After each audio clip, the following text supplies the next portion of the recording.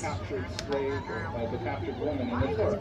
So that was a custom Listen to this. Listen to this.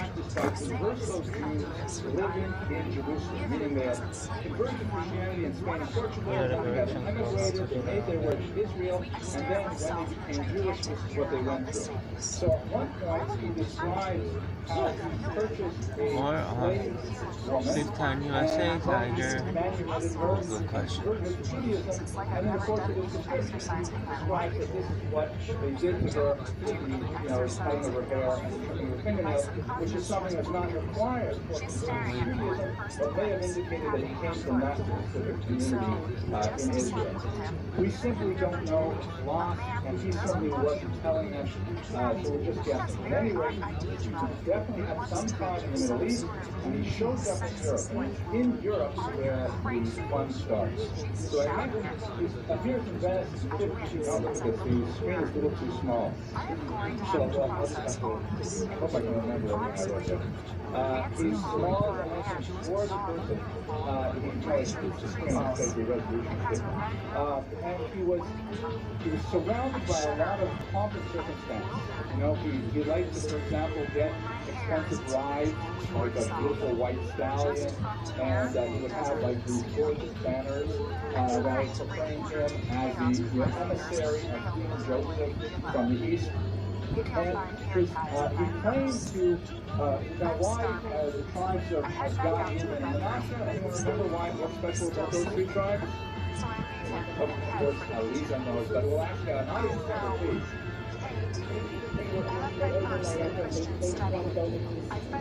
Exactly. You recall. Thank you very much. Excellent. This is your first time here. Okay, so welcome. Just don't ask any hard questions. Okay?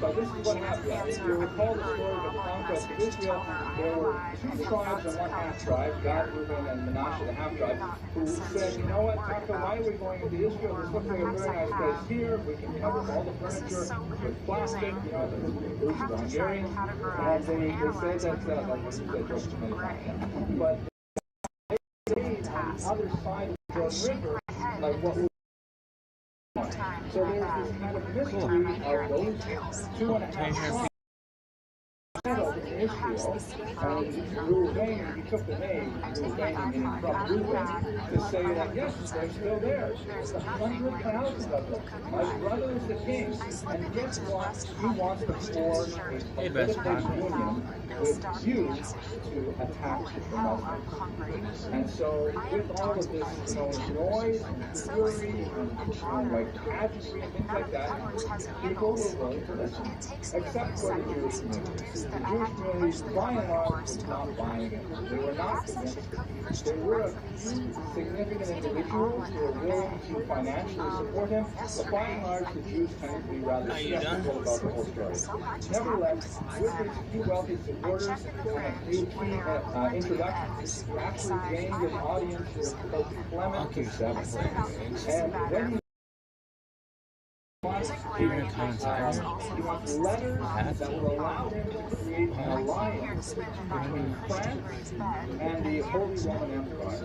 He wants to get these two countries, the Holy Roman Empire, historians like to joke, it was neither holy nor Roman, and it wasn't an empire, but it did have some political connotation. It was basically Central Europe, what we call today Germany and environment. He wanted to get France and Germany essentially to unite, and for the purposes of attacking the Muslims as we used.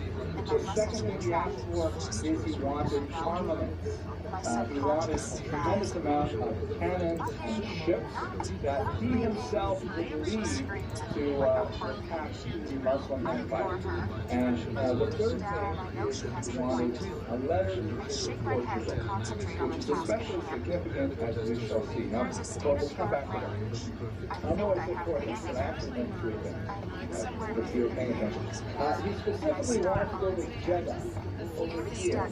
And the idea was that somehow with all of these ships, the Holy See, the Catholic Church, and this would somehow disrupt the Arab control of much of the trade in the Red Sea and especially the Arabian Sea, because India, you recall, we're talking about a time now, it's the age of exploration. The Portuguese at this point in history are the leaders of all world exploration, and they've established a lot of trading posts along the Indian coast, and they were defending it very forcefully. Their main competitor in the region, besides the European nations who are slow to pick up on this, their main competitors were the Arab traders who were dominating the Indian Ocean. And it seems that the Romanians wanted to somehow get in there and interrupt the Portuguese trade by attacking the Muslims.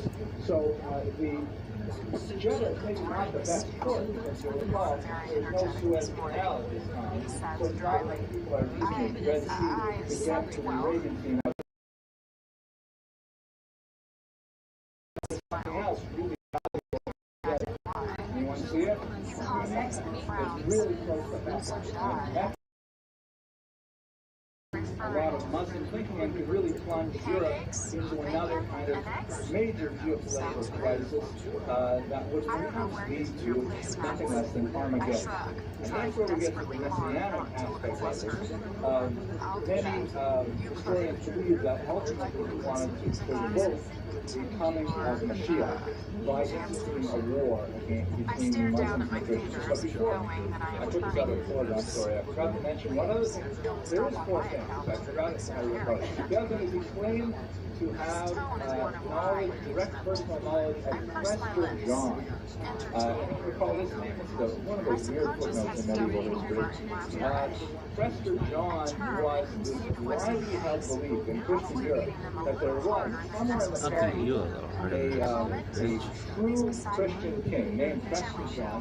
Here he is, offering communion to his subjects, who had like hundreds of thousands of soldiers, and was just waiting for the moment, the second coming, to reveal himself and his people, and they would somehow, dominate the world and put an end to the Muslim infidel and so on. There's all kinds of these strange, large geopolitical forces that are tectonic forces that are pulling at each other, and Rabbi is trying to pull on those strings and get folks to go along with this idea that would somehow bring the Muslims down, reveal Prester John, and everything would result in a messianic conclusion. Specifically, he was thinking clearly of a Jewish messianic conclusion. His real goal was to thwart the press, which was, I want a letter to meet the King of Portugal. Please recall that Portugal was, as they say in German, Judenland at this time. The Jews had been expelled from Spain in 1492. Many of them sought refuge on the edge of the Iberian Peninsula here in Portugal, and then Portugal, once on its own, went through an even more brutal inquisition and expulsion in 1497.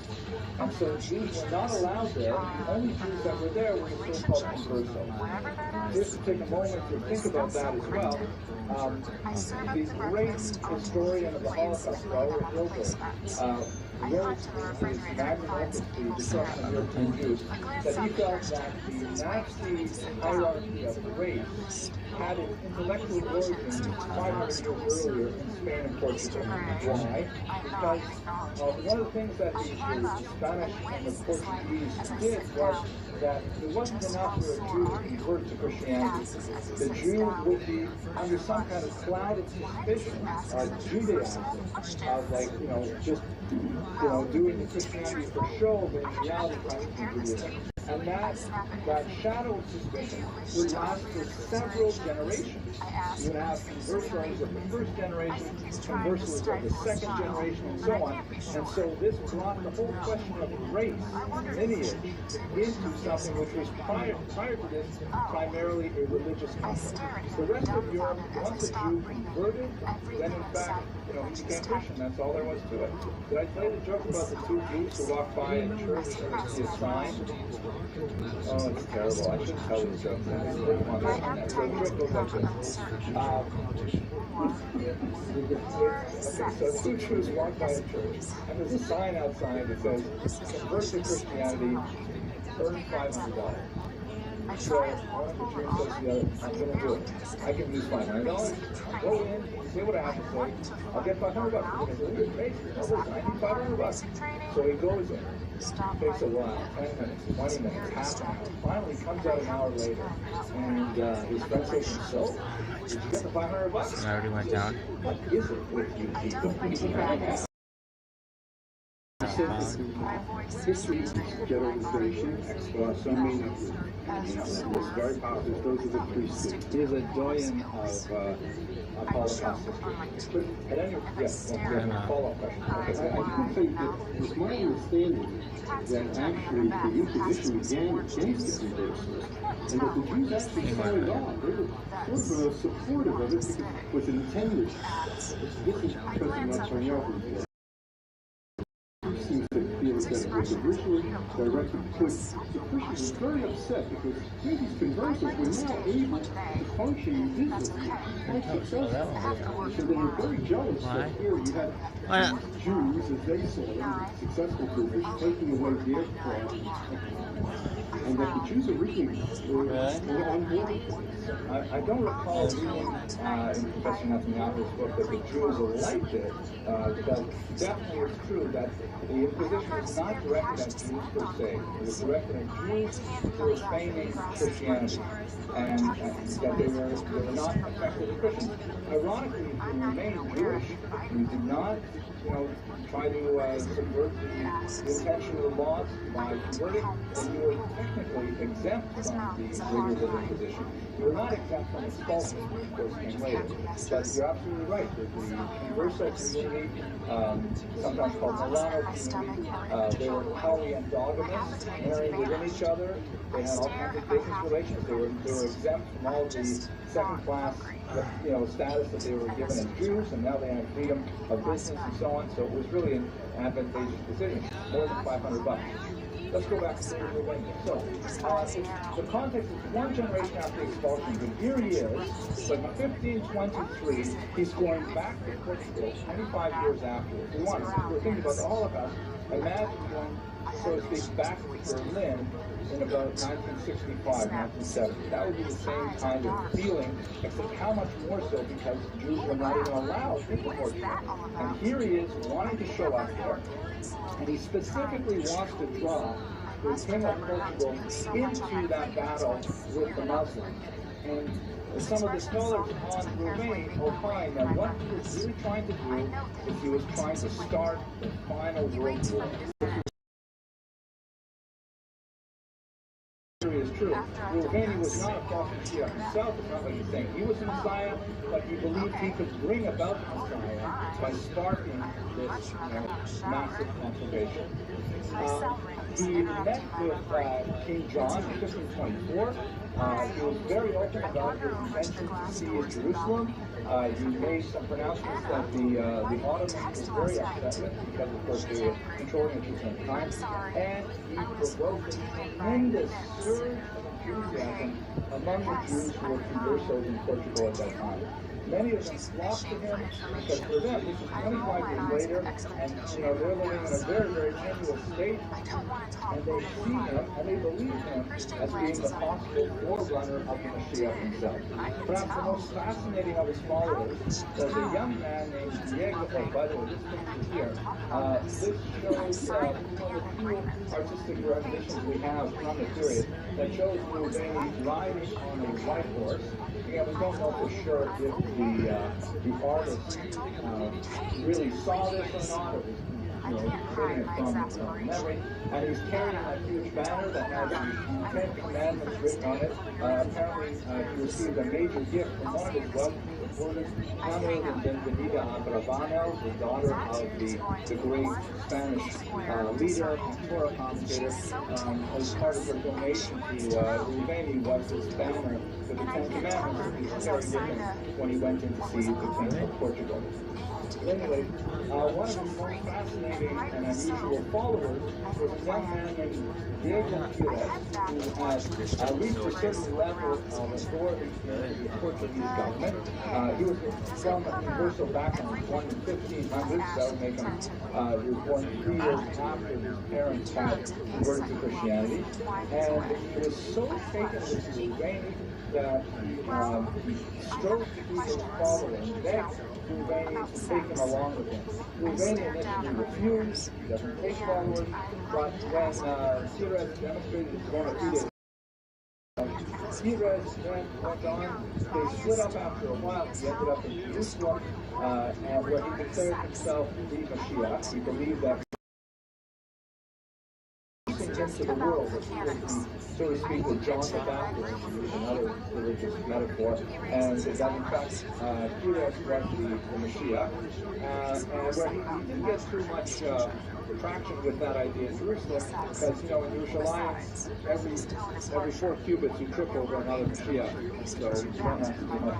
But this is kind of an artifact of period. This is his signature. So that's a very interesting, this is the signature of Sirez, simply named Shlomo Loco. You can imagine he has Portugal.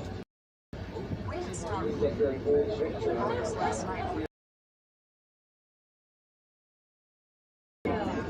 So, at any rate, he was shipwrecked somewhere on the coast of France, and he is apparently taken captive by a Lord Clermont.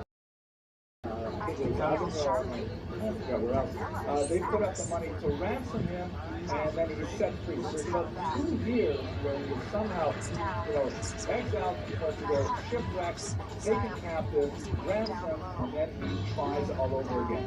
One of the reasons why this period is uncertain is because the diary shows some evidence of literary tampering. Like maybe he used the diary one way and then he changed it because, for example, one of the great scholars of this figure, Ben Melech, argues that was his plan. Anyway, he goes back and tries again. He shows up.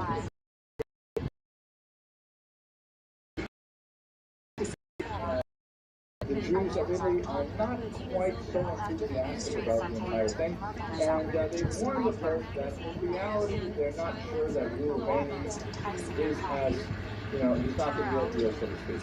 And specifically, they point to the new.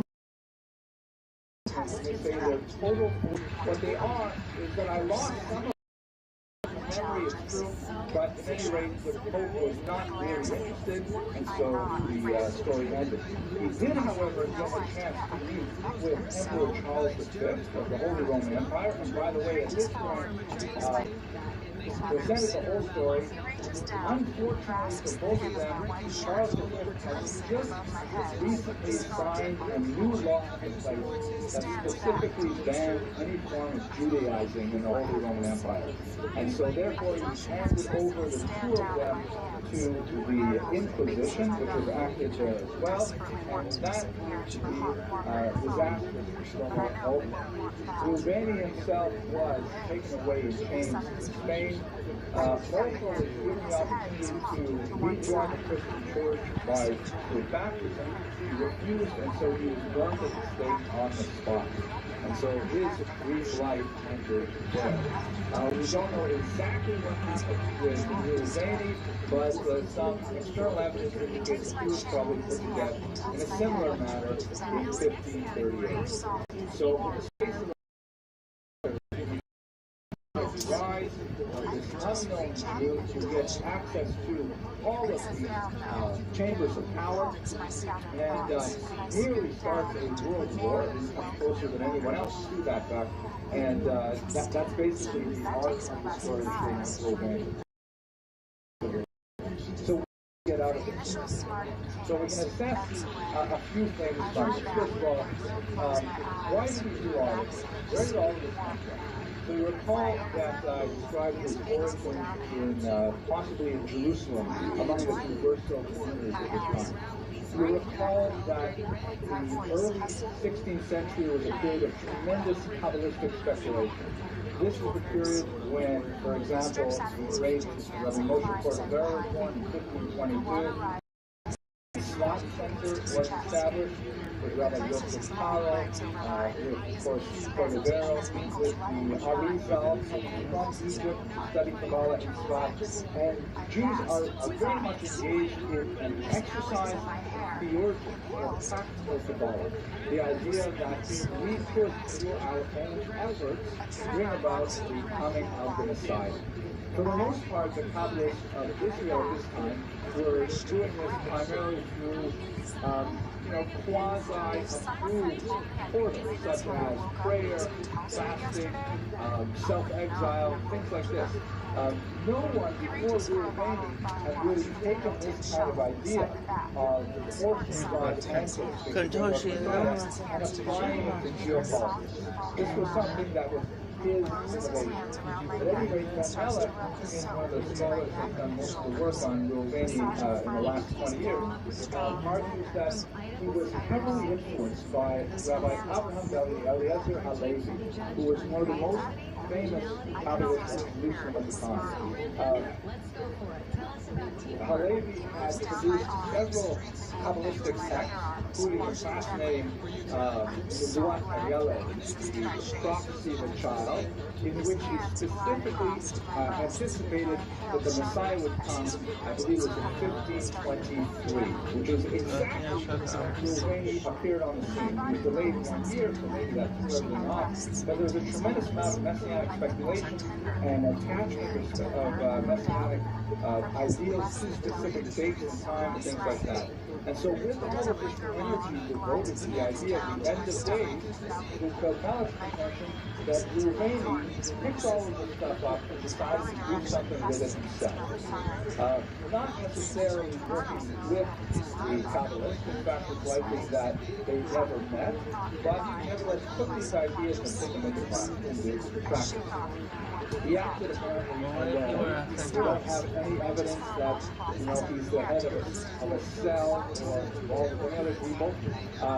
But he was nevertheless able to attract significant support of select individuals, wealthy Jews, who felt that this was actually something that could come to pass and deserved some support. That in itself, I think, is worth thinking about. Why is it a massive Jews who are perhaps not still hard pressed in their material circumstances felt that this is a crazy person making up ridiculous stories. Nevertheless, there were those individuals who were willing to put their money behind it, and with the right amount of financial backing, he was able to get access to the highest chambers of power ever.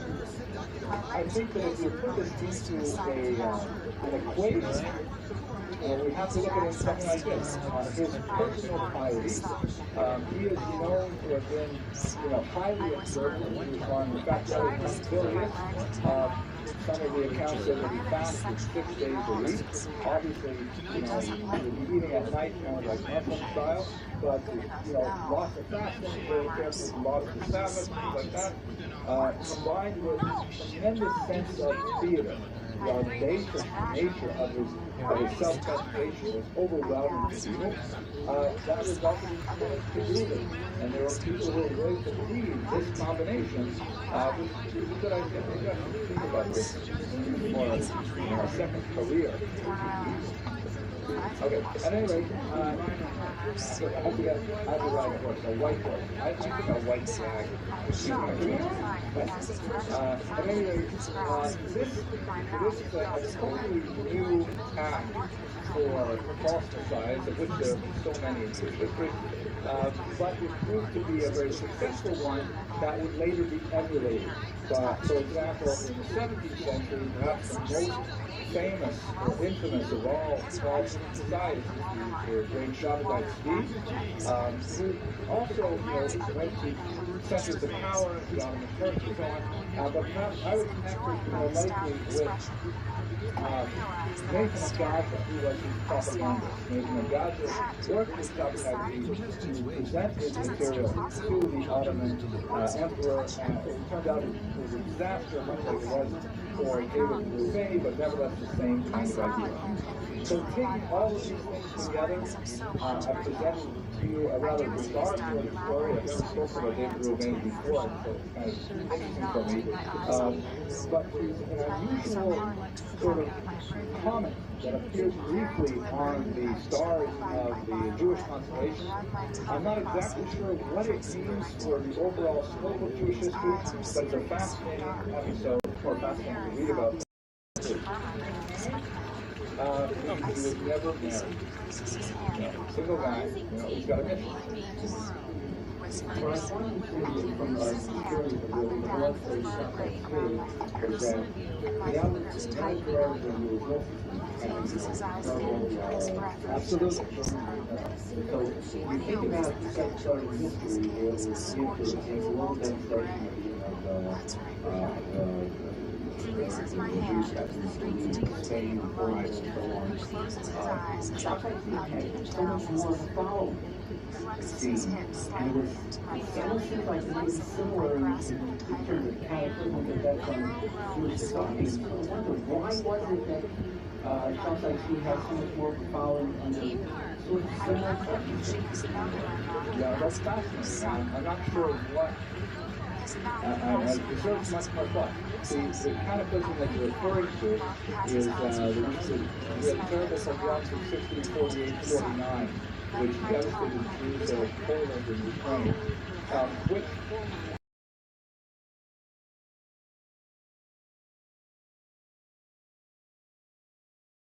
no less horrific.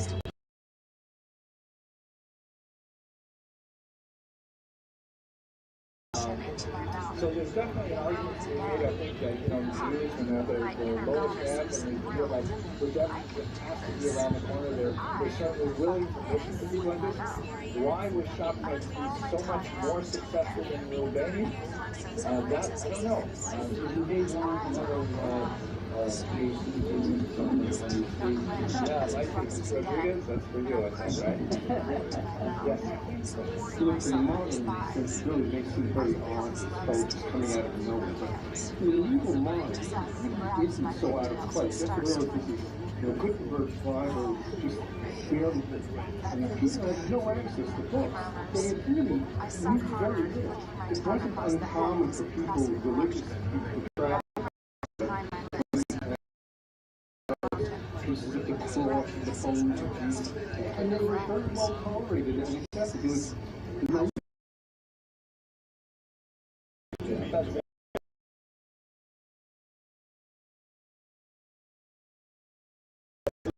any money or guns like that. Because it was very interesting, you made my take quite fascinating, but there's no way I'm going to ship it and forget it.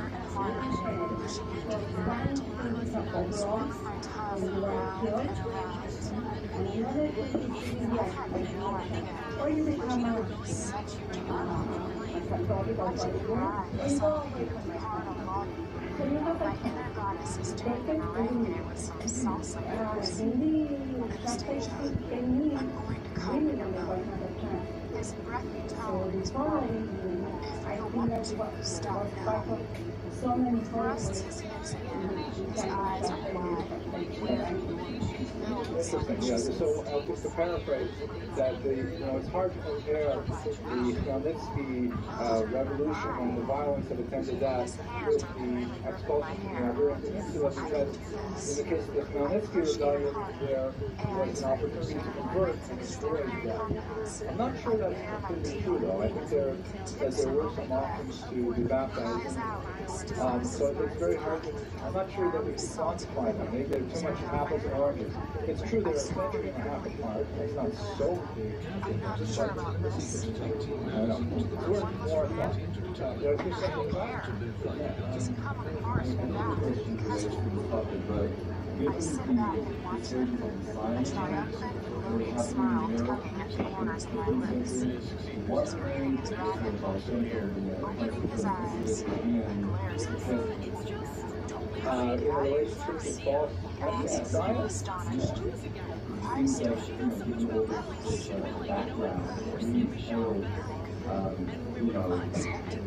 individually, you can imagine it became an interest. It's like I don't know. It's a hard question to answer because, but I suppose I'll try anyway. I think most Jews approach these kinds of questions not thinking that they're following a false Messiah. They think that, we've had so many false Messiahs in the past, but this one is really the right one. And it joins that the fact that I don't think there are very few of the movements actually proclaim Messiah, especially the Hasidic movement. Maybe a handful here and there may have made messianic pretensions, or the Messiah is just around the corner. But I'm not sure that we can really connect these guys with some of the more mainstream movements. It's another very good possible question that I have to think about some more to answer appropriately. Okay, too many hard questions.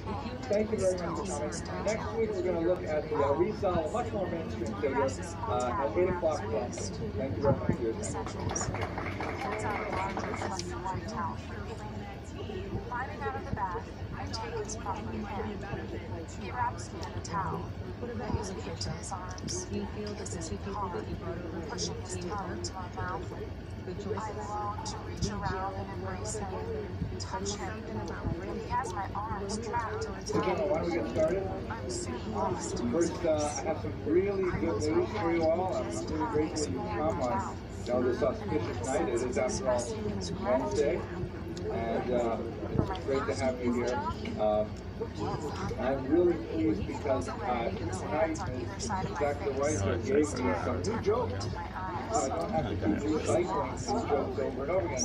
Just wait 3 weeks and I'll tell you them again. But this is, there's actually several good jokes here. And okay, I'll tell you one. And maybe I'll tell you the other 3 later because they're really fun. So it goes like this. There's a very, very,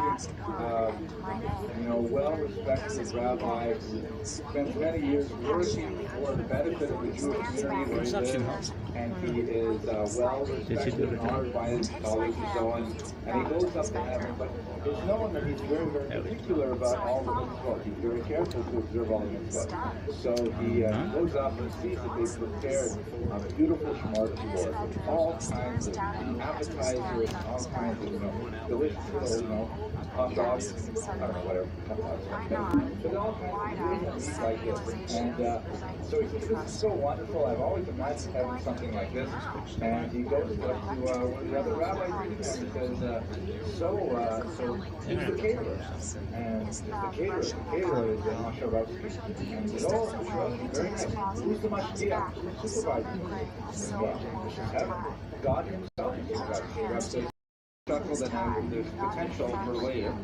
I hope all of you all had a chance to. There are a couple of things that I'd like to draw to your attention. Ms. Abramson, would you please distribute the simultaneously on March 19th. I'm not sure how I'm going to do that. My evil twin brother, but I think it should be March 19th and March 26th. We will correct it appropriately. Note, very importantly, we're going to be starting at 8 p.m. next week.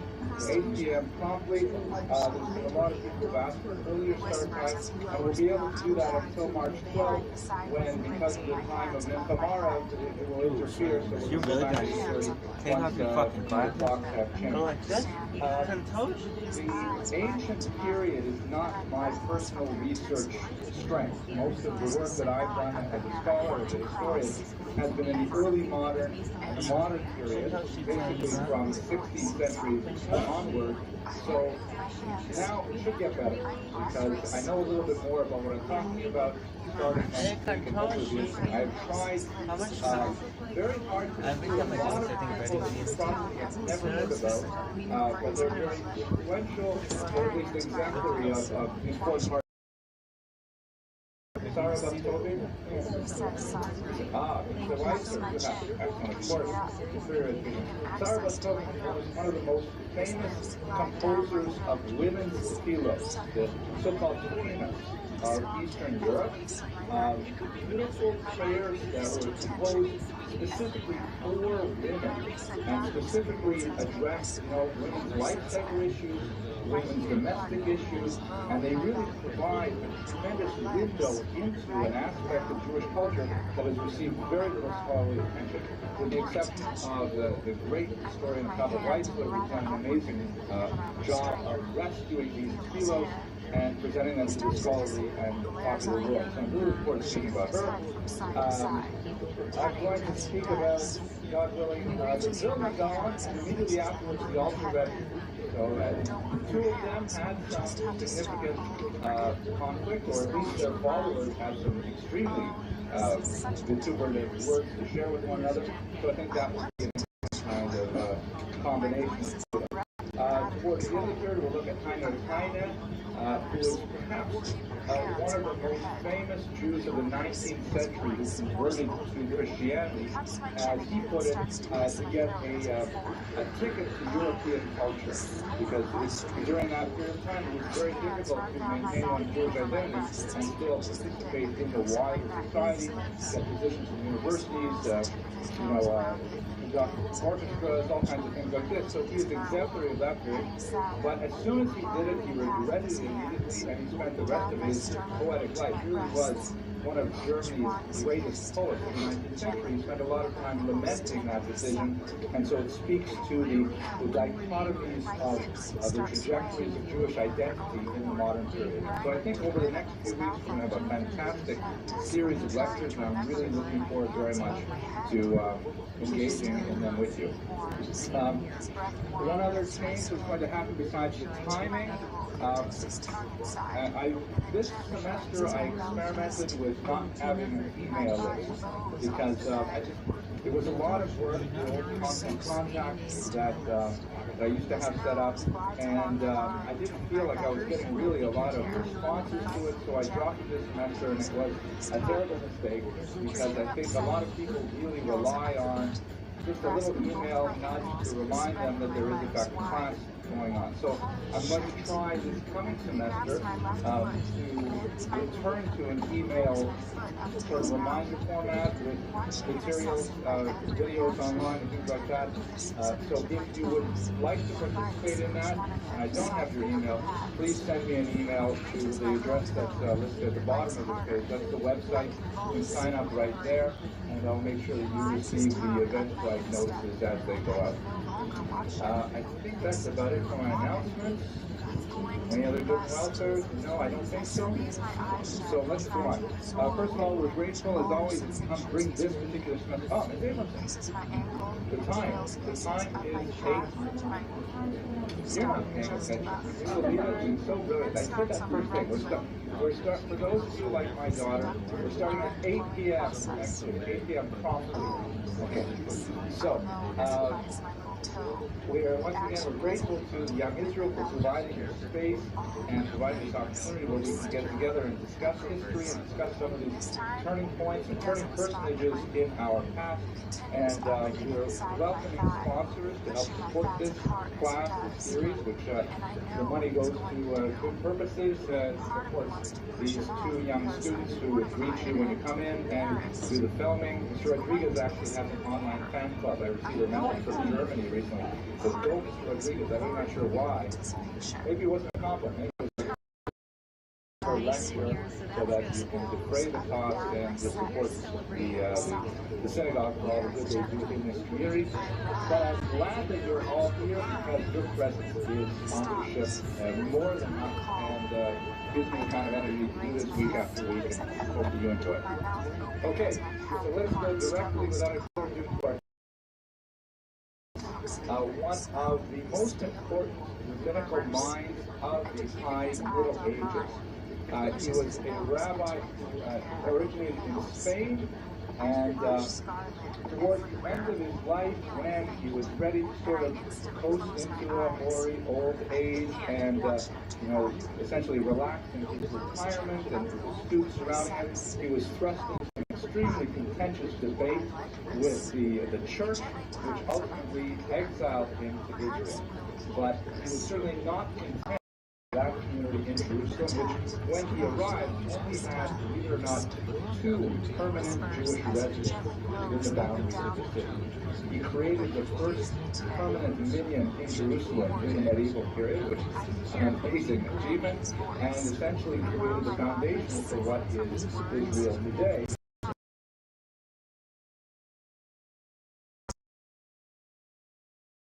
As a kind of a figure attempting to create compromise between 2 warring schools of Jewish thought, that of Spain and that of France.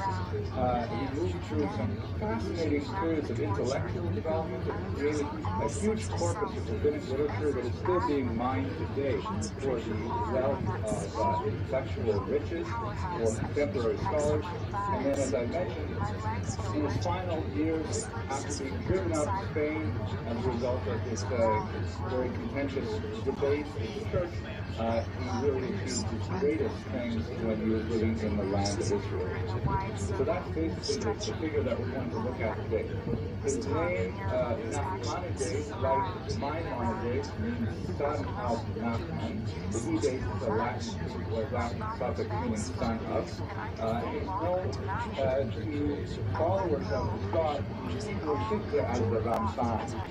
There's an N at the end of his name for Rabbi Moshe ben Nachman, to distinguish him from Rabbi Moshe ben Maimon. It's not only the Ramban as opposed to the Rambam is pronounced with the emphasis on the first syllable, Rambam, and Ramban is pronounced with the emphasis on the second syllable, Rambam and Ramban. That's also helpful because if you can't quite make out the N or the F difference, then it helps to hear the accent. So the Ramban was born in Verona in 1194 to a very illustrious family background. He was actually the first cousin of Rabbeinu Yonah of that city, who was very important in the Maimonidean controversy. Ironically, the Ramban was intellectually a critic of Maimonides and did not hesitate to publish a series of rather blistering critiques on the Maimonidean code of Jewish thought. But at the same time, when the crisis over Maimonidean writers writing in the 15th century erupted, he was a staunch defender of Maimonides against the attacks of his first cousin, Rabbeinu Yonah. The 2 of them were divided over that. But I'm jumping ahead of what I should do to talk about the life of the Ramban. We know that he ended up a yeshiva. We don't have a lot of information about the nature of that yeshiva, like what it looked like, how many students, what was the curriculum, and so on. But we have so many students who are reported in later rabbinic literature that there's no doubt whatsoever that this yeshiva existed. There is some evidence to indicate that he, like many rabbis of the era, earned a living outside of his rabbinic activity as a medical doctor. But unlike Maimonides, he did not have like an extensive literature of writing from the Ramban on various medical topics. So basically, he practiced much of his early life as a rabbinic leader, as a community leader, and as a teacher of Torah. And his Torah can be understood in several different avenues of Jewish thought. And in many ways, he was very creative and actually originated in several key disciplines or sub-disciplines within Jewish thought. First of all, he was a halakhic. He spent a tremendous amount of energy. We have multiple works in which he writes or codifies Jewish law. We should understand where he is placed within the development of Jewish law. Maybe I'll pause and step back for a second to discuss it. Let me step back and I said that was kind of funny. It was funny to me anyway, but like most of the things I say. maybe they just Halakha, Jewish law, is an interesting kind of phenomenon.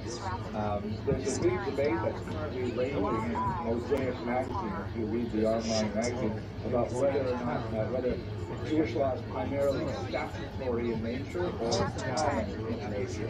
And I'm not a legal expert, but I'll say about it. Whereas common law is sort of like taking a look at what people do and then developing that into legal precedent. And the two systems of law sort of communicate with each other. You'll have, statements of this is how you behave, but then rabbis will say, well, we don't do it that way over here. We have a different custom. And so the statutory law will get a super commentary that says, well, that may be what the Sephardim do, but we ought to do something different. And then you'll get into a different part of the world that people say, we don't believe actually in either of those. So finding these references correctly, okay, good. So I'm going to skip the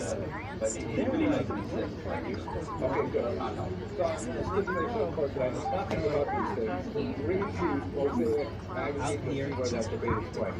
But in terms of the evidence of Jewish law, I can say a little bit about that. the streets with many Catholics can't say gay. Majority of Jewish legal history, you have textual sources. You have the Mishnah, which we discussed long ago, I believe in early October. So remember, the Mishnah is basically a whole bunch of statements of opinions of various rabbis with very clear examples of decisions. Another thing, move on to the next concept without actually deciding. You read the Mishnah and say, well, what kind of a law code is this? Where's the law? Then you move on to the Talmud, and the Talmud expands tremendously. It was on the same And sheet. with a lot of debate, again, without saying what's the bottom line, what's the conclusion. And this debate, engaging debate, is considered a little bit of self-refinement, even if you don't get to the bottom line. In fact, many yeshivas never spend time getting to the bottom line. They spend time just following the debate. So this is fascinating, and it's all well and good in terms of intellectual exercises, but at the end of the day, someone has to say is the chicken poached off. It's transformed into Africa and in Spain about 100 years. What he did was essentially Hear this took the Talmud motherfucker? and So fucking edited Russian. out all of the fucking debate Russians in as much as Russia. possible that did not deal directly with Allah, and he left you with a much smaller Hebrew Talmud, which like was this designed to Russian sort of recline your reading of it towards the law. He did not state them repeated in reverse by another scholar, Yosef ibn Habib, who wrote the Enoch of it, in which he said, you know what? The Talmudic law is very interesting, but I love all that other stuff that you ignored. So he created a separate Talmud called the Yaakov, which is all the legendary materials, the philosophical materials, the recipes, the biographies, all that stuff is in a separate book. Very fascinating. So this is not actually a law code yet. And it took figures like Maimonides to say, all right, let's sort this all out, and let's organize it by topic. That's the water rather was than left by on? discussion. And we'll break everything out and we'll have no problem with creating laws. We can mention the one part of Talmud and we'll gather the Talmud, discuss another part of Talmud, and create a logical code. The most famous of them was his Mishnah Torah, his repetition of Torah, as we discussed in this class several weeks ago. When he came out with his code, and there were a few all of this discussion that was open-ended, engaging, it was kind of like open source code for software. All of a sudden, it was being kind of like hammered into one single form. It was like Microsoft or Apple. Linux was not on the scene. People couldn't just go in and muck around with the code they wanted to. So it's a tremendous amount of this process. Spain loved the direction that Maimonides had taken the formation of legal codes, and they spent a tremendous amount of time reinforcing them and adhering to them, because Spain was very, orthopract, very interested in saying, what is the law? Towards the law, even meant spending less time in the Talmud and more time in the code. In France, on the other hand, they were very upset with this, and they felt that, you're ignoring the sources of the Talmud, and people, if they just go to the law, they're never going to have be taught there. They'll never experience the thrill of debate. They'll never experience the mental purification process that goes through the back and forth. And so the schools and transfer were very upset about minorities. And in fact, we discussed earlier in 1232, they succeeded in having the church burn Maimonides' work. That's how extreme the tension was between the French and the Spanish scholars. They were out of town. So what Maimonides or the Ramban represents is he had a broad enough intellect that he could see the value of What, if they came home and it was like an inch of water in the whole success to create an inch of water doesn't seem that big. Oh, an inch of water. By the It's not because of the mold issue. also realize that the pure study of the Talmud was of great value. Is this true? No, I don't know exactly the amount of water that's in the So they house. also throw some of it out, not quite as much as Maimonides, towards the final conclusion. This is the kind of work that Maimonides did primarily within the halachic realm, and I wasn't there. I didn't really hear exactly what happened, but I heard what happened after. Form the foundation of the next 800 years of Talmudic and legal studies. So it's an extremely thinker bringing together these They two had to very redo different his first approaches and to change it. what Yes, exactly. put him forward. All of them were actually published. Many of them remain in Gulabula or manuscript versions of the 20th century, but the critical edition that circulates today is 4 very thick, double-column volumes on a whole side on Talmud Where the stairwell was, that dealt with specific subjects. For example, and then suck all that shit out with pipe, some kind of pipe that you suck out the whole first floor of the house. Put some kind of cement in there and actually have a livable functioning basement in California. Or anywhere.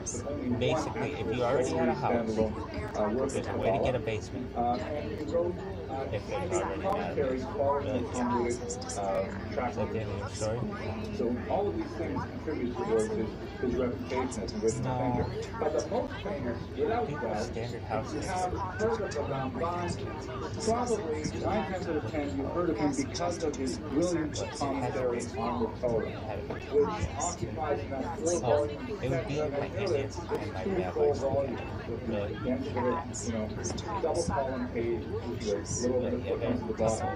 And certainly, his commentary brings pride of place only behind Rashi That doesn't himself. seem so crazy. Of all the I think in the commentaries future, that we people would have elevators preserved in out of the Torah, it's certainly Ramban. And in fact, that's yeah, I knew with somebody the that had exception an perhaps of the elevator. Aramaic translation of Onkelos, which is studied for other We reasons. were like little kids. If one masters Rashi, the next logical step is Ramban. It has been very ably translated into English a couple of times, and there's a fairly new edition that I think much more is going to get out of the library right now, that has met with tremendous popular appeal and I highly recommend it. The difference, the major creative difference of Maimonides' commentary on the Torah is so obvious to us now that when I tell you, it's kind of pretend like, what's up, is to bring together the written Torah with the oral Torah. In other words, here we are reading the written Torah.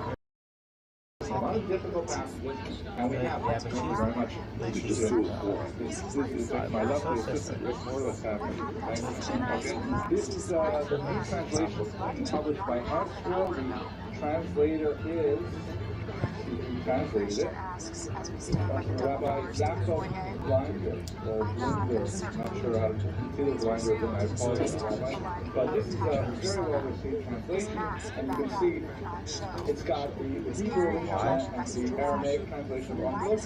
It's got Rashi's commentaries, and it's also very relevant commentary of the Ramban himself, because the Ramban often polemicized with Rashi, or often take issue with Rashi. But to discuss what is the point of the Ramban commentary, Rashi's main point is he wants to show unity of the written Torah and the oral Torah, because the very basic idea of Judaism is that we have these two Torahs which are relative, meaning Rashi brilliantly and concisely anthologizes the oral Torah and provides it as a running commentary to the written Torah. So you really get with Rashi sort of like the distilled wine of both of these Torahs. The Ramban isn't trying to do that at all. Rashi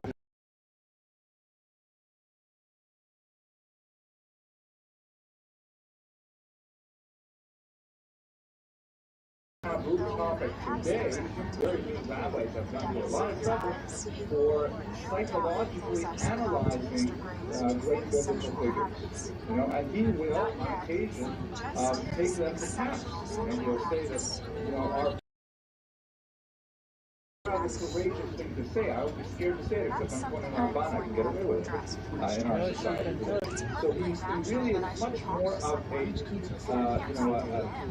we would consider him a modern commentator, because he's not just trying to hold our hands to the text. He's having essentially small essays on major themes in the Torah. So it's a brilliant, fascinating commentary which takes us to a much deeper philosophical analysis of the text than Rashi did.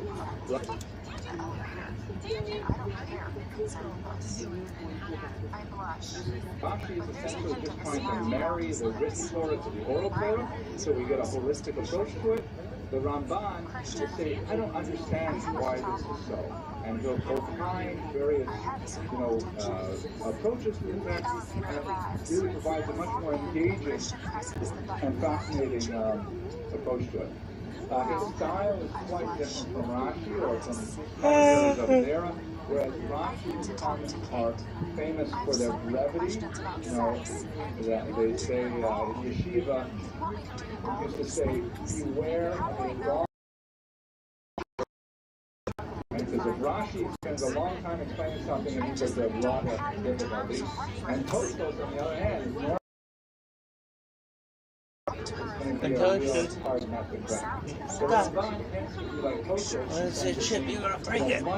Takes up much more space, much more loquacious, not to the point of teaching, God forbid, but he will really discuss an idea to the Lord. Whereas Rashi will offer little, say nuggets at deeper psychological and philosophical. Yes, is this commentary in Spanish? No, Hebrew. Absolutely, rabbinic Hebrew. Did you know who Yoshi was?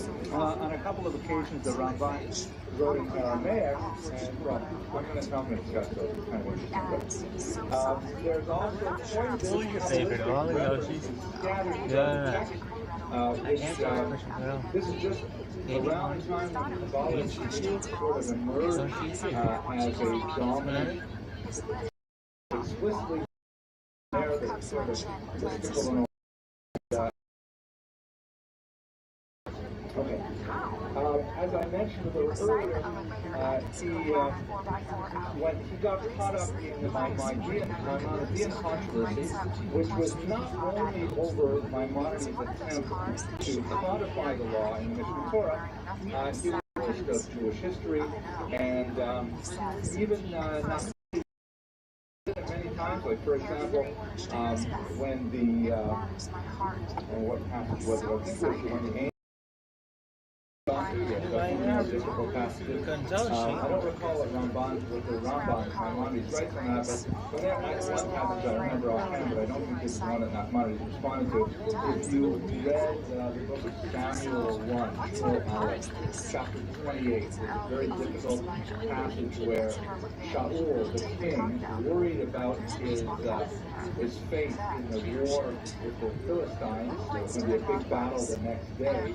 He went to the witch of open door. And he had already banished the witches from Israel, but apparently this is one witch who would, escape by getting behind the radar.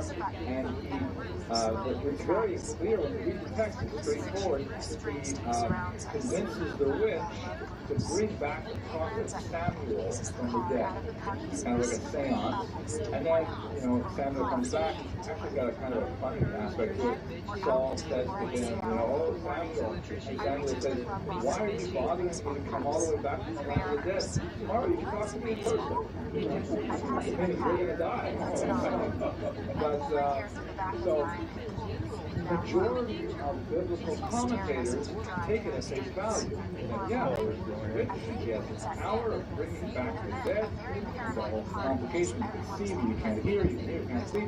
But the Ramban, Maimonides says, not at all. It was smoke and mirrors. This was all charade that was designed to take advantage of Shaul's distraught mental state and just the way he made a living. There's no such thing as bringing people back from the dead to talk, things like that. But the majority of commentators disagree with Maimonides, and they feel he's being excessively rationalist. So one of the major critiques of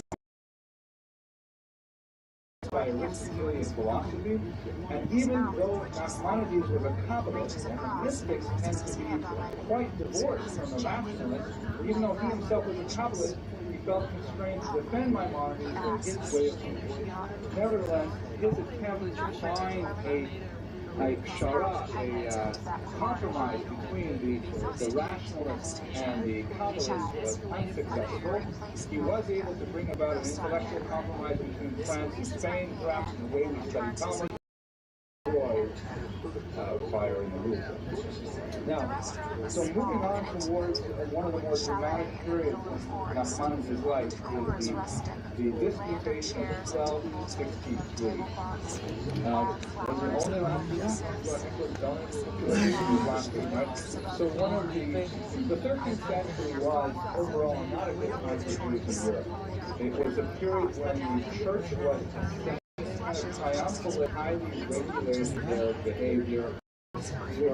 Were friends of the Jews, but one of the things that kept the Jews in the disfavor of the kings and had the kings really defend them was something that I don't know if I've ever mentioned it in this class. The Abrams rule of history.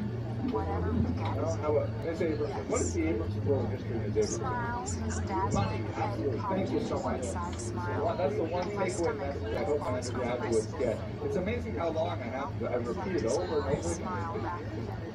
Maybe there's something about being 20 that you just can't think about those things. But at any rate, the Jews occupied a very interesting niche in the economic system of High Middle Ages Europe. It was a corporate structure, or a feudal structure, in which the Jews had a status called ShareToBeAtrillionaire, which means the servants of the royal kingdom. And just in a nutshell, maybe in another lecture we'll expand on this, but basically, the Jews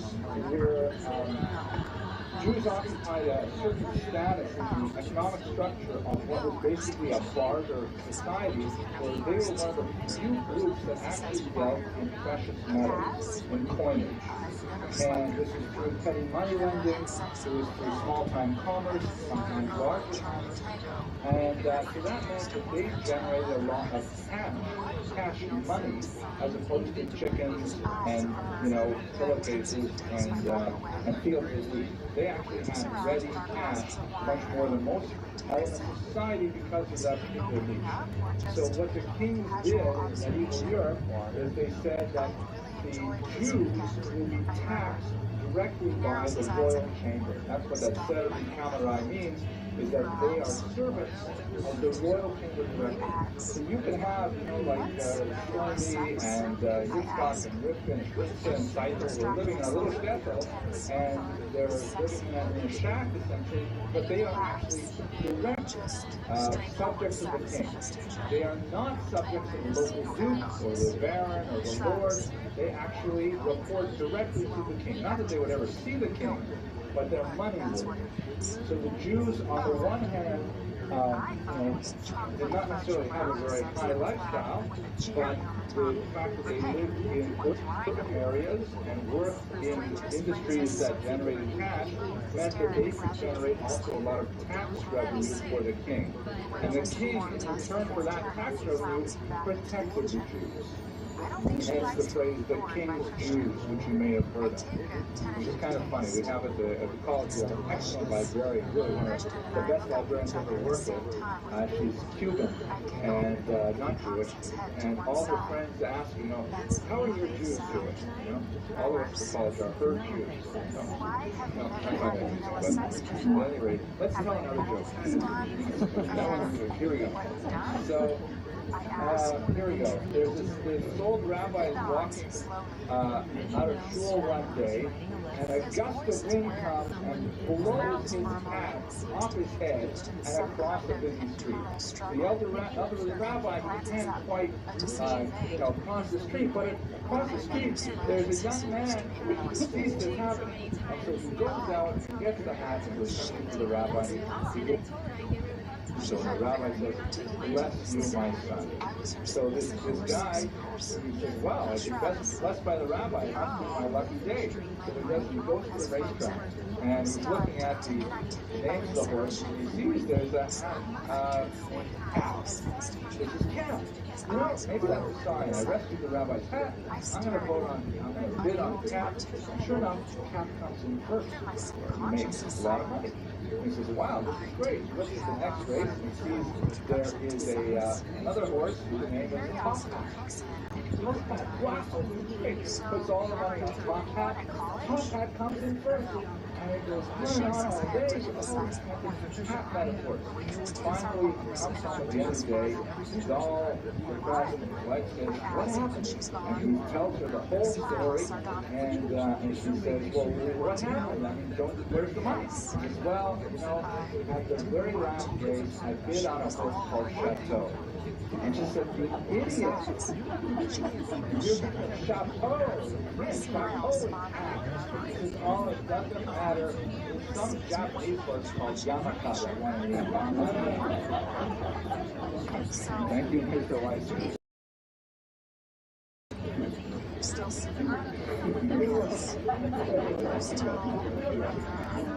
Okay. Not benefiting from his tax resources, and so as they get more power for various reasons that are beyond our scope here, they pressure the king and say, what are you doing allowing the Jews to prosper like this? I mean, you know what you're doing. You're getting tax revenue, but this is not right. You have to keep them down lower. They have to have a subservient state, because how does it look that those who reject Jesus, they should be in such a high level in our society? How appropriate on Wednesday we should be discussing. And so, what happens is that the kings lose kind of power and traction vis-a-vis the church. The Jews tend to report it. This is a phenomenon that stretches through much of the 13th century in particular. And one of the expressions of this was the so-called disputation, where churchmen, for various reasons, we saw Nicholas Goldman last week, would sponsor a forced debate between representatives of Judaism and representatives of the church. And these debates were often expected to, put forth an argument for Judaism, which would then be thoroughly trounced by their Christian interlocutors, and everyone would go home at the end of the day saying, wow, this is great, this is amazing religion, those Jews are so obstinate, how can they keep believing this stuff? That was the way the thing was supposed to go. Typically, the debater on the Christian side would be a convert from Judaism to Christianity, who had some knowledge of Jewish text and so on and so forth. So, in the case of Nachmanides, it was a man who took the name Pablo Cristiani. To his dismay, however, when they called for this disputation, they demanded the leader of the Jewish community to represent Judaism, and it was none other than Nachmanides, who was really the kind of mind that only comes along once every 1,000 years, debating against some Shlomazel, and it was a rout. was a terrible route, and it was extremely embarrassing for the church. But when he was invited to this disposition, he gave him a brilliant question.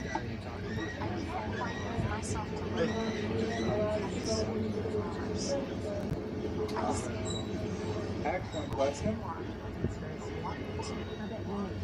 His voice low. I sincerely doubt that. What my brilliant daughter is alluding to is a halakha that is, I'm not masking halakha, especially not in the shul or the Rav project, but there is a large body of traditional religious thought that argues that Jews are not allowed to go into a church or into a mosque, although there's a lot to say about both of those. The main idea behind that, in my humble opinion, is what's called Mari Mahaya, meaning what will people say? The seeing of the eye. It's not appropriate for a Jew like me, like, for example, dressed like this, when it's time to walk into a church. And you know why you're going into a church. You're not going into the purpose of worship. So like I said, for example, it happens sometimes because churches are large open public spaces, there's sometimes churches by synagogues or by yeshivas. So, the rabbis are allowed to go in and check out the space to see if it's, if it's a big for sale sign outside, no one's thinking it's marked out. So in this case, I would humbly tender that he's certainly allowed to go in because everybody knows he's forced to go in there to participate in the debate. Very subtle question. And she's going to Israel, God willing, next September, where she will become even greater and become a leader of the Jews. Okay. So anyway, Nahmani, before he participated, he insisted successfully that he said, okay, if you want me to participate in this debate, one basic rule, I have to be allowed to say whatever I want. You can't make me go for date or debate. That's summer, and Nahmani came out absolutely destroying his opponent. The results were interesting. We do have two accounts of the debate. We have the Christian account written in Latin by public Christianity, in which, of course, you probably figured out by now, the church wins. Because how can you sponsor a debate like this? The whole point of diminishing Judaism and have the church do poorly. So the church, the judges or all clergymen decide that Christianity wins. But we also have Maimonides' account, which has become a classic in medieval literature. It's called the Sefer HaBikuah, the book of his debate, which is about 25 pages long in Hebrew, and it's published in the collected editions. Reading the Christian side, it looks like the Christians win. Reading the Jewish side, it looks like Nahmani wins. But when you look at a few other, external factors, it's pretty clear that Nahmani is the winner. First of all, the church ended the debate early. It was too much early, enough. And even though they pronounced the church the winner, probably the Christianity winner, the king gave Nahmani of 300 gold coins. Normally you give the money to the winner, but the king obviously enjoyed himself thoroughly. And Nahmani was then invited to visit the palace to meet privately with the king. We don't know exactly what the content of their conversations were, but obviously the king was well pleased with Nahmani. And if that wasn't enough, the church demanded that they banish Nahmani forever. Because he's just dynamite. You can't have this guy around. It makes us look bad. And unfortunately, that's ultimately what happened. Reading the account of the debate is quite fascinating, but I'm not going to go into that right now.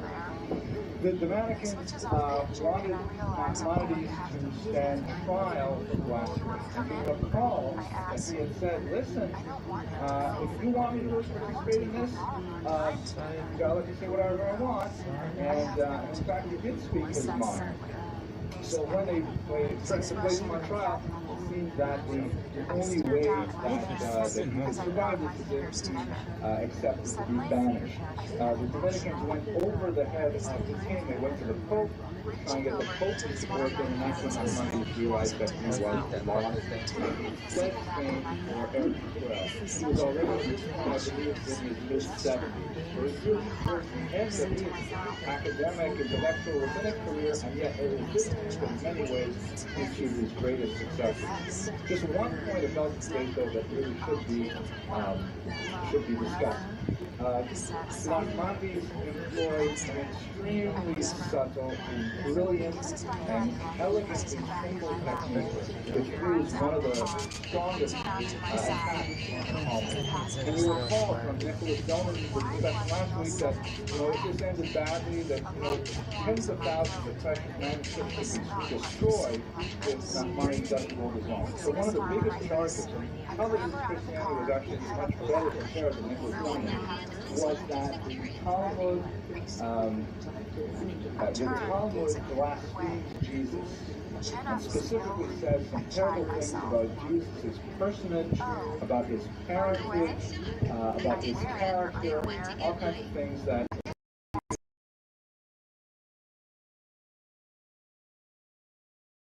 not the Jesus that you guys worship, but another guy named Jesus.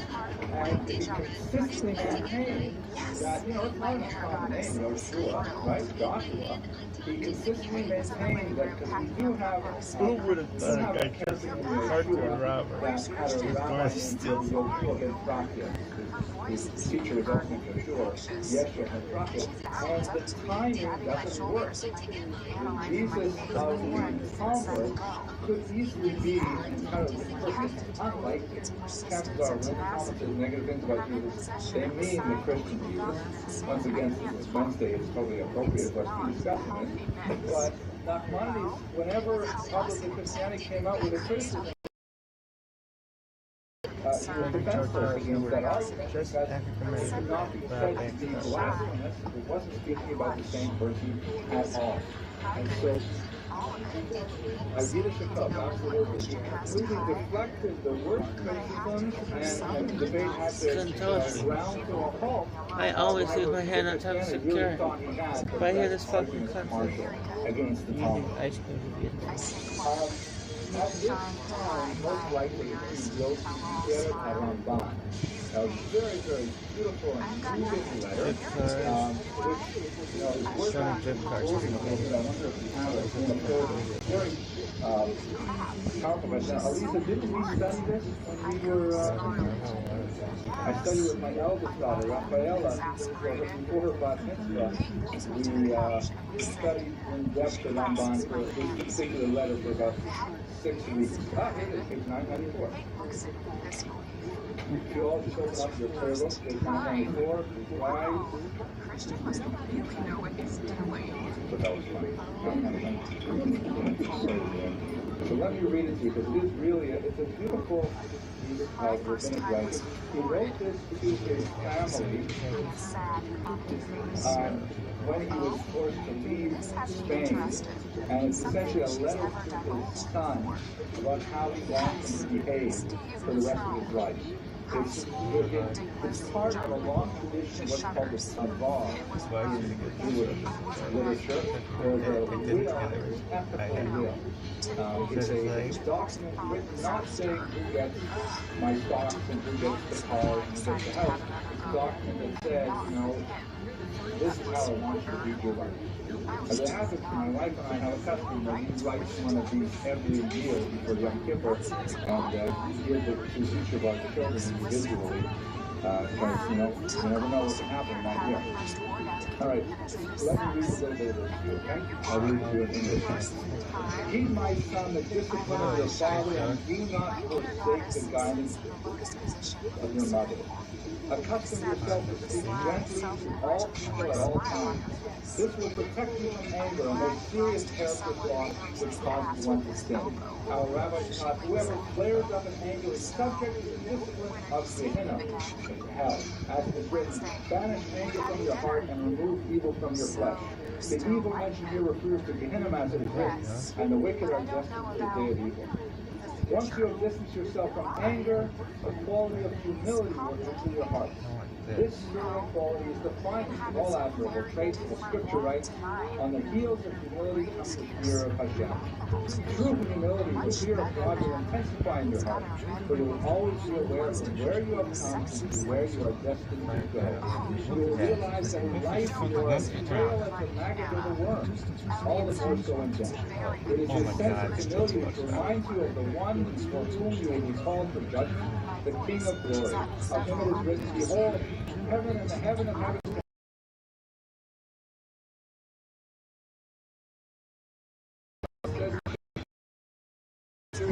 these ideas will stand in awe.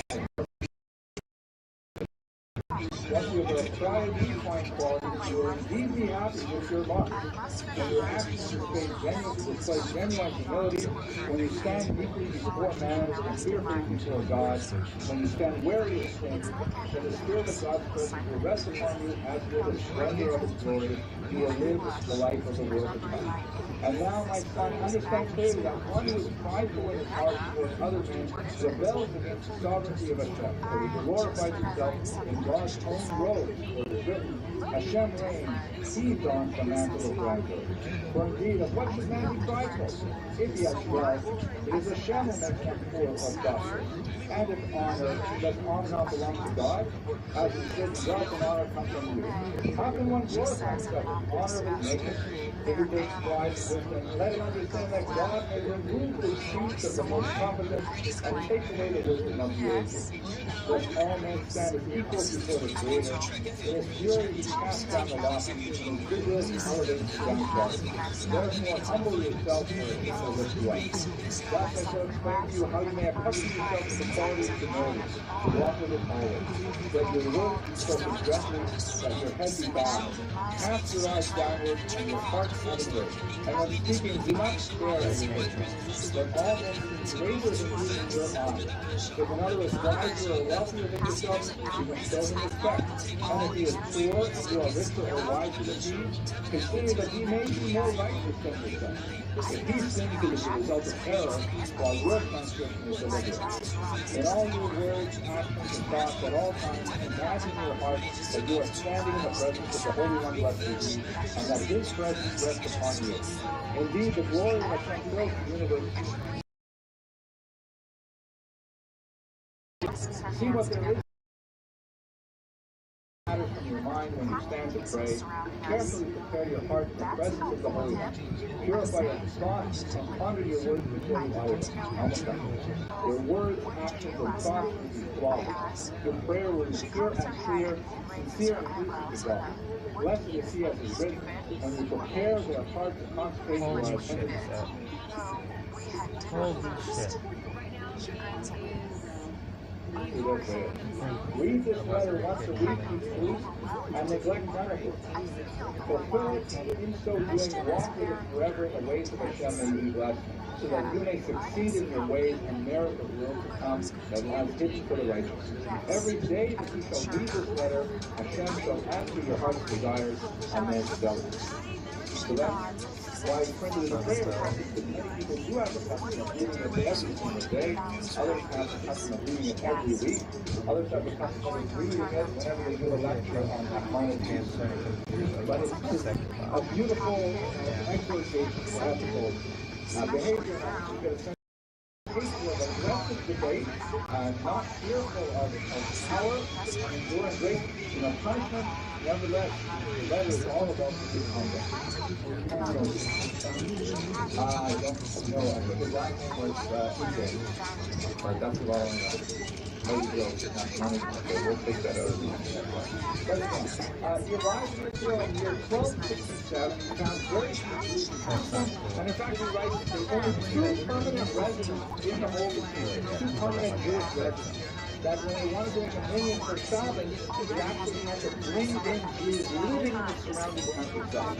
Israel at that time had been devastated by the Roman Tatар hordes. They had made their way into it. And that Maimonides, as an older gentleman, came to this devastated Jewish community, and rather than simply giving up and saying, oh, they are the units, he started to build. The very first thing he established a synagogue, and he made sure that there was a permanent union in Jerusalem again. Thus, the building itself, and it still is in place today, in Jerusalem. His legacy is, of course, around Muhammad in great color. Imagine this is the Einstein of Torah. Even that is a very vague kind of character. This is one of the greatest minds. Even though it's Jerusalem, it was a literal backwater of Judaism, and just by the personality and his intellect, creating a community around it and planting the seeds for a much larger community to come. So when we think about the legacy of Maimonides, we can reflect on tremendous literary achievements, the great work at the synthesis. Watch the change, that's the way that looks right. Jose shouts his relief at me. Obviously, Sizer of the Spanish and French approaches to Torah is incredibly Oh my god, I thought that was gonna happen. I felt like I hit. I felt like I could hit. Brilliant way to handle the justification followed by the reconstruction, the greatest achievement of the Jewish community in Jerusalem.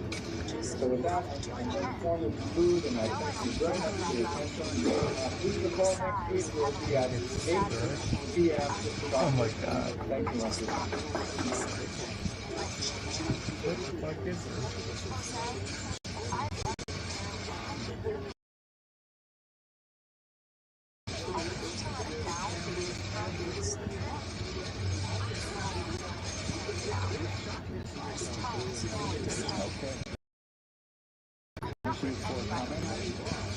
Thank you for coming. So, I'm pretty sure that I told this joke at least 4 times in the forum, but I'm deeply grateful for your kind forgetfulness that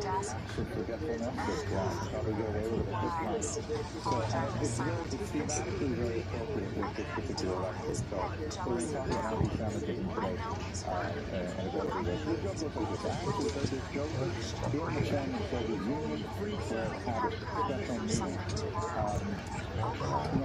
In the dark days of communism, there was a shortage of material goods that and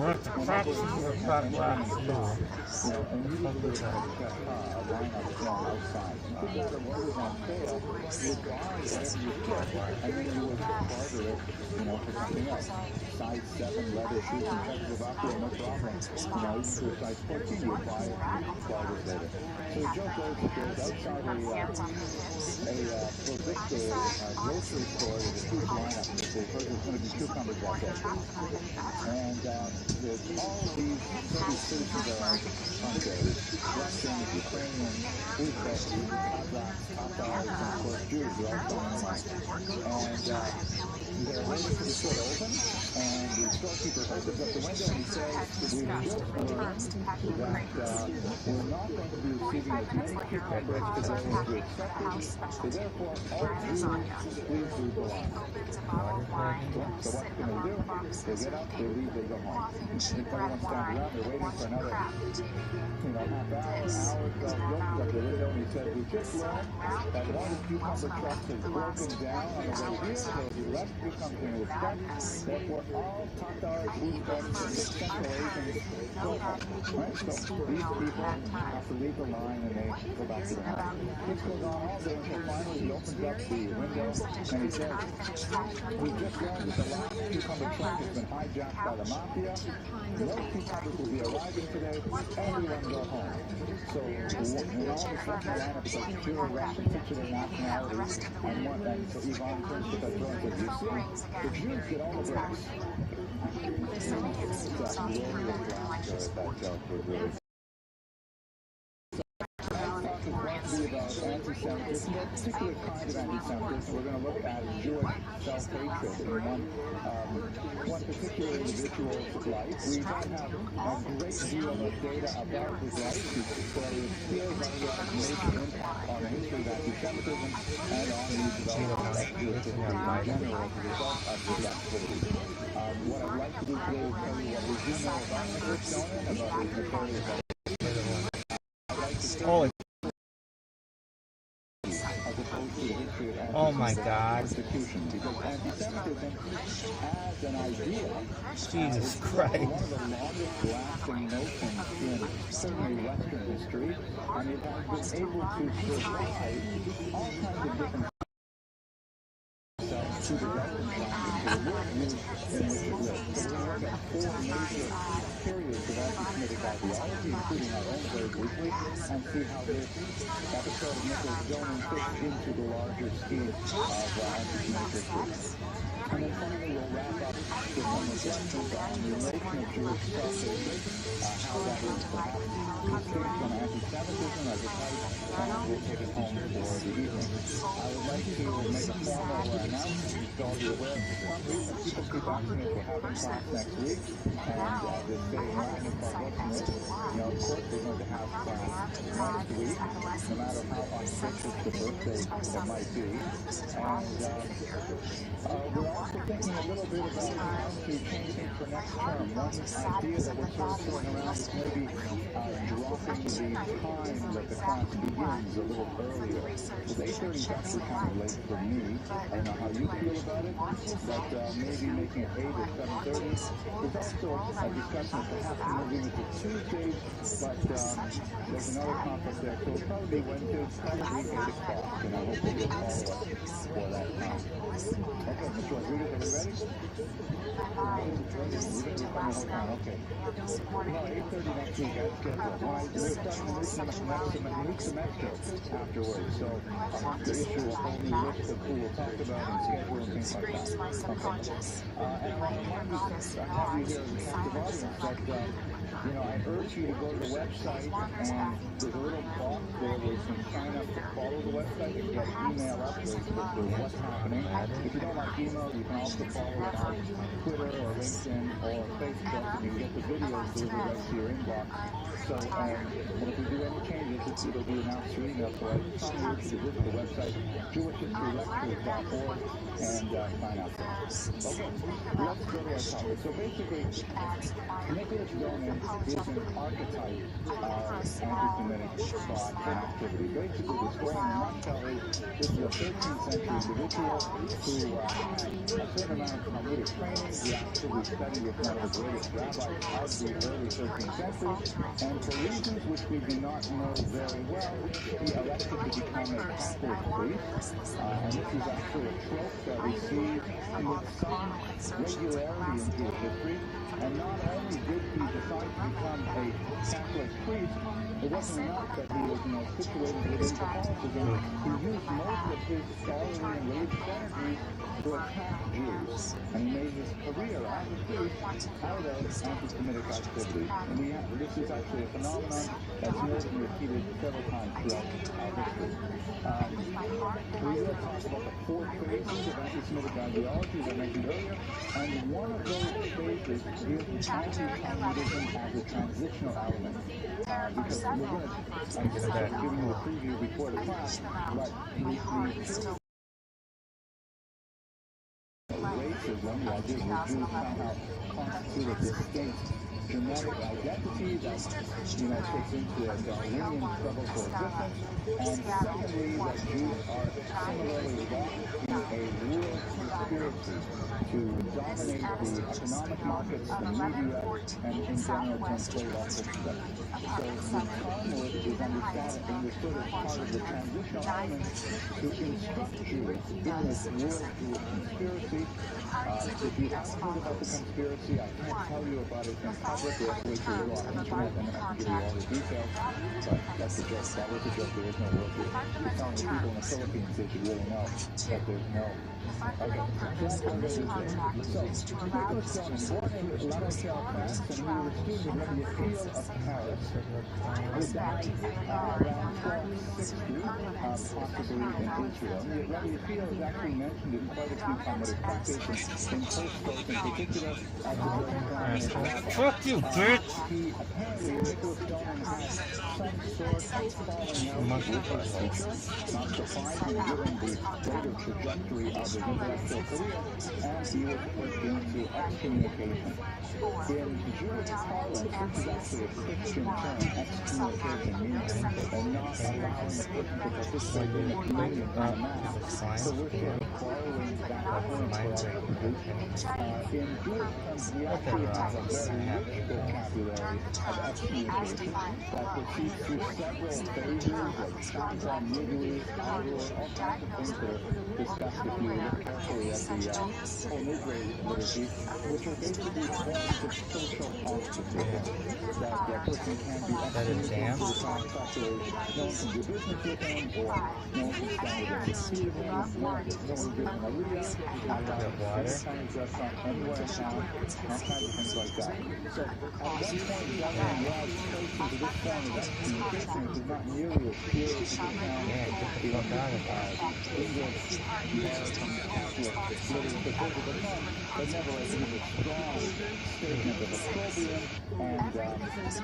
and a disapproval. Yes, sir. Well, we're going to see. We don't know exactly what he did to begin with, but he definitely was a contentious individual.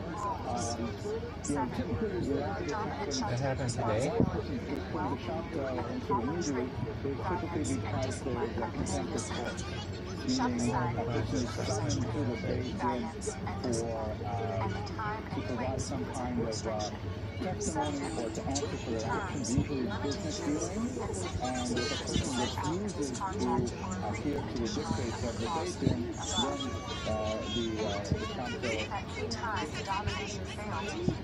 the council usually comes into place at that point.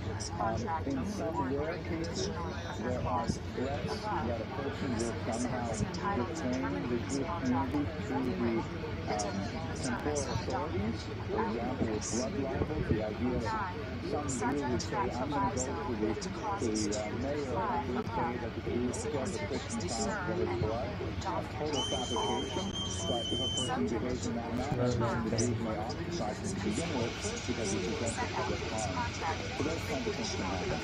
Today, besides business dealings, it usually happens because men refuse to give their estranged wives their divorce, and so they're put into counsel or in committee for that.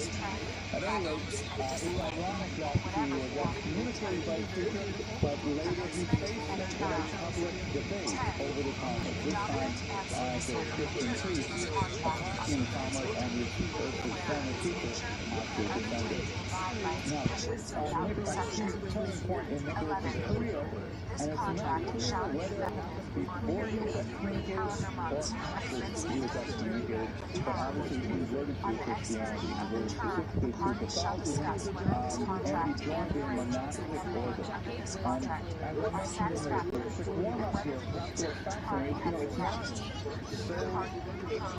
so out of the box to imagine Jews converting to Christianity or to Buddhism or what have you. I mean, Jews do convert out, just like non-Jews convert in. This is a normal aspect of human spiritual journey, that they try to look to find something else, and they seek up for something. In fact, I read a fascinating statistic, it's a little bit old, maybe from 1990, that apparently 2/3 of American-born converts to during the term at times specified by dominant Buddhism are actually Jews. further out of time. And it reminds me of a joke. This is a sad lecture, so I will tell you this joke just for the end, and then I'll go right back to the topic. I'm sure you've this any time and for any reason. We will see this in Pleasant Reds and Closets 225 page above.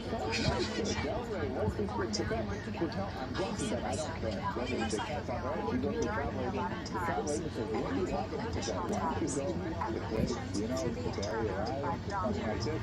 Dominic will ensure that all travel costs incurred by the citizens that permits are met by Dominic. Service provisions. The following service provisions have been discussed and reviewed and travel parties during the term. All parties accept that certain matters described and are not covered by the terms of this contract or the service provisions or that certain matters will be negotiated. In such circumstances, further clauses may be imposed by way of amendment. Further clauses or amendments must be included, documented, and signed by both parties, and shall be subject to the fundamental terms set out under clauses 2 through 5 above. Document. 50.1. The dominant shall make his health absent and priority at all times. The dominant shall not at any time require, request, allow, or demand specific purchases at the hands of the dominant if activities detailed in the agreement or in any act additional to the agreement. The dominant cannot cause subject to this proviso, to fund such matters, clauses 2 through 5 above. 50.2. The dominant accepts the submissive as his, owns, controls, and dominant can disconnect at any time. Dominant uses by any time after 11 times for any additional times during the description in section 4 of Rules. 50.3. Dominant shall provide all necessary training, guidance, and how to properly serve the dominant. 50.4. The dominant shall maintain the same and distinct environment in which the submissive may perform her duties and service of the dominant. 50.5. Dominant and the submissive as necessary to ensure the submissive relations household service to the dominant, to discourage unacceptable conduct. The dominant may hold, spank, whip, or publicly punish the submissive as he sees fit, or punish the submissive for his own personal enjoyment, or, for any other reason which he is not obliged to provide. Training. Dominant shall ensure that no permanent marks are made upon the submissive's body, or any injuries incurred that may require medical attention. 50.7. Incredibly obvious to everyone that Christianity is Dominant shall ensure that the Almost Europe is united. The 13th century was one of the strongest centuries shall for not the be church. in such a way as to cause serious harm, and shall not in any way prevent, define, And it's alter clear his to me that conduct. these Jews simply will not give up their faith. And there's a lot of debate religion.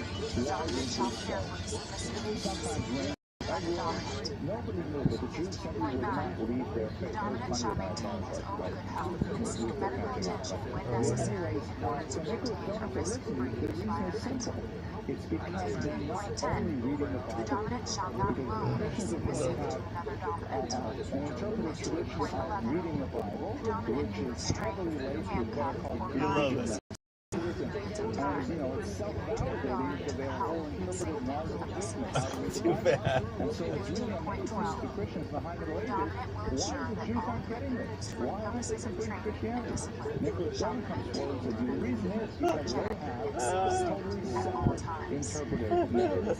Submissive. And it's embodied in this massive book that you guys can't read The submissive is accepts the dominant as her master, with the understanding that she is now the property of the dominant, to be dealt with as dominant loses during the term, generally, but specifically during the allotted times and the initial allotted times.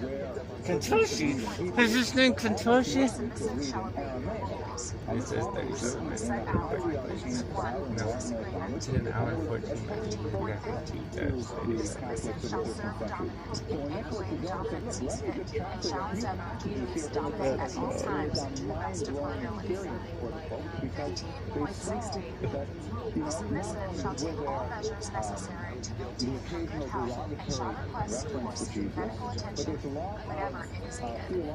Keep her dominant informed at all times of any health issues that may arise.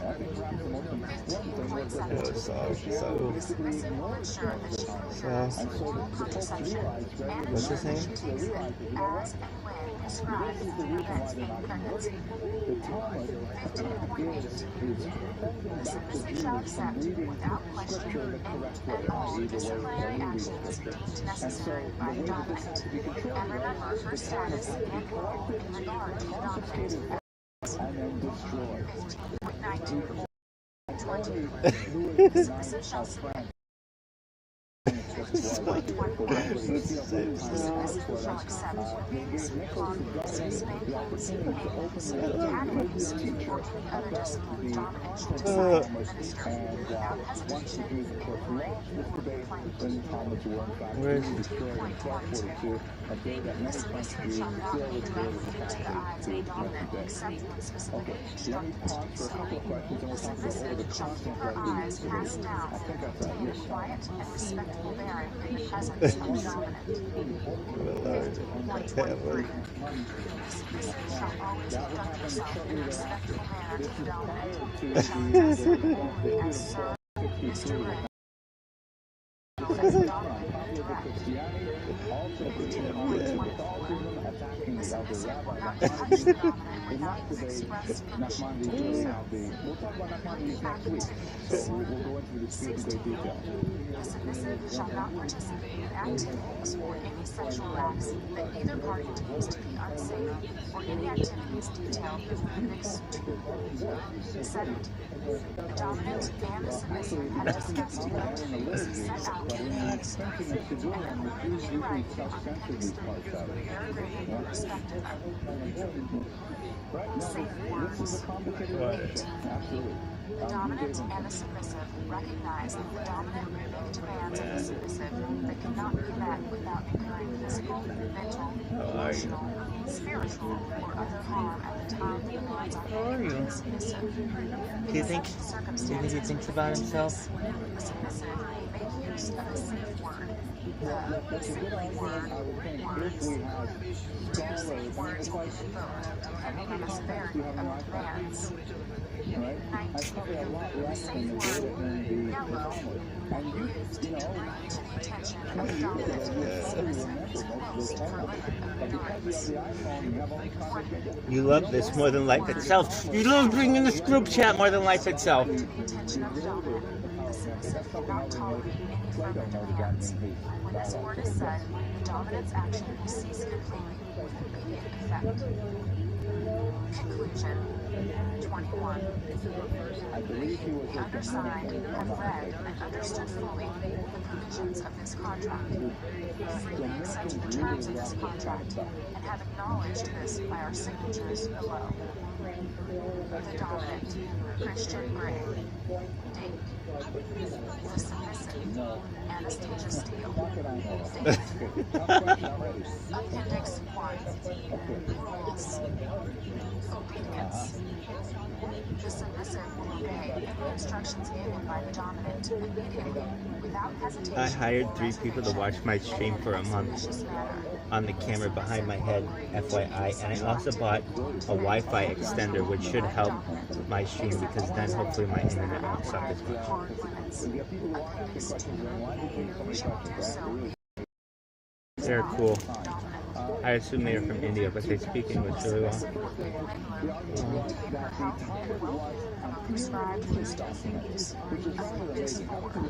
What's that guy's name? So? The Catholic mindset, the notion that the Bible is the communication of God to humanity, because of course the Catholic tradition does not have the notion of the oral commandment, the oral law. So the idea is there could be some other book which supplants the Bible, that is understood as being fundamentally irreligious. Secondly, it was idolatrous, primarily because the Talmud is rife with anthropomorphism.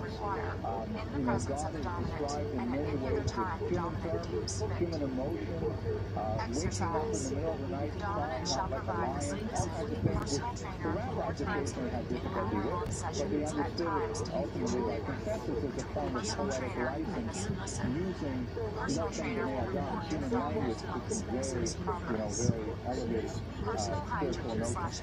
The Talmud was considered to be very obscene, and that's primarily because, the Talmud is definitely, it's an R-rated book.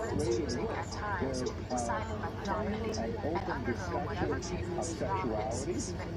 There are jokes of sometimes questionable faith, at least in my humble opinion. They obviously harbor great spiritual truths, which I'm not always privy to. I just look at, what does this joke actually mean? But maybe you would put it more like in kind of a Shakespearean type of humor. The rabbis occasionally call each other rather nasty names. There's occasion the great sage Epictetus to append a very large Sends out at the end of his book, not calling people names. If we're not supposed to call people names, then how is there we have all these rabbis calling each other stupid, blockhead, and things like that? Well, these things occur in the Talmud. And then finally, take it very seriously, and in fact, can be quite critical.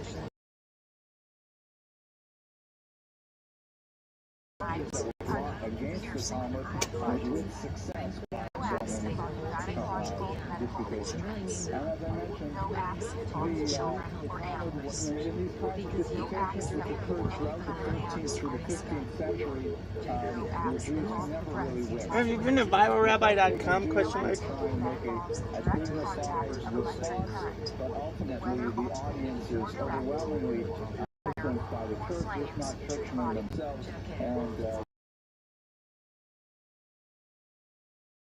and Christian sources, and it's fascinating to compare. I'm texting him. Each side will valorize their own proponent in the debate, but the end result was that 24 carriage loads of Talmuds were collected, and let us recall that this is like 200 years before I am texting him. to the Jewish world. He loves it. He loves every element of it. Incredible philosophy value, and he was burned in a public square in just outside where the Louvre is today in Paris. But great to see the story of Nicholas Stoneman. What I would like to do is now back up a little bit and speak about the intellectual history of anti-Semitism. Fits into that larger framework. So, as I mentioned earlier, there are basically 4 periods of anti-Semitic ideology as recognized by Sharpe. You are very funny. When this is all said and done, you are gonna look like $1 million, but also you are gonna look very funny. Today, when you have, for example, anti-Semitic charges against Jews, very rarely are Jews accused Because you are. He did not support with Christian blood. Here's Trick's dog. Backwards, peasant kind of climate. But generally speaking, people don't really buy that kind of logic anymore. If you say that Jews are controlling this for professional ping pong, those kinds of things, they have a certain amount of weight. I was trying to be funny there, but I want to make sure Rodriguez is laughing. Okay, that's just how you talk about anti-Semitism. It's so depressing, I can't bring myself to even consider thank you for the grown baby. It reminds me of another joke. It's like, how can I possibly tell a joke? I'll tell a joke, but this is not the way I heard it, but I think I can say it this way. The way I heard it is not really That's your benefit. Yep. Good close. Suffers from a terrible stutter, a horrible speech impediment. It's very difficult. It takes him a long time to, even express a basic idea. He comes home one day and he tells his mother, "Mom, I didn't get the job." It takes him a long time to say that. And he says, "It looks like I'm never going to be a radio announcer at all." And the mother looks and says, "Anti-Semitism." Okay. So what are those 4 pages? The first one is classical xenophobia. This is a type of anti-Semitism that we see in the earliest sources, that is mainly Greek and Roman language sources, of which there are quite a number that refer to Jews, and on the whole they tend to refer to Jews in a negative light. And these continue right into the period of the Church Fathers in the 4th century. The character of these references, these negative references to Jews, are more xenophobic in nature than anti-Semitic per se. And what I mean by that I'll make clear in a second. Then the second period, which overlaps slightly with the classical xenophobia period, is the one. This is a period in which it's primarily about religion, what people believe and certainly get into the deeply pathological, for going a difficult term because it's an anachronism. It was formed in the 1880s by an anti-Semite named Wilhelm Marx in Germany, who was trying to find a more polite term to replace the common term of Judenfeinde or Judenfeinde, which meant like Jew hatred. Those were considered new phenomena.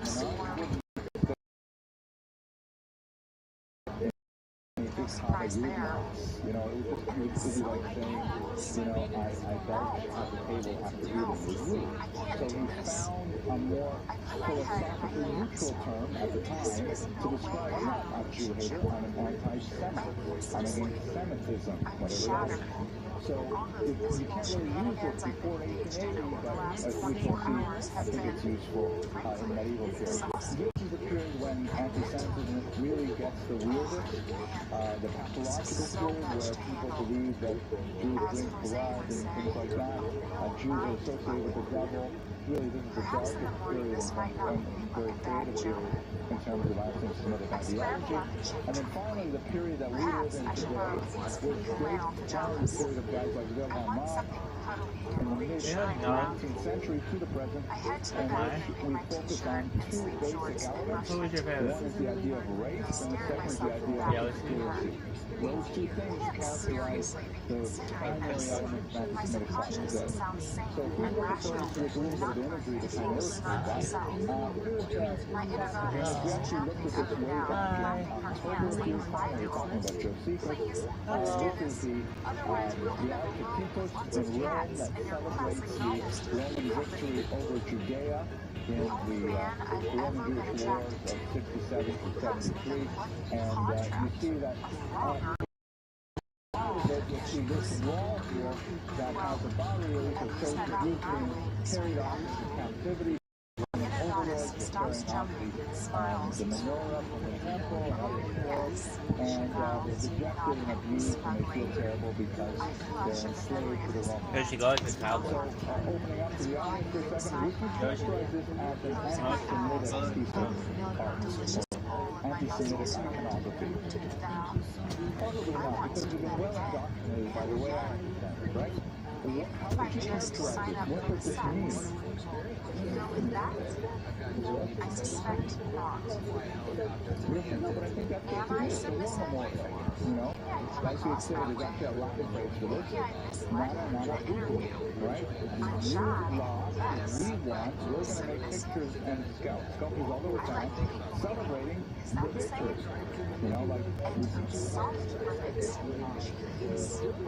My mind boggles, but I'm reassured that the event is special. I wander back to my bedroom. This is too much to ignore.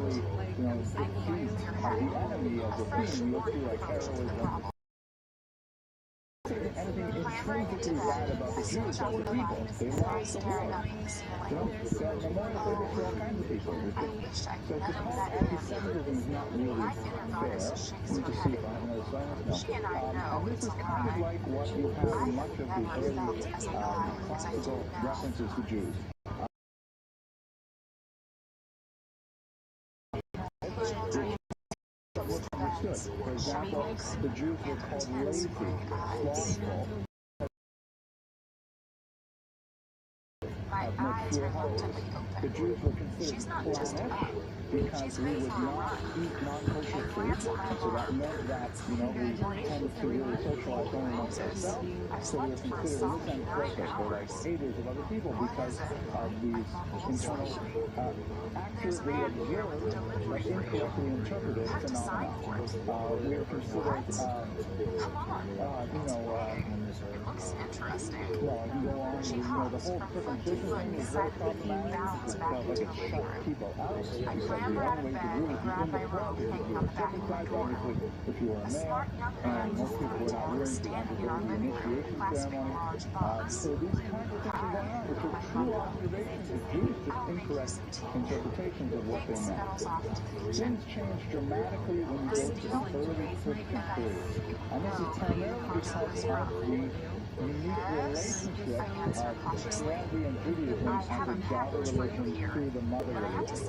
The daughter religion, since it is born completely from the mother religion, in order to assert its identity and independence, part of that dynamic requires the repudiation of the mother. And the way that I often explain this to undergraduates is I talk about cholent recipes. First, to many of you I have to explain what cholent is, which is a whole story in itself. But if you have this idea that for generations and generations, this family is making cholent in a particular way, and then one day a daughter comes home from college, and she has a totally different way of making cholent, and she starts showing it to her mother, and her mother says, what are you putting peanut butter in the cholent for? This is terrible. But the daughter will not only praise her own peanut butter cholent, she'll start saying negative things about the traditional cholent. And so there's a natural separation where the daughter will start degrading the old ways because that's the only way she can maintain the validity of her peanut butter cholent. And I'm making light of this, but there's essentially a phenomenon going on with early Christianity as it strives to distinguish itself from Judaism, which was a not insignificant task. Right up into the 3rd century, you know, the church is trying to explain to would-be Christians, we don't celebrate the Sabbath on Saturdays, we do it on Sundays. No, you don't have to keep kosher. And so the church is really trying hard to draw the line in the sand. Pesach is not at the same time as Easter, all kinds of things like this to distinguish them. So Do you remember that part? negative relationships expressed in a rather sympathetic manner, like in this illuminated manuscript, where you see the church here, usually represented as a woman. I'll show you a couple more examples. Can't hear it. And lovingly at her sister, the synagogue, Same speakers. you can see that she's holding the commandments here. And the Christian apostles are here with very fast visages, and they are, you know, lovingly letting her direct. And the interpretation of such an image is that, you know, Judaism is dead, and it was great while it was alive, and we respect what it did for world civilization, but now we move on sadly as Christianity. That's the kind of nice way to put it. You often, and this particular motif occurs literally hundreds upon hundreds of times in Western art, particularly in the ceremony of Persia of synagogue. I want to send you May I ask you a few questions? I'm looking for flowers. Would you say that you are enjoying yourself and having fun, having a moderate amount of fun and somewhat enjoying yourself, or having no fun and no enjoyment? I'm going to put a lot of fun. That's a good There's a trunk stuck in the slide. Sir, this is a children's slide. You're not allowed to sleep in here. You know, when I first tell people that I work in the government, they say, oh, the government stinks. The lines are too long at the DMV. But now things have changed. People need our help. And it feels good to be Get out of the slide. Okay? Here we go. Okay, wake up. Here we go. Out of the slide. You know, government isn't just a boys' club anymore.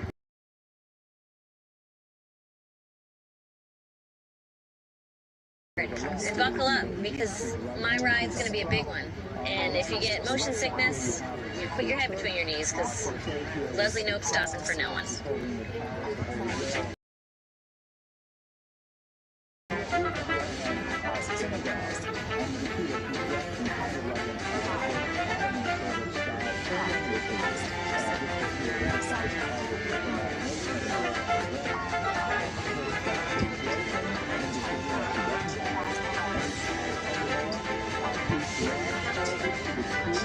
Tonight is our next monthly community outreach public forum. And that is tonight.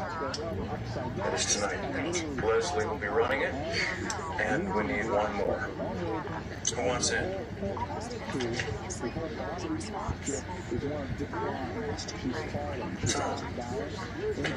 Fine. This is a great thing for you guys to see. This is where the rubber of government meets the road of actual human beings. When I go through these doors, I need to be on, like the White House press secretary. Are you ready? Yeah. Okay, here we go. It's locked. Okay, here we go.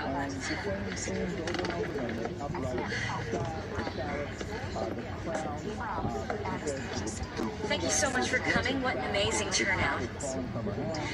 My name is Leslie Knope. I am the Deputy Director of the Parks and Recreation Department. Does anybody have any questions about permits?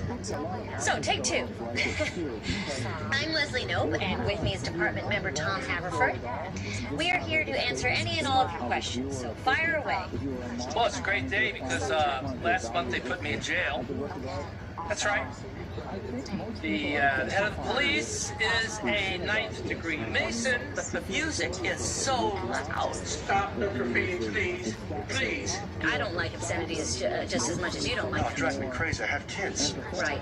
But, I've got my little 3-year-old. I'm going through the park, and someone's like, "Hey, Mike, the guys used Mike, you head." these people are members of a community that care about where they live. So what I hear when I'm being yelled at is people caring loudly at me. Now, I have a few things I want to say about Laura Liddy. Thank you so much, Barry. Always great to have you here. Anyone else who would like to contribute? Hi. I'm Ann Perkins. I'm a nurse, and frankly, I don't really care for politics.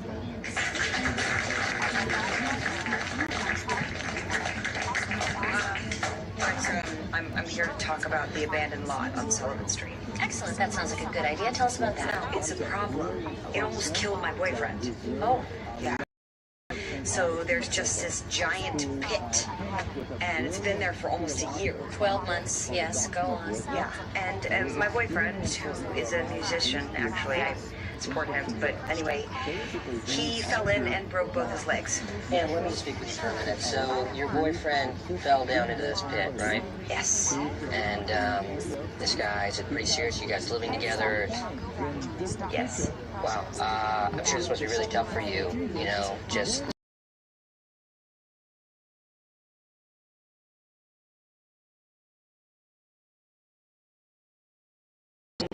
just become more adventurous relationships with your body. Just Are you actually hitting on me right now? oh God, no, I'm not hitting on you. I'm actually married. I'm just an open person, and I like connecting with people. I'm very comfortable around women, attractive women. I've spent a lot of time with them, and I don't know. I feel like we might be taking up too much of the forum's time. Maybe we can just exchange numbers. Maybe go away one weekend and just kind of talk about this. I'd love to do it. The bottom line is, I've been trying to get this thing fixed for months, and nobody's done anything, and it's ugly, and it's dangerous, and it's government-owned, and you need to do something about it.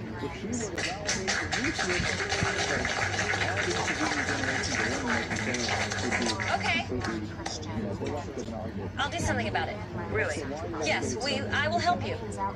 Is that a promise? It's more than a promise. It's a pinky promise. I pinky promise, all of you, that on the land. Okay.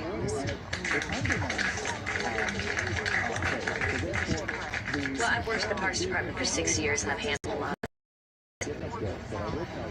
But this bit, the chance to build a whole new park from scratch. It's great. Problem is anything over $25 as a report. So maybe give my wife a call. All right, Mr. Mayor. That sounds good. I'll see you on Saturday for the Ultimate Frisbee game. Bye. Leslie, hello. You're talking to the mayor? Yep. We're just rapping about some things. Tom and I work really well together. We're both outsiders. I'm a woman, he's a... I think he's a Libyan. I'm from Bennettsville, South Carolina. I'm what you might call a redneck. Okay, brainstorm. How do we make this park happen? Let's go to the city council directly. Ask them to put up the money. No, parks are not a priority. I need more firepower. I need bigger guns. You know what I need to do? Form a committee, right? Yeah, it could work. Yeah, because committees are power. Committees make things happen. Committees are the lifeblood of our democratic system. That's really good. Write that down. Yeah. From time to time, when I think of an eloquent saying or a phrase, I have Tom write it down. He's collecting them from my memoirs. Here's Leslie's quote from Wednesday. Okay, read it back to me. Committees cover our democracy with blood. It sounded better when I said it. Still good, though. Okay, I have an idea. What about bringing Mark on board? Which Mark? Which Mark? Mark Brandanowitz. Which Mark? Well, if you want something done in this town, you call Mark Brandanowitz, because he's a city planner, but he's more than that. He's kind of like a fixer. Fixes things. He's a smart, capable guy. He knows where the bodies are buried. What's up, Brandanowitz? You crazy old Polish person? City Hall is like a locker room, and you gotta get in there, and you gotta snap towels at people, and you gotta give them the business, and if you can't take it, you know, then you can't take it. You gotta leave the locker room. Let's get down to brass tacks. I know you don't have a lot of time, and I want to thank you for meeting me today. I just work right there. And then he went bankrupt. I checked it out like a month ago. It's pretty gross. What would you say if I told you that I was thinking about turning it into a park? Park, huh? Right. Well, when I think about the logistics, the various hoops that you're going to have to jump through, I would say, is it likely? No, it's not likely, you know. But, is it possible? No, it's not possible. I would give up on that one. What? Why?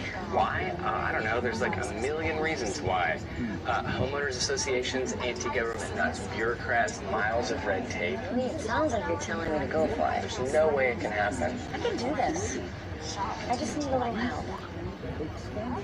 Could you do me a favor? For old time's sake. Mark and I, it's complicated. When you work closely with someone and you share similar interests and you have a similar things can happen. We slept together. Leslie? No. Oh my God. You know what? Yeah, we did like 5 years ago. I sort of... No, but yeah. Honey, can you straighten up your area a little bit? Because they're going to be here soon. Okay. Thanks. That Parks lady is coming over, and we're going to go take a look at the pit. I think it's probably just a photo op for her. I mean, I don't think anybody in government actually cares about... Honey, do you mind doing that somewhere else? I'm trying to watch TV. I'm talking about the pit you fell in. It's Ms. Perkins' house. Doorbell? Yeah, I heard it. Doorbell! I heard it. Get it. I'm here. Hey, wow. Look at that. Say Pete. You remember remember Tom from last night? And how are you? Of course I do. And this is our college intern, April. She's going to be documenting our fact-finding mission. April. Hey, this is fun. Yeah, it's so much fun. I'm just gonna grab my phone quickly. This must be our hero. The man heard round the world. How you doing, son? I'm Leslie Hill. And the entire government of Pawnee would like to let you know that we will do everything we can to help you. Did you pass me my itch stick? Of course.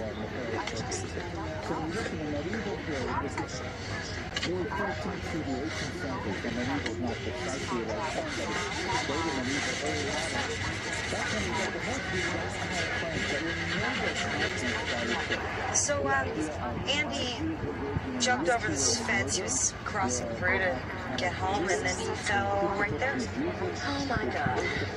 How do we let this happen? Dream with me for a second, man. Doesn't this neighborhood deserve a first-class park? Imagine a shiny new playground with jungle gym and swings, pool, tennis courts, volleyball courts, racquetball courts, basketball court, regulation football field. We could put an amphitheater over there with Shakespeare in the park. It's really not that big of a pit. We could do some of those things. It's gonna take a little extra work. But why not try? I think that would be great. Me too. I'm going in. Why? Don't worry, I have a hard hat on. I can see that, but... Yeah. April, document this. What? Key to any fact-finding mission is to get right into the battle zone, you know? It's like George Bush when he flew or Richard Nixon to see what the Chinese were up to. No. Leslie, are you okay? Leslie! Hold on, April's gonna get some photos for the website. Can you just be still? Don't move around as much. Okay, squeeze my fingers. Does it hurt a lot? No. I'm fine. No, you're not. Good thing I was wearing that hard hat. But it fell off. After my head hit that rug. I can't believe you fell in too. That's awesome. It's not awesome, Andy. At least my boss will listen to me now that I broke my clavicle. It's not broken. It is. Do you have one of those neck foam collar brace things? Honestly, you're fine. Oh, honestly. Oh, hey, maybe if you go to the kitchen, could you make me pancakes real quick? Sure. Ooh, are pancakes being made? I don't know. She's a little doofy, but she's sweet. Ron, please. No way. Come on, Ron. I've been a loyal foot soldier. Give me my shot. Let me have lot 48. Is that a travel pillow around your neck? Ron, I don't know how to explain this to you. When you've been down in the pit, have you been in the pit? No, I haven't come down there yet. Well, I have. When you fell in. When I visited the bottom of the pit on a fact-finding mission. And when you're down there, you get some perspective about what it all means. Let me tell you something, Ron.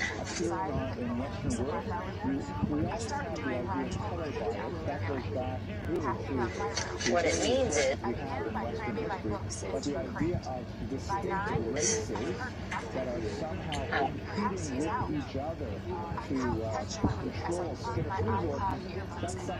what this subcommittee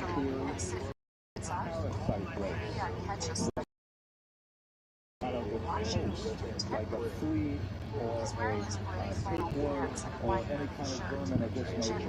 And in this particular image here, you see this is a 1920. It's a book cover.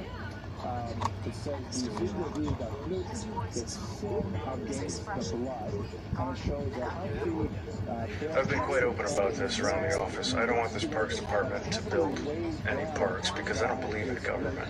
I think that all government is a waste of taxpayer money. My dream is to have the park system privatized and run it. Jeez. Well... the greatest of the examples are a lot of times Jews as an act takes the whole Lot 48 thoughts? Yes? No? Me? Park? Giving the park to me? She's insubordinate.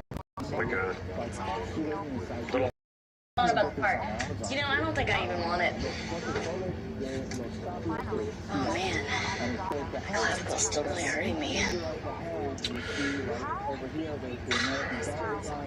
Oh, this is a great shot. I know. That's awesome. I think she's crying for them. Hey kids, this is another good one. Hey, Brandanowitz, you gotta come check this out. Leslie took us out of that pit in Lot 48, and she fell inside, and we have some awesome photos. Is she okay? Yeah, she's fine. Oh, this is a class. Give me the photo back. What's going on? Don't worry, I can print more. Leslie is unique. Government work can beat you down. I would say that I lost my optimism about government in about 2 months. Leslie's kept hers for 6 years. I've got a few rules about how to survive and prosper in a government job, and I think I'm about to break one of those rules. I want you to give Lot 48 to Leslie so she can try to build a park. Why should I? You owe me one, remember? You want to cash in for this? Yeah, I do.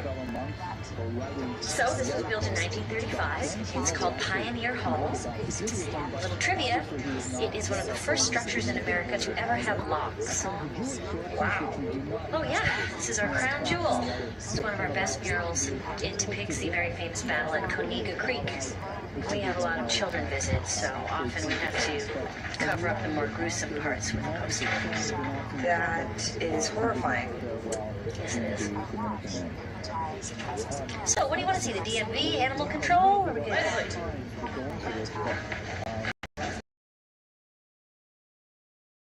We did it. Ron's approved our committee. That's so exciting! This is huge. I'm barely 34, and I've already landed a Parks Department Exploratory Subcommittee. I'm a rocket ship. Leslie. Hey! I heard the news. Isn't it great? Thank you. I'm so excited. It's exciting, isn't it? It is. Yeah, should I call a press conference now? Yeah, call one, definitely. Every now and then we have these little gatherings, and Leslie gets plastered. One time I convinced her to try to fax someone a fruit roll-up. She one time made out with the water delivery guy in her office on Halloween. She was dressed up as Batman, not Batgirl, Batman. And I convinced her to go stop a crime that was going on outside. And it is my favorite thing in the world. You know what? America is awesome. It's so full of hope, and small towns, and big cities, and real people, and delicious beverages and hot guys. You just never know when opportunity is going to strike. Yeah. You gotta be ready for it. Yeah. Are you excited? Definitely am fired up. Yeah. Fired up. They say that democracy or whatever only works when people get involved. Well, I'm getting involved. So I am going to make a vow now that I will do whatever it takes to get this pit filled in.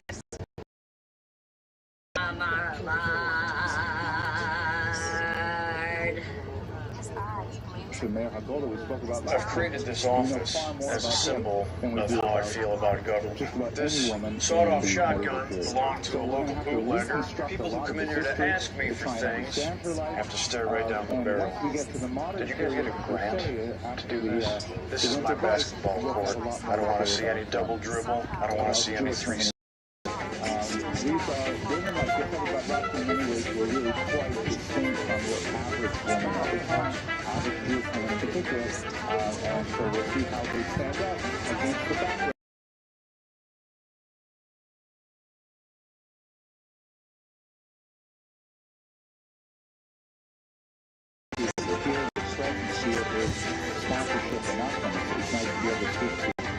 Live audience, but we also appreciate the fact that you underwrite the small stipend that we give the students who help us out here, and the equipment and things like that. So thank you to the anonymous donor for sponsoring tonight's lecture. Okay, so let's go on. Here we go. So let's look at medieval Ashkenaz. This is a map that shows you some of the big population movements of Well, one of the funner things that we do here in Pawnee is the annual Easter egg hunt. Tom hides the eggs, and I have to say he did an exceptional job this year. I've been searching for 25 minutes and I haven't found a single egg, and I'm an adult. Oh, yeah, I forgot to do that. Maybe Tom's trying to make this year a challenge, and if so, he's succeeding. I don't think a single egg has been found yet. Let's keep looking, we're gonna find one. Taking a broader look at the movement of Jews during the previous centuries. Basically, you start here, Israel is just kind of off the map. With the destruction of the temple in 70, you've got a large population movement going up into the Middle East, places like Babylon, Iran, for example, moving across the coast of North Africa. And then in the 8th century, there's a big population movement of She's my hero. How do I explain her? She's as respected as Mother Teresa. She's as powerful as Stalin, and she's as beautiful as Margaret Thatcher. Get her out, Leslie. Doorway is creepy. Right, sorry. Choosing in. So, what do you want, Leslie? Just here to gossip, gab, chat, stuff we do. But it looks like you're super busy, and I am super busy, so I shall bid you adieu. Jews tend to be very Oh, that's weird. I just remembered something. I have my own subcommittee now. Yeah. I'm sure you heard something about it. People were talking about it. Well, anyway, we're having a town hall meeting tomorrow at 7 p.m. at the Smithfield Community Center. Yeah, I'm leading it. It's no biggie. I mean, it is. It's a big deal. I mean, I don't know. Want to come? Jeez, you know how busy I am. I know. That's why I fake invited you. I'll try to be there. Sorry, sorry. Subcommittee members, are we prepared for tomorrow night, Tom? Have you booked the hall yet? Yes, sir. And did you clear the schedule? I did. I changed my shift. Leslie, I just have to say, I think you might be taking this to the public a little bit too soon. It literally doesn't matter what you propose to the public. They might call for a vote, and if they vote you down, then you're done. Who cares there's going to be a vote? I have a secret weapon. Canvassing. Nothing better than good old-fashioned door-to-door campaigning. I'm not It's my 87 votes. So we're going to focus though on, and there were only 63 people in my class. Andy fell into that pit. I fell into that pit. How many more Pawnee citizens are going to have to fall into that pit before we turn this into a park? 0. Say it. 0. I've got some sunscreen for your beaks. Tom, you probably won't need any. Then this is our canvassing guide. This is going to be the script that we use when we speak with people. If a person is a man, turn to page 2. If the person looks like a celebrity, example, Jack Nicholson, use this to help. It's really thorough. Ann and I are a team. You guys are a team. We have even sectors. You guys have odd sectors, and we're going to win. Yeah. This is going to be fun. Are you excited? Excited. Are you ready? Yes. Are you pumped up? Yes. Look humble. But confident. Good afternoon. We are representatives from your local government. May we speak with you for a moment about the Sullivan Street Community Park? Oh, yeah. That would be a great idea. Oh, good. Oh, I actually live in the neighborhood, so I could probably do it. We are having a public forum tomorrow night, and it would be great if you could come tomorrow. I can't. I'm busy, sorry. Yes, we understand that people are busy, but we would love for you to come to the meeting and sorry. Good luck, though. I'm all for work. Would it change your mind if we told you that? She's gone. Sounds like a really good idea. Great. Would you be willing to come to a town meeting and show your support? Absolutely. Now, is this park going to have a playground or maybe a pool for the kids? Oh, how old are your kids? No kids. Uh-oh. I'm going to put him down as a yes. Don't do that. Also, is this park going to be at least 1,000 feet from my house? Because, yeah, I really can't move again. April, please stand behind me. For the Orthodox to actually appeal to the Pope and say, please, we need some help securing access to holy sites that we venerate. That's it. That's all. That's all we got. that? The flyer? This very seriously. So when he received in 1095 the appeal to somehow free up the holy sites, he issued a call. Pope Urban II issued a call to action that reverberated throughout Western Europe. Basically said it's time for Christians to rise up, organize themselves, make their way to Jerusalem, and free the holy sites from the infidels, in this case, of course, being entirely the Arabs. This was a Christian-Muslim conflict that did not involve Jews whatsoever. There are a lot of social and economic factors that bolstered this call to action, which oh man, go into great detail. This is great. This is so great. I love canvassing. What a great way to spend my time. All right, Team Network. You guys are awesome, but I think I might work better as a solo artist. So I'm gonna. Runs weird. It really does. I'm just not sure. By the way, Okay, which part are you not sure about? That's kind of the whole thing. Between the age of 18 and 26. Look, I think this is a great Mickey! What's up, buddy? How's my number one side man doing? Look, here's the 1, 2, 3 of the situation. 1, building a new park. 2, I'm on the committee.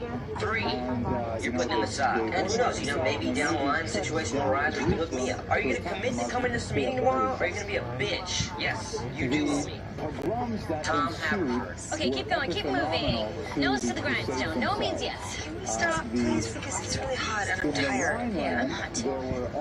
Let's blow in each other's faces. We'll look at 3 cities in particular. Or we can drink some water. Yeah, let's do that. My house is really close by. Let's just go take a break for an hour or so. Okay. Look, I didn't want to have to come to this, but... And please open the sealed envelope that's in your binder. This is a little that you want. Wouldn't you rather have a park than a storage facility for nuclear waste? That seems iffy. You have to worry about it, I made it all. Yeah, that's funny. Wouldn't you agree? Like most... No, I'm not really a fan of parks. Very noisy, barbecue smell all the time. Would you change your mind if I told you that 9 out of 10 meth users said the same exact thing? What? How would you even know that? Survey. We surveyed crystal meth users. We're actually having a little town meeting tomorrow night if you wanted to. Look, I know it sounds weird, but I just don't like living near parks. So if you have a flyer or something, I'd be happy to take it. It's... What I mean is, kids love parks. You should too. So if I don't support your little project, then I don't love my daughter? I didn't... What time is this thing anyway? It's next month. Oh, it's tomorrow night. I'll be there. Tom Haverford. Check. Your sandboxes are the best. That's why I want you involved. I just want the best monkey bars I can get in my park. I don't mind hooking you up. Maybe down the line there'll be a situation where you can hook me up. Thank you for your time, sir. He said some upsetting things. I can't believe you gave me your whole phone number. You know I'm a public servant. I need to be accessible. What the hell is wrong with people? I should show them Andy's medical bills. Maybe they'd have a little sympathy. So we got Andy. Game changer. You just busted the game wide open. Andy. We need Andy. He's our symbol. We'll wheel him around the neighborhood to get sympathy. He's a cute FDR. Ron, you got a minute? Sure. All we're going to do for Sullivan Street Park project, you fast-tracked it, right? Yeah, absolutely. We have a public forum tomorrow. Okay, great. I'll be there. Great. In particular, the fire, worms, and mines. Is anything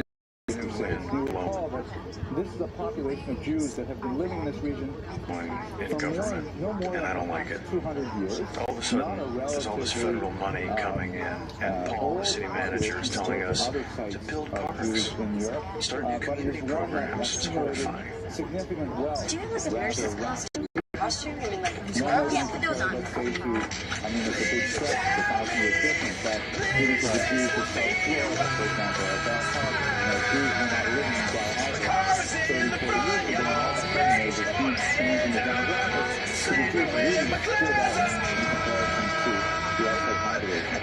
Anyways, The pogromists came in the month of May of 1096.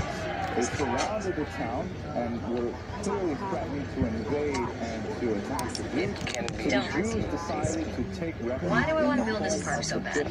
Maybe because a pit filled with garbage isn't the best that we can do in America. You know, in Russia, they could pretend that pit was a park. Bring their kids down there. Hey, Vlad! Look at these rocks. Let's pretend they're potatoes. Nikolai, do you want to swim in the dirt? But okay, because we're a nation of dreamers. And it is my dream to build a park that I one day visit with my White House staff on my birthday. And they say, President, nope. This park is awesome. Now we understand why you were the first female president of the United States. And in fact, the violence was averted through a strong action by the local bishop. The next two towns, however, did not fare as well. The pogromists simply moved on down the road. Builder of parks. They came to Worms. And in this case, when the Jews went and took refuge in the bishop's home, the pogromists actually invaded the bishop's home and pulled the Jews out, massacring them there. I was canvassing. Canvassing was okay, but I think we're going to have to postpone the town meeting. For most of our history and most places in which we live, Jews have two only basic for 1 to 90 days. Threats of this nature.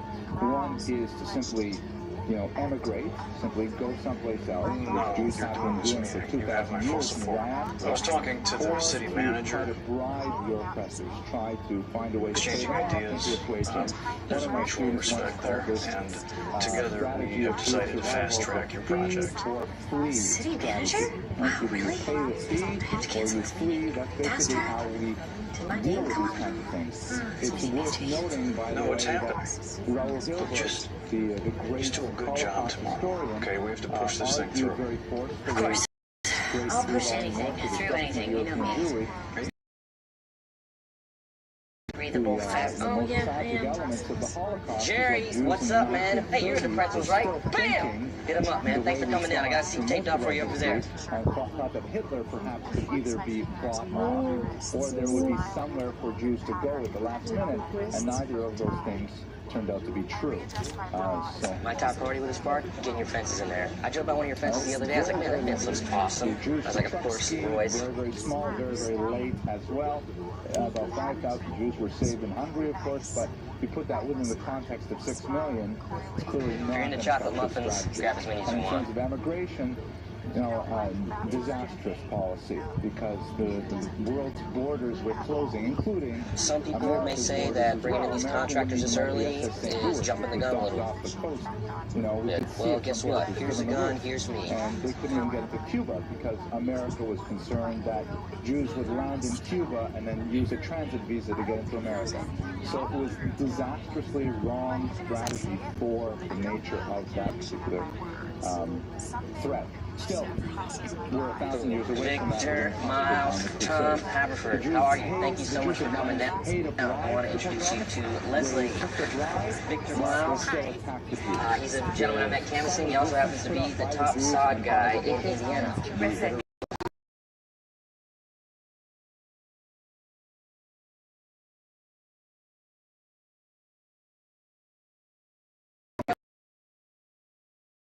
Get Don's. Oh, I'm so glad you're here. Yeah, Andy came to give us support. How about stage experience? This will be fine, right? For God's sakes, how much do they hit park? A lot of them seem to hate a park yesterday. Well, I need you in the audience. Wait, and if the questions start getting call on you, and I need you to sell the crap out of the park. Can you do that? Alright. Please, April, this is serious. Can you do that? Probably. Good girl. Good girl. Okay, here we go. Line up, everybody.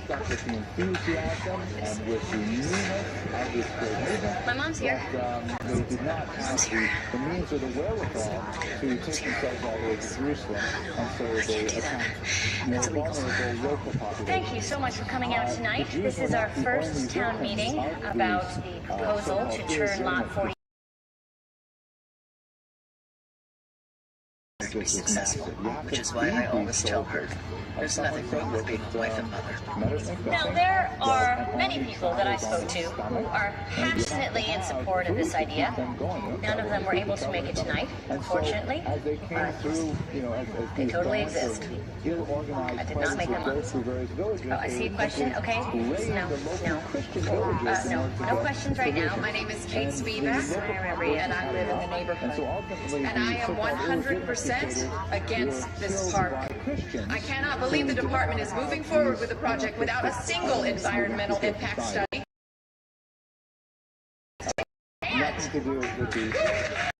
I'm a little ahead of schedule because we're holding this town hall meeting so soon, which I was warned about by Mark Brendanowitz, our city planner assigned to this project. So what would he say? And they're being attacked from Europe by all of these crusaders, leaving a real serious scar on Muslim-Christian relations that really persist to this day. The Americans in Iraq, for example, are called crusaders. Talking back to the Jewish, and then we'll finally move on to the Jewish experience of the Crusades, which did not have wide-scale precedent in Jewish history, specifically suicide, often mass suicide in the face of persecution. This term, Kiddush Hashem, of course, many of you in this room are familiar with this term. It means literally sanctifying the divine name, and it can mean something much more innocuous. For example, if a child is polite to a stranger and the child is identified as a Jew, then that's a Kiddush Hashem, that's the sanctification in the name of God, and that's the every question. He's amazing, and congratulations for hearing him speak. In this context, however, it is a euphemism for martyrdom. Hi there. Leslie might have oversold me a little bit. Certainly did not. He's capable of anything. Lot 48 is it's a rectangular lot. It's got excellent drainage, and it's on the corner of Sullivan and Collins. Any questions? I have more of a comment than a question. Go for it. The guy in the cast. Here we go. Lawrence. Yes. That is Andy Dwyer. He's a local resident, and he tragically fell in the pit. Yeah, I don't care about any of that. He's a guy that plays music all night in his garage. It's driving me. Next character, I guess, but whatever, he's a douchebag. It's loud, it's abusive, and it's waking up my birds. You have birds? I do play rock and roll, guilty as charged. I'm in a band. It's called Just the Tip. And actually, if anyone here plays bass, we need a bassist. Yes. Okay, let's take a 5-minute break, shall we? It is not going well at all. It's going very poorly. Okay? Like you're crashing and burning. It's essentially a very powerful commemoration of the victims of these massacres. Democracy. People are talking. I mean, at least they aren't apathetic, right? You're right about that. They're deeply negative. You need to put a happy face on this, give me a few positive talking points, and whatever you do, avoid a vote. Began to look at the outside world, the outside culture as being fundamentally toxic, dangerous to Jews, something that I'm oddly attracted to Kate Spivak. Inward-looking. Before we continue, I'd love to just give you a little history of Pawnee. The city of Pawnee was incorporated in 1817 when a young man by the name of Reverend Luther Howell came from Terre Haute on an ox. He planted his flag in the ground and was met. Of course, the expulsions of 1492.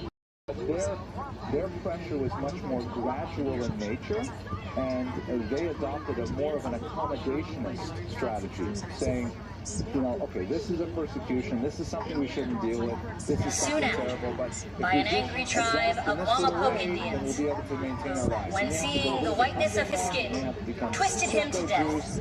Flash forward to 1969.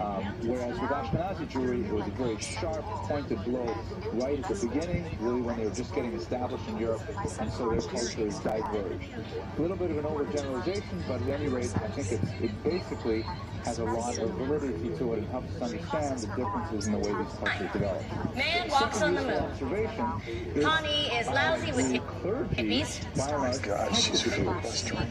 You know, when the Jews went, they were seeking refuge, where did they go? They went They can't touch you if you talk forever. I can't speak of the future, but I will. The future of Connie will involve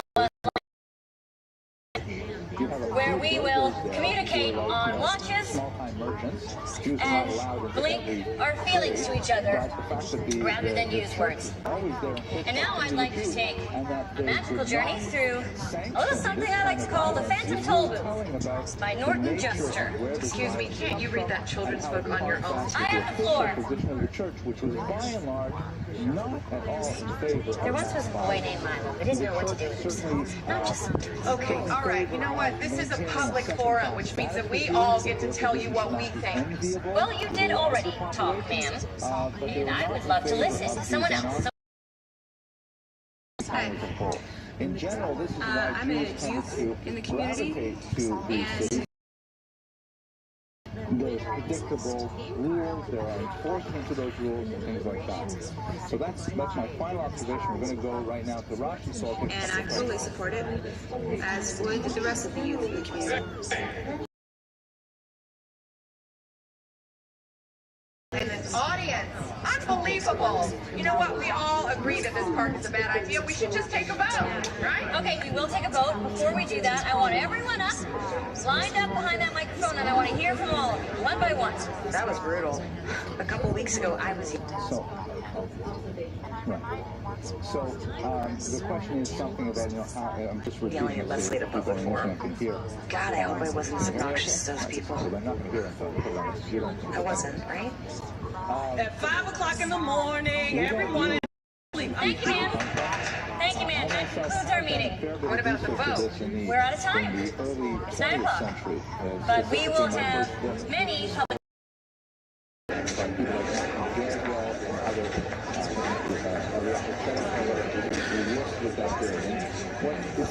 It was tough.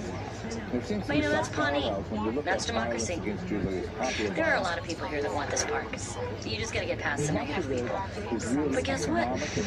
My subcommittee held its first town hall meeting tonight. God, I loved it. I loved every minute of it. Called me park lady. You know, normally I don't agree with Leslie about anything, but this book is awesome. Which was, you know, a countrywide organized program against the Jews. He faced a lot of opposition afterwards from Germany, who said, what kind of thing are these Nazis doing? We have blasts all over the streets, we have buildings burning, the buildings next door to them are burning, and the Germans didn't like the great upheaval, this kind of social movement and gender. I think we'll learn from that a couple of lessons. One is, first of all, they basically do whatever they want, and the Western states are simply going to, you know, write an editorial or say something in the League of Nations, and that's basically it. And secondly, very importantly, if he wants to persecute the Jews, he has to take them out of Germany someplace else. So he implemented both of those things. So when you look at the who's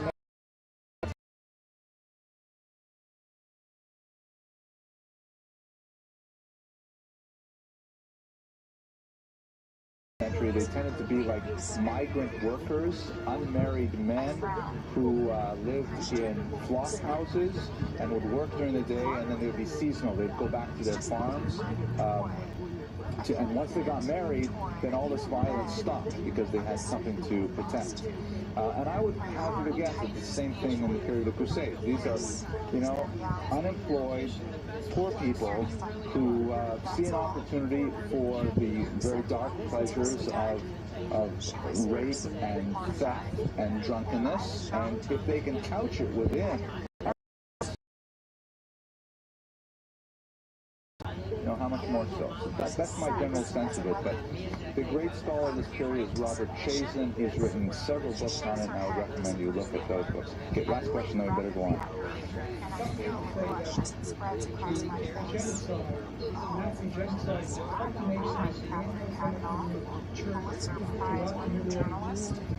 Now, Anna, I don't understand. You just let me. Yeah, neither can I. So the argument is basically, it's a fairly facile argument. You see it quite often, that the Holocaust is the sort of culmination of Christian anti-Semitism, especially church-based anti-Semitism. So and next week, by the way, we're going to look at Nicholas Donin, who's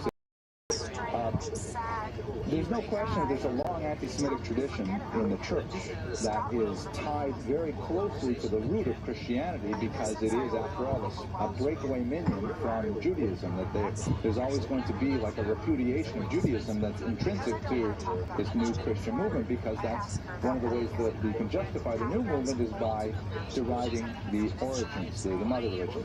However, as my teacher, Alan Davies, who's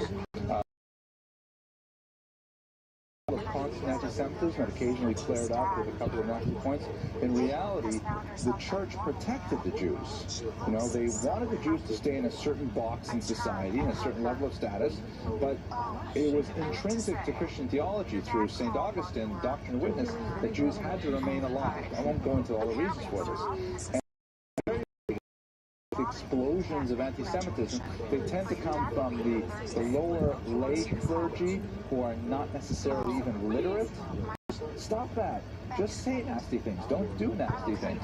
And quite often you have these fights within the church about how to control the enthusiasm of the uneducated Christian masses and give them, you know, the real theology.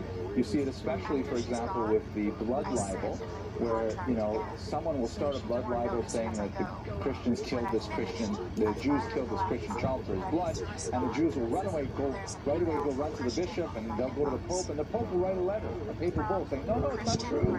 They don't drink Christian blood. That's all Bugamisis, so saying in Latin, so it sounds more formal, but no one will pay attention to it.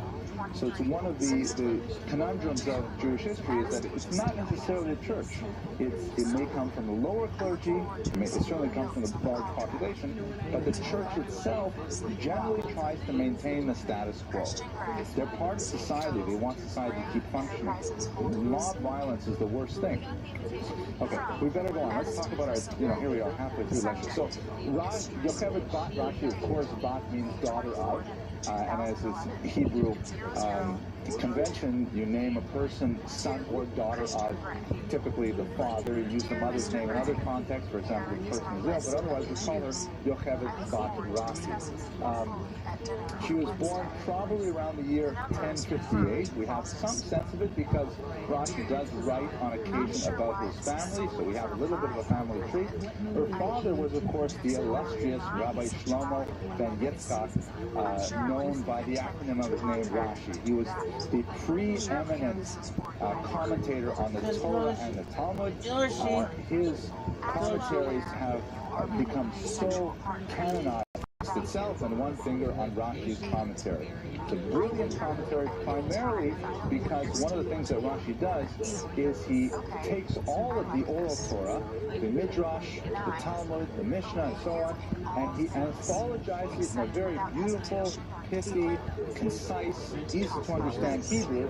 So when you study the Torah with Rashi, you're really studying both the written text with the massive interpretive tradition that is the best of Judaism. So Rashi is really, it is basic Judaism 101 for the last 1,000 years, and it's really an incomparable figure. There is a lecture I've given on Rashi online, and I certainly encourage you to go to the website and watch that lecture. The Rashi is an acronym not for Rabbi Shimon Yitzchaki, but for Rabban Shel Yisrael, the Rabbi of all Israel, and that is not an understatement. He truly is someone who is almost Mosaic in his stature and his influence on the Jews. What we know about the family tree is as follows. So we have the top, we have Rashi, and we have his wife, Mrs. Rashi. That's all we know, unfortunately. And he had 4 daughters. Yocheved, who we'll speak about briefly today, Miriam, Rachel, some of the texts that refer to this are somewhat corrupt, and we're not positive whether or not it's actually referring to real people. Each of them, save the last, married. Rachel at one point went through a divorce from her husband Eliezer, which also sheds interesting light on the status of women at the time, that we spoke about quite a bit last week, so I won't go into great detail about today. What's also fascinating is obviously his daughters were quite scholarly, both by native intellect and also by cultural upbringing. Their husbands did not necessarily distinguish themselves as great scholars, but their children certainly did. So that is, Yocheved gave birth well-known rabbis, specifically Yitzchak, who's known as the Rivam, Shmuel, known as the Rashbam, and Yaakov, who is known as the Rabbeinu Tam. All three of these rabbis achieved very, celestial rabbinic records, almost equal to their phenomenal grandfather, and much of their career actually is made in arguing with Zaidi over how to interpret the Torah. So much of what Rabbeinu Tam or the Rashbam have to say about the Torah is in contrast to what their great-grandfather did. Yes, correct. Rabbeinu Tam disagreed with his father of the Torah inside them, so Rabbeinu Tam disagreed on the sequence, among other things, of those parshiot. So there are some, there are some Jews who are very punctilious and will actually wear two pairs of tefillin. They'll wear Rashi, they'll pray, then they'll take it off and put on Rabbeinu Tam. But I'll tell you an even more amazing thing. You remind me, this is kind of, forgive me, this small little kind of window into the outside. Yeah, Joseph, sorry. And he was a big guy, obviously from out of town. He's wearing like a long black kapota, and, he looks like very, very religious. And he's got, among other things, he's got Rabbeinu Tam's tefillin. He's one of these, I don't think there's anyone else in this shul who does that, who wears, Aaron, no one wears it, right? Oh, Rabbi Citron will wear it too, but he'll do it quietly too. He doesn't like to show off that he has two pairs of tefillin, right? Oh, okay, so we have a few people. So this guy, anyways, he comes in where we're studying, which is kind of like a weird place to go because it's sort of out of the way. And a few minutes after he's there, the police show up. 7 o'clock in the morning, the police come in, and they're looking around for a guy involved in a hit-and-run fender bender. Some guy who crashed his car into someone else's car in the parking lot and then fled the scene. And of course, they've got it on security cameras.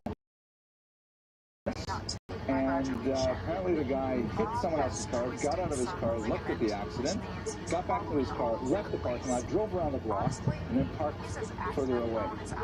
And then, he left his big black hat in the back seat. So the police identified his car, and they figured he's out here praying, and sure enough, that was the whole story. So the real amazement is not that you can wear two pairs of tefillin, but how can you wear any tefillin and still leave the scene of an accident where you crash someone else's car? I'm sorry? That's why we have Aleph for it. Oh, you mean like for prisoners? And yeah, that's, I guess so. But my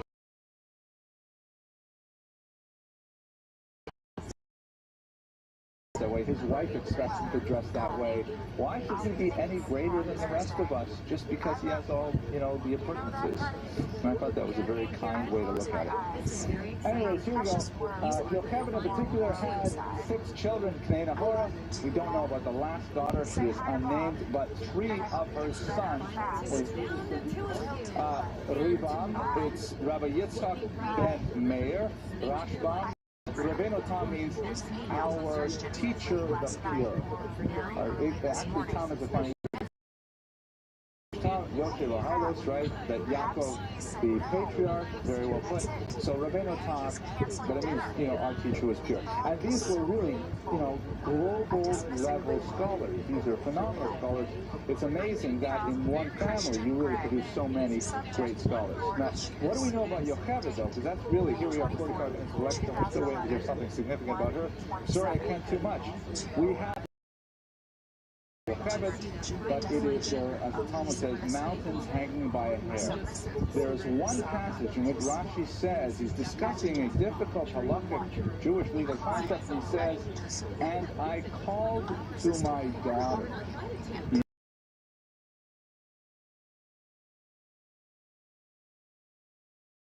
Of all Israel, called to his daughter, and worked out. We don't know which daughter, we assume the eldest, no real specific reason to, but we assume it was Yocheved, but somehow, with Yocheved, he was able to figure it out. And that should be like a definitive proof. However, many authors feel that this is a scribal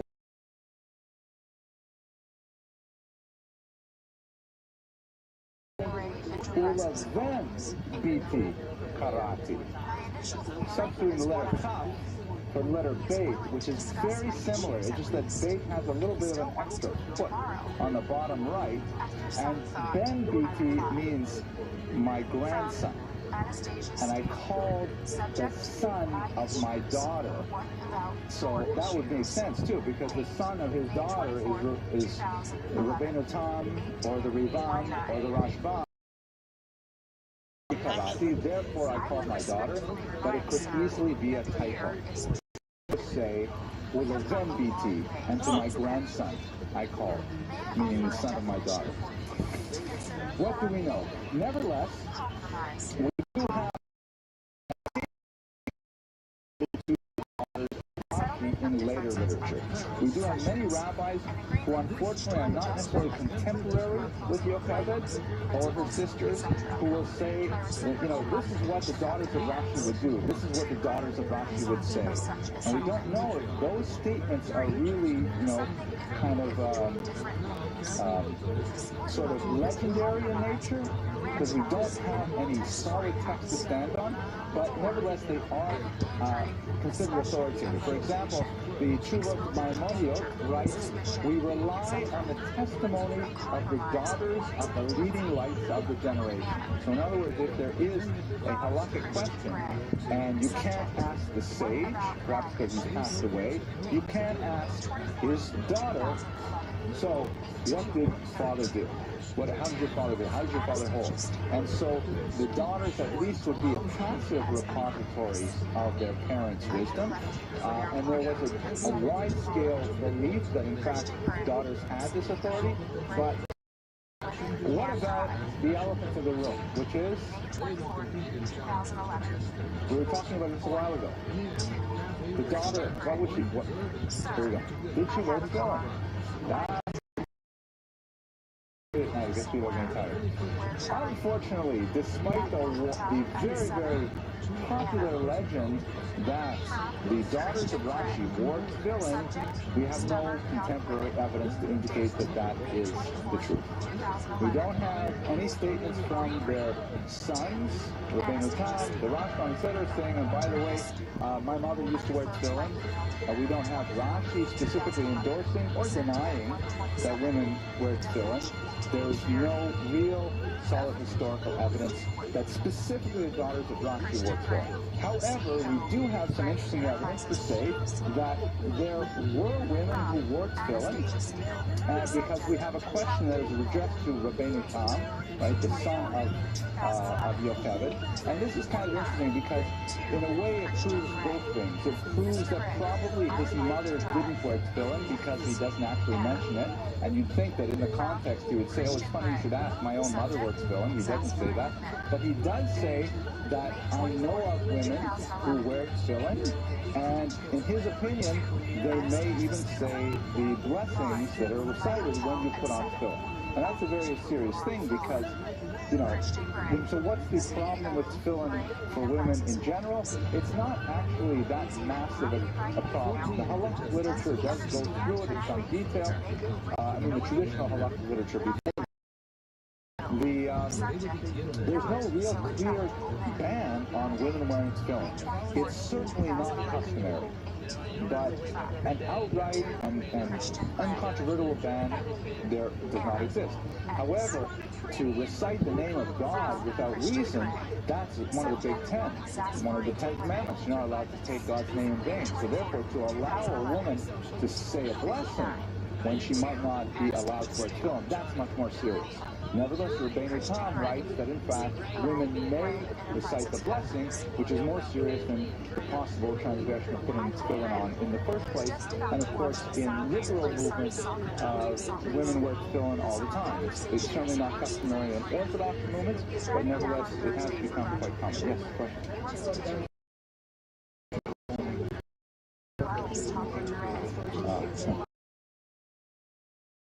Okay, I'll take it after class, but just to answer it quickly, we see it, if I'm not mistaken, we see it already in the Siddur of Rev Amram Gaon, which is the 9th century, I think. It really is quite old in our tradition. We do have some variant texts, though. We do have a couple of versions that don't exactly say Shelo Asani Isha. Trying to explain that blessing. And at this point, I'm just going to it's a very and meaningful question, but I do want to move a little bit further on this particular thing, so I'm going to push off on it, and it is worth discussing perhaps another time. Now, you would think so. You would think so. Unless he's saying it, parenthetically, that I know of women, maybe that's just his way of saying my mother used it, possibly, but we don't know. Now, there is also another legend that is highly unlikely.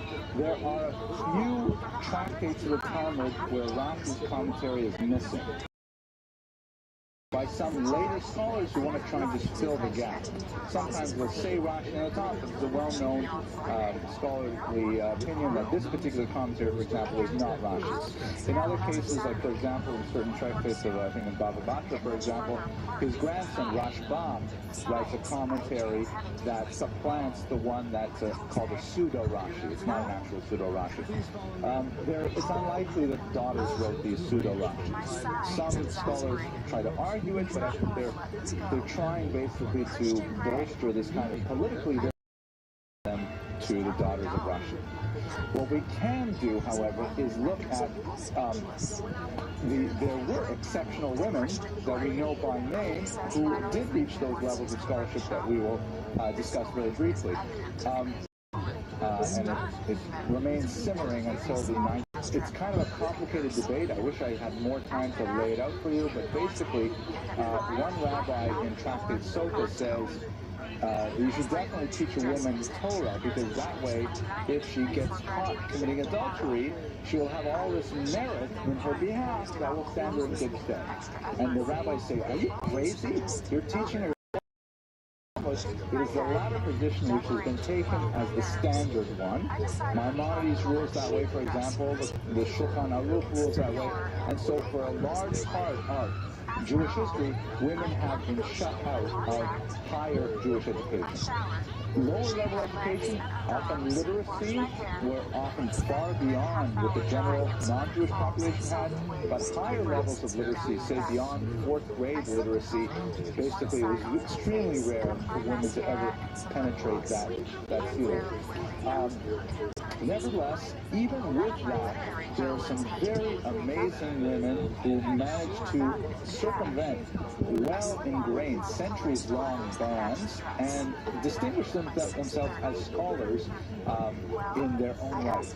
Let's just jump ahead here. For example, Pataki of Regensburg, who is one of the great Jewish medieval travelers who left behind a travel log in which he talked about the various Jewish communities, he talks about a woman in Baghdad, and after her father passed away, she continued running the yeshiva as the Rosh Yeshiva, as the head, and she would give the lectures through a mechitza, meaning she would be on the other side of the mechitza, the students, the boys from the other side, and she's teaching them the Talmud through, unfortunately, omitting her name. Another woman in Kurdistan named Azmat Mizrahi, her husband was the Rosh Yeshiva, and after he died, she took over the family business, and similarly taught students in this manner.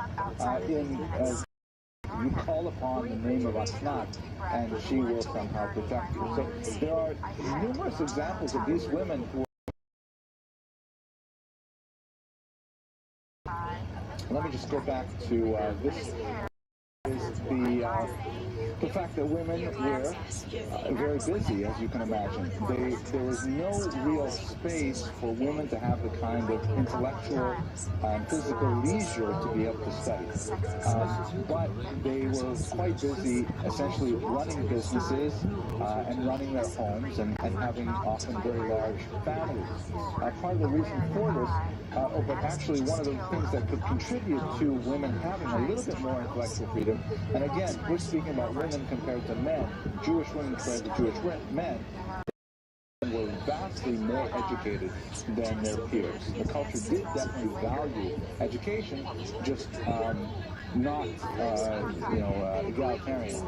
And part of the reason why this began to change is something called Kes, which is especially associated with Ashkenazi Jewry from the 16th century onward. Essentially, Kes is it was a term used to describe the support given to young marrieds by their parents. And this was distinct quite often from the kind of things that were happening in the outside Christian world. Basically, if you had, like, let's say, a young Christian girl and she got married, she and her husband would try and set up some kind of farmstead. They might have to share a plot with that, but they would live on their own in a little cottage far away from the in-laws for sure. Whereas in Judaism, what would happen in the Jewish culture is that the children would typically move into an already large extended family household, where there was a lot of female support for the young bride, especially in childbearing years. You would have grandmother, aunts, cousins, sisters, all within childcare for their children.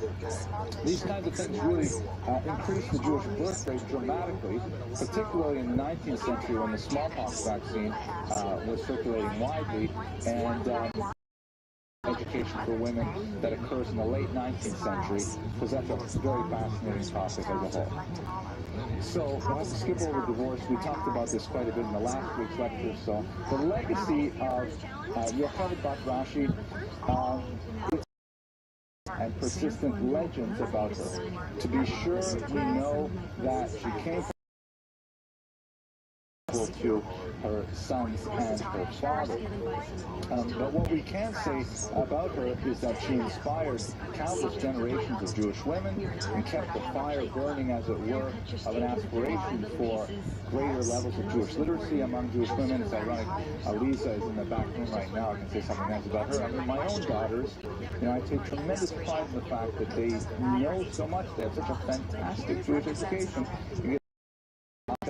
And great-grandmothers we never even hoped to have. So however, we should move forward and continue to give our daughters the kind of education they deserve, because they're the ones that are going to change the world. Thank you for your attention and endurance. I'll see you next week. My son just taps me hard on the shoulder. Don't drink too much. Relationships like this are built to last. All right, welcome everyone. Why don't we get started? We've got a really important topic tonight. We're going to study the life of the Rambam, the Nesher HaGadol, the great eagle, one of the most important and influential figures in Jewish history. Someone who cast such a long shadow that the famous statement was, from Moses until Moses, there was no one like Moses. Meaning from Moses of the Torah until Moses of Maimonides, there was nothing like him. And in fact, since Moses until today, there's no one. A woman gets onto a bus, an elderly woman gets onto a bus, and she gets on, the bus driver is very friendly to her, so she asks him, would you like some peanuts, young man? And he says, well, thank you, I would like some peanuts. And so she gives him a few peanuts. It's nice to see you. Welcome back. Welcome back to Florida. So then, how many peanuts? And she says, well, I only really like the chocolate. Okay, so I'm hoping that this presentation, I'm going to give you all the chocolate, and I'll hang on to the peanuts, but the truth is, there's so much to say about Maimonides, and we actually started a couple minutes late today, so I'm going to try and speak a little faster just to make up the time, but we're just going to touch on the life of this truly incredible man and his impact on Jewish history.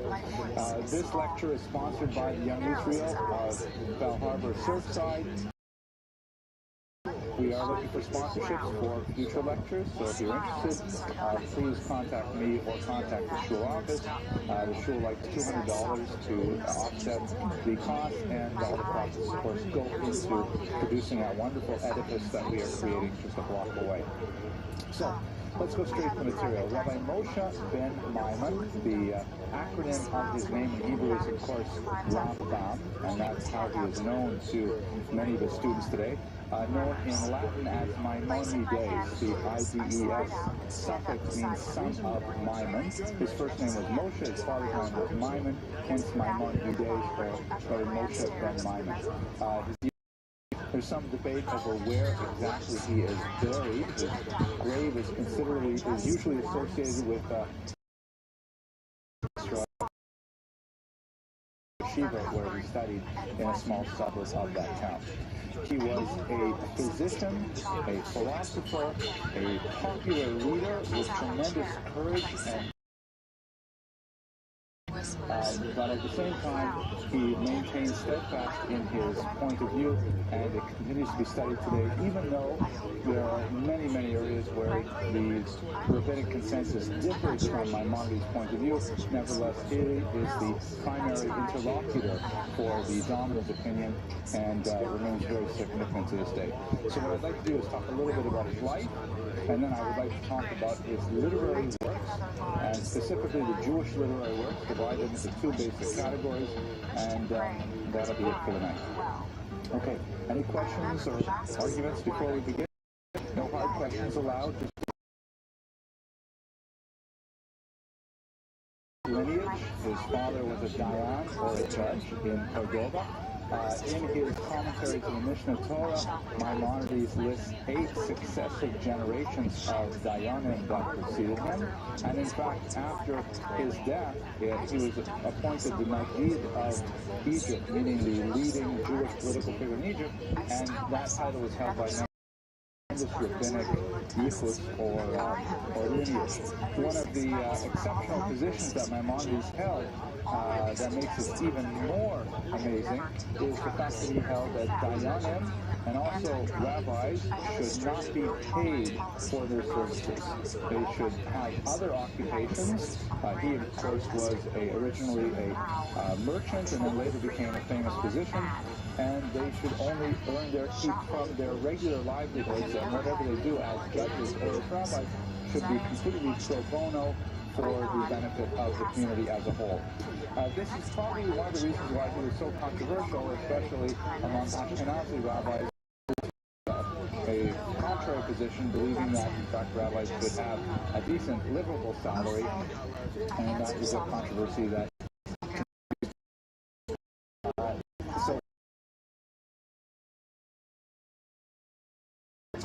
he was born here, you can see, in Cordova, in Spain, at the very end of the Spanish Golden Age. We're actually going to go a little bit back in time next week and look at a more central period of the Spanish Golden Age, but for now we're going to concentrate on the 12th century.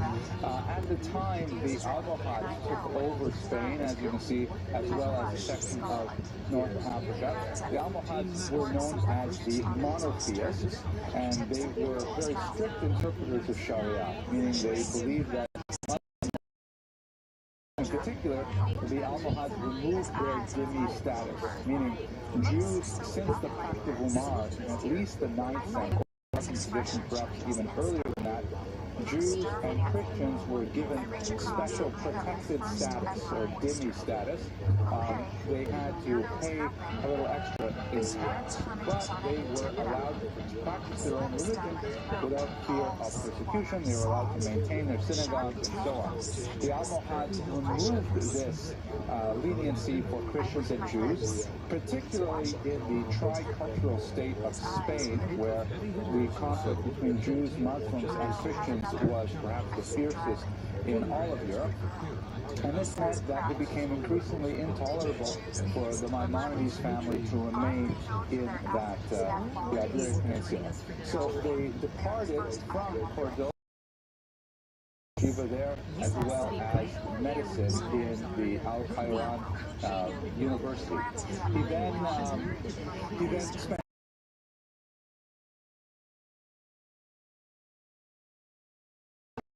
I can show you some pictures. Why don't I show you some pictures? Here's a picture of Cordoba, Spain. This is where the Alhambra Palace is located. We'll talk a lot more about that next week when we look at beautiful Moorish architecture. And then he made his way all the way over to the old city of Jerusalem, where he lived briefly. It's not known exactly why he left Israel. He clearly found that it was the high point in his personal career, and he wrote of his time in Israel as a personal, peak in his life. And in fact, he wrote about his ultimately decision or his fate to move back to Egypt with a considerable amount. Without any specific reference as to which sin it is, many scholars believe it was the idea of returning to Egypt, which some feel is a transgression in the Torah. Career and his fame, particularly in first as being a jewel merchant, and then later as a physician. Now, in Fustat, even though he did not have a position of tremendous authority at the time, there was a situation in which the Jews and Christians were in tremendous conflict. There was a huge geopolitical conflict that had battles between those two religious groups was that a Christian king had taken captive an entire city in northern Egypt, and that held a significant Jewish population. Maimonides took a leadership role from Fustat, and he arranged for a huge collection of cash from the Jewish communities of Egypt, and was able to secure the release of the Jews who were taken captive. For this, he received tremendous prestige and respect, as well as significant remuneration, because he was called upon to serve in many different capacities as a communal leader. And ultimately, he chose to invest his funds in a gem business that his younger brother David would run. Maimonides had told his brother that he should specifically to go and make this purchase, which he then would bring back, and of course he would live off that. As it happened, David traveled to this location, the name of which escapes me right now, and he found that the merchandise was not up to par, and so he elected to go on a much longer voyage to India, where rumor had it there was much more fine merchandise to be had. Unfortunately, his boat sank sometime in the year 1169 or 1170, and he never returned. It was a cause of tremendous grief to Maimonides. He describes how he fell into a deep depression for about a year. He was inconsolable because this younger brother was, he raised him on his knee, and he was his student as well. He left behind a wife and a young daughter. And Maimonides was quite crushed by it, and he describes it still mourning for him even 9 years later. But at any rate, the reversal in family fortunes meant that he had to find a new career, and so he had been taking quite a bit of medical training in Fez and also in Cordoba before they even left. So he decided to turn his hand to medicine, and he turned out to be extremely successful at this, eventually becoming the court physician to the Grand Vizier, and ultimately to none other than Sultan Saladin himself. There are even some interesting sources that argue that Richard the Lionheart, the Crusader king, wanted to bring Maimonides into his own employ, but there's no real significant basis for that. There is an interesting citation that's rooted about that Maimonides even converted to Islam in the course of his wanderings before he became Nahid. I'm just walking back a little bit now chronologically. But there's a lot, I should just dispense with it right now. The consensus of scholarly opinion is that likely that it is not at all correct, because the Muslims of the medieval period were a little bit like the Mormons of the 20th century, baptizing dead Jews who were killed in the Holocaust in order that they should get posthumous life in the world to come.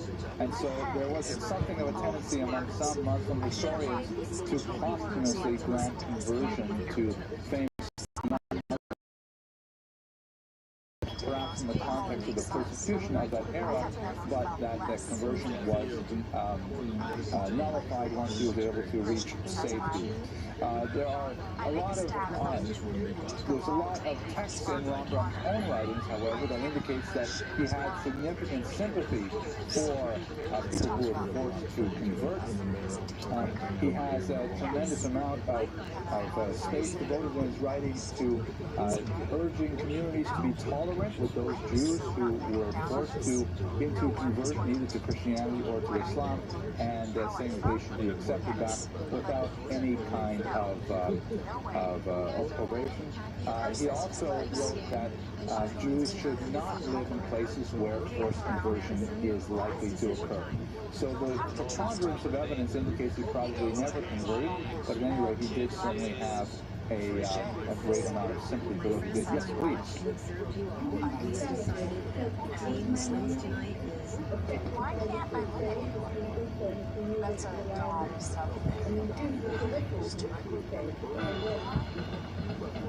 why can't I touch? Affected by the Crusades. I don't know. I simply don't know the answer to it. I've never seen anything that Maimonides has written on that.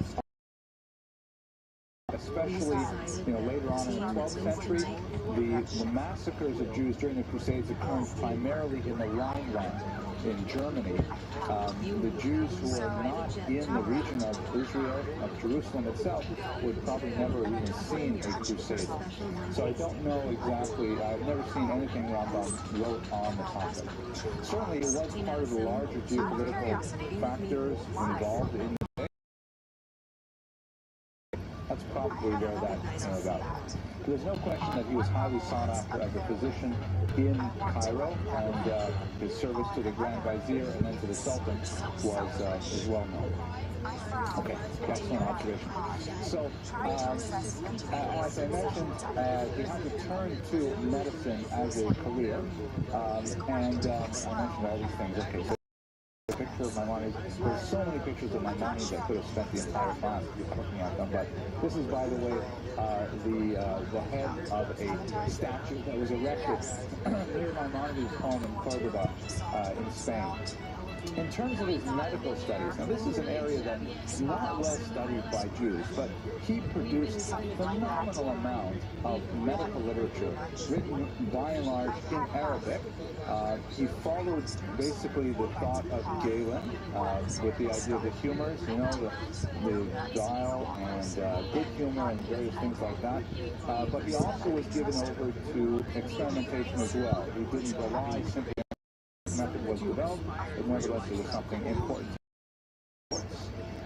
which represented various herbs and spices and other medicinal ingredients that were used, and listed them in a quadrilingual format. I believe the four languages were Hebrew, Arabic, Greek, and Latin, which was a phenomenal service to the medical community, because it meant that, the terminology could be standardized, and that what people said in Latin text could then be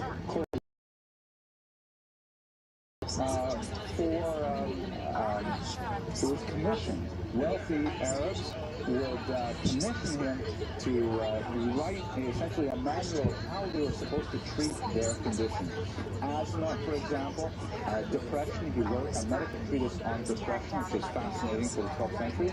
A lot on marital issues. Sexuality was something that people wanted to know about, and they would often ask him how to deal with their various sexual problems. Even a treatise on hemorrhoids. And these are all things, right? So Rambam. You know, I looked in all the yeshivas here in Miami, no one could find it, Maimonides' treatise on hemorrhoids. I was looking for it, but no luck. I'd have to try Wikipedia or something like that to find it. But nevertheless, you know, for the status, the context of the 12th century, tremendous amount of medical writings really at the top of this field. It's especially amazing when you think about the intensity of his day, which I believe is the next slide here, right? His day, which he writes about in many of his letters, was an incredibly busy day. First of all, Fustat was a bedroom community to Cairo. And he would have a daily commute of about an hour by donkey, which is probably about 15 minutes by car, maybe a little less than that, but nevertheless an hour ride on a donkey to get to Cairo, where he would then spend the entire day taking care of the Sultan and his extended family, the children, the whole harem.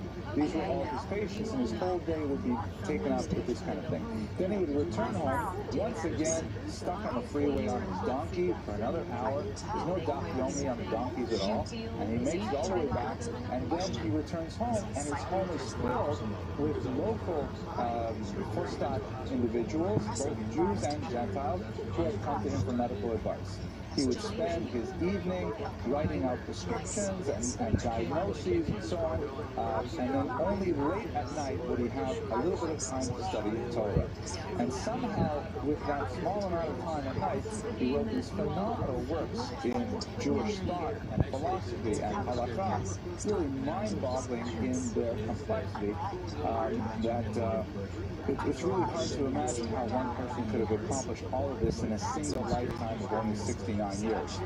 On Shabbos, he spent the entire day giving people halakhic instruction in pause for questions or arguments, discussions, debates. Did he ever sleep? Good question.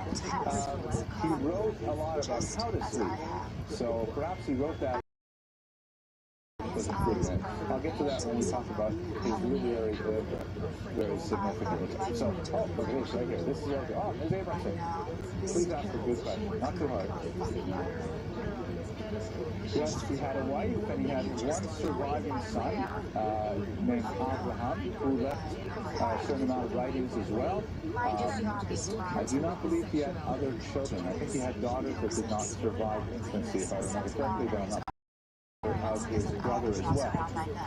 So he had, several people in his household that he was responsible for. Okay, so what's perhaps most significant for us in trying to understand Maimonides is his Jewish works, his Jewish written works. This is, by the way, a manuscript copy found in the Geniza in Maimonides' own handwriting. It is Hebrew and Arabic letters, or Arabic and Hebrew letters, excuse me. So it's Judeo-Arabic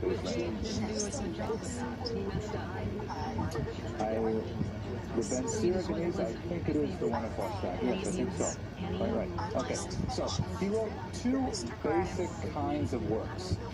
He wrote popular halakhic works, and he wrote advanced philosophic works. And this gives you a real sense of the dichotomy of his personality and the sort of trajectory of his thought. So let's deal with the first category. His popular halakhic works were written in very simple Hebrew. I mean, remarkably easy Hebrew, intermediate, really like middle school level Hebrew, and they were designed to give a large swath of the Jewish population access, sophisticated and thorough and comprehensive access to the entire corpus of Jewish law. We should remember that one of the huge lacunae in Jewish thought at this time was that there were very few codes in existence. What do I mean by that? Responsa literature, which we spoke about a few weeks ago when we were talking about the Geonim. The Talmud is not at all organized in a format that we would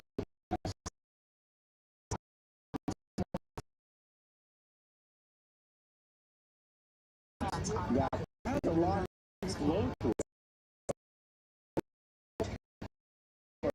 If you know the entire Talmud, there is no way to index it appropriately because it, you know, it's even strange to talk about tangents in the Talmud because all of the Talmud is one long tangent. I'm not exaggerating because you may be studying, for example, the tractate Shabbat, which deals with the laws of the Sabbath, but it's very likely some crucial laws will be found in entirely different tractates that are not titled Tractate Shabbat. It's just the nature of the and organized it in a fashion that people could easily look up the halakha that they were supposed to find. Essentially, like modern books would have chapters and would have sections and would have, you know, paragraphs that are all organized in a logical format. We spoke a little bit about Saadia's influence with the Mutazilite philosophy and methodology a few weeks ago, and the Rambam, although he disagreed with Saadia in many areas, he definitely liked that style of argumentation. So basically, what he did was, he wrote this amazing document called the Yad HaChazaka, the strong hand. The word hand, Yad, in Hebrew means 14 because it has 14 books in it. And this was basically most comprehensive, the easiest to access, and a runaway popular bestseller on the 12th century, you know, New York Times.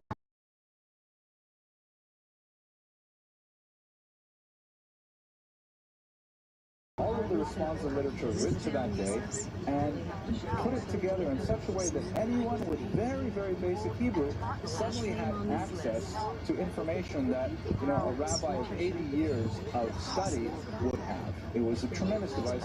It was not unlike the kind of information revolution that we have today with, for example, smartphones, with, you know, access to Wikipedia. That's the kind of colossal achievement that Maimonides did in his Mishnah Torah. Naturally, it was very controversial because, you know, if you recall, people were already upset with him because he said rabbis couldn't take any money for their services. He essentially put them out of business by saying, what do you need a rabbi for? I have the Mishnah Torah. Are you just going to come back on? Sure. Oh, good. Thank you very much. So, that means I'm talking too much. You know, if the screensaver turns on, it means I'm talking too much. I have to definitely go to the next screen. The Mishnah Torah was very, very controversial, as we shall see shortly. He also wrote Sefer HaMitzvot, which was basically addressing the question of what are the mitzvot. I mean, it's kind of you think it's a very basic question, right? Everybody talks about we have 613 mitzvot in the Torah, Taryag mitzvot, but no one ever counts them. No one ever says, well, what are they exactly? So the Rambam set out and combed through the entire Chumash, the 5 books of Moses, and he wrote down exactly what those 613 mitzvot were, and single-handedly created yet another industry of rabbinic scholarship as people disagree. It includes 2 mitzvot, why did you put it together? There's a whole discussion. But still, these kinds of works, and I should mention also his first work, the commentary on the Mishnah, they represent an entire trend of his thought saying that the Torah should not belong just to specialists. The Torah should not belong only to those people who have advanced training in the highly arcane Aramaic idiom of the Talmud. The Torah should be something that everyone with the very basic literary skills should be able to access. Literacy skills, excuse me. So that was a phenomenal achievement in itself, and really he could have rested on it. The second major body of his written works, and I am excluding here his letters, of which there are hundreds, and say a lot about his personality and his leadership style and so on, but now we're talking more about his formal treatises written for the Jewish world, were books that were written for an entirely different audience. Whereas the Mishnah Torah and the Sefer HaMitzvot were written for the common Jew, the books like Guide for the Perplexed, Mora Nevuchim, were designed specifically for the highly educated, Jews who were, this is an era where Jews had tremendous access to all the corridors of learning. There was no real barrier set before them, no numerous clauses to keep them out of colleges and so on. So they were learning everything that they could, and they were learning the greatest works of Arabic philosophy at the time. And Judaism has all kinds of strange things in it, like anthropomorphisms for God, and certain bizarre commandments that we have no idea why they're there, like the mixing of wool and linen, so on and so forth. So, looking at that highly, specialized but at-risk population, Maimonides wrote this phenomenal philosophical work, the Morim Ruchim, the Guide for the Perplexed, which was designed specifically giving him the ability to span the entire, breadth of Jewish thought and put it down in very simple layman's terms. The Guide for the Perplexed was like a mountain climber. He rose to the heights of Jewish thought, engaged in very abstruse and complex philosophical debate to bring across the most sophisticated aspects of Judaism. Guide for the Perplexed was published in Judeo-Arabic, which, among other things, was the vernacular of this segment of the population, but it also allowed aspects of the Guide for the Perplexed is that most of its students today do not read Arabic, they read Hebrew, and they have to rely on somewhat problematic Hebrew translations by the Ibn Tibbon family that, they themselves were somewhat challenged by the abstruse Arabic philosophical terminology that's used in the book. Nevertheless, it's a huge class.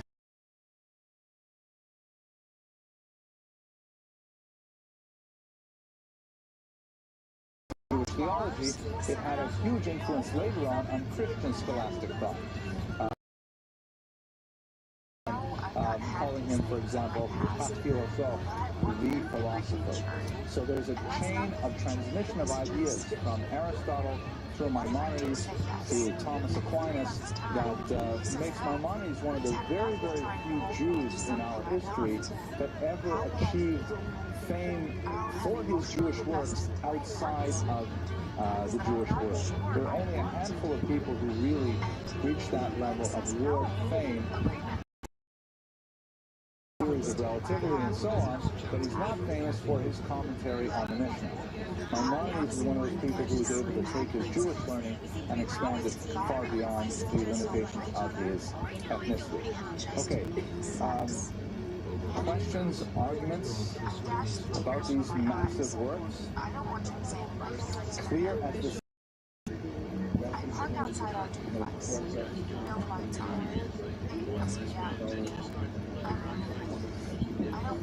Right, so I think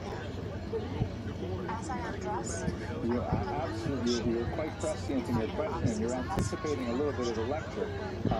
The question that's asked for my friends in the Philippines is, did Maimonides, really cross-reference his Mishnah Torah with the Talmud? And in fact, that's one of the main reasons he was criticized, because he specifically omitted all footnotes. There's no question that he is clearly aware of all the debates in the Talmud, and his language is incredibly precise. Even though he uses very simple Hebrew, it's incredibly those certain phrases. He was criticized because no one could essentially verify his citations. Nobody could say, well, how do we know we should rely on you? The only way we'll know it is if we go and look at the Talmud and verify the, trust but verify kind of approach to it. His argument was that since this is a popular work, he did not want to overburden it with massive numbers of footnotes. Later, of course, those footnotes would be researched and written by incredible authorities like none other than Yosef Karo, the author of the Shulchan Aruch, who would write a massive commentary on the Mishnah called the Kesef Mishnah that proved going back. Well, actually, let's go straight to the criticisms, right? Yeah, let's go to the criticisms. Let's go, because really that's what I'm answering right now. Okay, here we go. All right, so he was criticized heavily during his lifetime. So why was he criticized? I've already mentioned in response to Aaron's question that he was heavily criticized because he did not include footnotes. He just wrote it down simply and in a straightforward manner because he just wanted to say the halacha the way it was with great self-confidence. He asserted, yes, this is what you're supposed to do, not like those other opinions, this is what you're supposed to do. But, you know, if you were a skeptical reader, there was no way for you to verify that there was a certain amount of intellectual arrogance in doing so, and simply stating it, you know, boldly without offering any kind of justification. A character flaw, and that his books were unreliable as a result. Adding to that the fact that he clearly was heavily influenced by Aristotle, unashamedly so. He felt that Aristotle was a tremendous philosopher, and he was open to the idea of learning from non-Jewish wisdom, which was not necessarily an attitude that was well respected, for example, in the south of France and the Jewish communities there. So his reliance on Aristotle was another element of criticism. Maybe I should just give you like an example of his reliance on Aristotle and a little bit of where he differed. So, for example, in the third chapter of the Nicomachean Ethics, one of Aristotle's greatest philosophical works, he articulates there a definition of virtue, which has come down to us as the golden mean, also known through Maimonides as the Shvil HaZahav, the golden path. And Aristotle describes the golden mean as the midpoint between excess and deficiency. The correct definition of courage. Courage is the midpoint between recklessness, which is having too much courage for your own good, doing stupid things, taking risks for no reason. That's excess. And on the other hand, deficiency is cowardice. You know, not being willing to take reasonable risks for reasonable payoffs, that is cowardice. Courage is exactly the midpoint between excess and deficiency. Maimonides says that's the way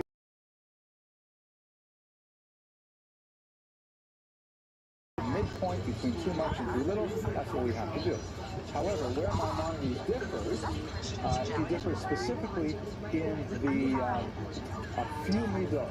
He says that humility does not admit of an excess. Differing from Aristotle. Similarly, he argues does not have a minimum.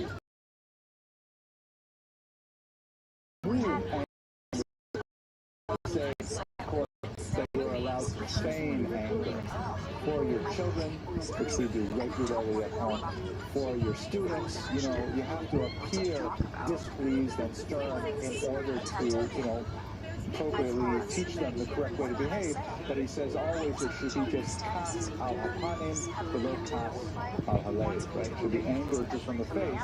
It's an exterior anger, not anger. You have some problems with that?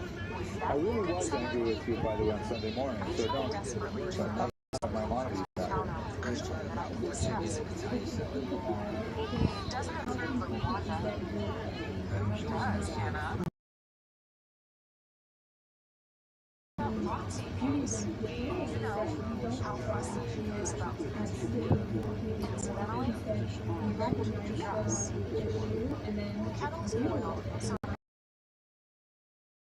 I am somewhat proud of her, yes. I'm like moderately proud, right? Somewhat to an excess deficiency proud.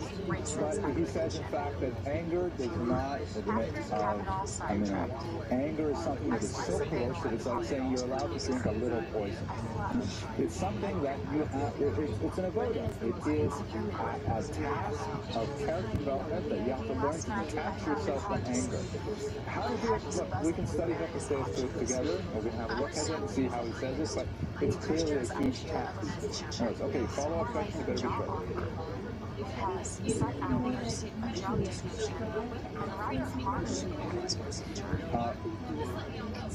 envisaged my first romance, but of course, Christian doesn't.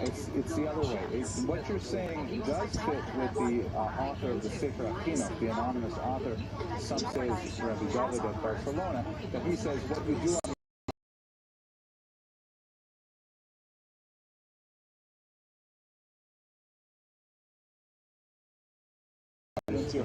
because it'll just give you an option.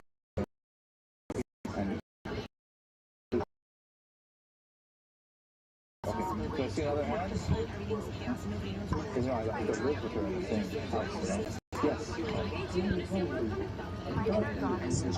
Okay, so God is allowed to do so. Li hanakama. Vengeance is mine. Nobody else's, right? Hashem ViralRabbi. Hashem can dress in gava, in arrogance, but we can't. So just because certain attributes are given to Hashem Yishlo Hama, that doesn't mean that we can do those things. Very, very astute observation. And in fact, it's quite apropos because one of the other reasons that he was criticized is because of his take on allegory and anthropomorphism. We are... Okay, I give up. You're right. I don't know how to answer that. We are B'Tselem Elohim, but... Yeah, that's good. I'm not exactly sure how to deal with that one. That's a tough one.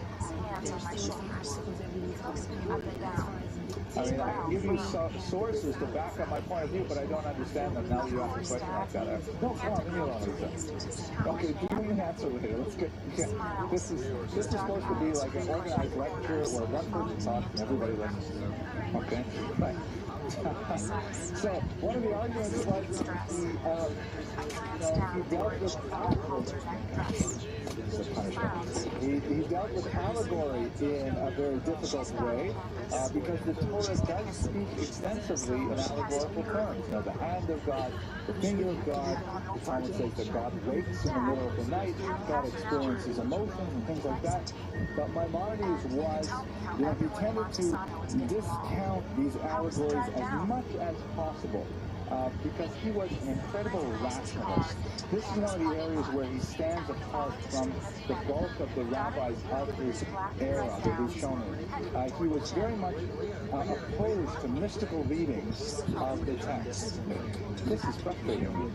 Yeah, but no, it's not going to be angry. But he was very opposed to... I'm looking angry. Okay, this is getting out of hand. So he was opposed to any kind of supernatural interpretations of Judaism. He had a lot of problems dealing with, all these Talmudic passages in the Talmud speaking about demons and like sort of magical things. He felt that they were all, complex rabbinic allegories, but they didn't actually mean straightforward meaning of reading the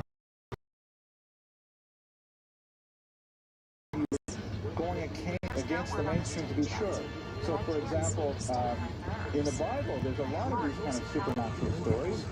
For example, the story of the witch of Endor, when King Shaul is concerned about what's going to happen in the upcoming battle with the Philistines. And so he goes to a witch, and she performs a seance and brings back the dead prophet Shmuel to tell Shaul what's going to happen. And then there's a whole story there where it says, why ask me now? Tomorrow you can ask me face to face, which is a way of saying that you're going to die in the battle, which is of course what happened. So when you read that biblical passage in a straightforward way, it seems like, there was a seance and the prophet was brought back to life and so on. And that the witch had an accomplice who was pretending to be Shmuel and so on. Sometimes it's kind of stretched, but you get a sense of Maimonides' feeling that he really wanted to make everything as rational as possible. And so those areas, he came into conflict with a lot of the other rabbis, Rashi, for example, who, were predeceased Maimonides, but of the same era, who felt that, this mystical world of spirits and demons and things was in fact valid. Yes, please.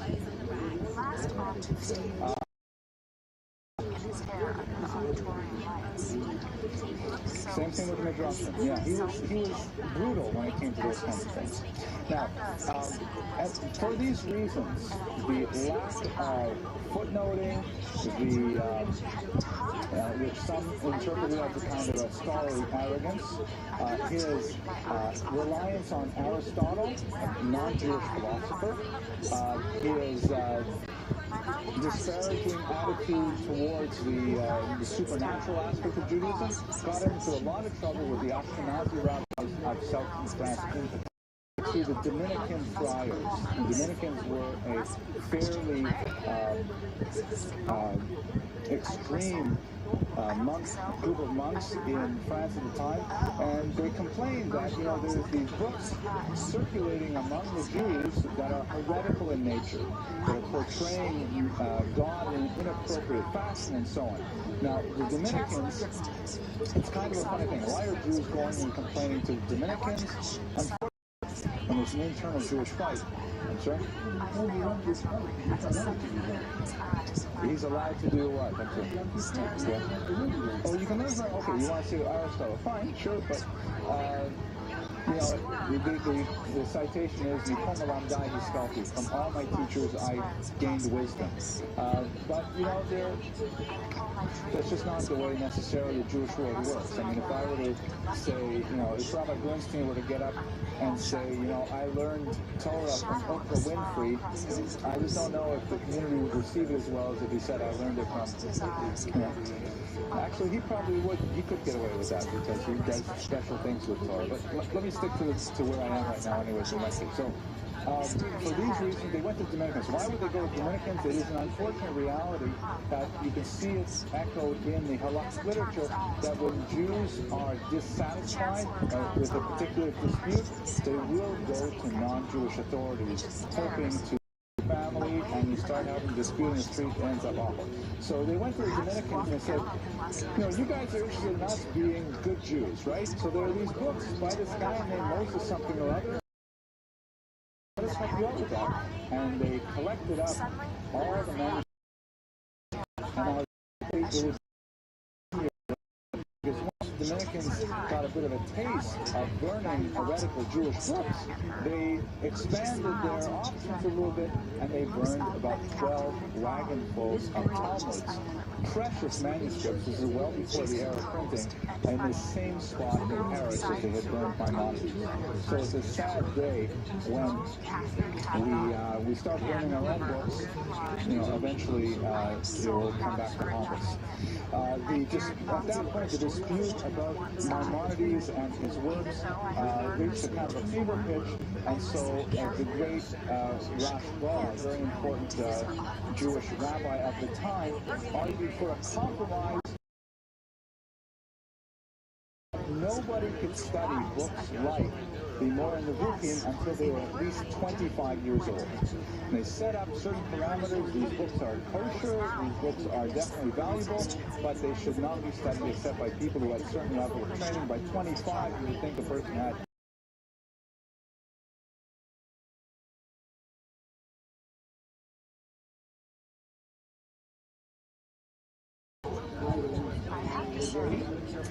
so it's an excellent question. Are the remaining writings legitimate? So legitimate is a tough word to really evaluate in this case. Authoritative is also another difficult one. I'll put it like this. There's no question that Maimonides' contribution is respected even by his detractors.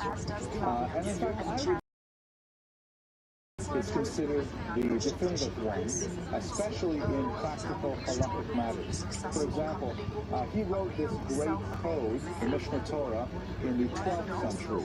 It was 300 years later, 400 years later, that the great Yosef Karo wrote his code, the Shulchan Aruch, which is really the definitive code for today.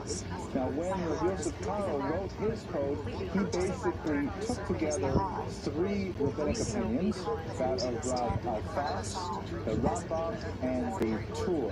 The three very important codes that were written, and if there was a dispute between the three of them, he would go with the majority. The majority often did not agree with Maimonides. So that meant that the code of law that is considered definitive for Jews today, just off the top of my head, I would guess maybe 5 to 10% of issues, it disagrees with Maimonides. 90 to 95% of issues that agrees with Maimonides because they're all uniform on a topic, but there's a significant number of things that Maimonides says we should do it this way, and yet the accepted custom is to do it another way. So because in the Jewish tradition we highly value sincere rejected opinions, that's something that's really ingrained right from the Mishnah with Hillel and Shammai. Nevertheless, he also wrote on a far wider scale than the Shulchan Aruch. The Shulchan Aruch that we have today, the Mishnah Torah, the Rambam, he wrote about the laws that apply when the temple is in existence. He wrote about the laws that would apply when the Messiah arrives. He wrote about the laws of things that are not even touched in the Code of Jewish Law, like how to sleep, as I mentioned earlier, how to think, how to believe. The Shulchan Aruch says that's just way too much for us to get involved with. So in those areas, he is the only opinion. The laws of the Messiah, for example, what is life going to be like in the time of the Messiah? Maimonides is our go-to source because no one else wrote about it. So he is definitely very authoritative in those areas. Okay, that's an excellent question. Okay, yes, last question, and I'll wrap up.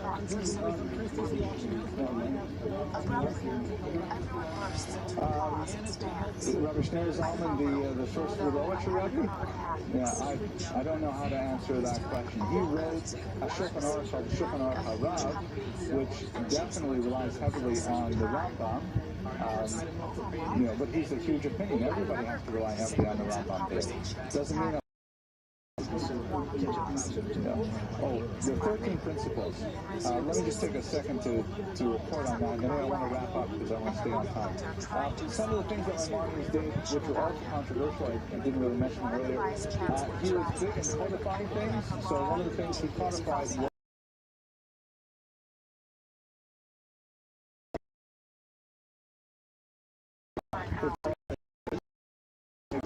for another 15 before that, and nobody ever sat down and said, okay, what exactly do we believe? Can we just agree on this? So Maimonides said, okay, let's write it down, and he came up with 13 basic principles of what Jews should believe. It says something about our religion, though, that we can go so long without ever having to actually agree on something that's so basic. But he wrote 13 basic principles that say things like, yeah, God exists, God is one, God is non-corporeal, we're waiting for a Jewish Messiah, he hasn't come yet. Don't confuse us with that other religion. There's life after death, things like that, saying that the Torah is valid. These are the basics of Jewish belief that he codified. And of course, once you put it out there, saying these are our 13 core beliefs, then you'll have 1,000. Okay, so let me wrap it up by talking a little bit about his legacy. This is his grave in Tveria, although as I mentioned at the beginning of this lecture, the Cairoese Jews would disagree with that. His legacy is absolutely phenomenal. He literally started the entire industry of code in the way that we understand it today by taking a very bold intellectual leap and saying we can reorganize the Talmud. For example, the way he referred to the Mishnah Torah, which is also a criticism, he said, listen, all we really need to be a good Jew is to be a good Jew. And that was a very bold intellectual statement, but by and large, it's got a lot of truth to it. Indefatigable. Thank you for saying that correctly. I should give you the microphone. Tireless. Worker for Jewish causes. We only very briefly touched on this in the lecture. And he also created tremendous philosophical works. And on the side, he was an extremely successful physician with a very lucrative practice and a good publication record. So Maimonides is really one of those towering figures in Jewish history, but I strongly urge you to encounter his writings for yourself because they really are quite brilliant. They're available in English translation if you find the Judeo-Arabic or the Hebrew challenging. And once again, I want to thank you very much for your endurance and your attention tonight, and I look forward to speaking with you next week. And won the auction.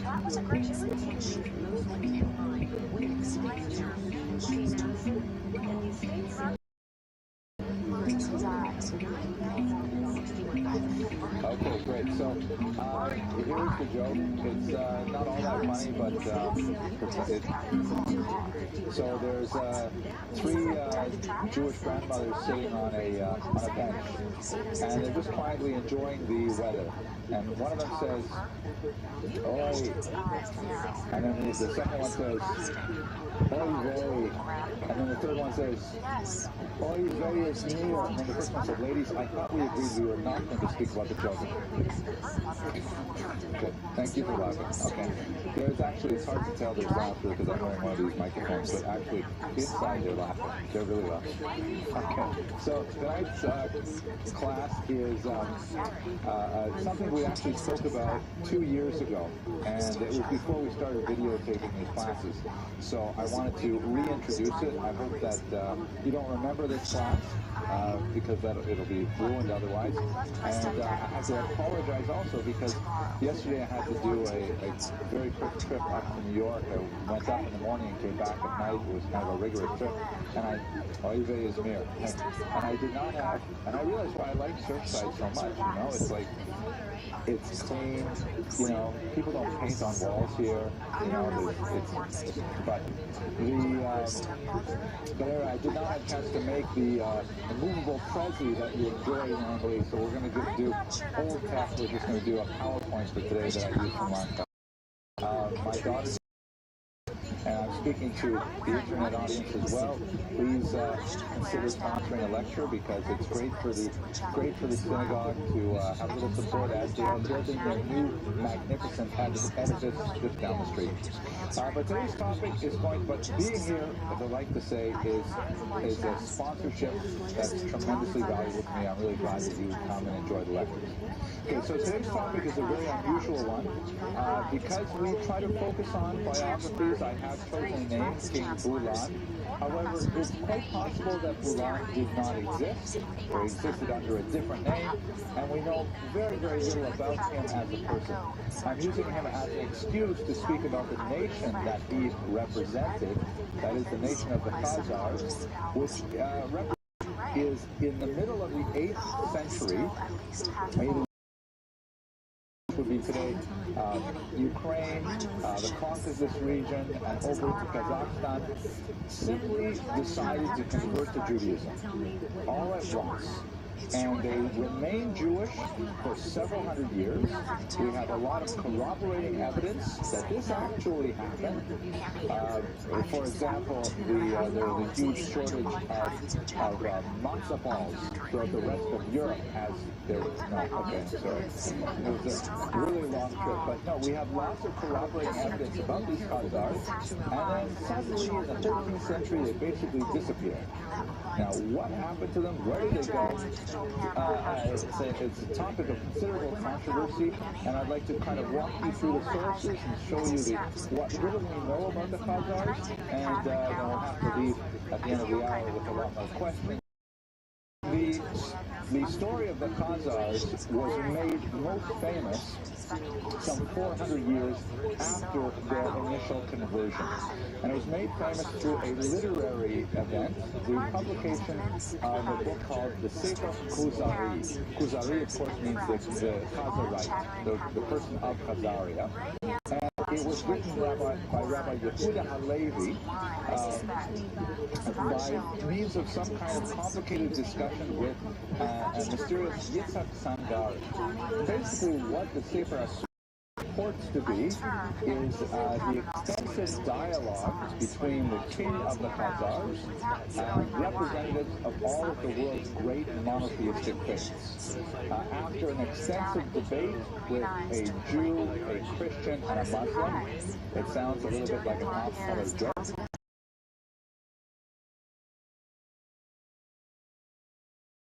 Takes his nation with him.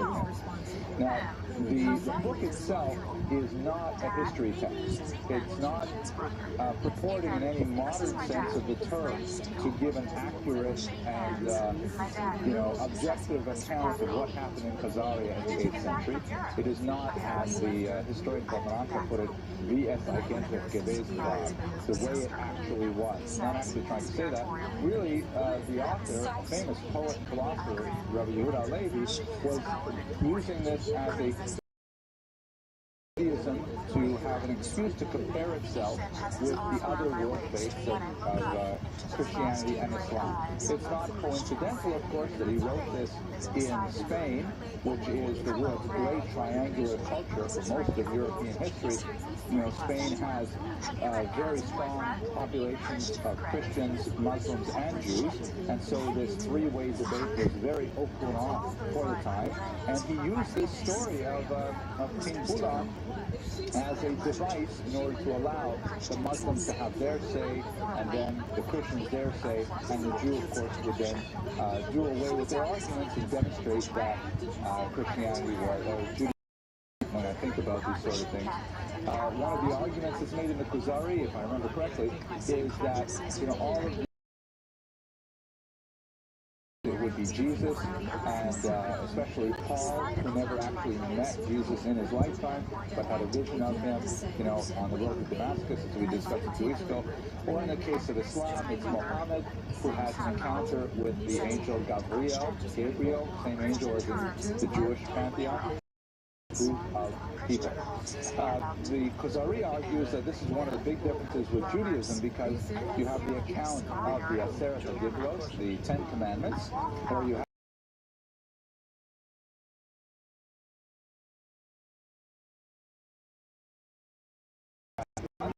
all claiming, according to the Mizrahic accounts, to have heard the first two commandments directly from God, and then afterwards, you know, through a mediation. And so the Kuzari argues, you know, it's one thing to have one person, so to speak, make up a story and have a lot of people believe it, but can you imagine 6 million people, 600,000 people, approximately 3 million if you include children and people of all genders, so to speak? You know, if you have 300,000, how many is it? 600,000, 3 million, about 3 million people hearing it and reporting it. And if that isn't enough, there are an interesting kind of argument, I think, for Judaism. But that's really what the Kuzari is about. The Kuzari is not about the history of the Khazars.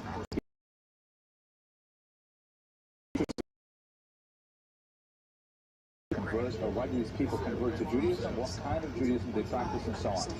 So here's a map that shows you exactly where the Khazarian Empire was at the time of conversion, about 740. Here is Kiev, way up here on the top, the Black Sea, the Caspian Sea, the Mediterranean is over here. If we extended this down, Israel would be, you'd have Israel be right about here.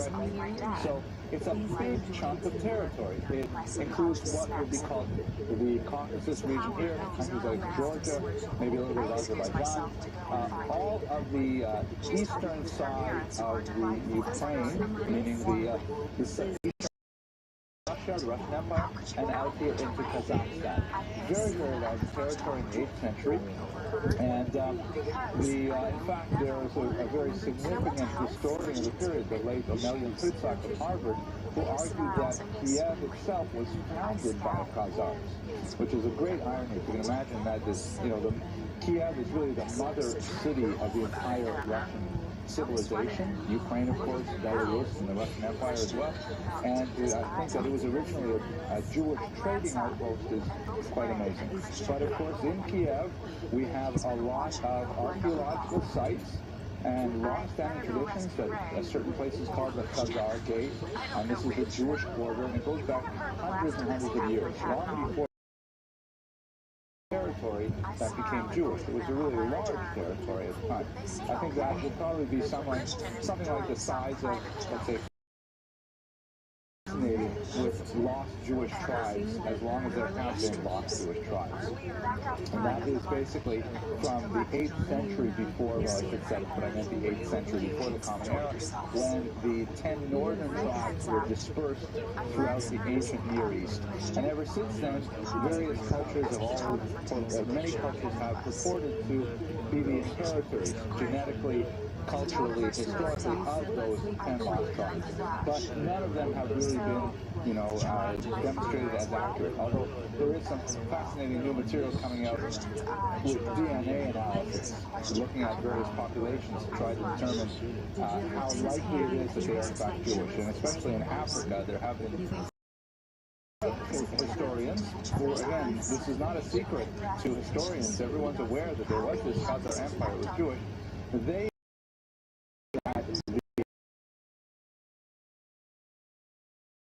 Abraham's second wife, that after he sent her away with her son Yishmael, and then she came back, and her name was changed to Keturah, which means kind of like pleasant-smelling incense, and then she had a whole bunch of children with Abraham. It is mentioned in the Bible that he married Keturah, and then the children went east.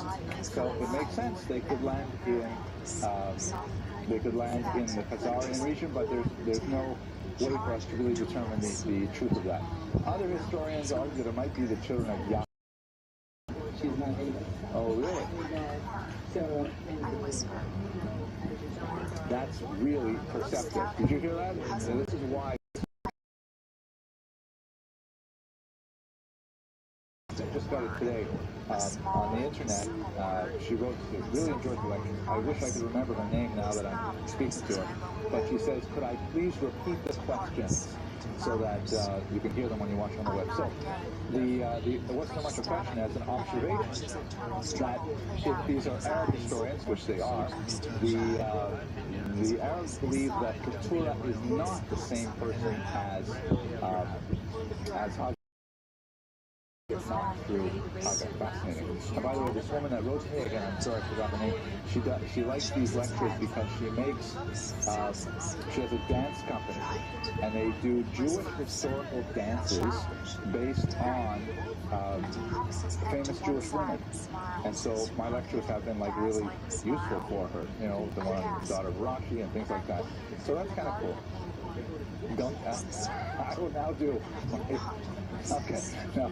Okay, so other documents we have about the Khazars, besides the Kuzari, we have an interesting piece of correspondence between Chastai ibn Shaprut, who was a very important Spanish Jewish politician, and one King Joseph in Khazaria, who wrote another version of the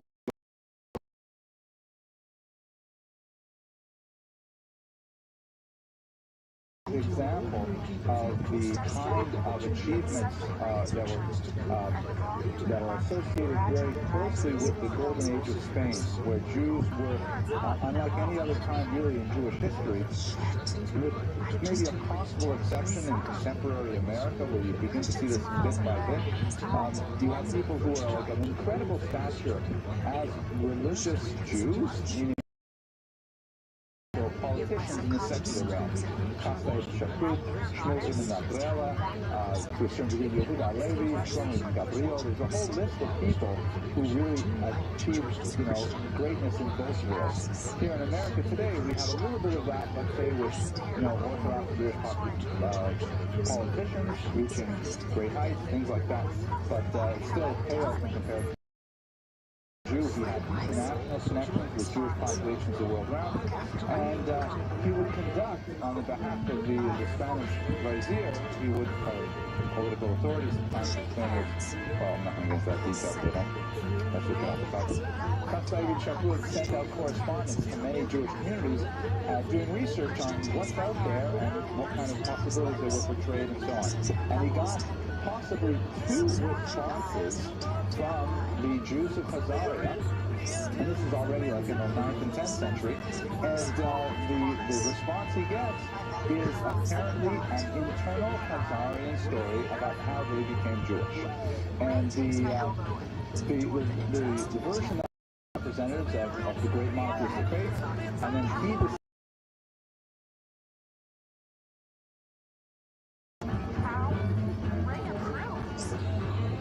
that is a characteristically brilliant question, Ms. Abramson, because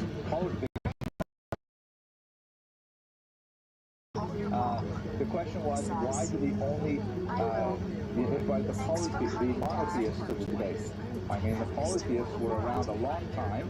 There's lots of idol worshiping going on. Why are they not called to the party? Why only the monotheists? Let me see if that goes in terms of the lecture I was going to give. No, I'll just tell you. I'll answer the question now.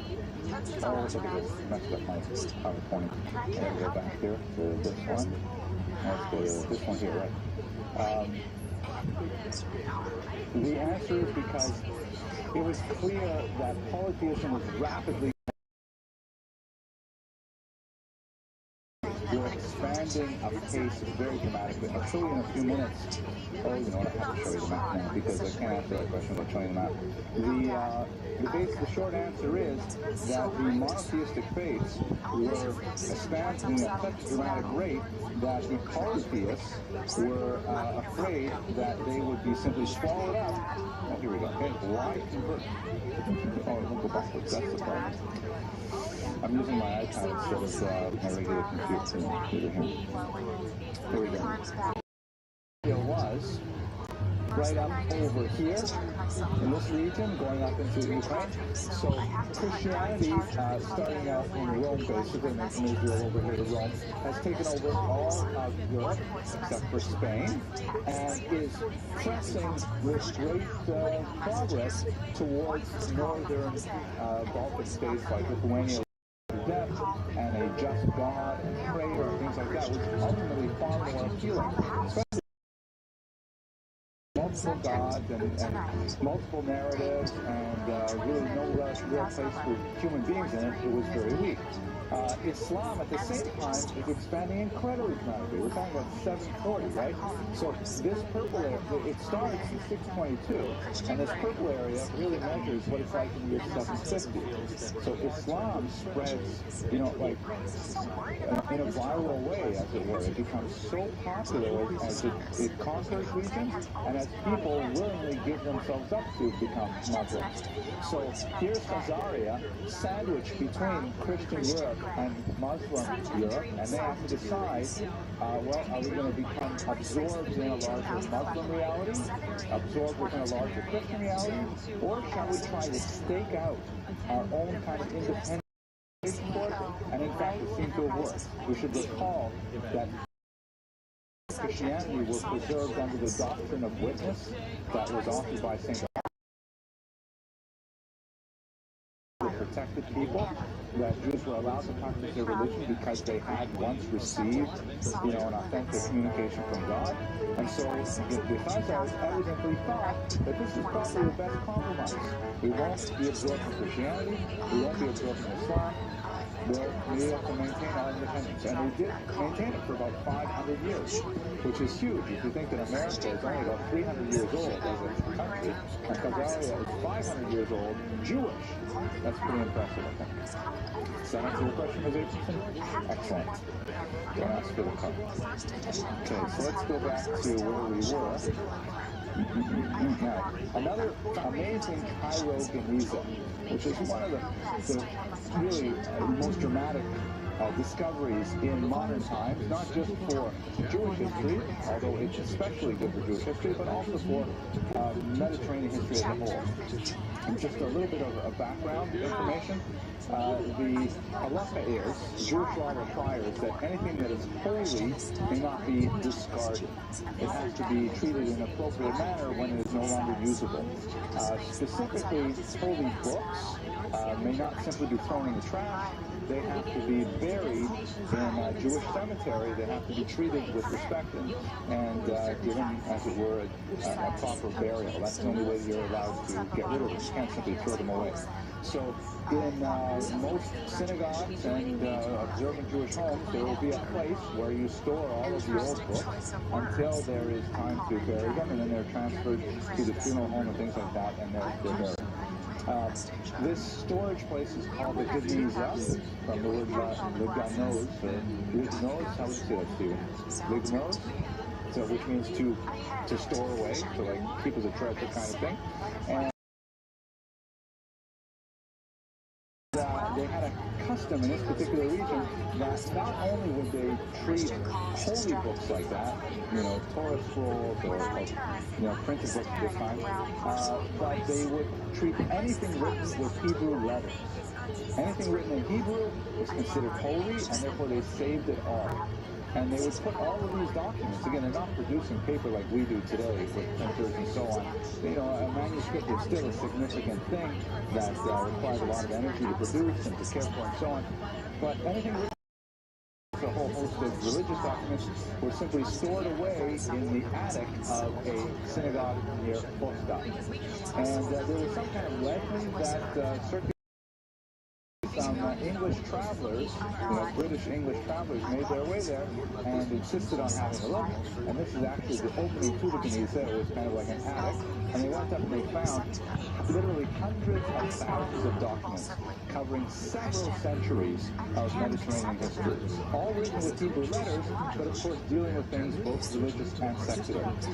It was a find that astonished the scholarly world, and within short order, by the turn of the 20th century, it was all carted away and it's stored in some of it's in, I believe, in New York, in Leningrad, and I believe London has some pieces of the Geniza. But amazing things, they're still going through these documents, trying to figure out what they mean. About 250,000 fragments, and by comparison, more than 2.5 times everything we know about Arabic history. To use. Oh, here we go. Yes, there's some in Cambridge, in New York, and in St. Petersburg. They're fragmentary. They're often damaged. That's why they were stored away, because they could no longer be used. They're written in several languages, even though all in the Hebrew characters. You have, of course, Hebrew documents. You have Aramaic documents, and you even have Arabic documents. People writing using Hebrew letters to express statements in Arabic, which was not an uncommon thing. Many medieval documents written by Jews used the Hebrew alphabet even to write in English or in French. They'll just use Hebrew as well. So,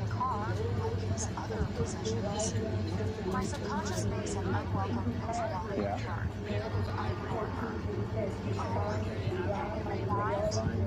Oh, that's very funny. So the competition in Mexico, well, it wouldn't work in her school, but in Mexico, if they need to write down the answers for a test, they'll write them in Hebrew and then you can just look at it afterwards. Very good. Okay, the contents, as I mentioned, you have. Is that correct, Rodriguez? Not sure. I think they even found some pieces of the Mishnah Torah in there. Yeah, that's not maybe. Maimonides' own handwritten documents. Astounding. Business papers, legal documents, lots of letters that were sent to Egypt because, a letter could come from England, let's say, written in Hebrew.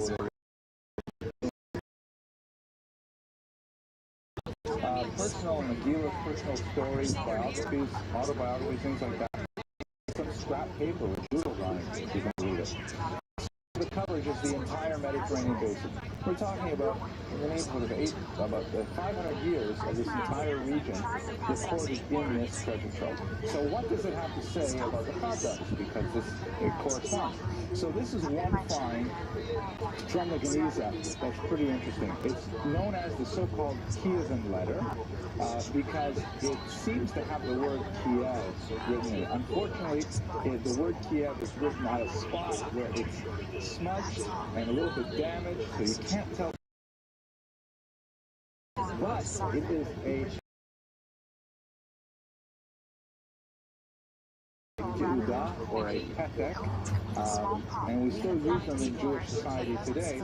It's essentially a letter attesting to the bona fides of the holder of this letter, saying that he is an upright individual who has fallen on hard that belonged to a Meshula, a charity collector, and he was possibly from Kiev, and could you help out? And he would ask for $1 or so, show up to the shul at 7:30 in the morning, and go to another shul, and it's collect money. So that indicates that it's probably authentic. It's it's a and it shows you how long Jews have been doing this. It's a well-worn Jewish tradition to have one of these documents of introduction and ask people for funding. Now, one of the most fascinating things about the letter, though, which tells us more about Khazar, of course, the idea that it was from Khazaria is fascinating, but look at this fascinating thing at the bottom here. At the very bottom, it says, in Turkic runes, not in Hebrew, but in Turkic, this phrase, which I'm not going to try to pronounce because I have no idea, but apparently the translation is, I have read it. So what could that possibly be? Read it?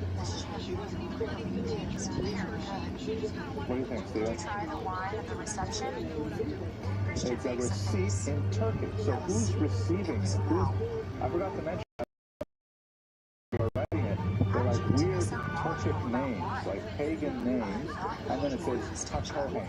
It sounds like I don't know, Sviatoslav, HaKohen, you know, things like that. So that combined with this strange phrase, I have read it. Well, when you look at it Tuadot today, what do they say on the Tuadot? Christian rises gracefully. He likes the body. Besides, they describe how this person, please. Yeah, exactly, that's precisely. There's a little, it's a bit of letterhead at the bottom. But it's like the rabbi, so to speak, or the head of the community, or someone wrote, yes, I approve this message. A prominent Khazar Jewish official. And yet, he writes it in Turkic and not in Hebrew. So how did this document get created? What did this document mean? How did it work? Okay, this is like, it was an undergraduate class. Nobody make eye contact, because that's the first thing to do, right? Joseph, who do you think actually wrote this letter? Like, who actually penned it to paper? The guy probably, the holder of the document probably does not know any Hebrew. So who wrote it?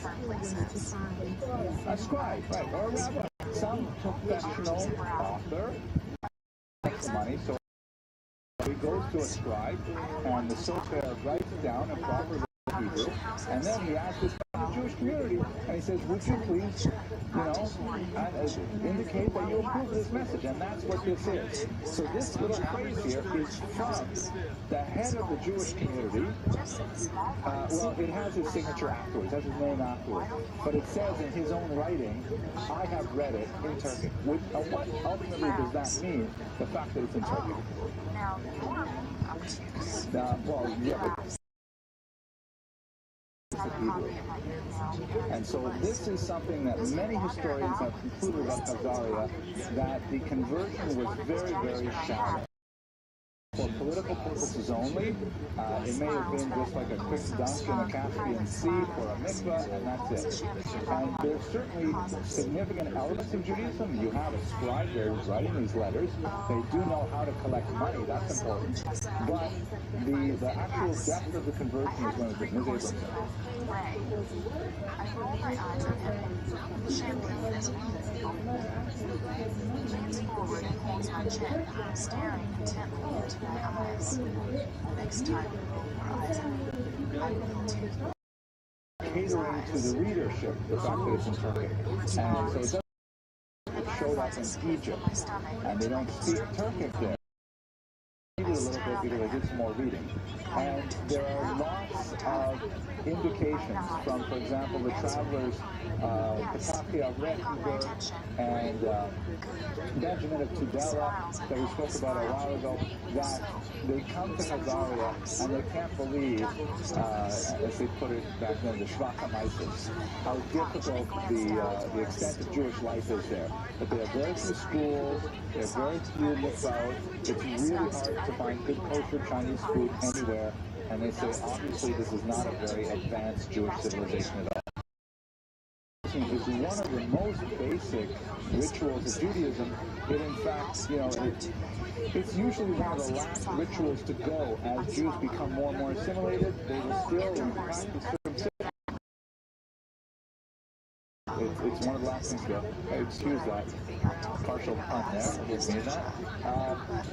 And there's a lot of... so it's not possible that Khazaria was not really that deeply religious. In fact, most of the evidence, the preponderance of the evidence, indicates that that is the case. The Khazars also may have been fairly pluralistic in terms of Judaism, as we shall see later.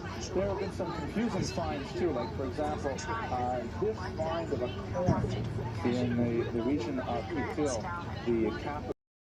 It's all over, right? They're totally Jewish. The problem is the Star of David was not a traditional Jewish symbol for about another 800 years. We didn't use the Star of David to represent. You see the menorah, you see like the makes us feel warm and sort of like ethnically connected, but it's probably not historically accurate. Yes?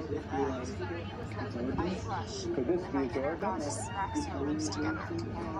It's a brilliant theory. You could probably get at least one graduate paper out of it, but I think it would be a stretch to say this is the origins. I mean, a six-pointed star is not that complex an icon. I'm sure many cultures have it.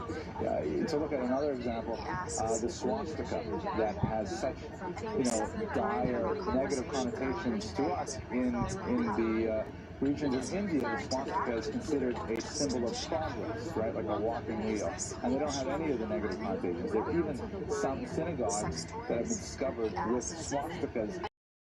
Negative thing. Okay, now one of the big questions is maybe the Khazars were Karaites, because ironically this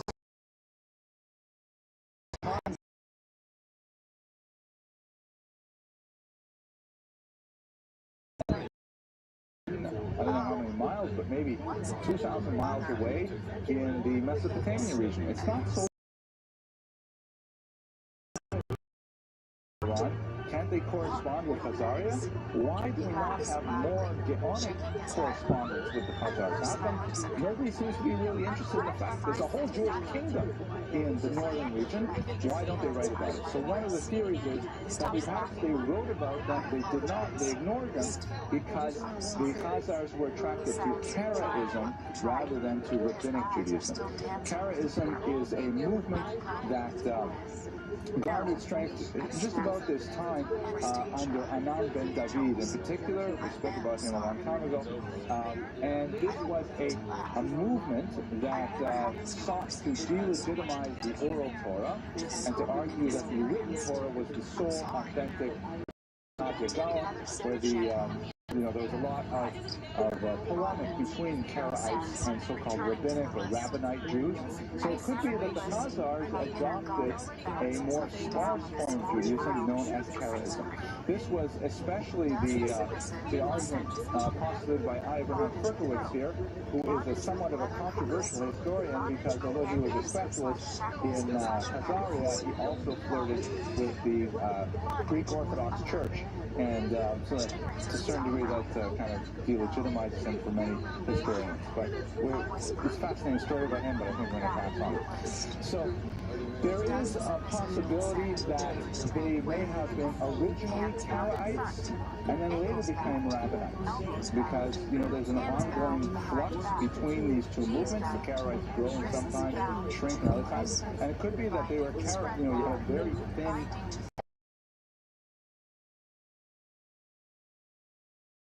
9th century, there's more information about what's going on, and some of the Khazars eventually converted to a rabbinic Judaism, as it were. We don't have a lot of details about this. We do have some Christian texts that indicate that when they visited the region, the Jews were practicing a whole host of, or the Khazarian Jews were practicing a whole host of habits that were associated with rabbinite, so that's also possible as well. This is another archaeological find. It's a belt buckle. It has nothing especially Jewish to the Khazarian Empire.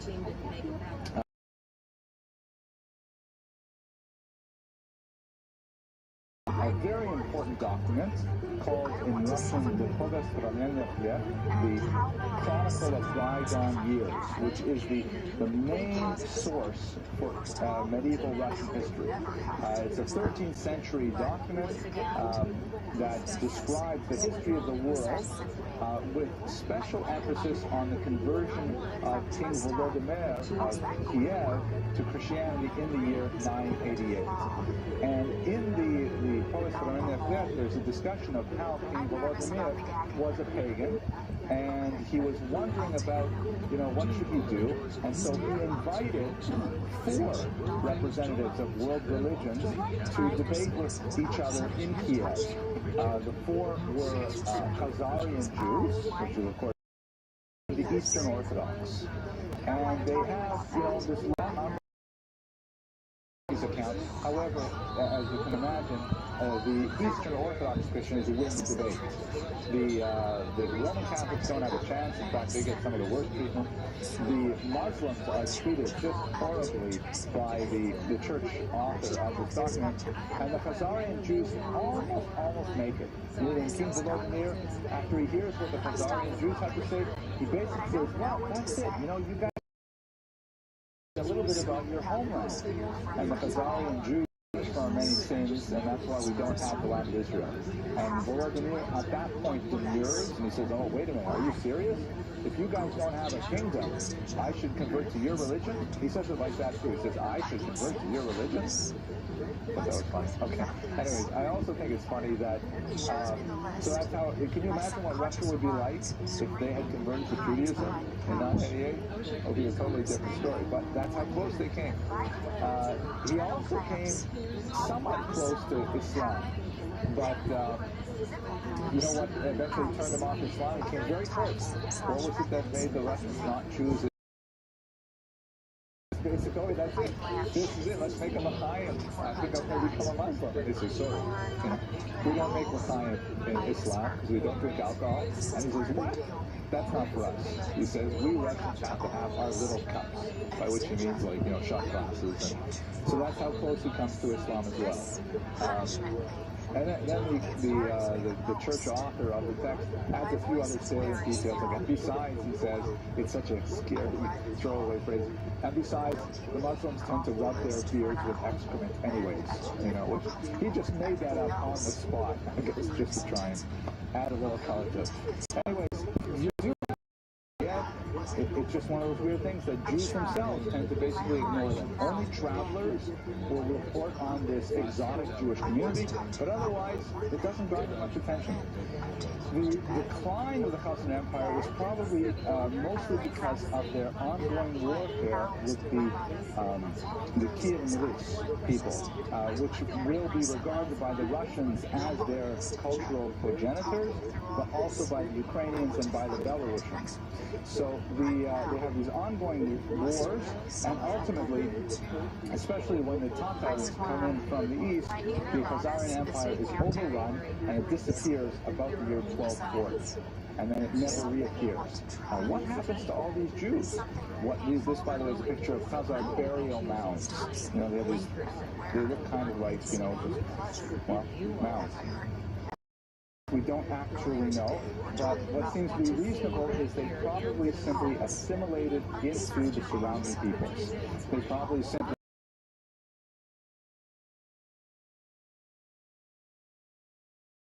and the coherence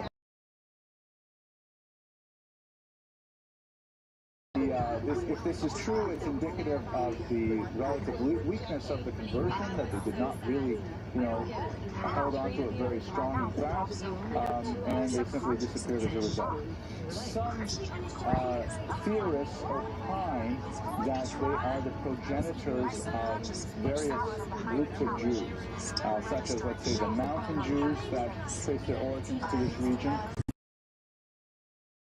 There is a theory, Arthur Kessler is associated with it, and some people who have a very, you know, a biased agenda in particular, that in fact the Khazars are the progenitors of Ashkenazi Jewry. Meaning, you know, if you have just a look at Jews today, at least in terms of superficial racial characteristics, you've got a wide range from, you know, dark-skinned of Asian Jews, Oriental Jews, and you know, North Africans with a kind of a Mediterranean complexion, and then you've got all these light-skinned, sometimes blue-eyed, blonde-haired Ashkenazi Jews, who clearly trace their origins to the Roman. Yes. I lived in Hungary for a few years, and the Hungarians claim that the Tatars are the origins of the ancient Jews, the original Jews in Hungary are Tatars. That's interesting. That's interesting. Our observation is that in Hungary, the argument was that the ancient Hungarian Jews were the... I mean, everything about Hungary is exceptional. You know, the language is completely different, and there's a theory actually that supports that because the Jewish community in Hungary was rather unique in that they're the only population of all of the Jewries of Europe who feel that, you know, it's absolutely obligated to cover every piece of furniture with plastic as soon as you get it. And so that could be they have Khazar origins, but so there is this theory that the Khazars are the origins of the Ashkenazis. It doesn't have much weight to it. There's no linguistic evidence of the Khazar penetration. Like, for example, the word Davin has no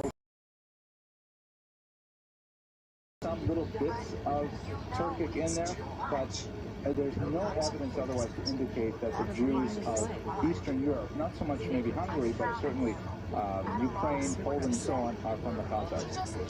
What is motivating a lot of people who propound this theory is that they hope that by displacing the origins of Ashkenazi Jewry, which were probably the most prominent Jewish population in Europe and in America, about 3/4 of American Jews are of Ashkenazi origin, they could somehow delegitimize the biblical ancestry of the Jews. In other words, by saying, you think you're descended from the forefathers in the Bible, forget about it. You're actually a Khazar. You're actually descended from the conversions of the Khazars to Judaism. And that's like some of the white supremacist websites on the web, which I don't recommend you do, or at least you should definitely have a shower after. It's a completely different people that has overtaken their name and their heritage. The true Jews today are, of course, the Christians and us guys. And those Jews who claim to be Jews don't come from Jews at all. That's the argument. It's fairly specious, but nevertheless it exists. So the legacy of the Khazars.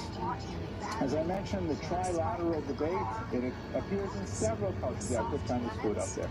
But the trilateral debate appears in several cultures, so the story of the conversion of King Bulan may actually have origins in reality, and it clearly had an iconic sort of stickiness that was absorbed. Highly attenuated. We have really no significant evidence of the Khazars ever passing through Jewish history except through, these scattered little bits of data in the Cairo Geniza or travelers' accounts. We have no great Khazar authors, we have no great Khazar traditions that we can identify, and they simply appeared like a bright flash on the horizon, and then they simply disappeared shortly thereafter. Okay. So that's about it for tonight. I hope you enjoyed the lecture. Next week is going to be a really big one. We're going to talk about a colossal figure in Jewish history, the great Moses ben Maimonides, the Rambam. It was a fascinating life story and a tremendous controversy.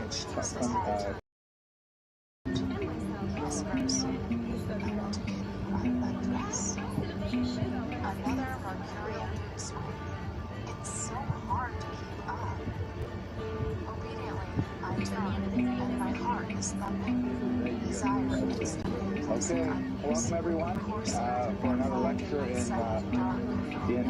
Jewish history. Oh my gosh, we've got so many chashuv guests today. We have Mr. Rabbi Aryeh Rush of Alliance Gallery just joined us. Wow, world class art. We have one of the master educators of our community, Rabbi Nathan Heshi Rizel. We should do a hand to Rabbi Rizel.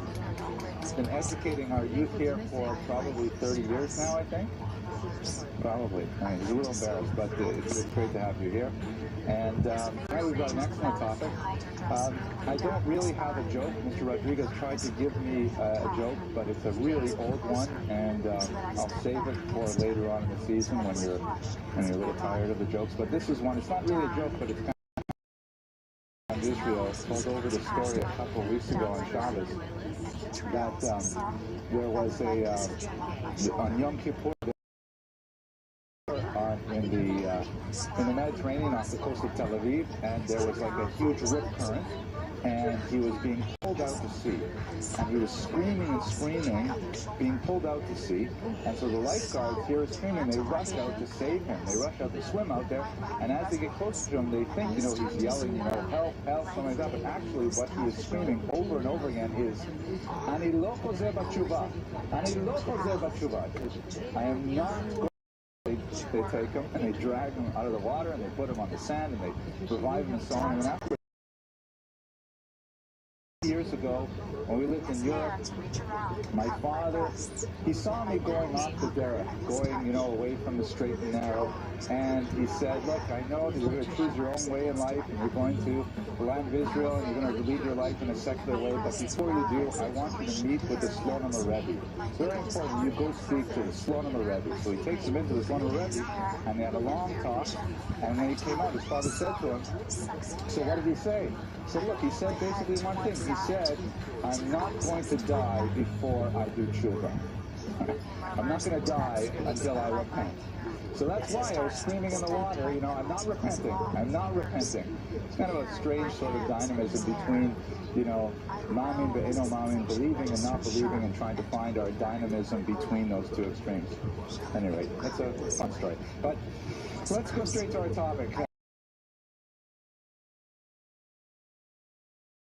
Fractious and highly individualistic. He had absolutely no fear of any man. So says the various chronicles that speak of him. And in fact, when we chronicle his biography, we see that they got into trouble on numerous occasions, and nevertheless he was able to lose the screen. Okay, let's go right back to our screen, and we'll log in quickly. Excuse me for this. Ms. Rodriguez, make sure we edit this out when we do the final version, right? Okay, do we have the VGA is going to find it? There we go. Okay. This, by the way, is a very rare picture of Sadia Gaon. Very hard to find accurate. No, this is not at all. This is a picture of a Yemenite bride. I tried to get something in the Arabic context, so let's just ignore that and go straight on. Tonight's lecture, we're very grateful to Israel. So it's sponsored jointly by the Shul and an honest donor. Again, I'm always so grateful that you're here. Your presence here is sponsorship enough, but it's nice to give the Shul a little bit of support because we are engaged in a massive building campaign, another Jewish edifice complex right here in the young Israel, Val Harbor, and whatever you can do. 1982, a little bit of dispute about that early year, and he was born in Egypt. Discussion last week of Sharira Gaon. That was actually an institutional title. It was given to someone who headed one of the great academies in Babylon. This is the areas where the Talmud was formed and debated for literally hundreds of years, and to have the title Gaon essentially meant like a Nobel Prize winner 10 times over. It was a huge title of responsibility and signified a tremendous intellectual achievement. Of the several cities that had academies in the Mesopotamian region between the Euphrates and the Tigris River, leading down into what would be contemporary Kuwait, there were two cities that were primus inter pares, the first among equals, and they were Sura and Kundavita.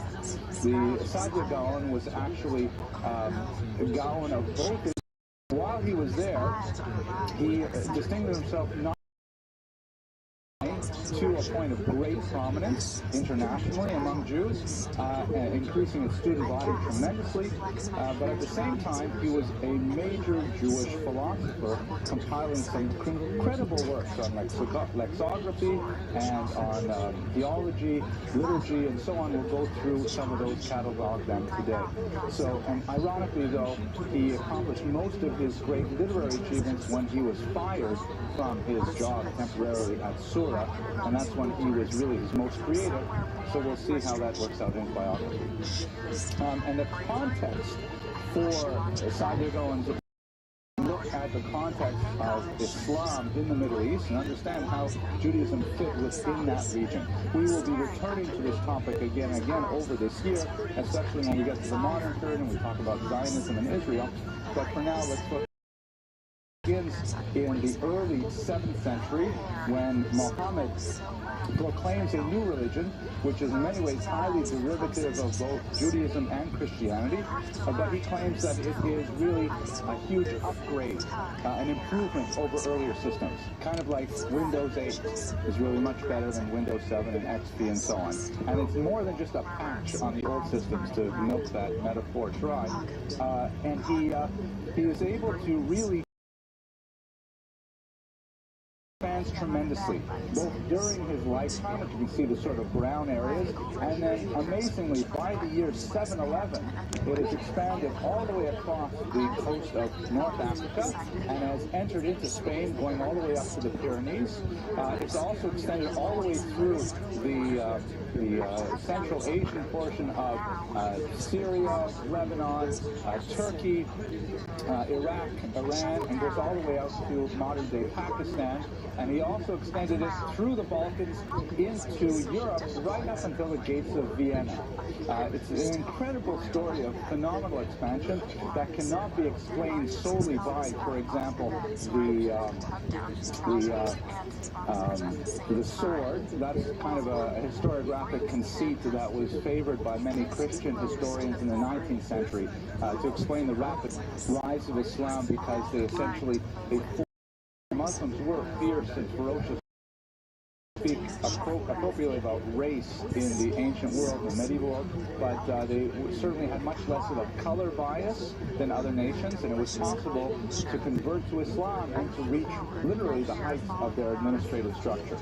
And there was also a lot of really basic, beautiful ideas in the religion that appealed to pagans, appealed to early Christians as well, and possibly even to some Jews. That accounts as well for the tremendous spread of Islam over such a small period of time. These little arrows here, which perhaps don't show up so well, show you, Sadia's own piece of like Pitom and Ramses, described in Tanakh. It's now known as across what would today be Jordan and Syria into the Mesopotamian region here, where he eventually ended settling up in Sura, which was where he was the Gaon. So that gives you a sense of kind of like the geographic spread of Islam and why it was so significant. Now, Jews had a very interesting relationship with Islam, which is quite distinct from the relationship that they had with Christianity. And in fact, over the last 2 millennia, we can pretty much divide Jewish history into 2 roughly equal sections. One that describes the experience of Jews under Muslim rule, and another which describes the experience of Jews under Christian.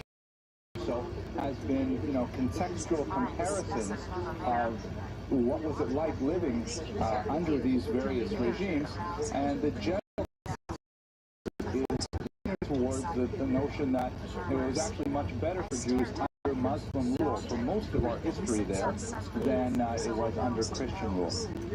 For various reasons that hopefully we will explore over the next few weeks, we'll just look at one of them today. That may seem surprising today because over the last, let's say, 100 years, 150 years, there's been a growing escalation of animosity between Jews and Muslims, primarily centered on the conflict over the land of Israel, which is, somewhat a divergence from the general trends of Jewish Muslim history. Certainly there were episodes of violence directly against Jews in Muslim lands, and certainly there are passages in Muslim holy texts that are not complimentary of Jews, to say the least. But when you look at the scope of these things and you compare them between Muslim lands and Christian lands, it's very clear that it's not surprising in some ways, because when you look at Islam, it has many structural similarities to Judaism. And in fact, it makes sense that in many ways Jews should get along with Muslims. For example, no God but Allah, and Muhammad is his prophet, and they even view with tremendous suspicion the idea of the Trinity that is a Catholic notion, the idea of God the Father, Son, and the Holy Ghost, the idea of somehow, breaking God into parts smacks of polytheism for them, and so they ultimately reject any kind of polytheistic ideology. So in that sense, Jews and Muslims have quite a bit in common, which reminds me of a joke, but you'll have to let me know. Did I already tell you the joke about the guy who buys the car with no gas pedal? Lisa, you've heard it, of course. Go home. I don't know. But, yeah, okay, so I'll tell you the joke. Forgive me. A guy wants to buy a car. He doesn't have very much money. He goes to the used car dealership, and I have to give you a little bit of cultural background. I was talking about monotheism, right? So what's the great statement of Jewish monotheism? The classic verse? Shema Yisrael, Hashem Elokeinu, Hashem Echad, right? Hear, O Israel, Lord our God, the Lord is one. Great statement of Jewish monotheism. We take that to heart. We say it twice a day, and it's even something that on their deathbed, Jews are supposed to try and proclaim that monotheistic credo, and so on. So anyways, and the other part of the cultural background is, of course, the expression that Jews typically use to express their satisfaction with the world. They say, Baruch Hashem, right? Blessed is the name. Blessed is the name of God. How are you today? Baruch Hashem. I'm fine. Things could be terrible. You just say, Baruch Hashem. Blessed is God. So with those two little bits of these, I'm saying this over. I know everybody in this room knows that, but for the people looking at all the cars, none of them in his price range. None of them will fit his huge family. Wagons with the faux wooden sides. I forget what they call those. You remember those? It looks like wood on the sides. Yeah. Anyways, my father drove one of those for a long time, and it's kind of ratty, and the upholstery is falling apart. And he gets in and he says, well, it looks nice, I can fit my family, the price is right, but it doesn't have a gas pedal or a brake pedal. How are you supposed to drive it? So he says, listen, this is a very, very religious car. If you want it to move, you have to say, Baruch Hashem, and the car will drive. And if you want it to stop, you say, Shema Yisrael, and it'll stop. Many of you already figured out the joke, but I'll quickly rush through the end. So he's driving the car, he's going Baruch Hashem, Baruch Hashem, Baruch Hashem. The car's going so nicely, he's thinking about how he's going to tell his mother, his aunt, his kids, everyone's going to love it. Baruch Hashem, Baruch Hashem. And then suddenly he realizes he forgot the phrase that makes it stop. And the car is speeding up, and he's honking the horn, and he's saying, I don't know what to do, and he's like screaming, and he goes the wrong way on a one-way street, and then he goes through a construction barrier, and he's going up a ramp, and he realizes he's going to the edge of an unfinished bridge, and in a moment he is going to go off the edge, and he's going to tumble to his death. So what can he do? He realizes he's about to die. He puts his head over his eyes, and he says, Shema Yisrael, Hashem Elokeinu, Hashem Echad, right? The car stops right at the edge. Takes his hand off his eyes and he says, oh, Baruch Hashem. All right, thank you for laughing. I appreciate that. It's very therapeutic for me. Okay, so Islam and Judaism, they have monotheism, a very major point. Another, perhaps more important point on an anthropological level is that Judaism and Islam are both orthopractic. The term orthodox is a little bit troubling because the word dox comes from doctrine, and it's not really true that observant Jews have one doctrine. They have quite a large array of doctrines, but they basically agree on one practice. They basically agree on kashrut, Shabbat, halat mishpacha. There's a certain code of conduct as opposed to a code of belief that's not necessarily held so much in such high strictures. So Islam has something similar, Sharia, which also translates as halakha, as the way, and so they have a universal criminal. It's all one body of law. It's not of scholar judges, just like the rabbis in Judaism, and so there's a lot of congruencies between the systematic thinking of Muslims and Jews in terms of how the whole thing works, and they have a lot more shared vocabulary. Christianity, by contrast, is a creed-based religion, and although of course it upholds high ethical standards, nevertheless there's a lot more emphasis placed on what one believes, what one thinks, as opposed to what one does. When you compare it to Islam and Judaism. They also have things like the Hadith, which are very similar to what we might call Midrash, which are kind of like authorized interpretive traditions, and a variety of sometimes conflicting interpretive traditions, which are similar to the differences between Mishnahs, Gemaras, Braitot, force of reason rather than by works of piety and so on. So in many ways, Jews and Arabs can walk side by side because they have similarities in terms of the structure of their religious orientation. The Jews also had favored status in Muslim lands through something known as the Pact of Umar. It's something that in Muslim thought is supposed to go all the way back to Caliph shortly after the death of Muhammad in the 7th century. Most scholars say it's likely quite a bit later, like the 9th century. But basically, the Pact of Umar is a document that is antedated to a caliph named Umar, in which it's kind of like a teshuvah, like we saw last week with Shri Arjuna, a response, where the Jews say to Umar, okay, so what's with us? How are we supposed to behave in a Muslim world? What is our status? Do we have to become Muslims? Do we have to flee? What are our rights, privileges, and so on? And Umar the doctrine of witness, but for very different reasons. The Pact of Umar basically recognizes that the Jews did receive a special communication from God in the form of the written Torah.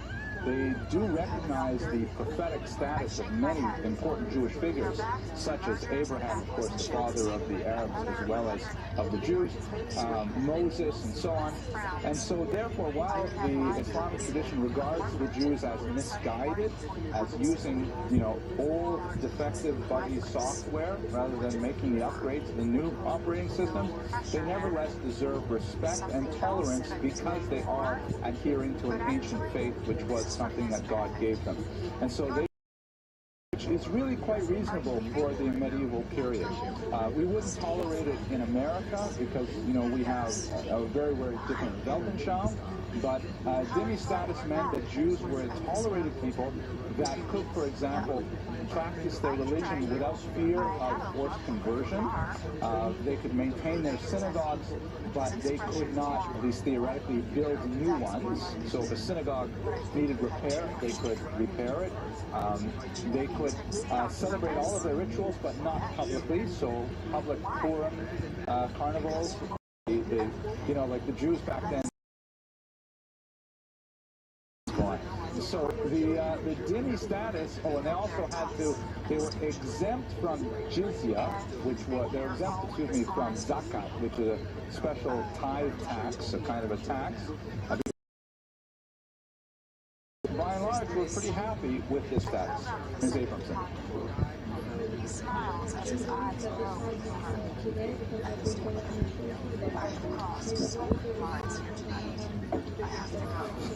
Well, okay, that's a fascinating question, and we probably have to break it up because, the Muslim extremists today, including, 9/11 type extremists, believe that the Pact of Umar should be upheld. They believe that Jews, should be allowed to live in Israel. Israel should be a Muslim country under the caliphate, but Jews would be a protected minority, as it was, in the 9th, 10th, 11th century. What is different, however, is that, since the French accepted women, because they specifically excluded women in that all men had to, but I think for a totally different reason. But, thank you, Mr. Black. So you know what I'm talking about. So the rest of the world, the Western world in particular, just could not handle this idea of a certain population receiving kind of like a group status that is secondary. It doesn't work in modern times. Yes, thank you, Rabbi Wunsch. The Christians had dhimmi status for the same reasons as the Jews, because the Muslims recognize Christianity as a valid software, a valid piece of operating system. In some cases, strangely, even Zoroastrians, which don't conform to the rule because they have a distinctly dualistic system. And I'll say one last example: in the Mughal Empire in India, you even have a reasonable amount of tolerance for Hindus, which is certainly not a monotheistic faith at all, with 30,000 known gods. And the reason for those latter two is primarily realpolitik, that the Muslims, when they conquered India, there was way too many. So to Zoroastrians, when you come into Iraq and Iran, they have to deal with this population, and it's simply not realistic to try and convince them all to convert to Islam or to persecute them out of existence. But formally, only Jews and Christians have dhimmi status. I believe so. Not positive. Okay. I said no hard questions, okay? All right, let's go on. So anyways, that's how Jews are living. We'll see that playing out in Saadia's life. So let's look at Saadia in particular now. His name was Saadia ben Yosef al-Fayyumi. For high academic posts, a lot of the nobility, the Jewish nobility of these towns, felt that he came from humble origins, and that really they should only be appointing scholars who came from really significant backgrounds with rabbis, his fathers going back far back, that kind of thing. But there was no question that his intellectual brilliance was so far and above his competition that he inevitably won all of these contests without really trying. He wrote his first book at a remarkably young age. According to tradition, he wrote it at the age of 11, although he probably wrote modeled on Arabic poetry, because at this time, Hebrew poetry manual based on a fairly similar Arabic manual. And it is the work really of haunting genius to see exactly how he works with the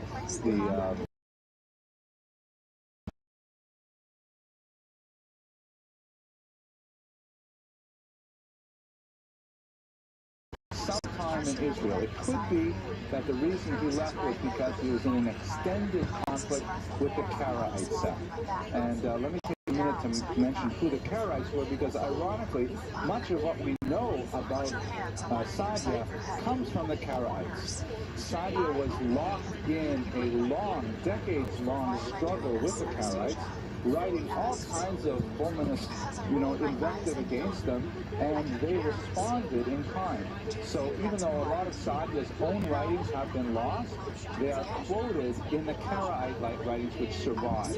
So we're able to mine Karaite texts to see what Saadia actually believed in many places. Obviously, that's a difficult kind of source because it comes from a questionable, origin, and they represent their own bias. But if we the Karaites were followers of one Hanan ben David, who the Torah Shabbat, the oral Torah that we spent so much time talking about last week, was in fact an invention of the rabbis and did not have any valid theological origins. The only thing that the Karaites believed was valid was in fact the written Torah, the first 5 books of Moses, and so they argued for a very strict observance of the written Torah without any layering of additional meanings. As it turns out, that's a very, very hard thing to do, because the oral Torah has, a tremendous degree of omissions inherent within the text, as we discussed last week. It has some extremely onerous legal impositions, like an eye for an eye, a tooth for a tooth, or, for example, one of the classics, the Karaites would never eat cholent. Now, does anyone know why they wouldn't eat cholent?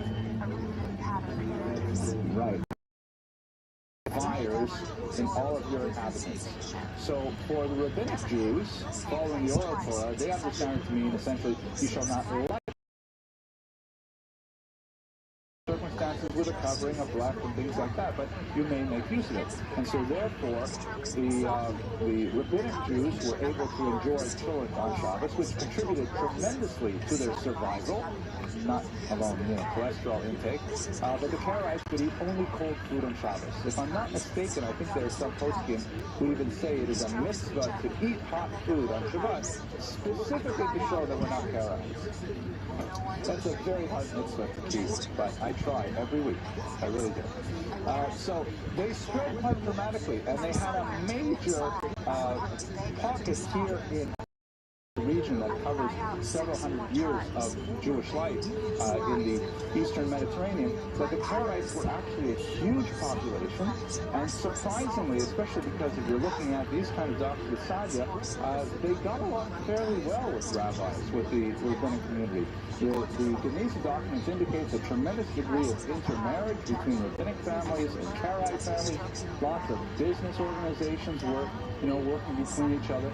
And although most of the accepted historiography shows, two communities that are really fighting tooth and nail over all kinds of theological points, the actual, social documentation indicates that Karaites and Rabbinites had all constantly assailing the Karaites for their heterodox views. The Karaites still exist today, but only in tiny numbers spread out throughout Turkey and places like that. So that's how we know a lot about Sadia, and probably why he had to leave Egypt.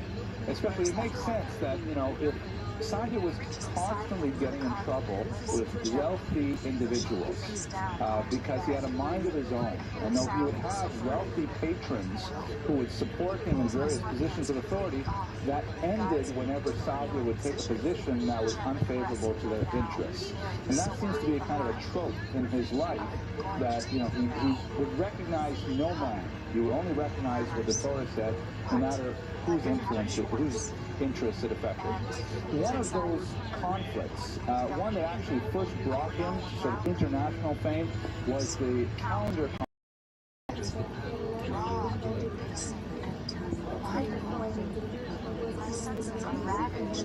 Disconnected, only concentrating on what he's doing to me, how he's making me feel that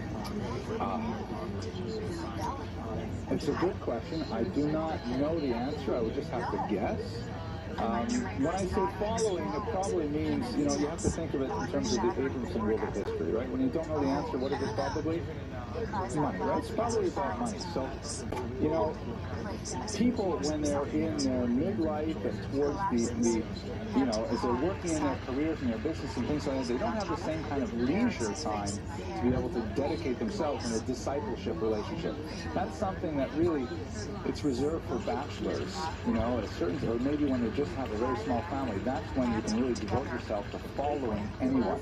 When you're older, then you're following your family, trying to just pick up after them and make sure that they're supported. So I would guess it was young people, based simply on a kind of economic analysis. In ancient times, the calendar was set every month by sighting of the moon. As described in the Mishnah, people would witness the new moon, they would come to Jerusalem, they would testify before the court, and the court would make a calculation and declare that the month would, begin on such and such a day and so on. There's always, the reason is because the lunar months are not precisely 30 days, they're slightly off, and so therefore, as we know, sometimes you have a 30-day month, and the next day is Rosh Chodesh, or you have a 29-day. The first and second centuries, where there's a lot of conflict with the Samaritans, and this system became no longer viable.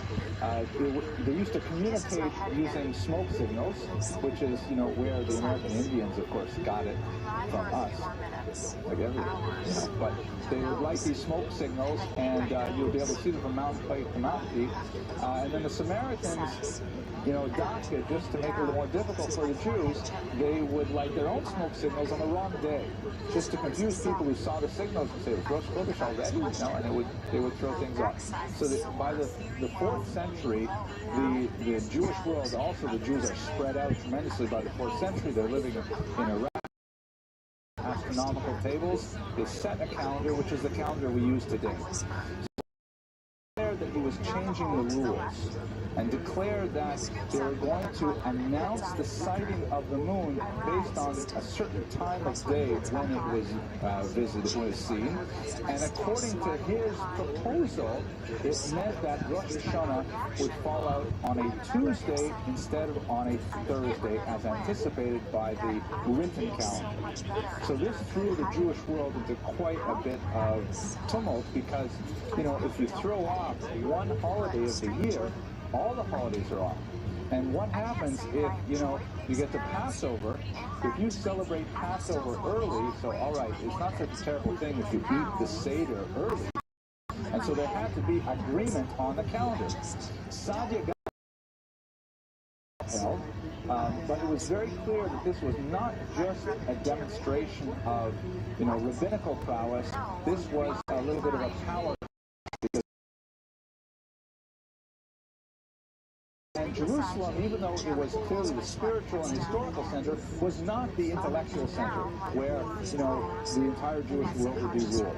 And so there was a desire on the part of the Jerusalem Jews to try and wrest that authority from the Babylonian academies.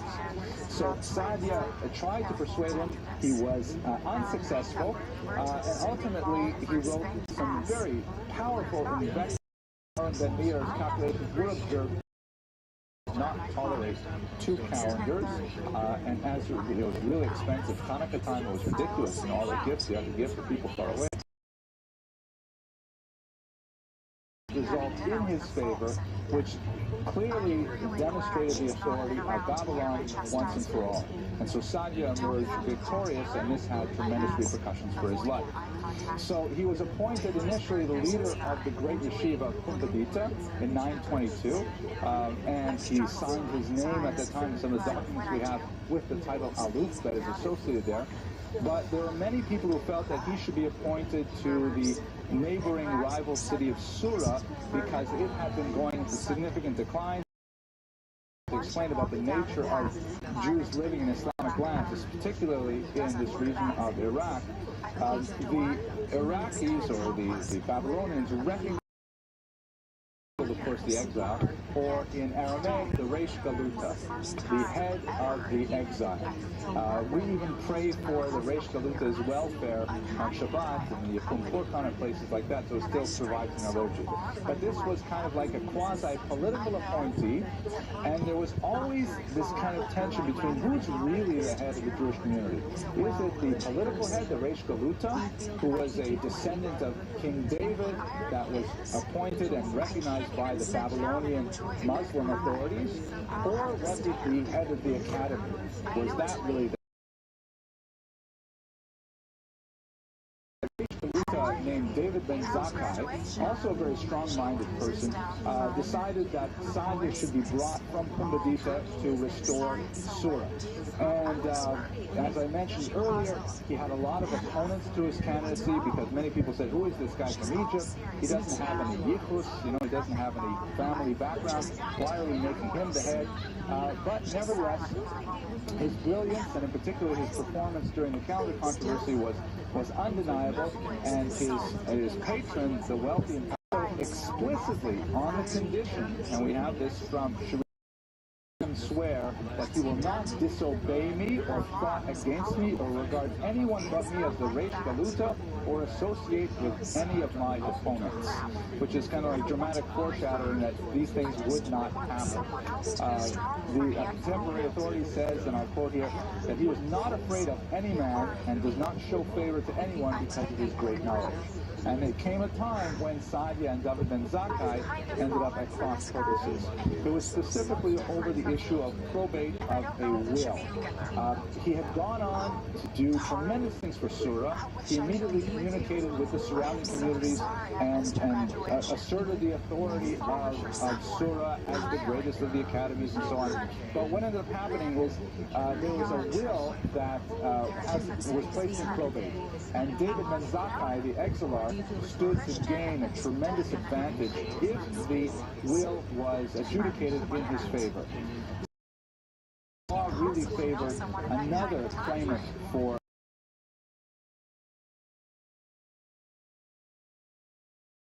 signed off on it, giving the money to government Zakkai, and so then it went right back to Saadia, and at this point Saadia said he was hoping that the other rabbi would be the first refusal, and therefore Saadia would not take the blame, but Saadia refused to give in, and he said he would not sign off, and that the will would not go to government Zakkai. Government Zakkai was furious, and he fired Saadia Gaon. Saadia Gaon says, "You can't fire me. I'm going to fire great authorities." Disavow the other, and they were kind of arm wrestling, so to speak, over who was going to be the true head of the people of Surah, and really the Jews of Babylon, and really the Jews of the world. It was quite a long standoff where David ben Zakkai, the Reish Galuta, appointed another Gaon of Surah, and Saadia ben Gaon, reciprocated by appointing a rival exilarch, and they're all kind of like in this strange kind of family dynamic with the four of them there, and no one's recognizing anyone. In the end, the Muslim authorities stepped in, and they said in Arabic, Ganuk Shoin, it's enough already, and they demanded an end to the fight. This also was, Saadia's position was weakened when his candidate for the Reish Galuta had passed away, and so ultimately Saadia was forced to resign and to accept descendant. And this was the time when Saadia actually went into a kind of like his own space, and that's when he began writing a tremendously prolific and powerful amount of literature. So it's really a blessing to the Jewish people as a whole. The stuff? Is Abramson, you're okay? Some good stuff. Okay, good. Still thinking about that driving comment, huh? Okay. Now, yes, please. Apprehensively on the couch. I approach it with caution. Sitting. Are you okay? I fell over and landed on my behind. She doesn't think to question my explanation. Because I am one of the most Washington State. Yeah, it's a big focus. I appreciate your question. It gives me faith that the Jewish people are going to survive, because this is, as they say in Yiddish, plus ça change, plus c'est la même chose. I mean, how board, right? And it's exactly what we see with David ben Zakkai and Saadia Gaon, that David ben Zakkai represented, so to speak, the board, and the sponsorship and things like that, and Saadia Gaon was doing his own thing, and the two of them were in conflict. So it's really part of the Jewish tradition. It's not so bad. We got used to it. Yes, Ms. Aronson.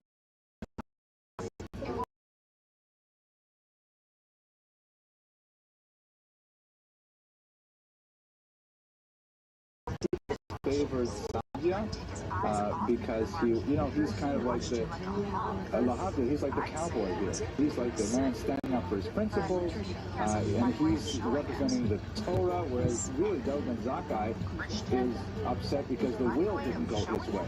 But as many of us know, that Jews often have tremendous conflicts over wills afterwards. Families break up over these things, so we can understand that too. That's the tangent. So I'm just guessing, but I would say Saadia probably had the upper hand. He certainly comes out better in the end. Who remembers David ben Zakkai except people who come to a class like this, right? But people know Saadia Gaon. Okay, so let's go on a little by bit.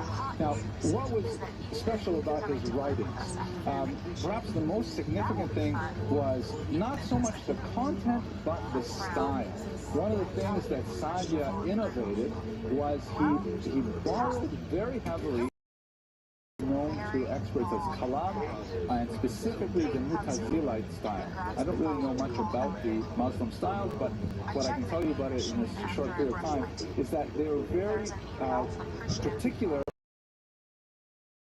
general topics and slowly winnowing them down to more and more specific ideas, and putting in their terms to purify silver from dross, right? That you have a big hunk of metal, and you have to heat it up, and you have to slowly take the silver away and separate it from the rest of the metals. And so Saadia Gaon really instituted this whole idea of creating treatises on specific halakhic topics, and then, breaking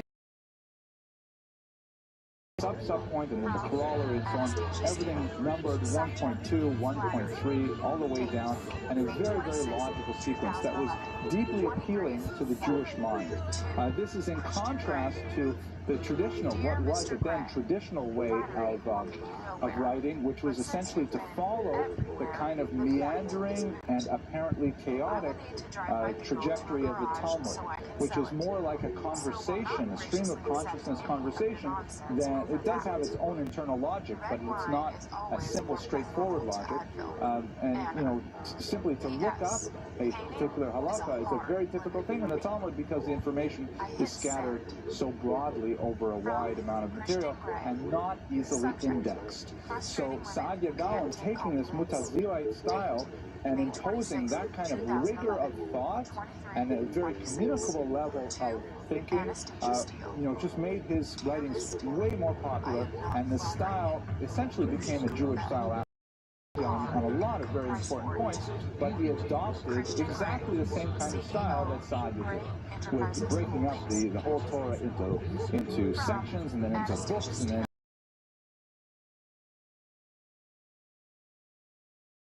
this was a major innovation of Saadia. This was Saadia was really excellent at adapting to the zeitgeist, or there's a good word for the undergraduates here. Zeitgeist is spirit of the times, like the way people felt about things, the way people reacted to the world as a whole. That was the zeitgeist, and he found it, and he said, we can do this in Judaism, and he plopped it right in, and it worked. Rabbi Lynch. From Christian Grey, subject. Absolutely. He's completely fluent in Arabic. He's writing in Arabic. From at this time. So, and that's true of earlier. One of the kind of oversimplified differences between the experience of Jews in Muslim lands and those in Christian lands is, especially after the Crusades, Jews in Christian lands, with a few exceptions, let's say Italy, for example, they tended to become much more insular, much more inward-looking, regarding the outside world as toxic, as dangerous, as something to be avoided, and so on. And that held true really until the Enlightenment 18th century, let's say. In Muslim lands, that bifurcation really didn't exist. And it was perfectly normal, for example, for Shmuel Ibn Abdallah to, you know, be a high officer in the Spanish government and write Arabic love poetry and write a pirush on the Gemara at the same time. It was not considered a stira, a contradiction, to be involved in both worlds. Whereas in the Christian world, we don't see Jews really doing that kind of thing.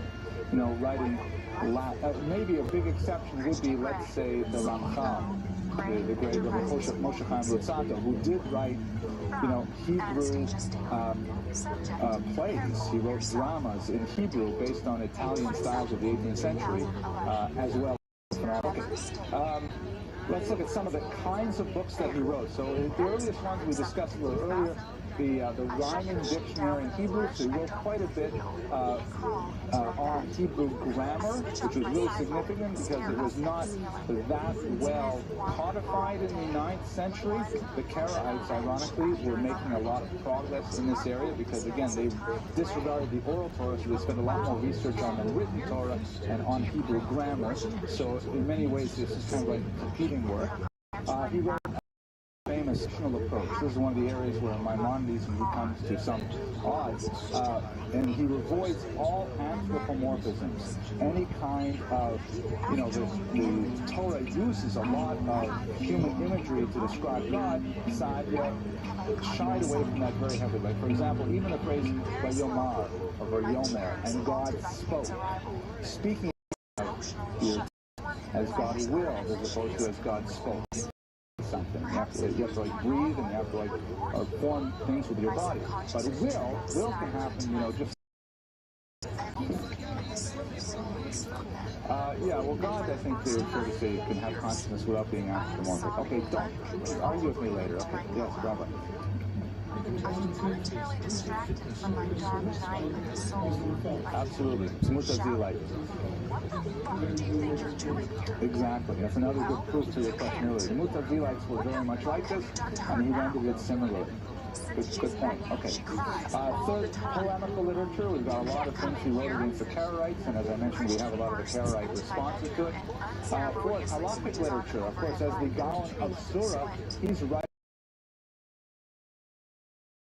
was on defending the traditional method of calculating the calendar that we use. He wrote literature, including one of the earliest sidurs that we have in existence today, still in use in some communities, of beliefs and opinions, in which he really subjects Judaism to a searching and penetrating analysis of what really is it that we believe. Now, I know I started by talking about how Judaism is so orthopractic, but I don't want to overemphasize that point. We do have, books that argue about what is Jewish belief as opposed to Jewish practice.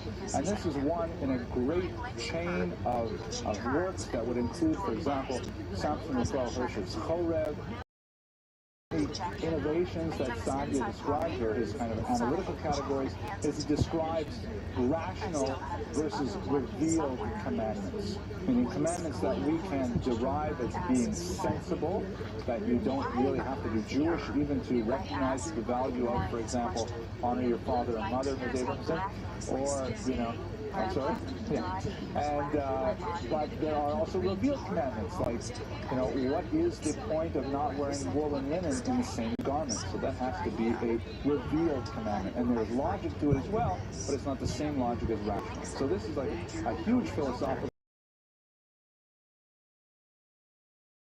So, in the end, to return to his life story, he did achieve a reconciliation with his nemesis, David ben Zakkai. It happened when this feud had been going on for quite a long time, and you can imagine David ben Zakkai had expended tremendous resources, both financial in terms of his personal and political capital. He ultimately came out victorious, but exhausted. And Saadia is right there in Surah, and he's busily writing all these great works, and everyone recognizes him as the greatest scholar of the world at its time, but he's not holding this position of authority. So eventually, the exilarch, David ben Zakkai's father-in-law, gets involved. His father-in-law was always a big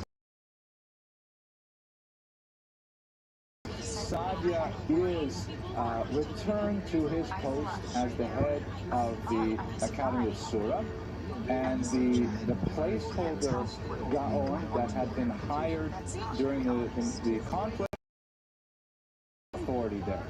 The exilarch, exhausted by the struggle, died soon afterwards, and to indicate how complete their reconciliation was, Saadia adopted his son, the son of his erstwhile enemy, and raised him in his own home out of love for him. It tells you something about his character as well. So the legacy of Saadia Gaon, again, this Saadia Gaon is a fascinating one that illustrates a lot about the nature of the Jewish life in Muslim lands, internal Jewish life, the conflict between the secular and the religious powers, and of course describes the life of a phenomenal individual with a very strong character who made tremendous contributions to it. So I hope you'll be able to join me. We're going to talk about the large territory in the Caspian Sea region, where in the 8th century, exactly what was all this about, where did they go, if there's so many Khazarians converted to Judaism, where are they now, what kind of Judaism did they practice?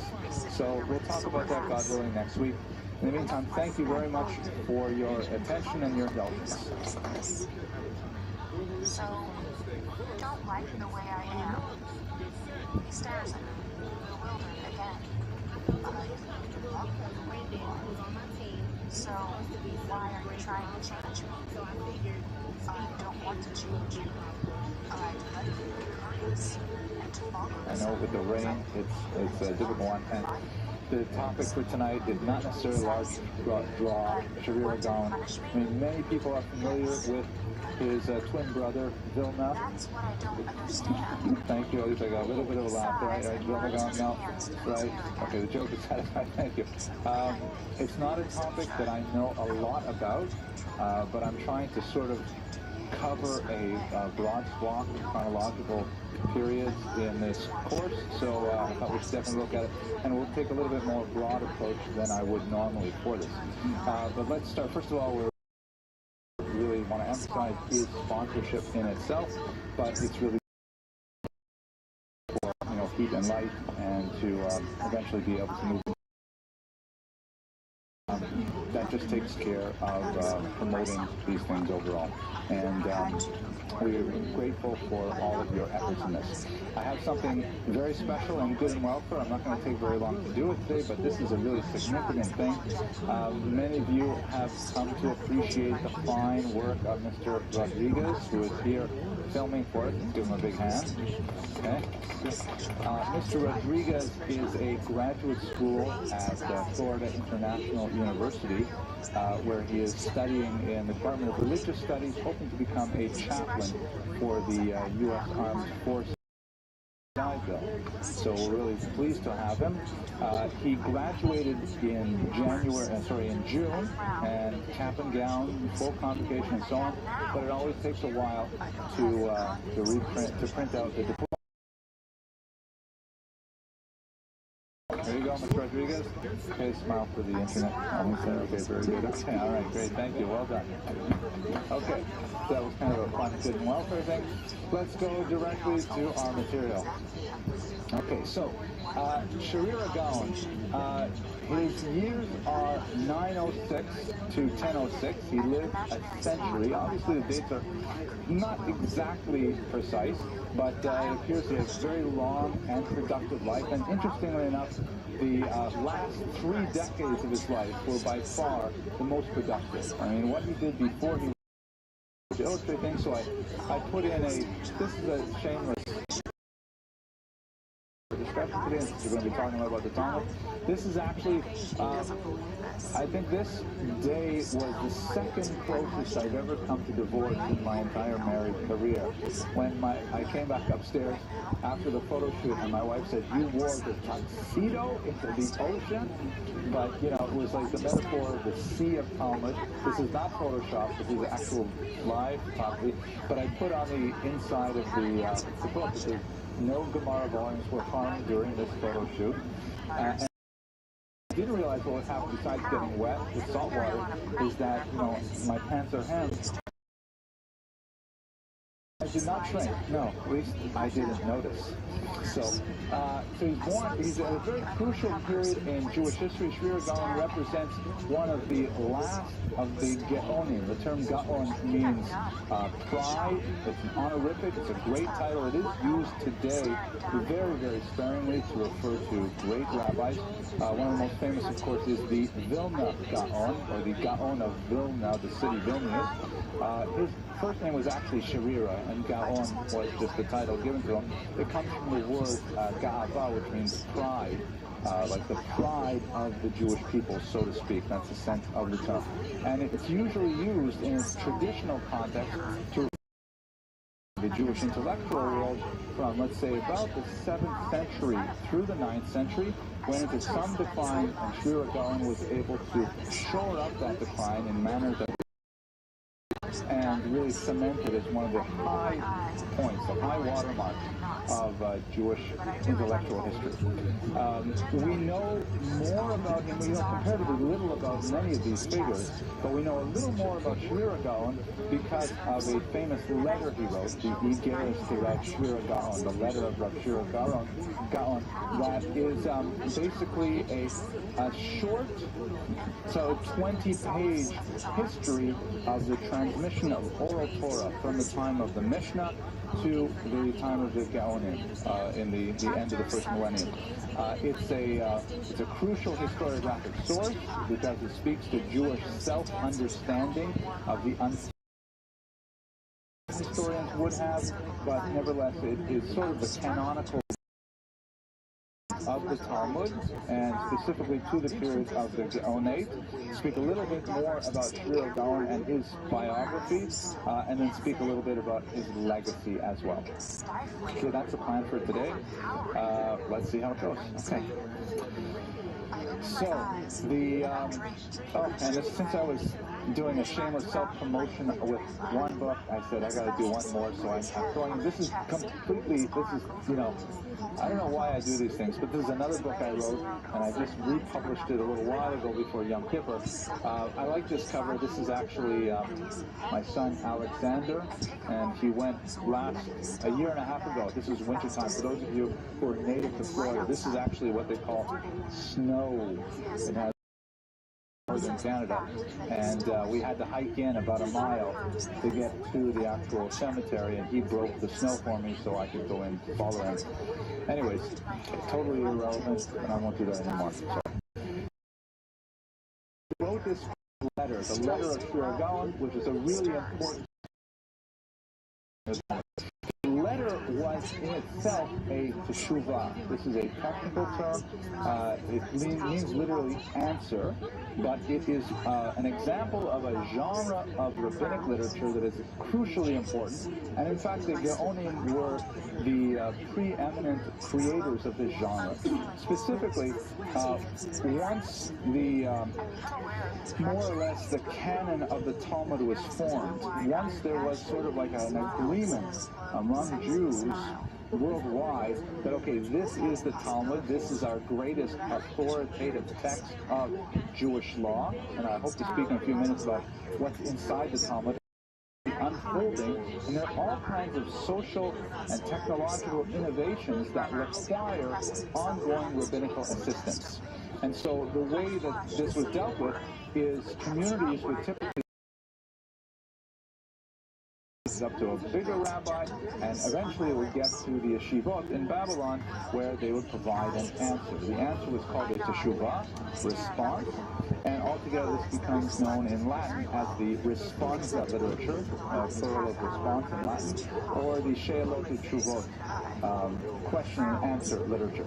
So this is a classic example of it. In this case, the question is not halakhic, like it could be something that's very practical. Sank, and a little 8-year-old child saw the boat sink, and they assumed her husband was on it, God forbid. So does she have the party now, or does she wait 30 days before she has the party? That was a joke. Okay, I'm sorry, Elisa. So no, I mean, and then she gets remarried, and then all of a sudden the guy swims ashore. So what do you do about the whole situation? So you would ask a question. You would send the question to the rabbis. Joseph, I'm glad you're enjoying this. They would send the question to the rabbis. The rabbis consulting historical teshuvot that can go back literally. I mean, when we write teshuvot today, rabbis are still writing teshuvot in the 21st century, and they will be relying on teshuvot that were written easily 1,200 years ago. So it's a serious genre of literature. The great Rabbi Vadi Yosef, who passed away a little while ago, is a brilliant, brilliant mind who wrote about this much teshuvot in tiny little print, double. Rabbi Yosef, you know, is plastic surgery permitted? Are tattoos permitted? And interestingly enough, he permitted, for example, medical tattoos.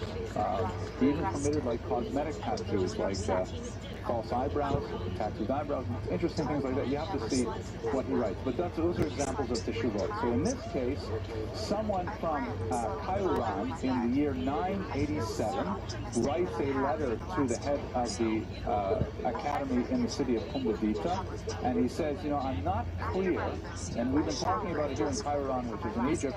We've been talking about it, and no one knows exactly how did we get to this point. I mean, we know we have the Torah, first 5 books of Moshe, and we have a sense of the rest of the Tanakh, you know, who wrote what pieces and what they're about.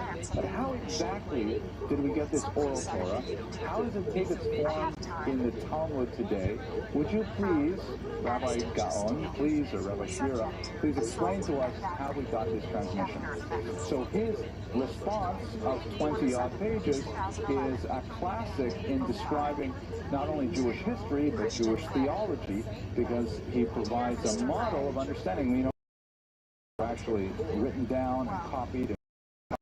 We have two medieval manuscripts that exist today. There's a lot of discrepancies between the two of them. I think it goes into a greater level. Next was.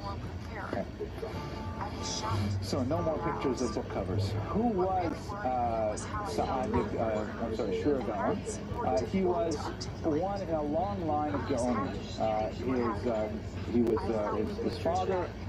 His grandfather was one of the Gaonim, one of the heads of the academies, and he traces his own lineage very far back. As according to one of the greatest historians of the time, Abraham and Dawood, he goes all the way back really to the ancient period in his yichus, so to speak. After Shira Gaon, in fact, took that position, he would later hand it off to his son Hai Gaon, and so they would continue this dynasty afterwards, and both of them are really very well known for their roles at this time. What's especially the Jewish world was beginning to fracture in terms of its intellectual was really spreading out. There were increasing activities of Jews in places like North Africa, Morocco, Spain, and even in the Rhineland, where you have a lot of very powerful Jewish minds engaging in Talmudic study and engaging in the codification of Jewish law. And Babylon was sort of in decline.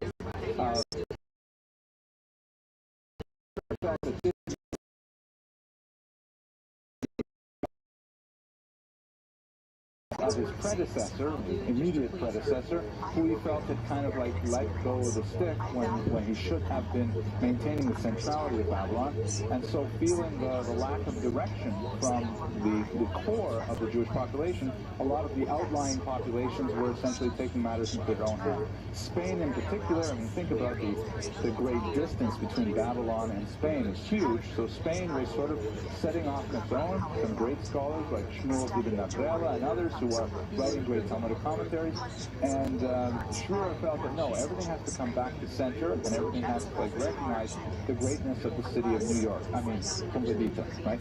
That's really what he was calling Kabbalah, meaning the esoteric work in that field, but we know that he had a huge reputation among the medieval scholars for them. I'm going to go now a little bit further back in history to try to understand what exactly he's addressing. So do I have any specific, not too hard questions? Are we going to start with? Easy questions? Ms. Abramson? No easy questions? Oh, please, an easy question. Yes, correct.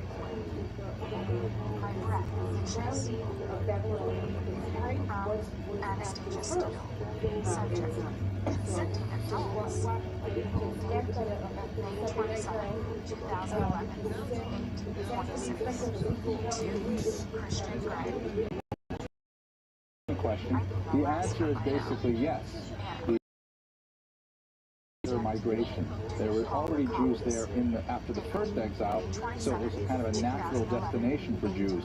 And you have a buildup of the population during the 2nd, 3rd, 4th centuries to make that really the great center. The centers of North Africa and Spain and of, let's say, with the exception perhaps of Italy, the growth of the Rhineland is really much later. So you're absolutely right. And I actually have that in this lecture, but it's a few slides down the way, and I'm not sure, I don't want to go past all this stuff. So we'll come back to your question. Excellent question. Thank you. It's not too hard. Okay. So here we go. Let's just do a little basic stuff. It is essentially a companion text, and I put it in quotation marks in Jewish, traditional Jewish theology, but it is a companion text to the written Torah, the 5 books of Moses. This is where I'd like to turn the lights out so you can see. This is Charlton Heston as Moshe Rabbeinu. Do you want to do it once quickly, Ms. Abramson? Thank you. I'd like the assistant, Ms. Abramson. I'm going to just turn off the lights for a second. You know, I have a great deal of fondness for this particular lecture. That's excellent. Well done. No, not quite. There you go. Excellent. Look at that. Yeah, oh, good. right? I feel, okay, that's great, we can turn on lights now. But I will tell you that, I grew up just off this because I feel like it's very therapeutic for me to share these things with you. I grew up as the only Jewish child in this very small, remote town in northern Canada. And I knew there were Jews in the world. I saw them on Pesach. We went down to Toronto and I saw my cousins. I knew there were a lot of Jews in the world. But, in this little town, there was only like the Anglophones and the Quebecois and that. They had a theater back then, the Cinequa, and they brought in ShareToBeAtrillionaire, that 10 Commandments. I just could not believe it. It's like a 3-hour movie, and I just sat there, an 8-year-old, completely in love with it. And even to this day, that one scene where it's completely made up, but it's a cool scene, where the old man who's like preparing a mortar for the bricks, and he gets whipped and he's going to die, and Charlton Heston bends down and says to him, how do you feel about the NRA? He says, how do you feel? He says to him, what's the matter, old man? And the old man started crying and said, I believe that, oh my gosh, I get teared up even now. It's such a powerful, it changed my life. Three distinct, slightly interrelated bodies of information. The first is Midrash. Midrash is translated appropriately into the Greek term exegesis, which means, look at this, I'm tearing up thinking about that scene. Exegesis, which means basically deriving meaning from the biblical text. Looking at the written Torah, you'll find, hundreds of grammatical info broken in half, verb, subject, discontinuities, all kinds of strange things if you just read the text. Now, if you're a copy editor, you'd be tempted to fix things, virtually every third or fourth paragraph. So Midrash, among other things, analyzes all of those slight inconsistencies.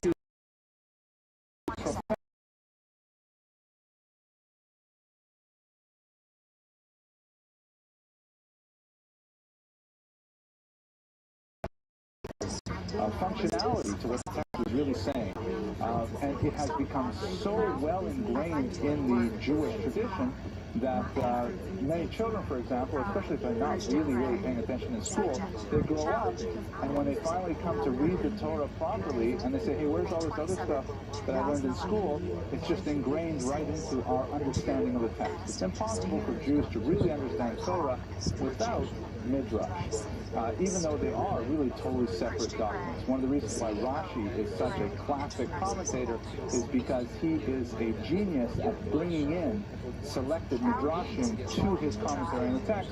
And with Rashi, you get a good anthology of the oral Torah, the Midrash, on the text itself. Midrash comes in two distinct flavors, so-called halakhic Midrash, which essentially derives extra stories, extra plot line, extra dialogue that may not be entirely present in the text. But there are limits to it. There is a canonical body of texts called Midrash today. They were not published until well into the Middle Ages, really. But you can't just in traditional theology, you can't create a Midrash. That's very popular among non-Orthodox congregations to write Midrash. But that's not at all considered an appropriate way to handle a text from traditional background. Like, for example, here, also from the Ten Commandments, right, that's Anne Baxter and Yul Brynner in the performance of his life as Pharaoh, right, and the whole bit about Anne Baxter. But that's kind of like the direct really adds tremendous depth to the text. So that's part of oral Torah handed down from Moshe to his students to the present day as traditional theology would have it. The second element of oral Torah is the esoteric or mystical wisdom that is known as Kabbalah. This is a much more controversial body of information, largely because the central text of the Kabbalah, one of the most important texts, but there are several, is the Zohar, which doesn't appear on the Jewish scene publicly until the 13th century. And traditionalists argue that, in fact, it was authored by Rabbi Shimon Bar Yochai already in the ancient period and kept hidden until the 13th century. Many modern engage in that debate, but there's no question that there are 3 different versions of the Zohar. The Zohar is the Zohar, which is essentially derived meaning from the biblical text. The second element of oral Torah is the esoteric or mystical wisdom that is known as Kabbalah. This is a much more controversial body of information, largely because the central text of the Kabbalah, one of the most important texts, but there are several, is the Zohar, which doesn't appear on the Jewish scene publicly until the 13th century. And traditionalists argue that, in fact, it was authored by Rabbi Shimon Bar Yochai already in the ancient period and kept hidden until the 13th century. Many modern engage in that debate, but there's no question that there are what's the word? The mystical, no, it's a word when you try, it's a really fancy word, when you try to do things with Kabbalah. Oh, practical Kabbalah, but there's a really good fancy word for it. Yeah, there's a really good word that's like, that'll come to me in the shower later, I'll think of it. But there's a really good word that would impress you and you'd say, wow, we're learning at a really high level. Did you hear the word that he said? That was great. I could just make one up. But anyways, theurgic. That's it. Theurgic Kabbalah. Isn't that a great word? Can I have a hand for that word? Theurgic, right? Theurgic Kabbalah is just a fancy way of saying practical Kabbalah, meaning if we want to create a golem, for example, an artificial anthropoid, if we want to make like a robot out of clay, or if we wanted to demand Mashiach, we want to make it rain, make it stop raining, things like that. So there's that. What is the nature of the soul? What is the nature of God? How does God interact with the world? Things like that. Going to occupy our attention for the rest of the day. Law. How should Jews behave? Midrash speaks to how Jews should think. The Kabbalah thinks about how Jews should dream or imagine. And law talks about how Jews should behave. The Mishnah. Mishnah is a very important ancient document that records the oral teachings on exactly how to interpret the Torah. And they're absolutely essential. They perform several distinct functions. For example, the Mishnah clarifies ambiguities in the text. On the holiday of Sukkot, I hope I'm not repeating myself from an earlier lecture, I probably am. But on the holiday of Sukkot, for example, it says that you're the fruit of a nice tree. So if you bring, on Sukkot you come to shul, you bring your lulav and the grapefruit, you could say the grapefruit is a fruit of a nice tree. Okay, it's very nice smell, it's nice color and so on, but you will be laughed out of the shul because there is a tradition that says the pre-Eitz Hadar, the fruit of a nice tree, refers specifically and only to the $95 lemon that you can. The Mishnah will also fulfill nothing written in the Torah about what tefillin should look like. What do you do with tefillin? It's actually in the Mishnah and even further development of law, but it says only that there should be a sign upon your arms and as frontlets between your eyes. So who would say that automatically turns into a black box made of leather with parchment inside it and straps coming down? That's like all oral Torah, it's not written Torah. And finally, on occasion, the Mishnah and the later Talmud is it contradicts the written Torah. On a very small number of occasions, the oral Torah will actually say, we don't do it like it says there. Like, for example, it says you will give him 40 lashes for his crime, and the oral Torah says it really means 39 in payment for an eye, that kind of thing. So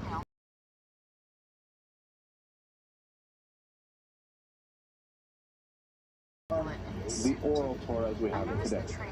Any arguments or discussions, challenges, objections?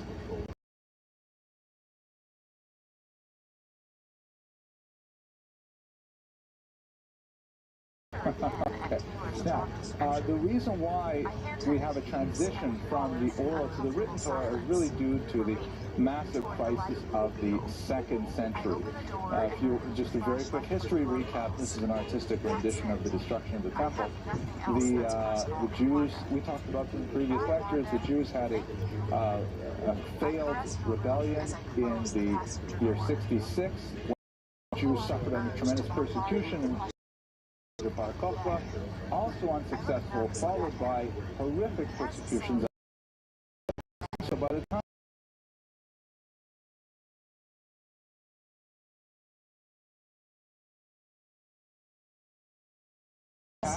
when a generation and then their grandchildren are completely devastated in futile rebellions against Rome, especially the male population. There's been a large-scale exile from Israel, primarily to Babylon at this point, and the Jewish community has lost perhaps most important, it has lost the central locus of its worship. Everything was centered on the temple. Everything was centered on the idea of bringing your sacrifices there. I mean, how many and this is now going to the text of Rav Shira Gaon's famous letter. A Rav named Yehuda Hanassi realized the difficulty of the situation, and he resolved to write down the oral Torah and to create essentially a portable to actually be work of literature was the mission of literature. Yes, Ms. Abramson. Honestly, Jose and I stare at each other, appalled at their lack of honesty. It's a brilliant question. I'm so glad you asked that. The rabbis and the Talmud, they argue back and forth. How could he do this? You know, I mean, if God gave it to us in an oral format, how dare you? What audacity to transform it to a written format? And if we look at it, there's a level of information that is conveyed through oral teaching that is the internet, because you know you can read everything I'm saying in a book, and you can read it even better and more accurately, maybe without the jokes and stuff like that. But all the information is there. The learning is not necessarily there. The features of an oral presentation, even one that's fairly, where I do most of the talking and you do most of the listening, unlike a partnership of Bruce's, is that, you know, you see my tonality, you see my facial expressions, my body language, you see where I emphasize, what I don't emphasize. You know, there's a whole message that is delivered here that cannot be retained on the written page. So the rabbis were saying, there is no way to say through the verse in Tehillim that says,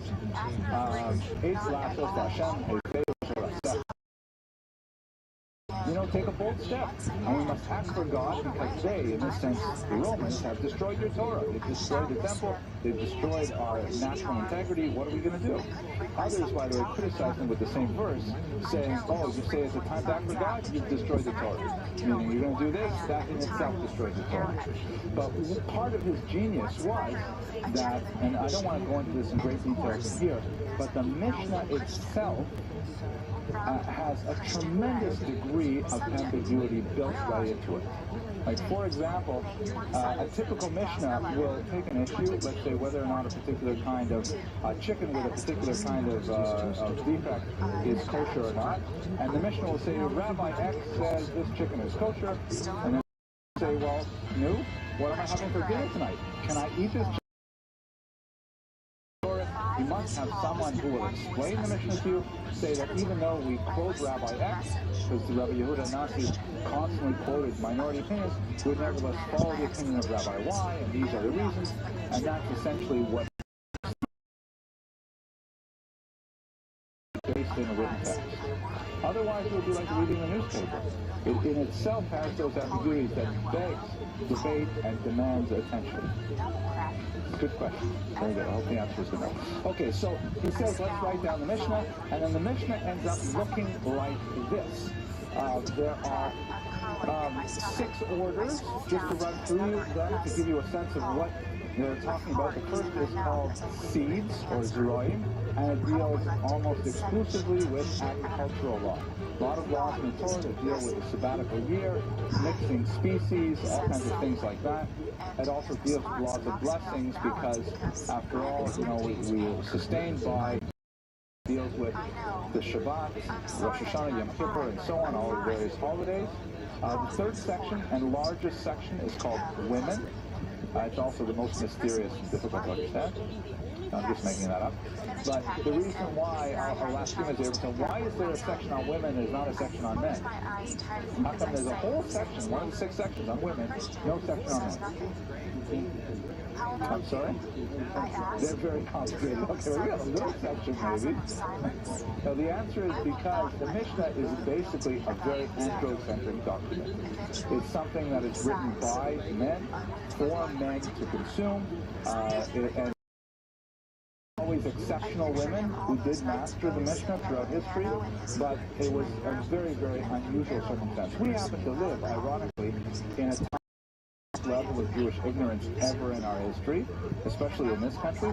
But at the same time, we have some of the highest levels of education available for women in our times. You know, after the Beis Yaakov movement and so on, even studying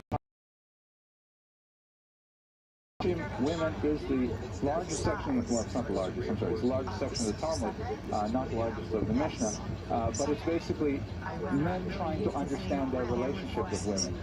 So a lot of discussion of marriage, of divorce, of levirate marriage, you know, like when someone got forbid died childless and his wife then marries his brother, that kind of thing. Right after women, as the yeshiva joke goes, then you study damages.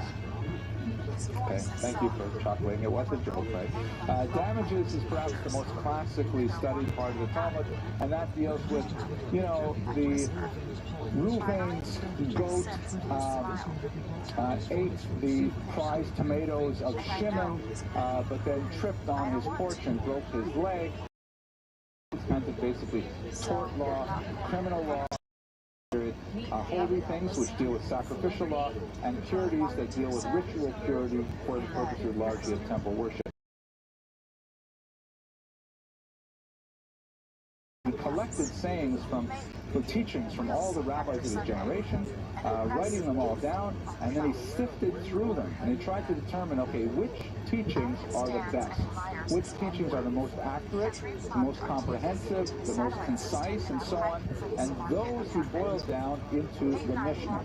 However, all those other teachings that either were inaccurate, or were fragmentary, or were misleading, it's about my desk drawer that I, you know, the so-called varaitot, which is an Aramaic phrase meaning outside.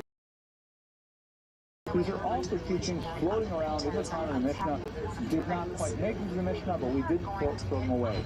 If you get a volume of the Talmud today, you'll see that the Tosefta is actually printed at the back of the Talmud in its entirety, of every tractate, but they're mixed into the Talmudic text itself. If you look at this diagram here, so the Talmud is made up of the following. It's made up of the Mishnah. It's a discussion of the Mishnah and the use of Tosefta and Baraitot to clarify the meaning of the Mishnah.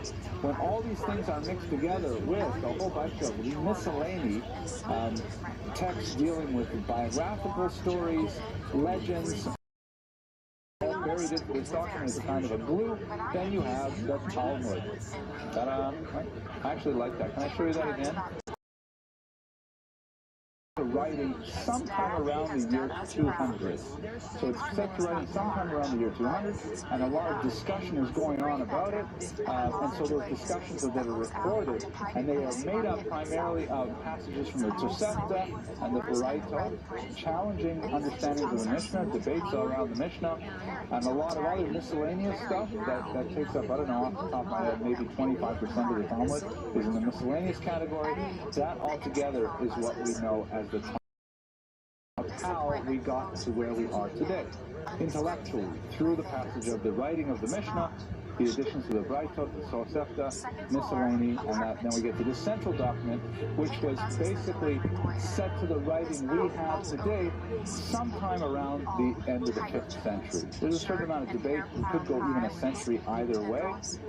There were two versions of it. One that was brought together in northern Israel, called the Jerusalem Talmud, slight misnomer because it wasn't in Jerusalem, but nevertheless also called the Palestinian Talmud, and the more authoritative later recension of the Babylonians, that is the one more widely studied and is pictured here today. Okay. So this, why Babylon? This is getting to your question now. Here's a quick look at what happened to the Jews and why Babylon became the main center of the Jewish people during the centuries after the destruction of the Second Temple. Israel, of course, located here, and there was an exile in the 6th century BCE, so we're talking now about 600 years earlier. It was not a very deep exile. It didn't the Mesopotamian region. Tigris rivers like here take a lot of the silt from the mountainous regions here, and the rivers flow downward into the Persian Gulf, bringing regular flows of nitrogen-rich soil that once the Babylonians already in the Assyrian period learned how to create, the Sumerian period, learned how to create dams to control the flooding, this became like Silicon Valley of the ancient world, because they had all of this new soil coming down every year. It was amazing for agriculture, and it created a replenishable, renewable resource that was a tremendous economic engine. So this is really natural reserves of oil. And during the first expulsion made their way over here, and there was not a long expulsion. It was less than a century that the Jews were forced to live there. And again, most Jews didn't even leave. Most Jews were still in Israel at that time. The leadership was over there. And then under Cyrus, they were allowed to return. Only a small minority returned to Israel. Most of them were very comfortable, thank you very much, in Babylon and decided to stay. So that means you have a strong diaspora community that had been in existence for 600 years by the time you get to the destruction of the Second Temple. Again, if we think of our historical scope, right here, Jews have been in America for a little more than 300 years. Like 600 years in Babylon, and it's a very, very ancient community. Destination. They knew that here in the lower Tigris-Euphrates River Valley, there were going to be Jewish establishments, Jewish settlements, and so gradually Jews made their way over there. There was also a movement along the coast of North Africa, across the Mediterranean to Italy itself, and eventually up to Spain. You already have Jewish populations in Spain by the 5th and 6th century, but the largest center was certainly in the well-established region of Babylon.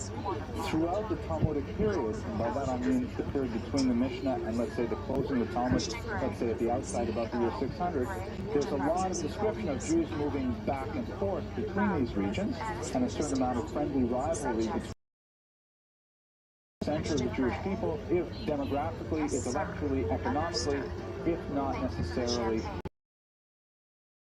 As I mentioned, there's kind of like an ongoing rivalry between them. When you read the Talmud, they speak about when he came over here, meaning like when there was a rabbi from Israel who came to Babylon, or vice versa. The Jerusalem Talmud talks about when they came by us, you know, so, and they always have like slight disdain for each other depending on the context. But at the same time, a huge symbiosis. The fact that there is, you know, a traffic of scholars moving back and forth indicates that there's sufficient communities in both places. And I mentioned how they both wrote Talmuds, but the Jerusalem Talmud ultimately was eclipsed by the later Babylonian Talmud for many reasons. One of the most important is that the Babylonian Talmud was written later, so it was able to kind of leadership from the outside world. For example, the Christian interference with Jewish rituals and activities. The Jews in Babylon lived in various periods under the Sasanians, for example, and the influence of the Zoroastrian faith, which is seen in the Talmud occasionally how Jews have to deal with it, but it was minor compared to what the Jews had to deal with in Israel. They also had a much stronger political system. They had an institution called the Exilarch, or the Reish Galuta, the head of the exile, which was occupied by someone who was descended from the line of David, the Davidic dynasty. And so they had a significant amount of self-rule, self-government in Babylon that they did not enjoy in Israel. Up until the 5th century, that's when they really established their primacy with the creation of the Talmud, one of the greatest literary achievements of the Jews ever, and they maintained that for another 500 years.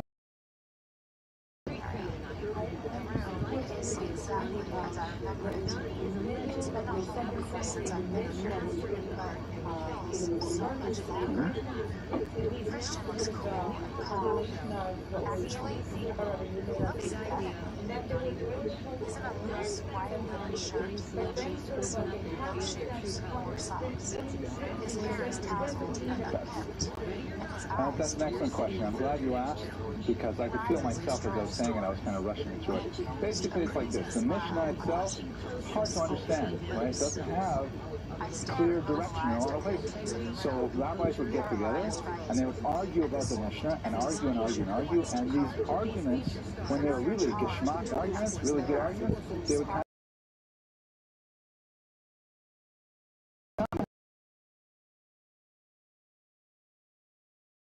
to the code words. So just little codified phrases. And then he said this, and you have to remember really what that all meant. And that was eventually, all these like memorized debates were then set to writing. And that set to writing debates is the Talmud. So good question. Well, it involves hundreds of rabbis, right? They're like, over the period of several centuries, there are lots of voices in the Talmud, hundreds of voices. And there's some debate as to exactly which rabbis were the people who closed the Talmud. The traditional view is Ravina and Rav Ashi, but there's a lot of debate given by Rav ViralRabbi is, they would memorize these debates, and then they finally said, let's set them down to writing, and that's the canonical text we have. Bolster point of view. But it most importantly reminds me of a joke. So I'll tell you this joke very quickly. So I mentioned how the arguments were codified, right? People are like rolling their eyes, but it's almost over. I have to say these jokes. Otherwise, I just go home and I feel very frustrated. So the joke goes like this. There are people in a prison who are living together for a long time, right? Of course, they're incarcerated. And they don't see other people until one day a new prisoner is put into the jail. And he sits down in the mess hall with them, and they're sitting and eating. And then one of the prisoners says, 52. The other prisoners all break out laughing. And then another prisoner says, 37. And then they all fall on the floor laughing. And this goes on for a while. So the new prisoner says, what's going on?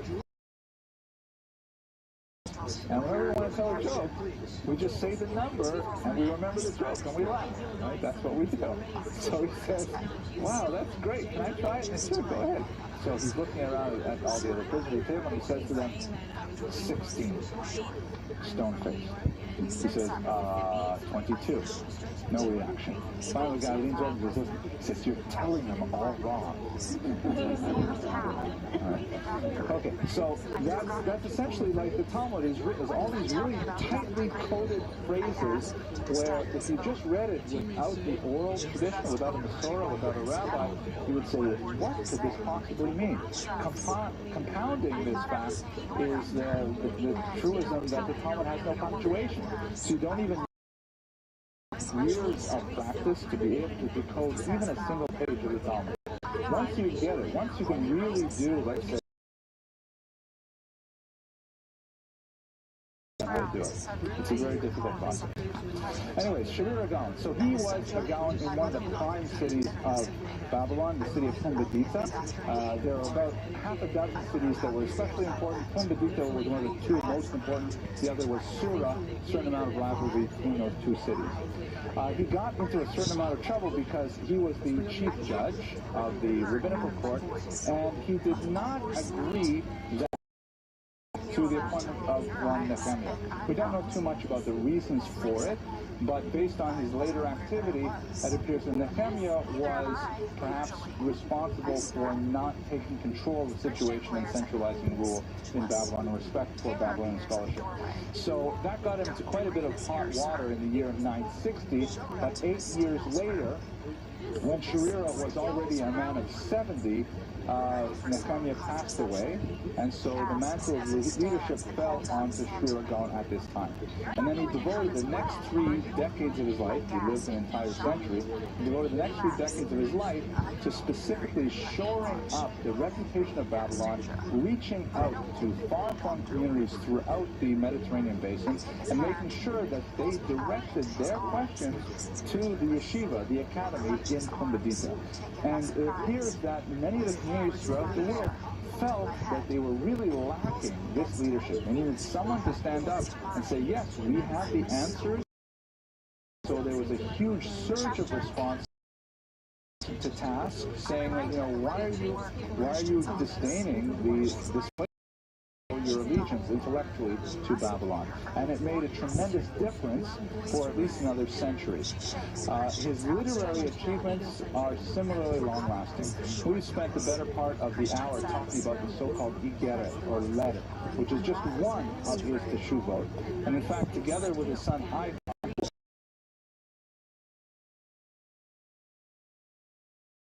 all of the half of all of these for his son Ivan. A tremendous number of responses. If you desk, getting these letters every day, writing out by hand his detailed analytical comments based on his knowledge of the Talmud, sending them out, it was incredibly important. It was like, well, I won't give a trite answer. We know that he wrote a biblical commentary. It is no longer extant, but it is referred to by other writers from the period. And we know we have some pieces of a massive Talmudic commentary that unfortunately has not survived as well. And finally, he wrote a book called the Megillat Sitarim, which appears to be a commentary of his text. Is this Igeret, where we learn almost everything we know about Shir HaGaon, and 1998, some of his rivals, perhaps, we don't know the nature of the controversy. It's not recorded in the historical accounts of that time, but apparently some of his rivals denounced him to the Caliph. And you get a sense of the tenuous situation of the Jewish leadership, because ultimately we were a minority within a country, and even though we would have significant self-rule and self-government, still we had to answer to the secular authorities. And so the Caliph of the time arrested Sharir and his son, who was then the head of the court, and imprisoned him for almost a full year. He was eventually released, apparently acquitted, to his new son, HaGaon, who was also an elderly man at this point as well. He's already in his 70s, if I'm not mistaken. His son at that time. So to speak to his legacy, we can evaluate it in many different ways. One way to be sure is that he really consolidated for a millennium the centrality of the Talmud, explaining directly how it flowed from the Mishnah. He upheld the value of the Mishnah as a central text in the Pharisaic tradition that we have today as the rabbinic tradition. And the study of the Talmud was, enshrined as the central activity of Jews intellectually for the next 1,000 years. As you can see in this picture here, which is from the last Siyum HaShas, which was a year ago, August, if I'm not mistaken, where they had 70,000 Jews Babylonian times, perhaps even before Babylonian times. Secondly, his activity in the composition of Teshuvah literature was extremely important in creating a body of legal documentation that became a corpus for future law, and his general, adherence to the notion of the validity of the oral Torah and the binding nature it had upon Jews was something that, reverberated throughout the centuries following his demise. So as always, I thank you for your patience and your indulgence. Thank you for your attention. Next week, we're going to stay in the Gaon age, and we're going to look at Saadia Gaon, also an extremely important leader of one of the academies, an extremely important philosophical leader as well. So we'll look at some of his specific ideas. But the big difference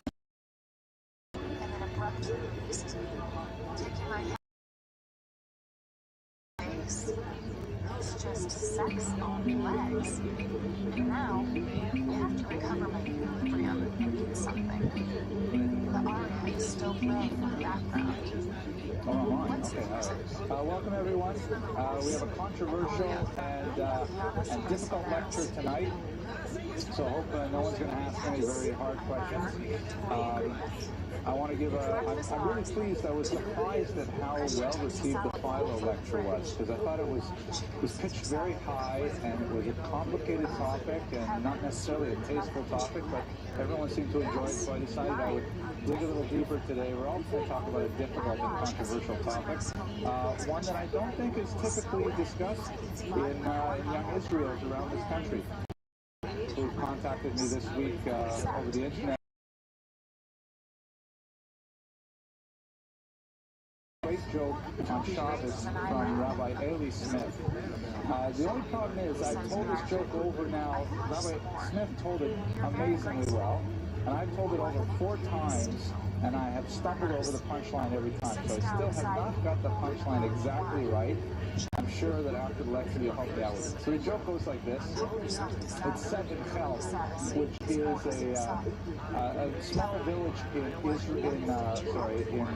Polish Lithuania that dwell. And there's so many jokes about Kelmer Yidden. Just like in Canada, you know, people would say these jokes about the people from Newfoundland. They call them Newfies and so on. So anyways, the joke goes like this.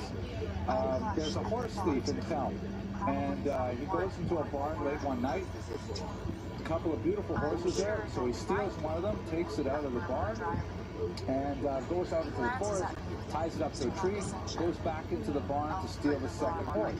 While he's in there, however, he trips over a barrel and makes a bit of a commotion.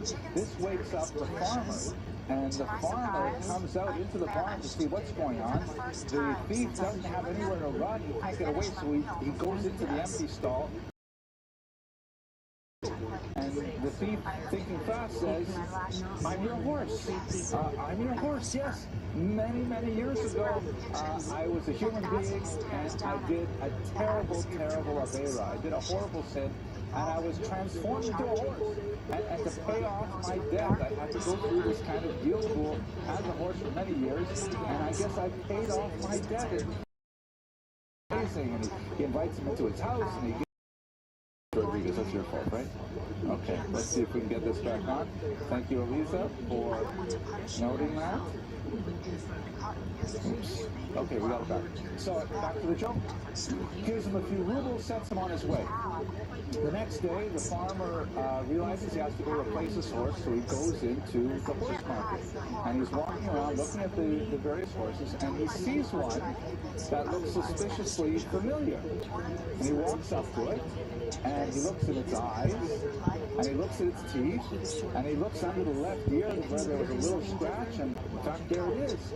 And he looks at the horse and he says, "Yanko."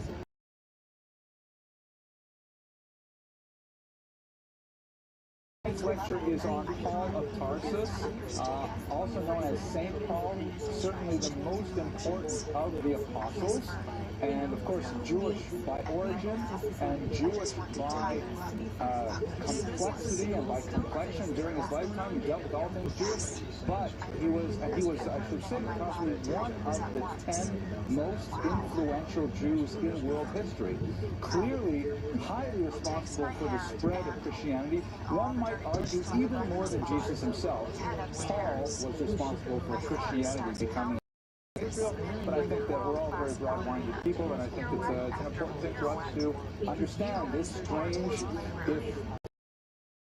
of the Jewish history that we all celebrate. Let me mention, first of all, thanks to Aaron and Susan Weinberg, who are sponsoring tonight's lecture. Give a big hand for our sponsors. Just having your presence here is a tremendous sponsorship. I'm very grateful to have all of you here, but it is really nice to acknowledge the Young Israel that does so much for this class, pays a small stipend to our wonderful reader and for our technical help, and makes it possible to put these things on the web, like eat and so on, and the cookies, of course.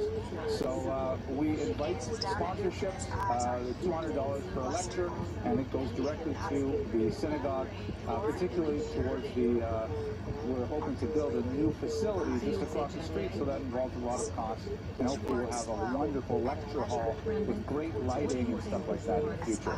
So please contact the Young Israel of Bell Harbor if you want to give online, and let's go straight to lecture then. Okay. So, speaking about Paul, as I mentioned, he is a hugely influential Jewish apostle, meaning he was one of the principal followers of Jesus in his lifetime and shortly thereafter.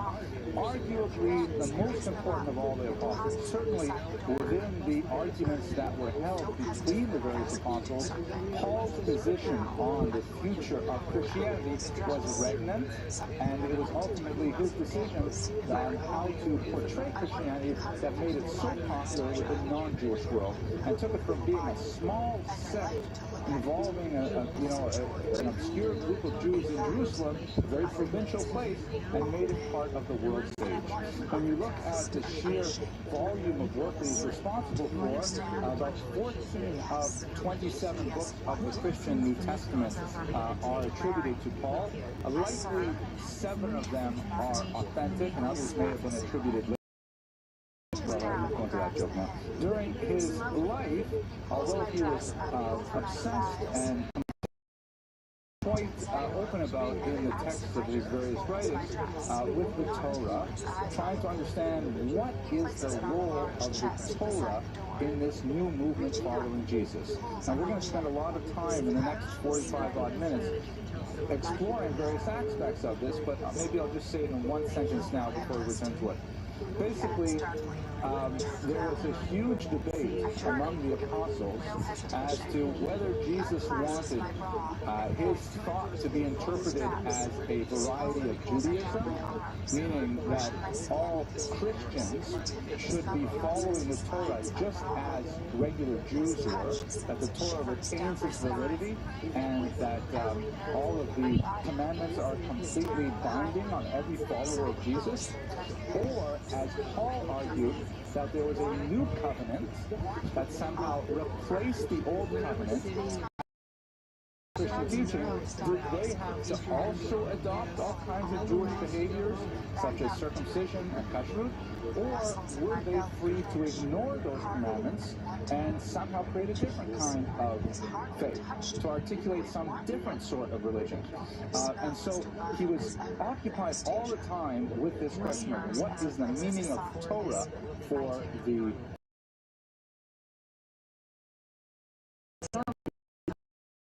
world as a whole believes the Torah, and it's somewhat limiting in its scope. The word used in Paul's writings, at least as we have them today in Greek, is nomos, which means basically law, standard, rule, decree, these kinds of things. It means like these are the rules of behavior. The word Torah, of course, is much larger than that.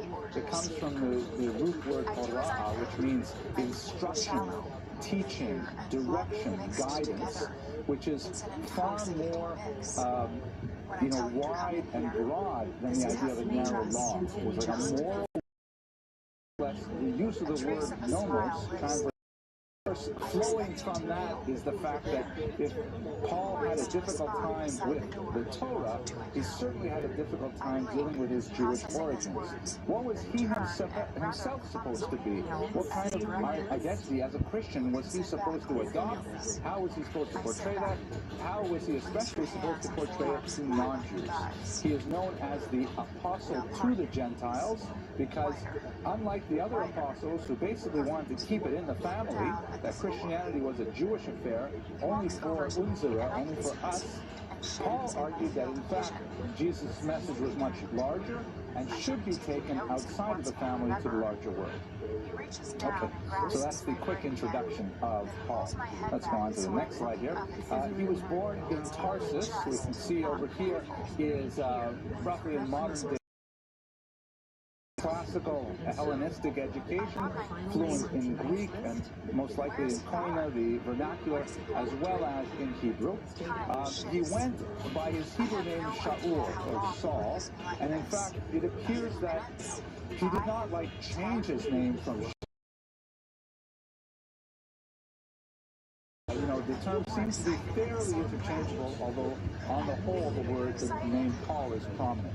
So I think it's a lot like what it is today. For example, my Hebrew name is Hillel, and what I like to call my slave name is Henry, right? And I use both of those interchangeably depending on the context, who I'm talking to, and things like that. And it appears that Paul of Tarsus, also known as Saul or Shaul of Tarsus, he held Roman citizenship by birth, but he never disavowed his Jewish origins. not a Jew, I am a communist, right? Or I'm not a Jew, I'm a Soviet citizen. That's not the kind of approach that Paul took. He definitely acknowledged his Jewish roots, and he refers to himself throughout the Bible in places like a Pharisee, son of a Pharisee. You'll recall the Pharisees, the Brushim. We spoke about them a couple of weeks ago in terms of Jewish sectarianism. Basically, the rabbis.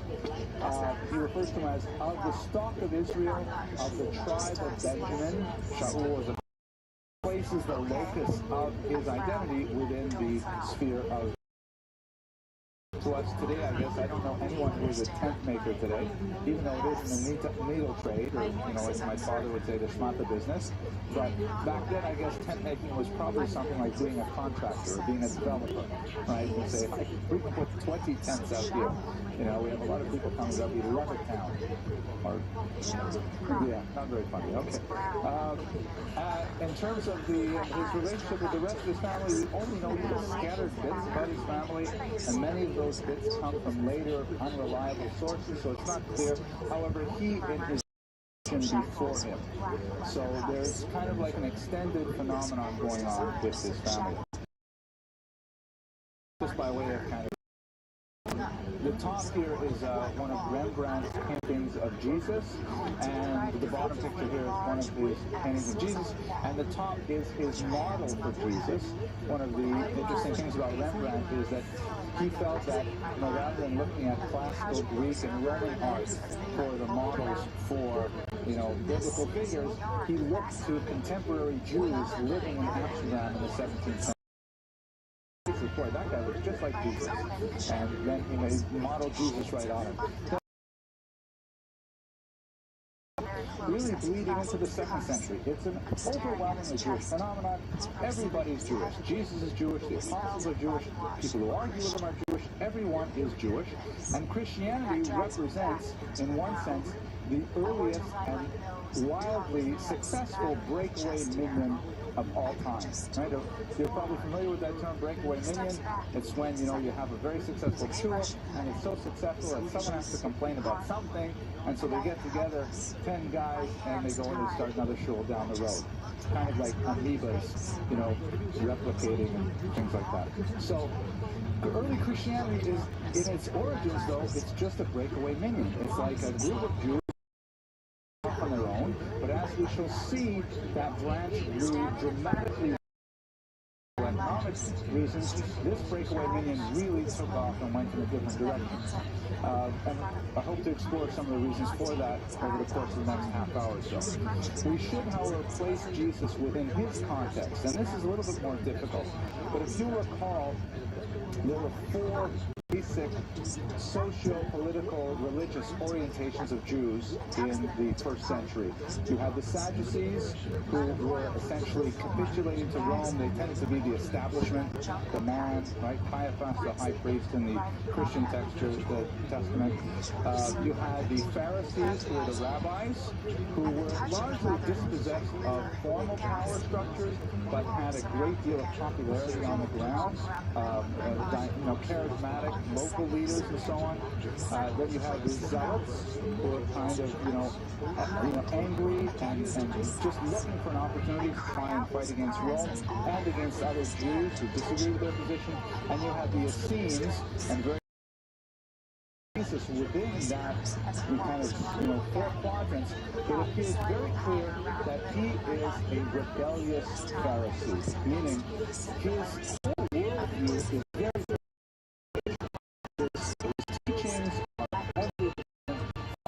teachings, in particular that of Hillel. There's no question that he has a particular bent when he looks at Pharisaic teachings. Tends to be very pacifistic, tends to be very turn the other cheek. All of the most famous of Jesus' sayings are really taken from earlier Jewish sayings, either in the written Torah or in the oral Torah. Yet he was rebellious, meaning he was not a Pharisee who kind of duly noted the teachings of his rabbis and went along with them and things like that. He fought against many of the teachings of the rabbis, and he felt that more should be done to change the status quo. Things like desirable members of society, prostitutes, criminals, thieves, and so on. That was something that maybe the Pharisees were not doing quite as much, and he occupied that kind of margin of acceptability in the Pharisaic community.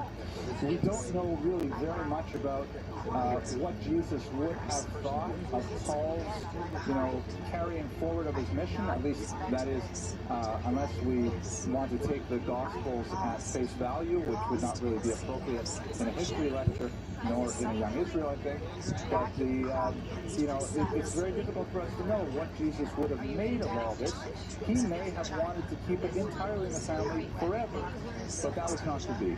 The most significant, that is the trial and crucifixion of Jesus, which, if you only take the gospel accounts, if you only take the biblical accounts themselves, basically he was betrayed with them to make this happen. The Romans felt that he was disrupting the social order, but as it were, on the holiday of Passover, as I think I mentioned in our lecture, so I'm not going to go into detail, Pontius Pilate, the governor, offered to allow one prisoner to go free, either Jesus or Barabbas, a thief, and the Jews gathered there, and we have no other source for this, but the Jews gathered there, so they wanted Barabbas to be released us and upon our children, which for accepted responsibility for the death of Jesus. His blood be on us and on our children. Most scholars believe that this phrase was actually written shortly after the destruction of the temple, and it was written in a sense that it was proving the reason for the destruction of the temple was the rejection of Jesus, and that the author did not mean all Jews, like meaning us, included within that statement, but nevertheless it's an open-ended statement that has been so interpreted. The kind of Mel Gibson take on the Passion, with Jews very much involved in the torturing and in the whipping and things like that, and monks who have recorded their kind of like accounts and the Passion plays that have been enacted for centuries in many European cities always tend to portray Jews in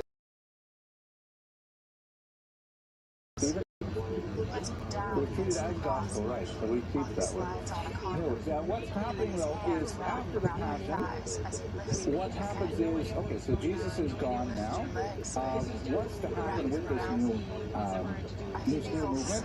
And we have to explore basically two ideas.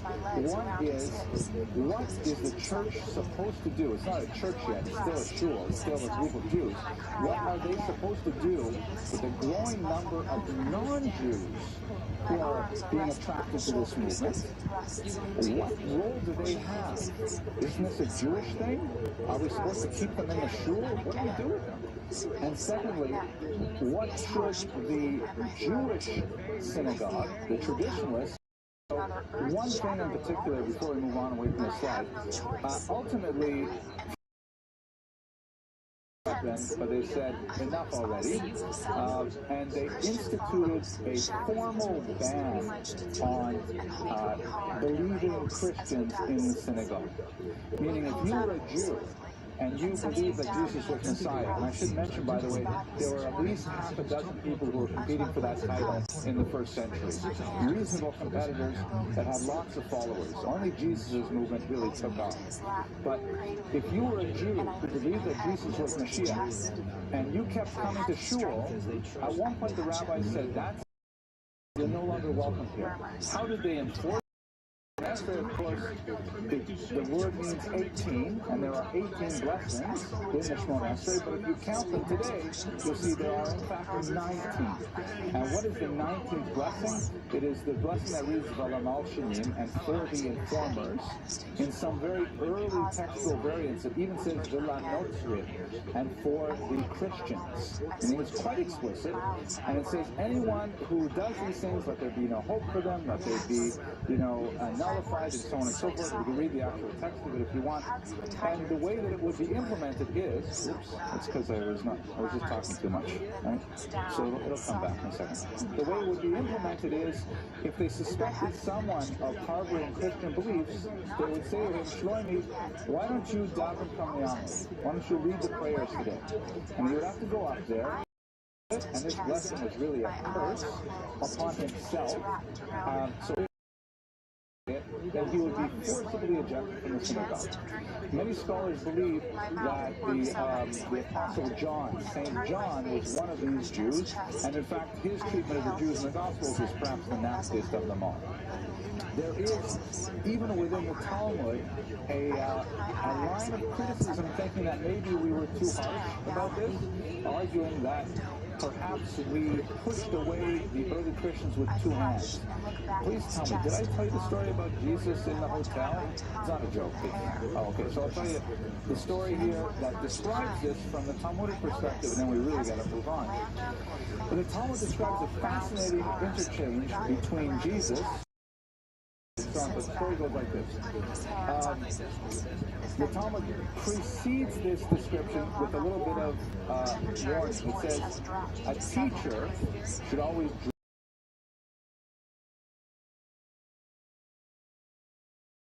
The role of a teacher, psychologically, pedagogically, is that you have to make your students feel welcome, draw them close, right? Like the right hand is just a little bit stronger. But at the same time, you have to maintain your distance. If you start drawing your students close with both hands, you could be up for a lawsuit. That's not okay. You don't draw them close with both hands. And at the same time, you should not push them away with both hands. That's also wrong. You have to have this kind of dual relationship. And the Talmud says, not like Rabbi Yeshua ben Parachia, who is the rabbi of Jesus. The story goes like this. They were coming back from Egypt to Jerusalem. They stopped in a hotel. While they were in this hotel, there was a very nice innkeeper who treated them very, very nicely, a female innkeeper. He gave her a nice room to sleep in and beautiful food and so on. And so Rabbi Yeshua can be translated a little bit differently. It can be translated as, how beautiful is this woman? Or how pleasant is this woman? Like Na'im No'od, we say in modern Hebrew, very pleasant to meet you. So Jesus, as the story goes in the Talmud, thought that his rabbi was saying, how beautiful is this woman? And so he offers his opinion. And he says, her eyes are a little too round, right? Like, she could lose a few pounds. He says something like physical about her. And the rabbi is so upset. He says, is that what you're thinking about? And he pulls out 400 shofars. Rashi says this is clearly a hyperbolic statement of Guzma. But he pulls out 400 shofars and he puts forgiven, please take me back. And every time the rabbi sends him away. Until one day, Jesus comes back, and the Rebbe is in the middle of the Shema prayer, which is forbidden to interrupt. And so the Rebbe thinks to himself, you know what, all right, the kid's had enough. I'm going to bring him back.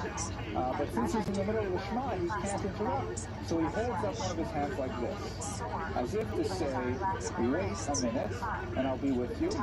But once again, they have a terrible misinterpretation of communication, and Jesus thought he meant get away. And so Jesus says, that's it, okay, fine, I'm starting my own religion. And away it went. Now, when you go back to the beginning of that Talmudic passage, it's very clear that the Talmudic text, which is not necessarily trying to teach us, maybe we pushed with both hands, and if we were a little bit less, So his great conversionary experience has become proverbial in English culture, English literature. While traveling on the road to Damascus, he was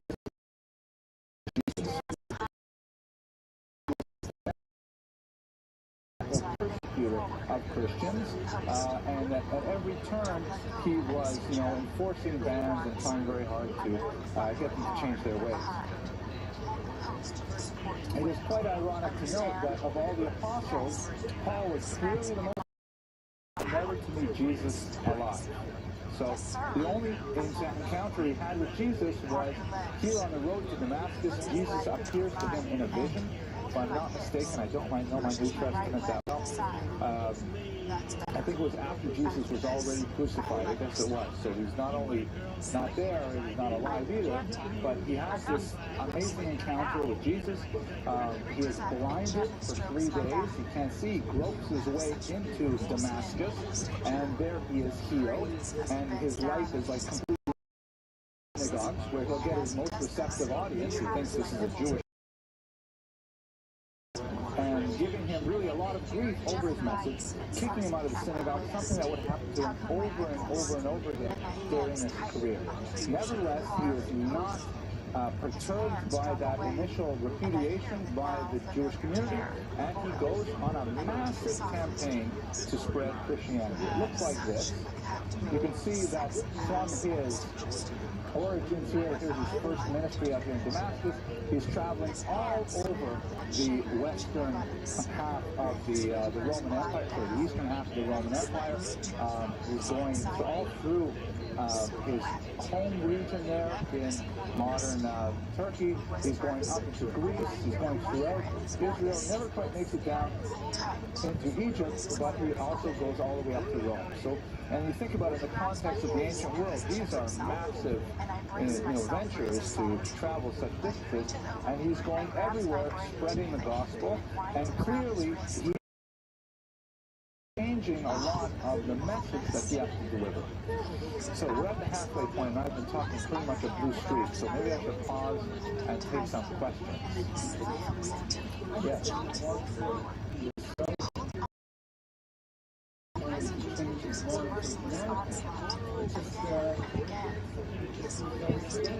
It does seem strange.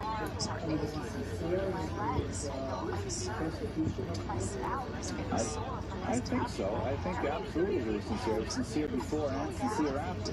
There is this concept of the zeal of a convert. You know, like all that spiritual energy is all jammed up, and if it's not going in one direction very well, and it gets turned in another direction, it becomes tremendous over there as well. I mean, Judaism is replete, and unfortunately, it's replete with individuals who have been tremendous villains when they converted out. Often had difficulty getting a minion, you know, and it was touch and go, especially Friday night. You didn't know, would you have a minion or not? And so it was one Friday night, and I looked around the room, and let's start. About to start, a man to the bema and says, Rabbi, you can't start, you know, I'm a convert. And the rabbi looks at him and says, interact. You know, because he was converting in, we don't have a minion. Converting out, no problem. Okay, sorry, did I see another question? Oh, it's most likely that Jesus existed.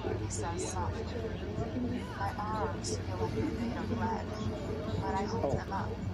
Yes, you're absolutely right. So it's quite likely, I think, from the historical evidence, although we don't have any direct, documents from the period, that Jesus did exist. There's simply too much evidence to suggest he didn't. Did he say exactly those things that are in the Christian text? Later this year, when we look at Maimonides, because he said, what, that Jesus? That's a different Jesus altogether. And it's true, because Yoshua ben Prakhia lived too early to have been a teacher in the 1st century. So that's more of a problem of what does the Talmud mean when it says Jesus, or the various euphemisms, Oso Ha'ish, that man, for example. But the historical Jesus most likely did live, and it's a very astute observation, yes. So they sometimes call Jesus, and we have to realize that the Talmud is very heavily edited by the church from the 13th century on, and even more importantly, self-edited, self-censored by Jewish printers who wanted to kind of slip it past the church censor construct, because the Yemenites didn't have the same church censorship. They were under the Arabs, and the Muslim faith did not persecute the Talmud the same way. So sometimes he's referred to as Yesho.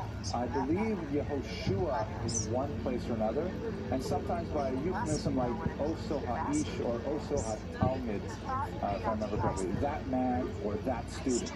And you have to know what it's talking about.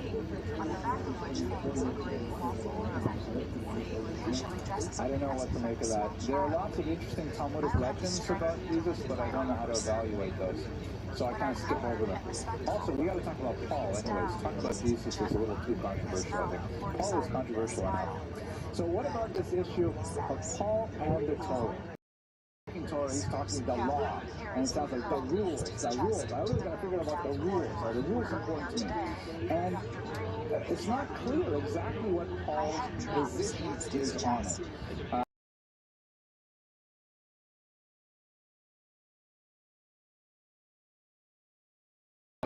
Christian scripture are from Paul, and that's over 200 references. He's really talking about it a lot.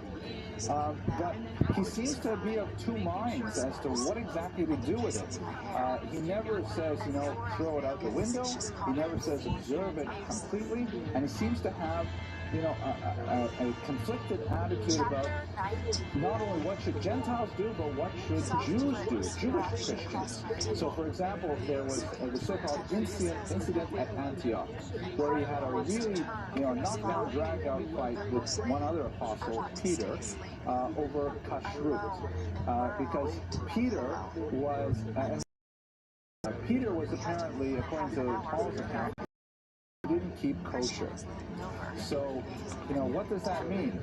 It appears that Paul was saying to Peter, hey, if you're in whole hog, so to speak, I guess. He said, if you're going to go with this new teaching of Jesus in which the commandments are not binding, at least on Gentiles, then certainly you should go have chicken parmesan at your Christian Gentile. Remember, everything is very much predicated on, is Christianity an ethnic faith, kind of like Judaism has a biological component to it, or is Christianity a creed? Who is a Christian? You can't be Christian. But at the other time, he's also spending a lot of his writing, and not through the observance of the mitzvot, which is a very Jewish approach, right? The Jewish approach is you've got these tasks to follow these tasks. Syria is in the Torah, these are the mitzvot, and he seems to indicate that that's not at all what is relevant. So he seems to be, as a whole, rather conflicted about what to do with the law. Perhaps more significantly than this, or what this leads to, is a question of what do we do with all of those passages in the Jewish Bible which refer to the so-called election of Israel. The term election is a technical term meaning that the Jews somehow get most favored nation status, right? That's a useful one. Most favored nation status. They're called the chosen people, the Am Sivula, the Mamleket Kohanim, things like this. These are like positive terms. And what does that mean if now this Judaic idea through Jesus not only bothered Paul, it bothered his would-be followers who say, well, what role do we have to play in this eschatological vision that you're playing out here? What are we supposed to do?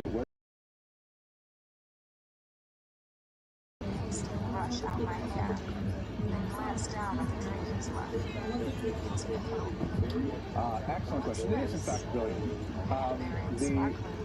What are his issues with the law? And I'll paraphrase. Tell me if I get it right.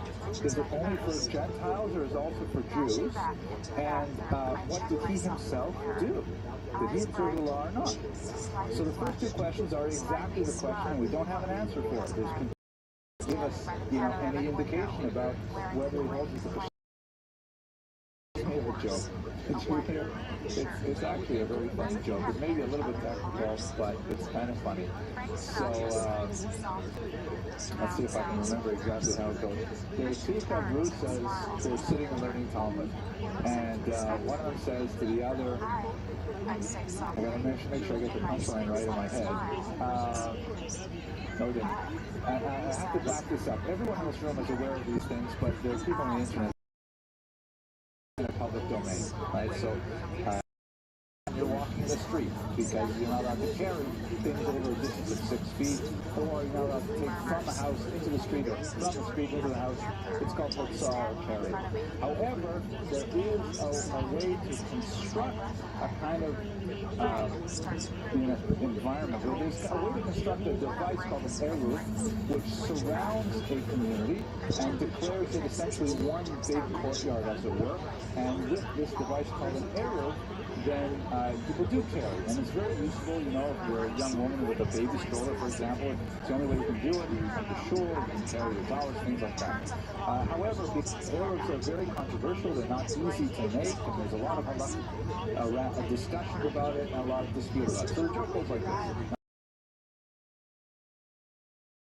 How can you say you're not Jewish? You know, we're sitting here, you're wearing a kippah, I enjoyed it, and I learned Hebrew, and I learned Aramaic, and no one really asked me, so I just kept going on. I said, that's ridiculous. I can't believe you're not Jewish. You've been studying Talmud for years. You could go for sneakers, you could become a rabbi. Here's the story.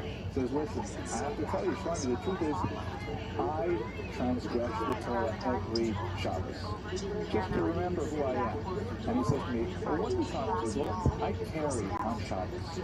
So Shlomi says, you can carry on Shabbos, we have an error. He says, yeah, but I don't hold that error. Kind of a long, strange joke, right? Anyways, okay. So getting back to the whole question of the election of Israel, what does it mean? Who's in charge? What does it mean if the Jews are there? So one of the things that's been come to known as the Pauline doctrine, and I'm going to show you a couple of images here, which are much later in origin, but they kind of express a way to explain this, that the way Paul has been interpreted through later centuries is that the Jews were the most favored nation, but they somehow lost that status because they betrayed God. This here is actually not the original, it's a reproduction of a massive monumental architecture outside the cathedral, I think from Baker Street. So, and you can see this is church here, and she has a few like symbolic elements that are repeated over and over again. She's got the chalice here, her clothes are all properly arranged and so on. She's wearing a crown, indicating that she's royalty and in charge. She's got an upright staff and so on. And next to her is this woman who represents the synagogue, who is in an attitude of decline. She's actually fallen away from the wall. She's blindfolded, indicating that she's unaware of the truth of Christianity. Her staff is broken, meaning that, she no longer has power. The whole message is meant to indicate that the woman is now taking her place as the righteous, inheritor of God's favor. I happen to especially like this one.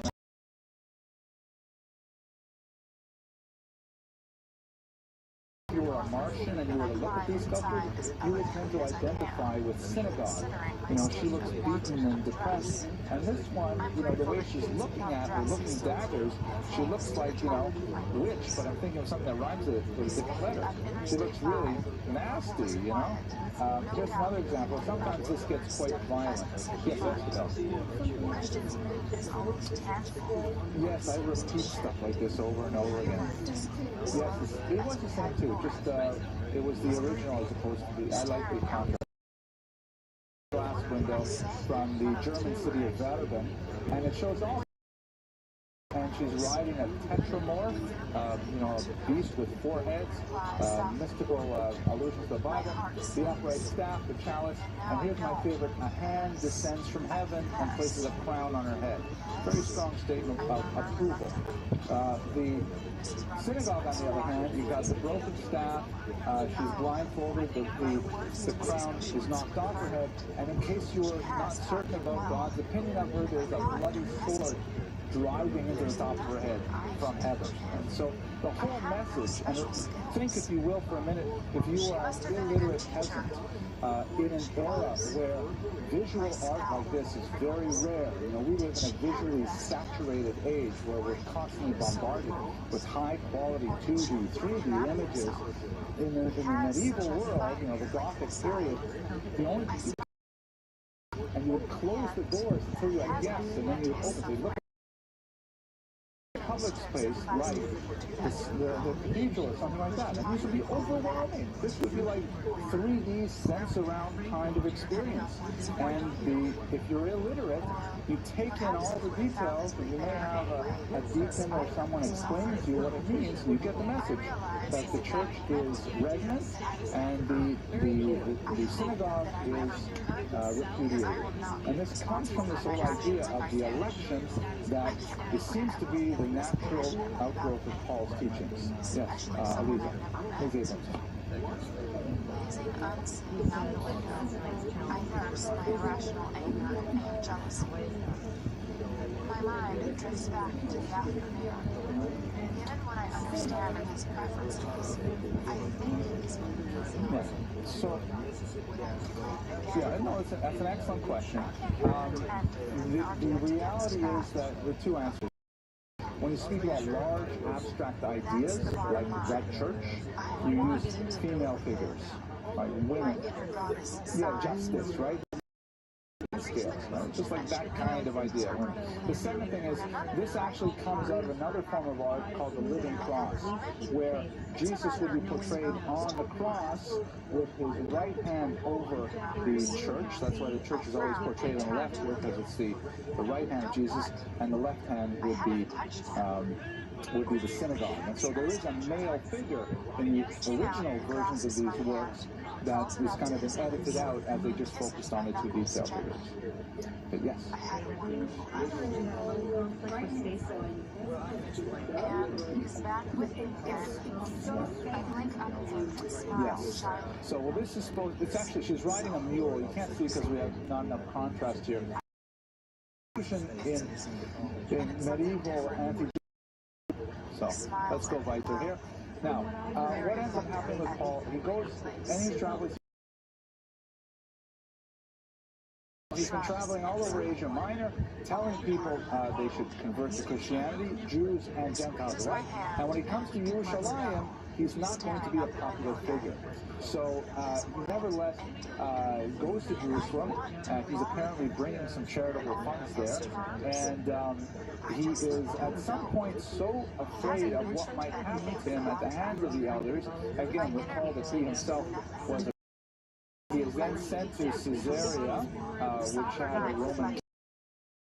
And we're not clear on exactly what was the charges, but you can imagine in this period of time, sedition or incitement to rebellion, things like that. These are all kinds of charges going on.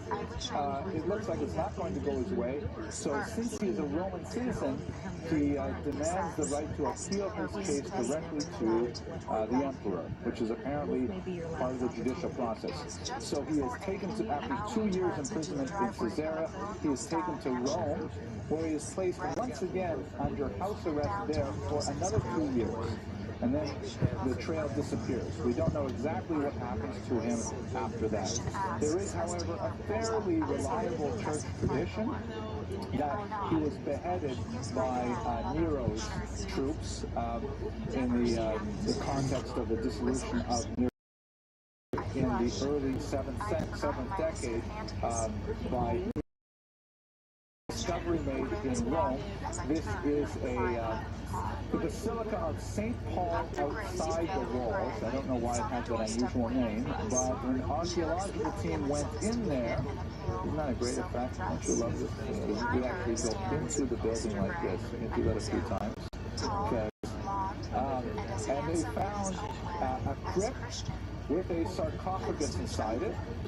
They did not open the sarcophagus, but they did some kind of whatever X-ray imaging, and they found that there is in fact a body in there, and some traces of what appear to be, burial shrouds that would be consistent with the 1st century. And there's an inscription underneath that says, Paul, Apostle, Martyr.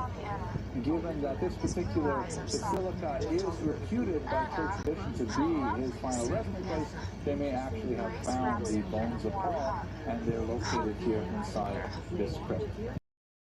Is one of the most influential Jews. His Jewish origins, his Jewish thought, and the Jewish context in which he worked was crucial for his later influence.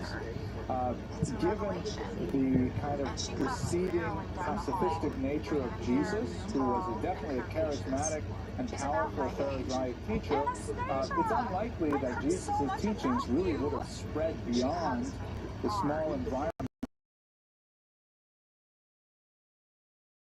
to a Gentile faith, meaning appeal to the Greeks and the Romans, saying this is something that would interest you. But nevertheless, he had a long-standing conflict, internal conflict over what that meant for his Judaic heritage, and he struggled all the time with this question, which really is a question for the church even today. Is it universalist or is it particularist? How can you maintain both of those things simultaneously?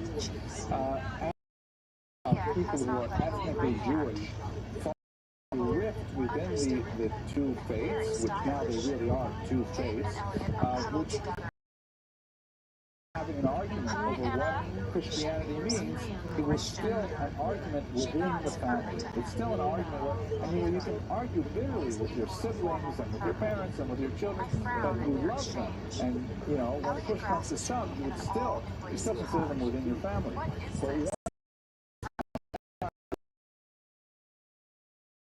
But then it becomes an us versus them kind of situation, and unfortunately there is a lot of negativity directed at Judaism. But in conclusion, there's a fascinating observation by a very heroic 20th century theologian, Luther, one of the first Christian theologians to grapple with the meaning of the Holocaust for Christianity and the relationship of Christianity and responsibility for the Holocaust. And I strongly urge you to look at her work because it is really, for the 1970s in particular, a very, very heroic attempt to deal with some of these difficult questions. She writes that the left hand of Christology is anti-Semitism. What she means by that is the two things have to balance each other out. And that, she says, is... Okay, that was a really controversial lecture. I'm going to wrap it up here, and then I'll take questions offline. Thank you very much for your indulgence, and I look forward to seeing you next week when we're talking about the Jews of Babylon, the Talmud, things like that. Thank you. Carefully crossing my legs. He sits down beside me, but doesn't touch me. We're just talking about vacations, Anna. Mr. Gray says kindly. Elliot has and wide. She's delighted. Today's lecture is a fascinating topic. Actually, we learned a lot about myself preparing this lecture, and I'll share with you some of those small insights into my self-revelation that I have. But I want to start by saying that I have a caveat to make. Actually, two caveats. The first one is I've decided I'm not going to start right away with a joke, because I can actually look at the YouTube page and see when people stop watching my videos. And last week I didn't tell a joke, and people stayed with the lecture much longer, about 77% longer actually than when I do tell the joke. So, and also the people at Torah Cafe, they always edit them out. Elia, Jesse, and Kaya, they just take them out. So I'm not going to tell a joke right away. You'll have to invest at least 11 minutes into this lecture, unless I can't help it. Then you'll get the joke. The second thing is, we were doing research right up to the last minute. I'm not exactly sure how to pronounce the subject of our lecture tonight, which is horribly embarrassing, since we're speaking here to a massive crowd in Surfside, Florida, and we have the internet audience. And I'm not a philosophy major, so I'm not sure what people right, like the dough. In Greek, it's clearly philo. It's actually philon in Greek with an N sound at the end. So I don't know if I appear horribly pedantic if I say philo, or will I sound regular, sort of like uneducated to say philo. So I'm just going to go with philo because that is the consensus of the audience. The second caveat is I can't hold back. I'm going to tell you the joke now anyway. So it goes like this. So this is a joke. I realized as I was going through this particular lecture, that one of the things that tends to fascinate me overall when I study for these lectures is I'm especially interested in the question of Jewish identity. What makes a person consider themselves a Jew? What exactly is it? Obviously, it's easy to, fascinating topic that, of course, is some insights in Philo as well. So the joke goes like this. It's set in Soviet Russia, in the late Brezhnev era, when there's tremendous privation, huge shortages, and in order to get anything, you have to go and stand in line for hours at Chekha. You have to stand outside a shop for hours before you get it. So the joke goes that there's a typical lineup at a grocery store. Everyone's waiting to get in and get some basic cucumbers, in fact. And people are waiting, and finally the shopkeeper opens up the window and he says, "We've just learned that we're going to be receiving fewer cucumbers than expected today, so all Jews leave the line, go home." So what can they do? Outside, it's cold, it's like December in Siberia, and they open up the unexpected, and so therefore all ethnic Latvians, Uzbeks, Kazakhs, and Tatars must leave the line and go home.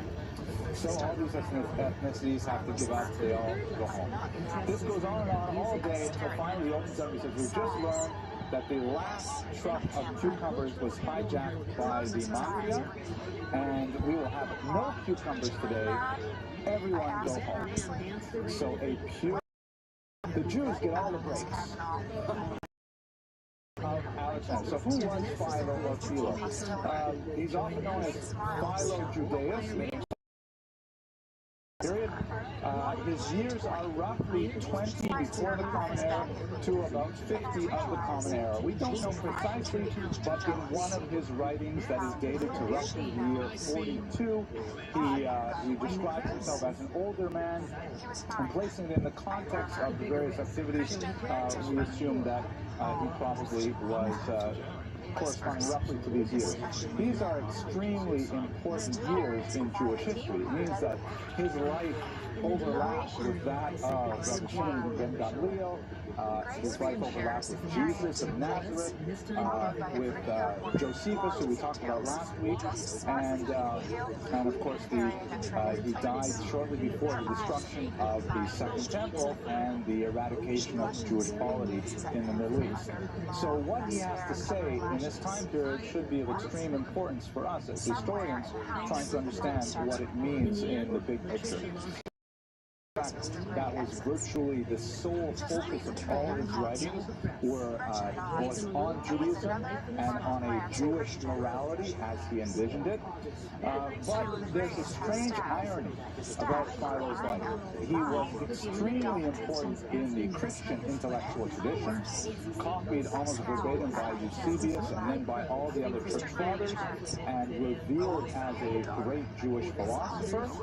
But he was totally ignored by the rabbis, and he is completely absent from the Hebrew religious tradition until the 19th century when people begin to pay attention to him again.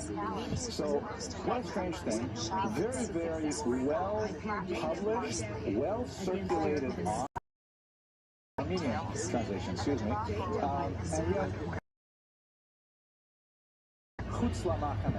outside of the camp, no one pays attention to Philo. So how is it possible that he evaded all rabbinic attention while receiving tremendous reputation among Christians as really the greatest expression of Jewish philosophy in the ancient period? This, for example, is one of the more fanciful 16th century representations of, as you can see, the Latin about Philo Judaeus, Philo the Jew. Of course, we have no idea if he looked anything like this, but it's a colorful picture, and I saw it on Wikipedia. So, moving forward, what do we know about him? As in important as one would think from Philo's own writings. We have no references to Philo, contemporary references, other than Philo himself. So, like our attempt to analyze Josephus last week, everything we have to say about Philo is based on his own writings, on literary analysis of what he has to say about both in terms of a frontal depiction of his own life, which he does from time to time, or also by reading between the lines about what he has to say about the world around him, that we can kind of read backwards and learn something about it. We can figure out, however, quite a bit. This is another 15th century representation. We don't know if this looks anything like him. He's slightly wall-eyed here too, which I'm not sure if that was probably anti-Semitic or something. Primarily because of his description of his relations. His brother, Alexander Lysimachus, was titled the Alabar of Alexandria. I'll show you shortly. We're not exactly sure what an Alabar is.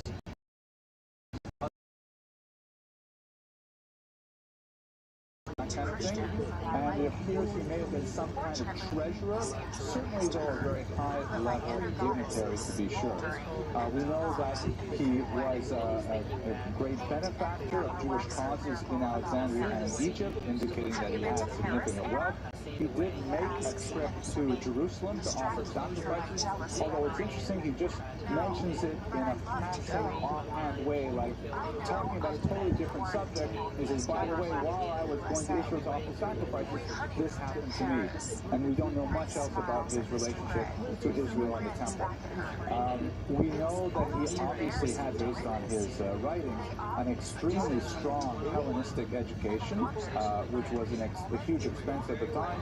He definitely was educated in the gymnasia, in the traditional male-dominated, universities, as it were, of the time. In fact, some authors believe, some scholars believe that he is duly repeated many of the church fathers after him. But at any rate, very well connected, and he was able to afford a life of leisure and dedicate himself to philosophical investigations and publications. His nephew also says something about his position in Jewish society. His nephew, Tiberius Julius Alexander, we don't know how to describe his religious affiliation, but he actually fought with the Roman soldiers on the wrong side in Jerusalem in the War of 70, in the Roman-Jewish War, meaning he was alongside Titus when the temple was destroyed, and not like Josephus as a captive, but in an administrative capacity. Some say he even led the charge into Jerusalem, again based on scanty evidence, but this was his brother's son. And from some of Philo's writings, one author in particular finds that perhaps he directed some of his writings to the picture overall, though, of where Philo was in classical Alexandrian society. Any questions to this point? Yes, please. I suspect that it's because I'm so hard. Conversation flows freely among the brains, warm and caring, gently teasing one another. Over our dessert in a plain syllabub, he regales us with her exploits in Paris, lapsing at one point into fluent French. We all stare at her, and she stares back, puzzled, until Christian tells her faith and fidelity, or like the dog's name Fido, means, faithful dog. But I think he was a writer, not a lover. Writer, not a lover? Perhaps. Okay, shall we go right there? Yeah, let's go right there. Okay, so his major work. So he wrote numerous tractates, many of which have been preserved. They are exclusively in Greek, some of which survive, as I mentioned, in Aramaic and in Latin. Actually, should say Armenian, not Aramaic. That's an error, sorry. One of the big debates among scholars, though, is, did Philo actually know Hebrew? And here he is writing exclusively on Jewish topics. He is like the Jewish references to Hebrew, use Hebrew to explain an allegorical etymology. The problem is that about half of the time he's totally wrong. Half the time he's right, and so he knows a smattering of Hebrew, or perhaps he got this Hebrew information from someone else, and other times, his sort of discussions of like saying, so many scholars think he knew no Hebrew whatsoever, and he had to rely on a more Judaically educated individual to give him these little pointers. And others say that, no, he's trying to make a different point, and maybe his Hebrew wasn't so strong, but he did know some at any rate. Perhaps more importantly, though, and something that he clearly does know very well, is Greek philosophy. He was soaked in Greek philosophy, and especially Plato. In fact, again, thinking about the role of Philo in the transmission of Greek wisdom to the Renaissance, looking a little further, it's an extremely important thing because he was sort of the bridge for the church fathers to take Greek wisdom and retain some value for it, so that once they got past the Dark Ages, there was at least a memory that, yes, there was to resurrect the original Greek as well. So Philo plays a very important role in kind of bridging the ancient world with the medieval world as well. But nevertheless, let's just think about this guy. What is the nature of his Jewish identity? He's clearly a totally committed Jew. He believes in Judaism so much that he devotes all of his energy to writing book after book about various aspects of Judaism. However, they are entirely written in a Greek idiom, both literally, written in the Greek language, but more significantly perhaps, written in a Greek style, with Greek syntax, Greek questions, obsessed with Judaism. It's an unusual kind of posture of identity that I think we will actually find much more recognizable as we contemplate the 20th and 21st century. So let's just understand a little bit about what is this Greek stuff that obsessed Philo so much. This concept of Hellenism, the word Hellas means Greece, and Hellenism refers to the spread of Greek culture through the Middle East, Central Asia, and all.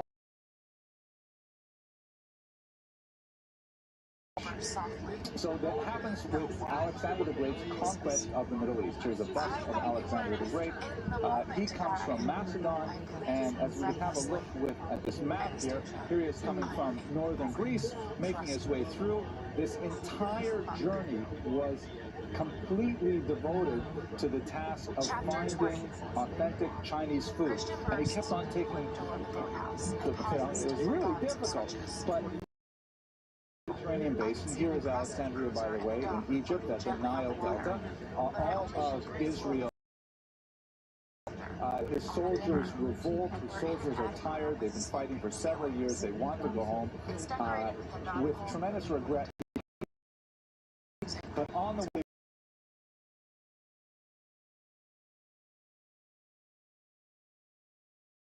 the empire collapses. And once the empire collapses, it's divided among three of his generals. You have this part here is held by the Ptolemies, spelled with the Ptoleman, and over here is held by the Seleucids. This would be Antiochus of Hanukkah fame, and the third is left in the Antigonids, which is out here in central Greece. So, but what's really important about Alexander's contribution is that he schlepped along with him this tremendous body of Greek wisdom, which was vastly superior to anything anyone else was doing at the time. You know, they had the mathematics of people like Alexander's son, Philip, if I remember correctly. Did I say Alexander? Aristotle. This teacher of Alexander's son, I may have gotten that upside down. Good thing I'm not putting this on the internet until tomorrow. And the Greek stories, mythology, art, aesthetics, all of this rational, logical way of looking at the world around them was translated to all these other cultures who were immediately overwhelmed with it, Jews included. Jews love Hellenism, and Jews absorbed as much of it as they can. And of course, we're familiar with the backlash that occurred in the 2nd century before the Common Era, because Hellenism was so powerful, it threatened to completely overwhelm Jewish identity, such that you have the Hasmonean revolt, the Hanukkah revolt, where traditionalists were arguing that Greek culture was seeping too far into Jewish culture, was going to eradicate it, and they had a civil war against those Jews who felt that no, Greek culture is good for us, and we want to, accumulate as much of it as possible. This conflict with Hellenism, although it was briefly solved in favor of the Jews, in favor of the traditionalists, I should say, in the 2nd century, it continued for several centuries thereafter. And it's not clear where we should. So here's Alexandria, right here on the western Nile Delta. It is the second. It's like New York compared to Jerusalem. Jerusalem, of course, the beating central heart of the Jewish people, massive concentration of Jews I'm talking about today, and no one would deny that it's certainly the capital, the spiritual capital, at least, of world Jewry. But New York, on the other hand, massive population, not nearly as educated as, say, Jerusalem Jews, they speaking English and things like that, but nevertheless, an extremely important center. And Jerusalem can't trifle with New York either. New York is simply too important. That's kind of like Alexandria in this time. Alexandria is a huge population, multiple ethnicities in the city, indigenous Egyptians, Roman overlords, and Jews. And the Jews were extremely numerous, so much so that they ended up taking over more than 1/4 of the city's population, both literally and which caused a significant amount of conflict, as we that when they said Kaddish, it was necessary to wave a red flag so that people knew when to say Amen. I'm sure if the rabbi was here right now, he would say something like, we need that in our shul too, but not because it's so big, because you can't hear in the back when they're saying Kaddish, you need the red flags. I don't mean to cast asparagus at anyone here. Did the Kaddish Tefillah exist back then? Well, the Gemara clearly indicates that it did. And if I remember correctly, Amin Weizer's book on Kaddish, fascinating extended meditation on the history of this Tefillah, I believe it does go back this far. There are several slight variations in the various Kaddishes, and I'm sure you could date those specifically to particular places. Maybe Baruch Shem Kavod Ma'isoli Elam Boed.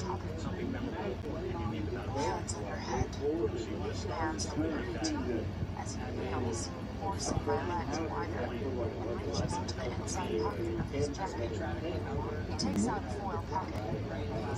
think it goes back further because Aramaic is a language that Jews stopped using around 700, 800. But let me tell you a joke that reminds me of a joke that actually connects to this, believe it or not. It has to do with Jewish identity. It's actually one of the funniest jokes I have ever heard. It is not the funniest joke I've ever told, but it is a very funny joke when you think about it. So the joke goes, there's this Jewish actor who is out of work. Please don't stop me if you heard this. Jewish actor is out of work in Los Angeles. He's waiting tables, and his career trade paper there, and he sees in the back there's a job for a gorilla impersonator. Gorilla impersonator. So, he's desperate. He job, puts on a gorilla suit. Jew. The Los Angeles, the zoo of the city, has recently lost its last gorilla, and they would suffer a loss if they didn't have someone in the cage until people come. So he was filling in, and he has to take this job. He's in there. He's beating his chest, he's eating bananas, and you know what? He's a big hit. The crowds come around, the kids come, the kids are squealing with delight, he enjoys performing for them, it's his life's calling, and one day, he loves you, that's going to work in life. One day he gets a little bit too energetic, and he's demonstrating and lands in the neighboring lion's den. He realizes you've got the joke already. He realizes he has to now confess, so he has to say his last words. The great statement of Jewish monotheism. He covers his eyes and he says, Shema Yisrael, Hashem Elokeinu, Hashem. And the giraffe says, "Shut! You'll get us all fired." So that joke somehow says a lot about Jewish identity, about what's going on. Okay, so massive synagogue, huge population of Jews who are very committed, synagogue goers, it says something about the community. But the question is, what kind of Judaism are they really practicing? What is going on in those synagogues? As my grandmother Rosham would say, what's putzah in the Bate Knesios? What exactly are they doing there? Is it the same thing that they're doing in Jerusalem or not? Philo is a very ambiguous source for that. So let's explore it a little more deeply than anything else. This is based on something else in his works. So he's writing about the Bible, and he is, engaged very, very deeply in the story, but he is very cavalier with rabbinic sources. We, of course, have a huge intellectual interpretive tradition of the scriptures. Rashi is not especially original in this regard. He is essentially an accumulator of information. He is brilliant in the sense that he's able to anthologize tremendous amounts of material, but Rashi is 95% faithful to texts that occur centuries before him, and he just presents the material in a brilliantly precise way. And Rashi is already, 1,000 years ago. And occasionally Philo will dip into that huge amount of research. But more likely, he's interpreting the scriptures. The scriptures within a Greek sensibility. Let's take, for example, the description of Abraham's two wives, Hagar and Sarah. So we all know the story, of course, so I won't paraphrase it, but Philo writes as if Hagar and Sarah represent philosophical concepts. And while he doesn't want to completely come out and say they never existed, it's almost as if they didn't exist. All he cares about is this idea that Hagar represents instrumental wisdom, meaning like the wisdom you need to be an accountant, or to be a physician, or to whatever you need specifically to do a job, whereas Sarah represents, supernal wisdom. He refers to her as a virgin, which is whatsoever, but he goes so far away from the Jew.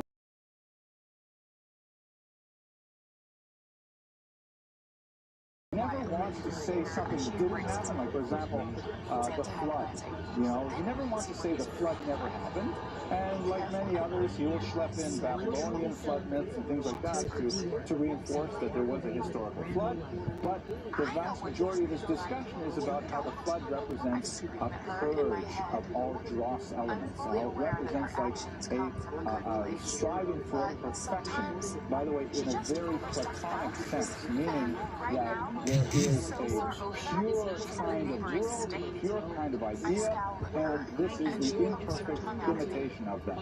And that the allegory and the task for him as a Jew is to uncover the hidden meaning of the scripture in order for us to reach some kind of spiritual Greek book using Jewish topics.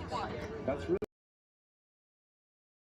that I want to know where I was back in how dare not after his threat. Take care of yourself, grace says kindly.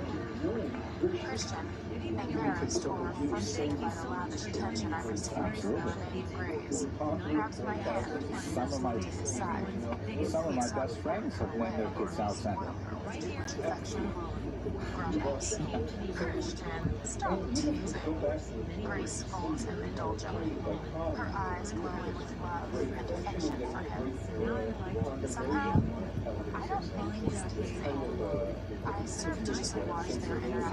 I agree with you completely. A lot of the archaeological evidence, the Dura Europa synagogue, for example, even has nudes in it, like Greek-style nudes on the wall. Can you imagine that? You know, like, for example, they have this big scene. I can show you if I get out of this program, but maidens are there completely, in the nude, standing on the shoreline, and she's in the water, and you wonder, that would not fly in most synagogues today, I think. But so definitely, right, sure. So, but the idea, though, if you can imagine, if you can put this into, like, what's the dichotomy here? What's the problem is, if you can imagine a prominent Jewish writer today, for example, borrowing very freely from Christian norms, speaking of Christian idiom, of the Epiphany and of the Immaculate Conception and language like that. And especially ignoring traditional rabbinics completely, or, effectively completely, he would say, well, is this a representative of the Jewish community? Is this an authentic kind of like mainstream idea? Because Philo was a mainstream guy.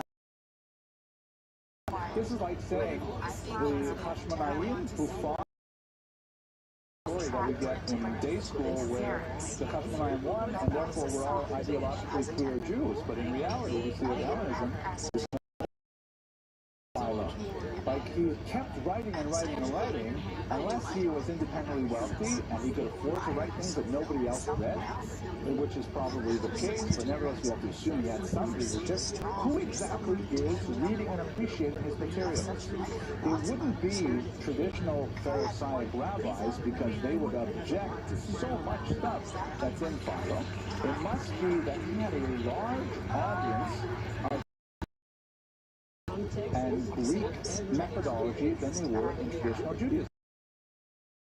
A lot of Jews, the majority of Jews, who are extremely happy to have Judaism packaged for them in an American format. As long as it is, like, it sounds American and it fits with what I watch on television and read in the newspapers, then it makes sense. The moment that it veers away from dominant American culture, maybe that's too much. That's too Jewish, as it were. So it must be that there's a huge population of people who appreciate this. And as we mentioned a second ago, the Hanukkah dichotomy, I wonder how they read the Hanukkah story. I wonder how they dealt with that, because for them, that would have been intolerable, I think, in terms of the challenge to their identity. Let's have a look at some of the more historical aspects of Philo that I think could be useful for us in seeing how it plays out in a lot of the context.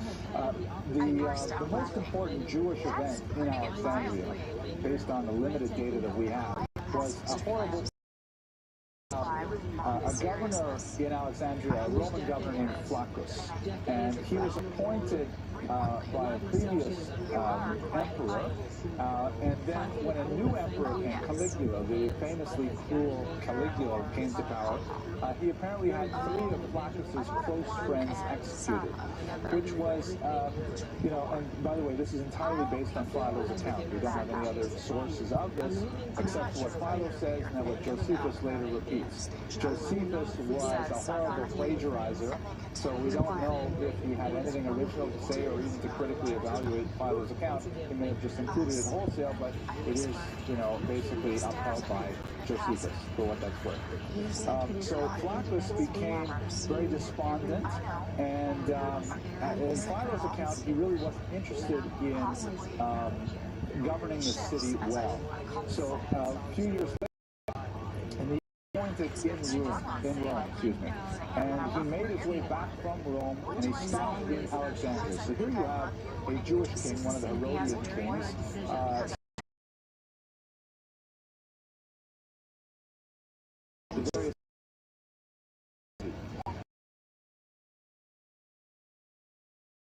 Israel, and so Flaccus did not want to, outright disrespect Agrippa, but he certainly wasn't prepared to condone public disrespect.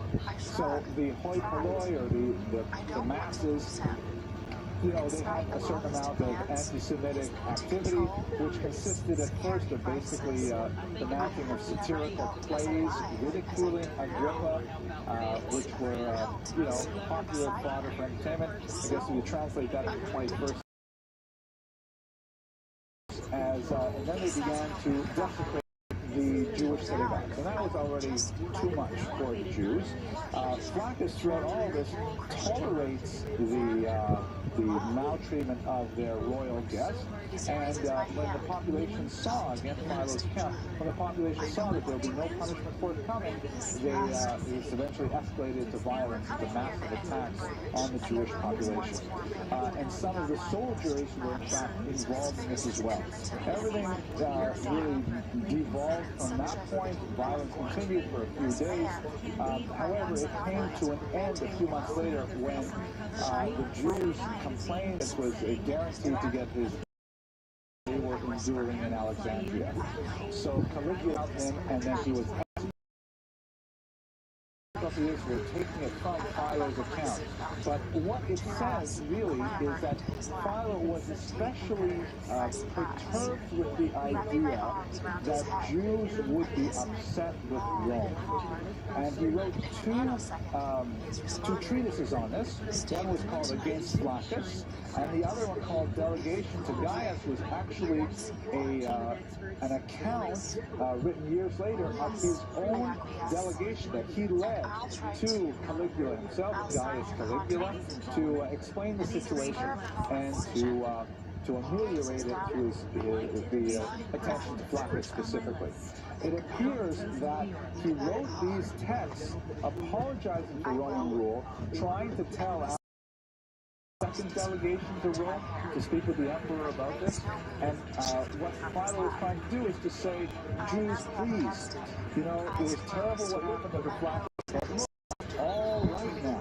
It's all part of divine providence. Caligula did the right thing. He withdrew Flaccus from his position, and Flaccus was eventually killed, and we see that it all works out in the end. Roman rule, he wanted to say, was good for the Jews, and that the Jews should keep their head down and not complain so much, because ultimately it is appropriate for Jews to submit to the overarching authority. That's essentially what his message was in these two treatises, which were written for a Jewish audience to maintain their calm in the face of the growing storm. Any questions, arguments so far? Yes, please. This is Gaius Caligula. Yeah, very nasty individual. Yeah. Okay, let's go further then. So, what kind of Judaism really does Philo practice? So he's clearly unapologetic about the value of Judaism. He is a proud Jew. And again, it's hard not to make done either by the National Jewish Population Survey or by the Pew Center most recently, is that Jews are really proud to be Jewish. It's one of the high markers. They score very high in terms of Jewish pride. No one is ashamed to be Jewish.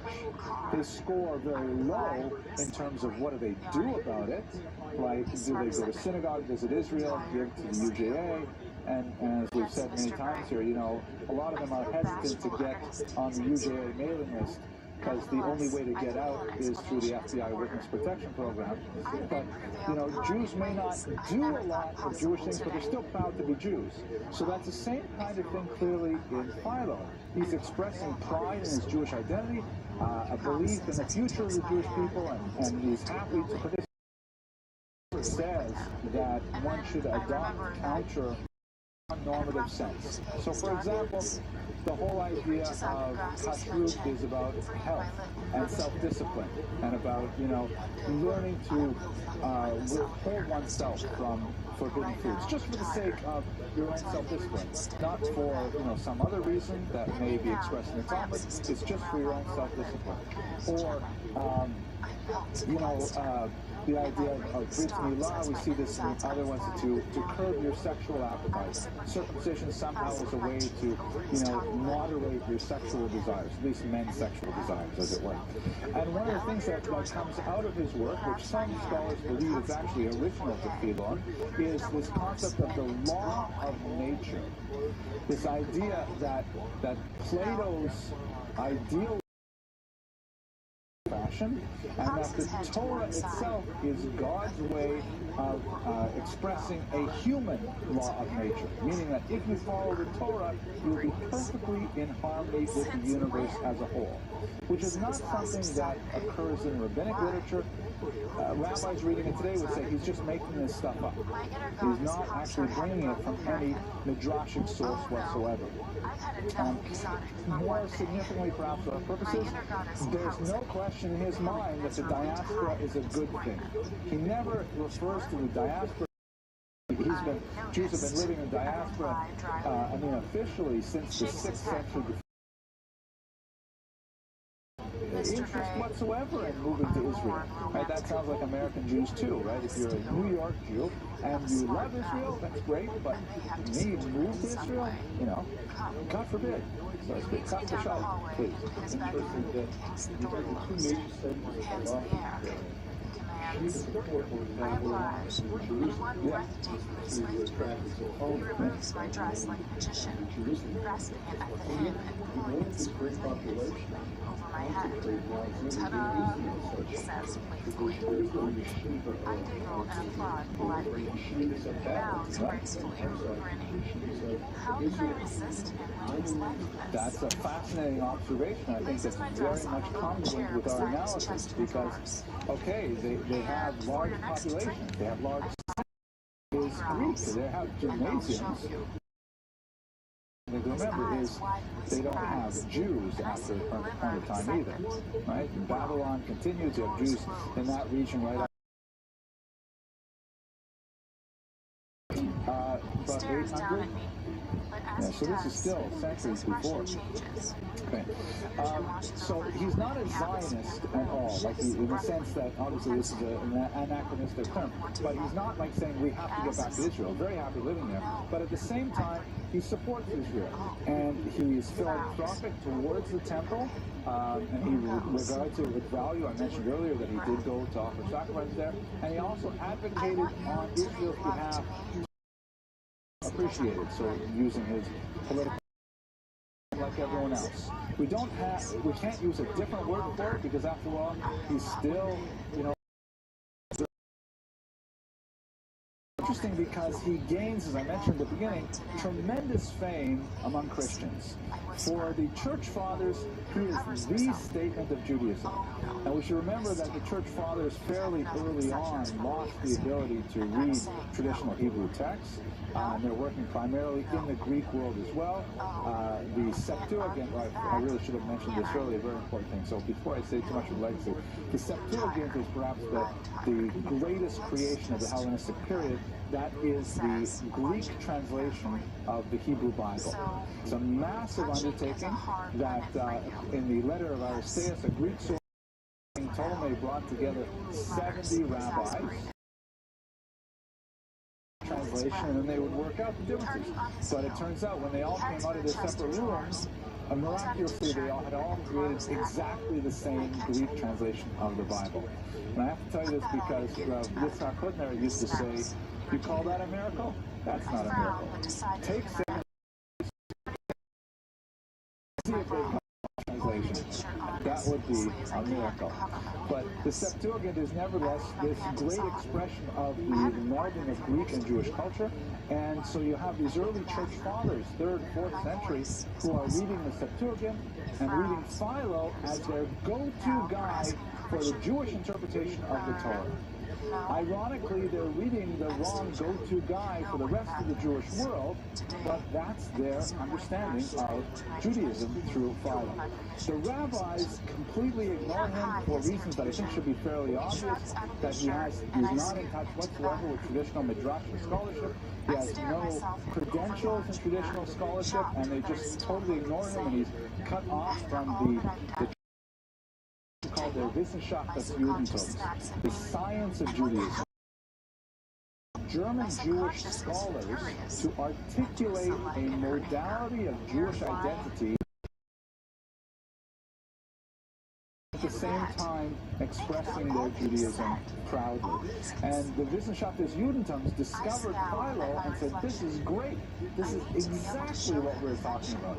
Here's a guy who's deeply learned in the general culture, very proud to be a Jew, and he's writing, and he is, reading, and he's got delegations and stuff like that. And so all of a sudden, in the 19th century, Philo becomes a hero in the Wissenschaft movement, and is essentially restored to the intellectual tradition of Judaism, although not necessarily in the same method that the rabbis would have liked. Ultimately, though, in the 19th century, many viewed him as a model, as a modern diaspora Jew, a model citizen, as it were, and I would like to argue that perhaps his vision of Judaism in the modern world is really one that many Jews have, consciously or not, adopted for themselves in contemporary America. So, we're at the end of the lecture. I know that I've been really... I look forward to, God willing, seeing you next week, where we have... Thank you very much for listening. He gazes at me impassively, then smirks, and comes to stand beside me. Our eyes lock, mirror, gray, to blue. I finish with his toothbrush, rinse it off, and hand it I've heard mixed reviews, but I really enjoy it. So today we're going to be talking about Flavius Josephus, and our first question to really address is, who was Josephus? The basics we certainly understand. Here is a bust of Josephus, which is believed to be accurate. I don't know, he sort of looks Jewish to me. Some features perhaps give it away, but we know he was born in the year 37, died sometime in the second. His authorship of a work called The Jewish War, which describes the first Roman-Jewish war, in which, of course, the Romans succeeded for another 2 millennia. And that's primarily how we know Josephus. However, he's still an extremely problematic figure, leaving behind a very ambiguous legacy and a puzzle, as they say, wrapped in an enigma that makes it very difficult for us to really assess his role in Jewish history properly. And I hope to explore a little more of that, but the basic question that I want to pose today is, who was Josephus really? By the time we get to the end of this lecture, we may not have an authoritative point of view, or at least we'll have more of the data to be able to form some kind of an educated opinion about the nature of his affiliation with the Jewish people, the nature of his patriotism, the quality of his historical scholarship, and ultimately, what do we know? Josephus' career, he lived in Rome, and he was forced to walk past this arch on a virtually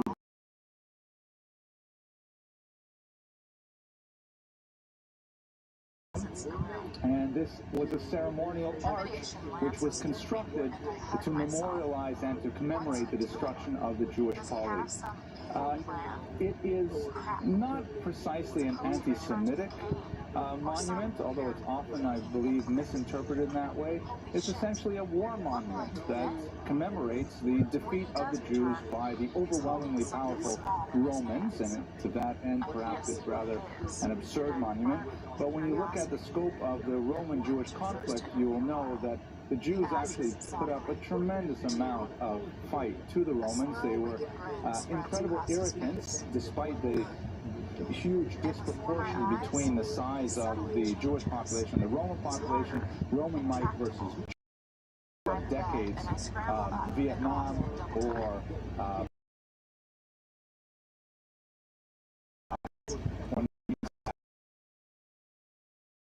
achievement for the Romans to put down the Jewish polity. Nevertheless, it's important to note that none of the generals involved, neither Titus nor his father Vespasian, who ultimately became emperor, chose to take a title that commemorated their victory.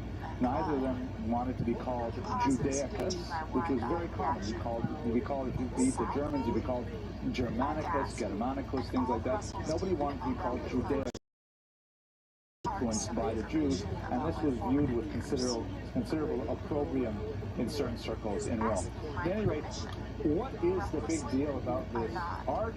It's really what you see on the inside. So if we zoom in here, see that little effect? That's one of the cool things about Prezi. You can sort of zoom in on things like that. It's sort of like it. Let's just do it one more time so you can really see the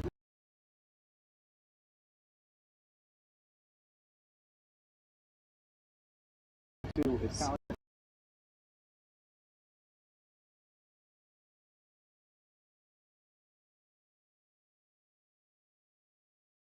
Here is a very important bas-relief that I'm going to show you in a second, a much larger view, that depicts specifically the destruction of Jerusalem and the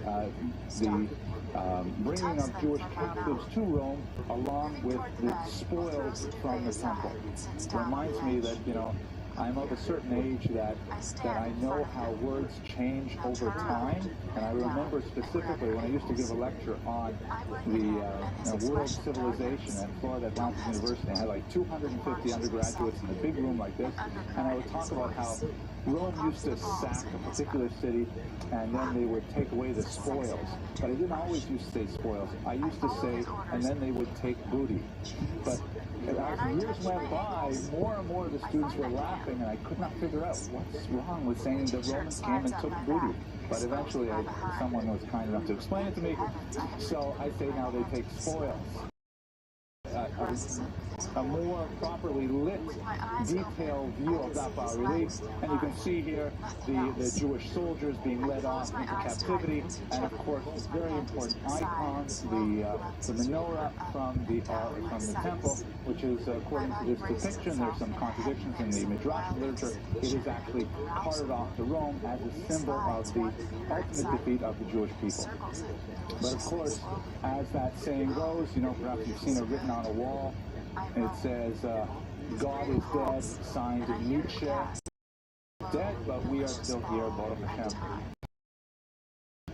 By his own self-testimony, because he was a rather prolific writer, he wrote an autobiography of himself, Vita Sua, and he also wrote quite a bit about himself in his other works. We know that he was a Kohen, actually a very prominent Kohen. His family was associated with the Avoda in the temple as part of one of the Ma'amadim, one of the cycles of families that were assigned to do duties in the temple. His father was of some importance in Jerusalem and was frequently consulted.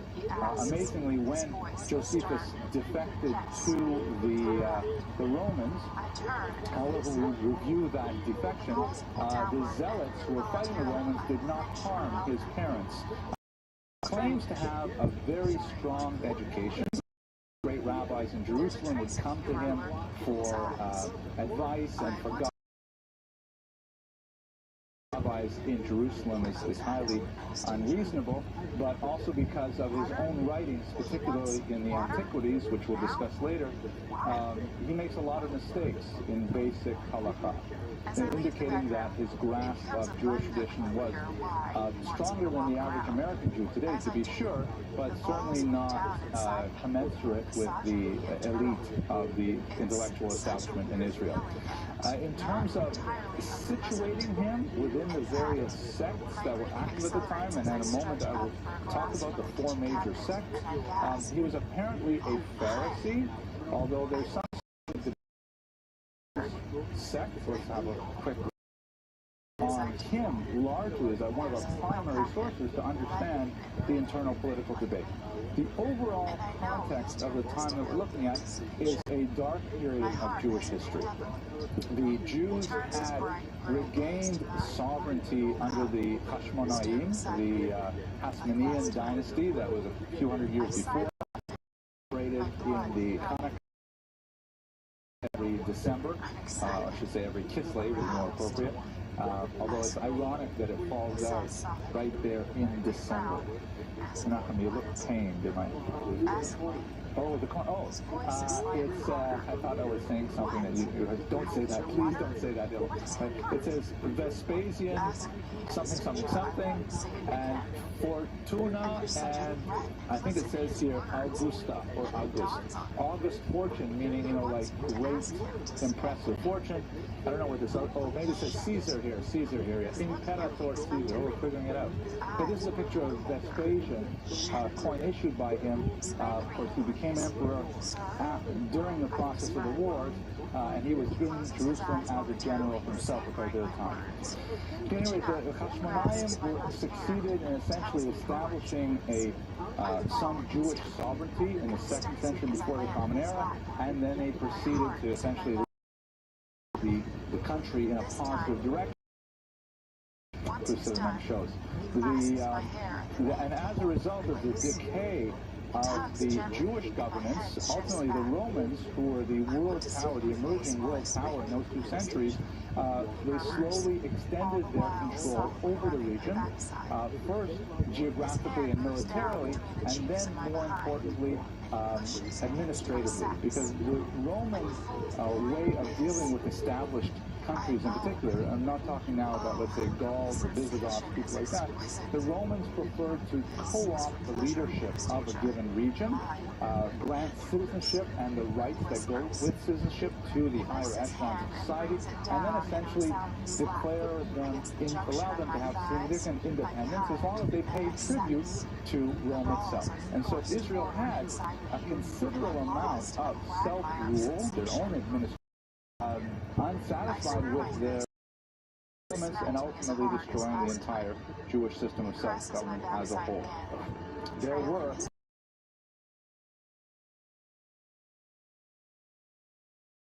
in the Roman-Jewish conflict is that it was a Kulturkampf. This is a very impressive German word that you can use with your friends to, indicate how you spend your Wednesday nights.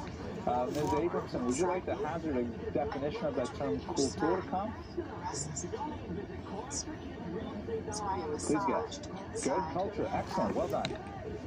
Yes, excellent. Look at that. Hear that. Ms. Abramson, you must come from hardy intellectual stock, I have to say. Right? Kampf, right? How did you guess Kampf was war, struggle, or fight? Oh, okay. Good. Internal literary. Mr. Rodriguez, how would you guess? Mein Kampf, My Struggle. Right. Hitler's autobiography, Mein Kampf, right? My Struggle. Excellent. So here's the word, Kulturkampf. It means a culture to be able to speak to one another. Again, it sounds a lot like contemporary. Today, I'm teaching an American politics class, and I had to write them, because a lot of students simply don't know. I said, did you know that the government is actually shut down? And did you know that? And it's like, how do you explain to someone, do we have, terrorist attack or economic collapse or, no, we just can't get along. Anyways, okay, so the Kulturkampf, get back to focus.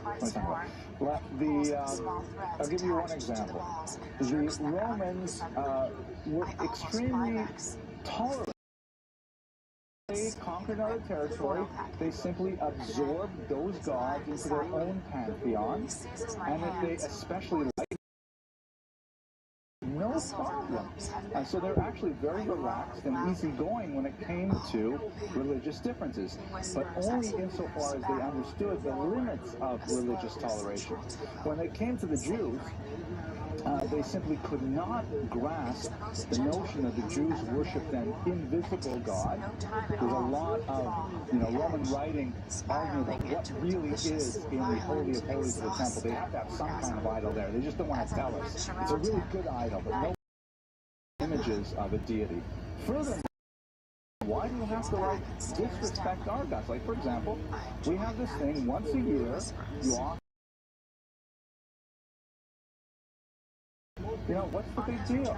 But the Jews, of course, they have a huge antipathy to any kind of idol worship, and they would refuse consistently to bow down to idols and so on and so forth. So Roman legislation actually made a specific exemption for Jewish particularities, saying, okay, the Jews don't have to do this, because we know they're Meshuggah, they can't do it, that's a Latin term, and they can't do it, and therefore they were exempted. But there are hundreds of these things that resulted in a massive cultural conflict. For example, the Romans had only a certain number of holidays, usually associated with, birthdays of the emperors and so on, also with celestial. Complete day off, one day either fasting or feasting. That's all the time. What is wrong with these people? And so they thought the Jews were lazy. They had a huge problem with Jewish rituals that seemed misanthropic, meaning that they hated other people. Kashrut and bris milah were at the top of the list. The idea that the Jews would not engage in conviviality with Romans, that they wouldn't sit down to a meal at a Roman table, was hugely offensive. The idea that they liked Judaism in some ways. The idea, though, that you only could become Jewish if you were a male was through circumcision was considered, an unfairly high threshold of entrance into this very exclusive club. So they considered them very clannish and so on. All kinds of things like this that made Romans and Israelites just not see eye to eye on so many things. But the Romans were, by and large, pretty tolerant of the Jews. And I think if you were an outside observer looking at Roman Jerusalem, let's say, in the beginnings of the 1st century,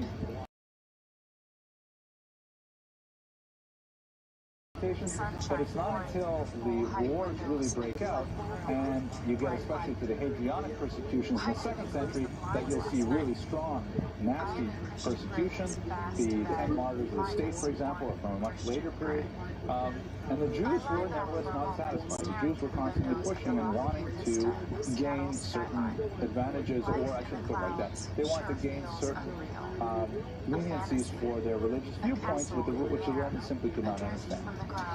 Also, the Jews were incredibly bad at fighting with each other, or maybe they're very good at fighting with each other. There are huge divisions within the Jewish resulted in disaster. Josephus fits into this, particularly in the Galilee. He had earlier gone to Rome, and when he returned, the rebellion was under full swing. I have referred you to my other lectures on the web if you'd like to know a little bit more about the general war as a whole. And he was posted as a general in the Galil region, shown here, to defend it against the Romans. And let's talk a little bit about what was happening there. But I have to give you some of the background on the 4 major Jewish sects so we can understand where to place Josephus here. Okay, so again, this is largely taken from Josephus, but confirmed by extensive references in the Jewish literature, the Talmud, the Midrash, and so on, and some Roman texts as well. Basically, you have 4 distinct political orientations. 4 distinct political orientations that the Jews adhered to, and they were the Sadducees, in Hebrew the so-called Tzedukim, who were essentially the establishment. The Tzedukim controlled and they dismissed certain aspects of what would become, or what was, traditional rabbinic theology. For example, the issue of life after death, Jewish idea. Then you have the Pharisees, the so-called Perushim, which probably comes from the Hebrew word lifrosh, to separate. By the way, Tzedukim might come from a teacher, Tzadok, one of the early Kohanim, but Tzedukim claims intellectual descent from him, which is a dubious attribution. The Perushim, or the Pharisees, were the so-called rabbinic Jews. They are the good guys, the winners, who eventually, succeeded in propagating Judaism to our day. The room that we're in right now is essentially a Pharisaic room, because the whole ideology of modern Judaism depends on the Pharisees succeeding. The Perushim, so-called, separated from the Sadducees and what they felt was a highly corrupt Israel, a very dedicated.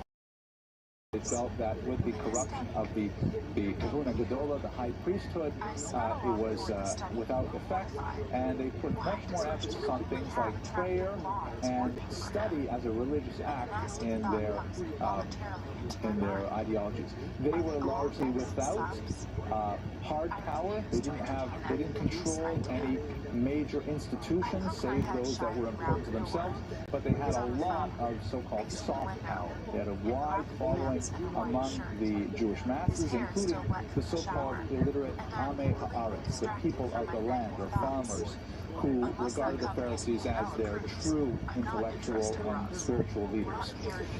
Then you have the Essenes, some rather interesting groups that were, dedicated to life on the fringes of Jewish society. Many of them arrival of the Messiah, believing that it was just around the corner. We know a lot about them because quite a bit of their writings have survived through the discovery of the Dead Sea Scrolls in the 1950s. These were kind of like the sort of weirdos of the Jewish world, and when we found these scrolls, we saw that in fact they were even weirder than we originally thought. And finally, the Zealots, the Kanoim.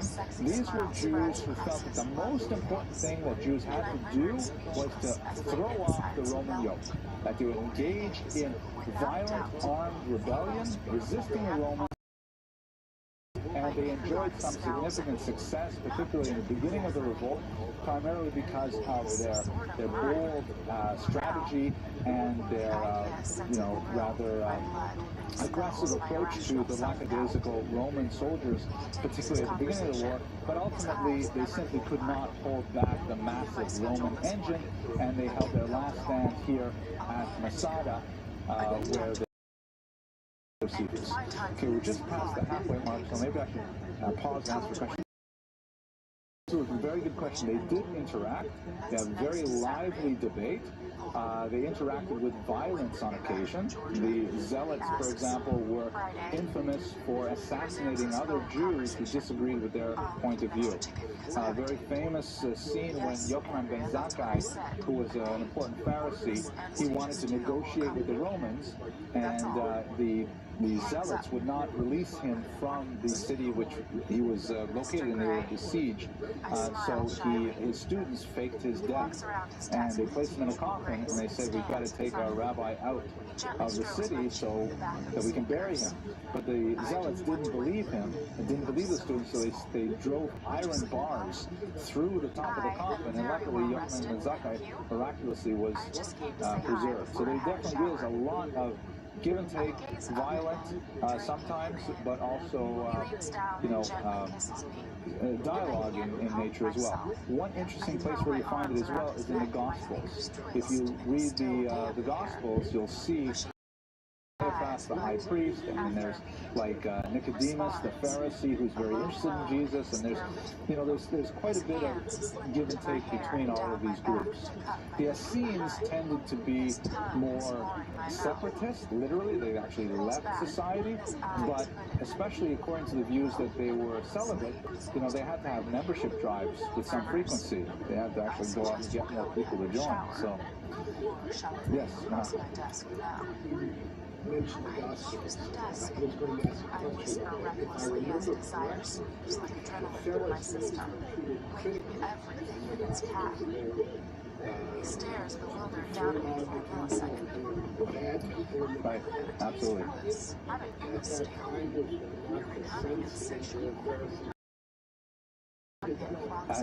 That's an excellent question. I'm going to repeat it because I have the microphone. Basically, Menachem is asking, why is it the Pharisees seem to come off so badly in the Gospels? They seem to be the nasty, difficult people. Is that a fair paraphrase? So that's a great question. We're going to go into more detail when I lecture on Saul of Tarsus a little later on in this series. But basically, the likely reason is because Jesus himself was a Pharisee. He was on the rebellious end of the spectrum of Pharisees, but he argued most with Pharisees because he was closest to them. That the differences in doctrinal positions were so... Listen, I was on a road trip now for 3 days. Classmates or people in the street. You argue with people you love. You argue with people you're close to. So that's why the Gospels portray the Pharisees in such negative light. Unfortunately, especially as the Gospels became less of a Jewish document and more of a Gentile document, again, we'll have to postpone the larger discussion for later, then it becomes viewed more as an us versus them, and they lost the appreciation of the internal dialogue that the Gospels really represent. Like tape and translate it from Yiddish into, well, actually they speak Yiddish. They argue with each other because they love each other and they want to win. Okay, what we know about Josephus begins really with his first trip to Rome. There are a lot of interesting questions about why exactly he went to Rome as a young man, but in his late 20s or early 30s. He was there in some official capacity as a type of emissary. Various scholars have tried to attach this to certain passages in the Talmud that speak about sages going to Rome to plead for Jewish rights and privileges. It's impossible for us to tell given the nature of the extant documentation, but we know that he had a very, very powerful experience in Rome, meeting with powerful people, particularly powerful women. Many. It was this map. It was like going to. I was going to say. Tremendous techniques for construction, poured concrete, things like that, and these huge institutions, obvious institutions, great power. The Roman armies were incredible in their efficiency and in their unstoppable.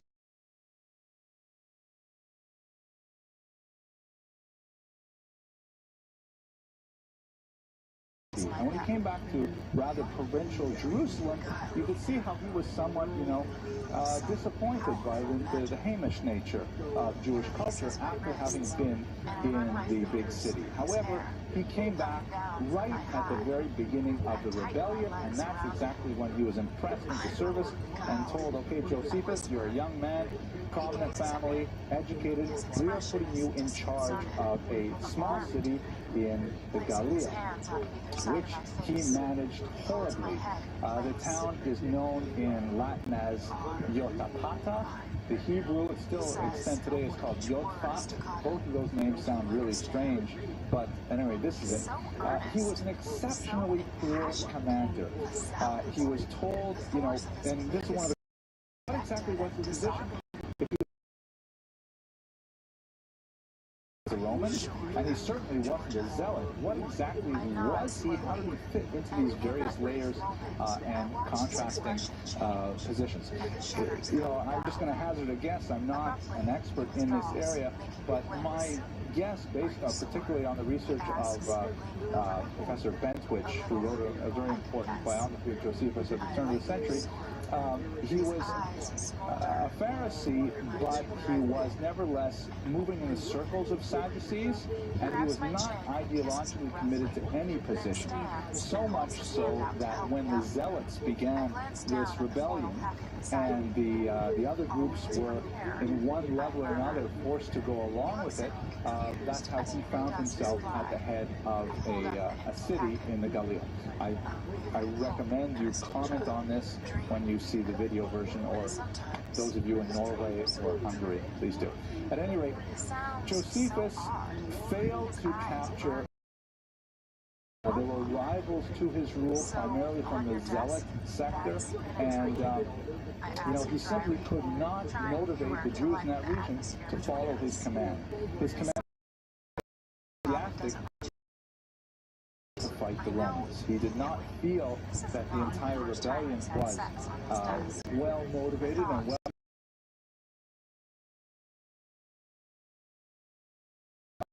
Now, I have we began with the question on who exactly was Josephus. So, how do we know that he had a lackluster enthusiasm for fighting the Romans? Where do we get this information that he really wasn't happy to fight the Romans? From Josephus, right, exactly. And we think about it for a second. Okay, Josephus is writing this after he was captured by the Romans. So if he were to write in his, in Greek, which was the language that they were reading, primarily not Latin, but if you were to write in Greek that I hated the Romans bitterly, I still hate them, and I killed as many of them as I could, and I was disappointed to lose, and so on, then obviously he would to immediately turn tail and join with the invaders, then he would be viewed as a traitor. So he had he would have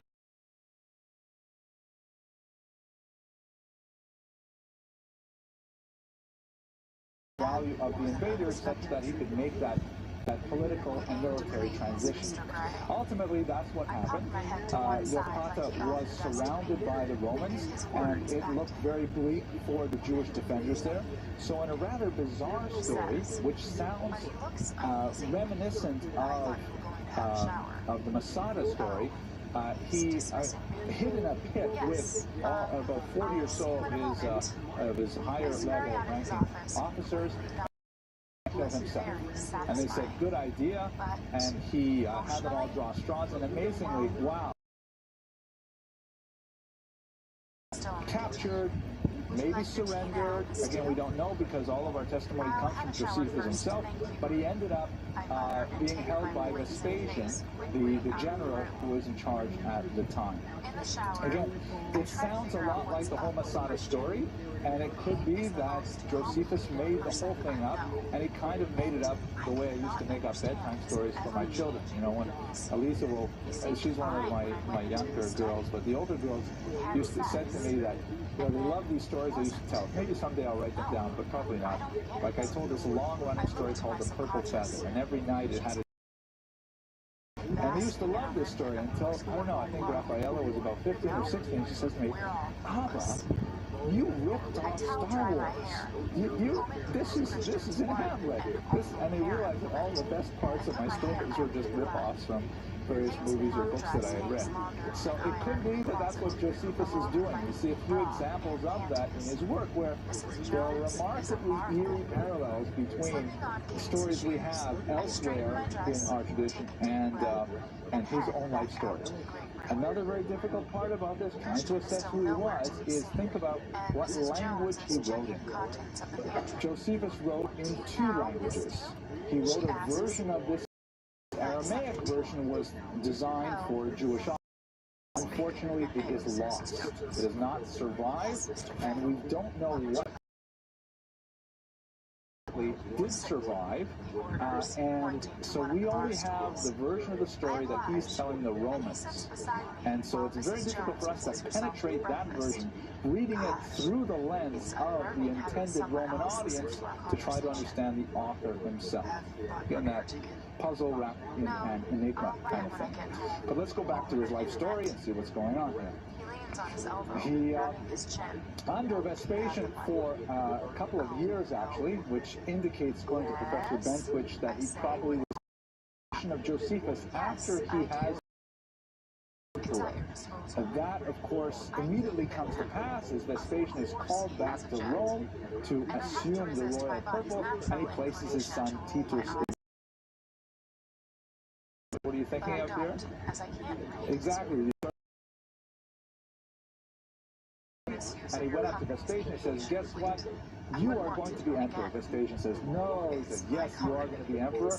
And immediately they get the news, Vespasian, they want you to come back to Rome, and we think you're going to be emperor. So he says, that's amazing. How did you know? He says, well, you know, I'm Jewish. I eat filter fish. And he says, please give me 3 things. And Yochanan ben Zakkai asked for 3 specific requests. The most significant for us, of course, is he says, Tenli Yavne v'chachamecha. Right? Give me the city of Yavne, really the village of Yavne, and its sages. And that was really the foundational moment of rabbinic Judaism when Vespasian allowed Yochanan ben Zakkai to give a safe space. Handed this in as a term paper in Touro College South, he would get an F for plagiarism for sure.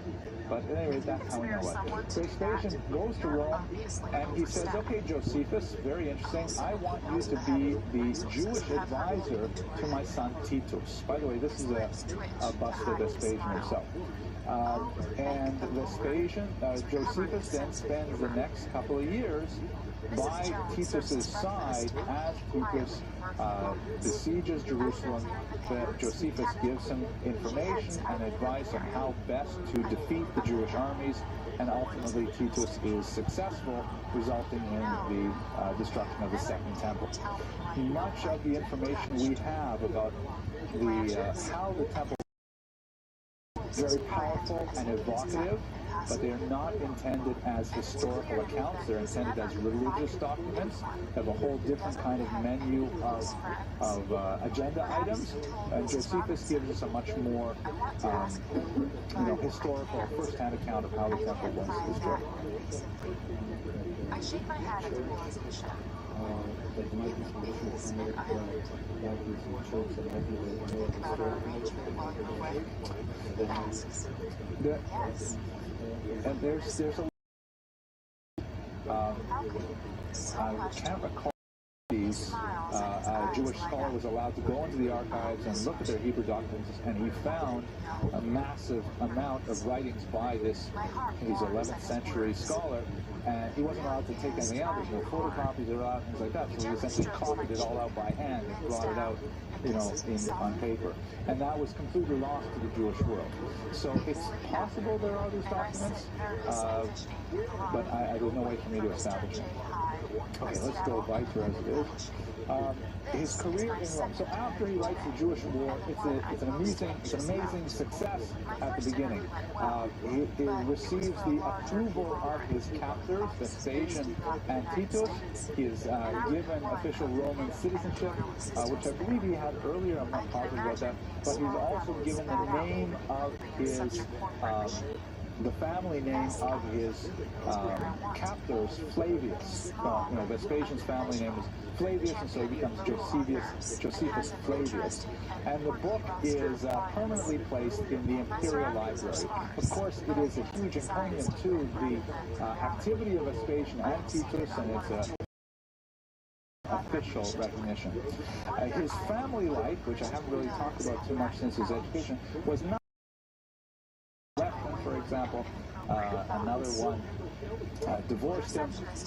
He had 3 sons by his last wife. As an indication of some of the difficulties of understanding Josephus as a Jewish scholar, one of his wives was given to him by his captors, and as a Kohen, he would be technically, halakhically, prohibited from marrying a woman who had been taken captive. So it's one of the many small examples of indications that he probably wasn't as astute in Jewish law as he, as he purported to be.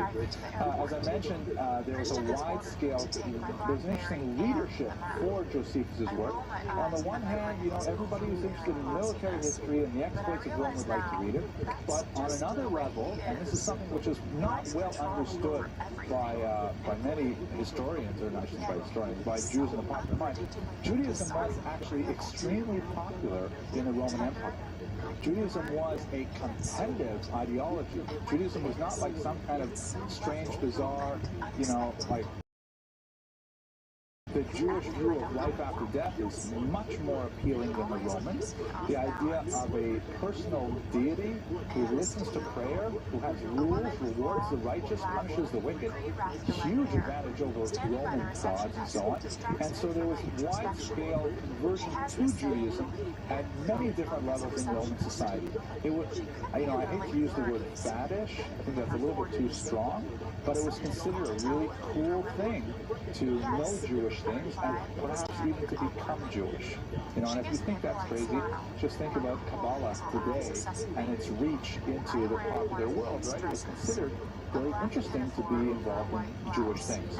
So there's some who postulate that Josephus' readership were Romanized or Judaized Romans who were looking for good information about Judaism. And here he is writing in Greek. He was a very prolific writer and a very powerful writer in many ways. And much of the things that he wrote may have found that particular audience. Still, there's some ambiguities about that, but perhaps the most important one for us to consider, most important word for us to consider, which is Judaism 101.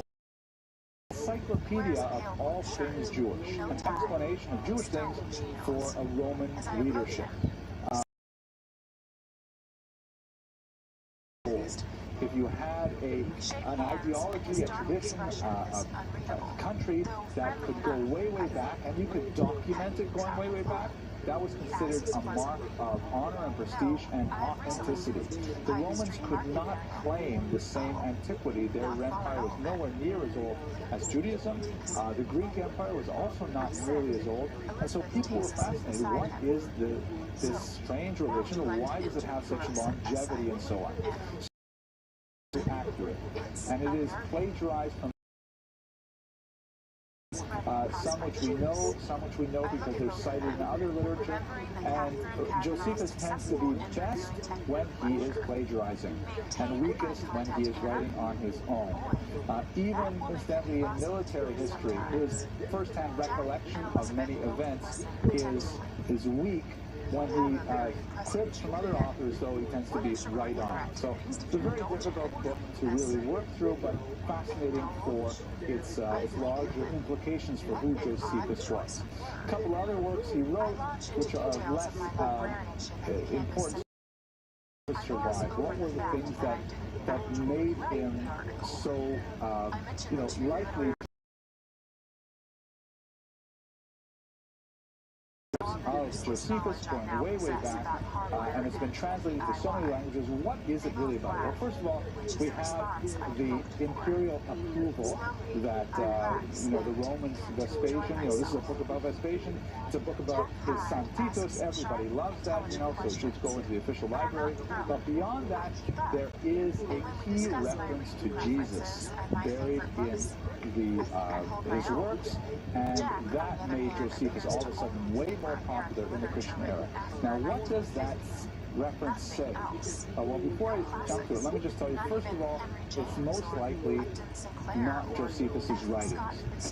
It is most likely a later interpolation, which appeared in the 3rd century. We know that because early quoted all the time.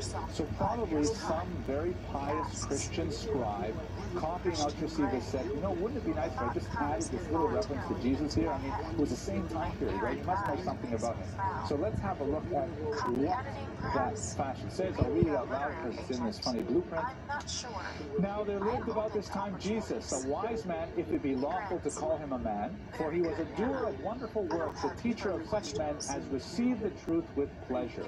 He drew over to him both many of the Jews and many of the Gentiles. He was the Christ, and amongst us had condemned him to the cross, told these and 10,000 other wonderful things concerning him. And the tribe of Christians, the Jewish rebellion, oh, and by the way, the Son of God appeared on earth. He is the Messiah. Let's go on to the next talk. And it's like, what are you talking about? If you're really saying something like this, stop the presses. This is the whole story, right? So this is most likely something added in later, and it was not Josephus' original writing. However, thankfully for us, that's one of the reasons why it became a treasured volume in many. There's a lot of information about Jesus's other works, his Vita, right, his biography, which is not especially helpful as a scholarly source for really what his life is, and a very important work called Against Papillon, in which he essentially apologizes for Judaism from, it's not really appropriate to use the term anti-Semitism, but let's say an anti-Jewish attack at that time, which again says a little bit about who he was as a Jew. On the one hand, he was a traitor. He went over to the Roman side. He was a general. He betrayed his own lieutenants in that suicide pact, and he aided the enemy in the destruction of Jerusalem. But afterwards, he was, probably the most important Greek language apologist for the Jews, producing quality information for the 1st century on Judaism for a wide-scale audience. So it's difficult to understand him as a man. Was he a traitor? Was he a patriot? Was he a... He's out. But I thank you for speaking about him with me for the last 60 minutes, and I look forward to speaking with you next week when we look at Philo of Alexandria, a very important figure in early Jewish philosophy. Thank you very much. Your comment about Jose at dinner yesterday was out of line. He's a jealous guy. It doesn't do any good, Look, if he wasn't Elliot's brother, I would have said a lot more words. He's a real control freak. I don't know how you stand it. I was trying to make him jealous. Give him a little help with his commitment issues. She holds her hands up defensively. But if you don't want me to interfere, I won't. She says hastily at my scowl. Good. Life with Christian is complicated enough. Trust me. Jeez, I sound like you. Anna, she pauses, staring at me. You're okay, aren't you? You're not running to your mother's to escape. I flush. No, Kate. It was you who said I needed a break. She closes the distance and takes my hands. A most un-Kate thing to do. Oh no. Tears threaten. You're just, I don't know, different. I hope you're okay, and whatever issues you're having with Mr. Moneybags, you can talk to me. And I will try not to wind him up, though frankly it's like shooting fish in a barrel with him. Look, Anna, if something's wrong, tell me. I won't judge. I'll try to understand. I blink back tears. Oh, Kate. I hug her. I think I've really fallen for him. Anna, anyone can see that. And he's fallen for you. He's mad about you. Won't take his eyes off you. I laugh, uncertain. Do you think so? Pass me. I shrug apologetically. Anna, someone has to. I'm just afraid I'll frighten him away. And how do you know he's not feeling the same? Christian? Afraid? I can't imagine.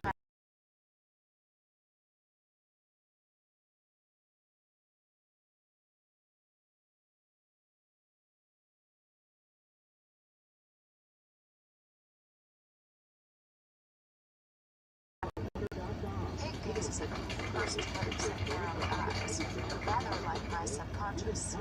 All she needs are half-moon smiles. You two need to sit down and talk to each other. We haven't been doing much talking lately. I blush. Other stuff. Non-verbal communication. And that's okay. Much more than okay. She grins.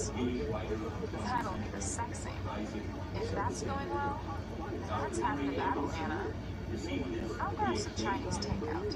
Are you ready to go? I will be. We don't have to leave for a couple of hours or so. No. I'll see you in 20. She grabs her jacket and leaves, forgetting to close. Feelings from me? Does he even have feelings for me? He's a freak dog himself, surely. I realize that while I'm away, I will have to run through all our conversations again, see if I can pick out telltale signs. I'll miss you too.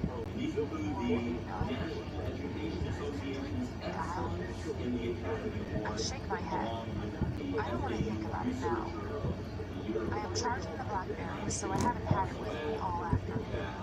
I approach it with caution, and I'm disappointed that there are no messages. I switch on the main machine, and there are no messages there either. Same email address being around. My subconscious rolls her eyes at me. And for the first time, I understand why Christian wants to spank me when I do that. Okay, well, all right. 2011, 1849, to Christian Gray. Dear Sir, my interviews went well today. Thought you might be interested. How was your day? Anna. I sit and glare at the screen. Christian's responses are usually instantaneous. I wait and wait. And finally, I hear the welcome beep from my inbox. From Christian Gray. Subject, my day. Date, May 30th, 2011, 19:03. To Anastasia Steele. Dear Miss Steele, everything interests me. You are the most fascinating woman I know. I'm glad your interviews went well. My morning was beyond all expectations. My afternoon was very dull in comparison. Christian Gray, CEO. Morning. Date, May 30th, 2011, 1905. To Christian Gray. Dear Sir, the morning was exemplary for me too, in spite of you weirding out on me after the impeccable desk sets. Don't think I didn't notice. Thank you for breakfast, or thank you, Mrs. Jones. I'd like to ask a question, and I am reassured that I'll be on the other side of the continent this 30th, 2011, 1910. To Anastasia Steele. Anastasia, your name is not the firm and should not be used by anyone who wants to go into publishing. Impeccable. Compared to what? I wanted you to ask about Mrs. Jones. I'm intrigued. Christian Gray, CEO, Gray Enterprises Holdings, From Anastasia Steele, subject, and Mrs. Jones, date, May 30th, 2011, 1970, to Christian Gray. Some works of art, overlooking most of Seattle with a helipad stuck. Actually, the funding has been pretty impeccable, period, in my humble opinion. But then, as you know, I have very limited experience. Is Mrs. Jones an ex-sub of yours? Anna. My finger hovers once more over the send button, and I press it. From Christian Gray. Subject, language, watch your mouth. Date, May 30th, 2011, 1922. To Anastasia Steele. Anastasia. Mrs. Jones is a valued employee. I have never had any relationship with her beyond our professional work. I do not employ anyone I've had any sexual relations with. I am shocked that you do so. The only person I would make an exception to this rule is you, because you are a bright young woman with remarkable negotiating skills. Though, if you continue to use such language, I may have to reconsider taking you on. I am glad you have limited experience. I'm never sure if that's what you mean, or if your sense of irony is getting better, as usual. Christian Gray, CEO, Gray Enterprises Holdings, Inc., from his ivory tower. From Anastasia Steele. Subject, not for all the tea in China. Date, May 30th, 2011, 1927. To Christian Gray. Dear Mr. Gray, I think I have already expressed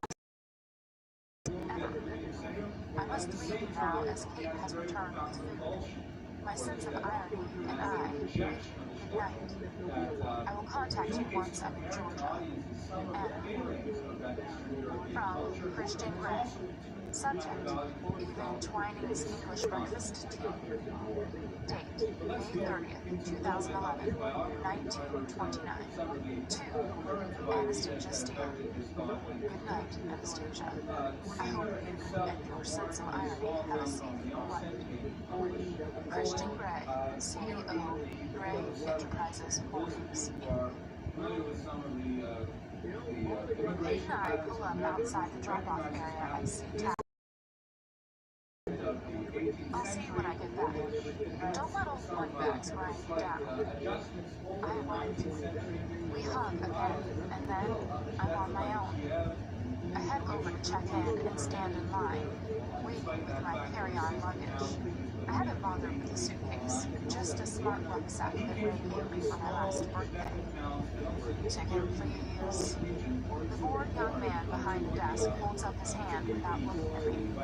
Mirroring his boredom, I hand over my ticket and my driver's license as ID. I am hoping for a window seat if at all possible. Okay, Miss Steele. You've been upgraded to first class. What?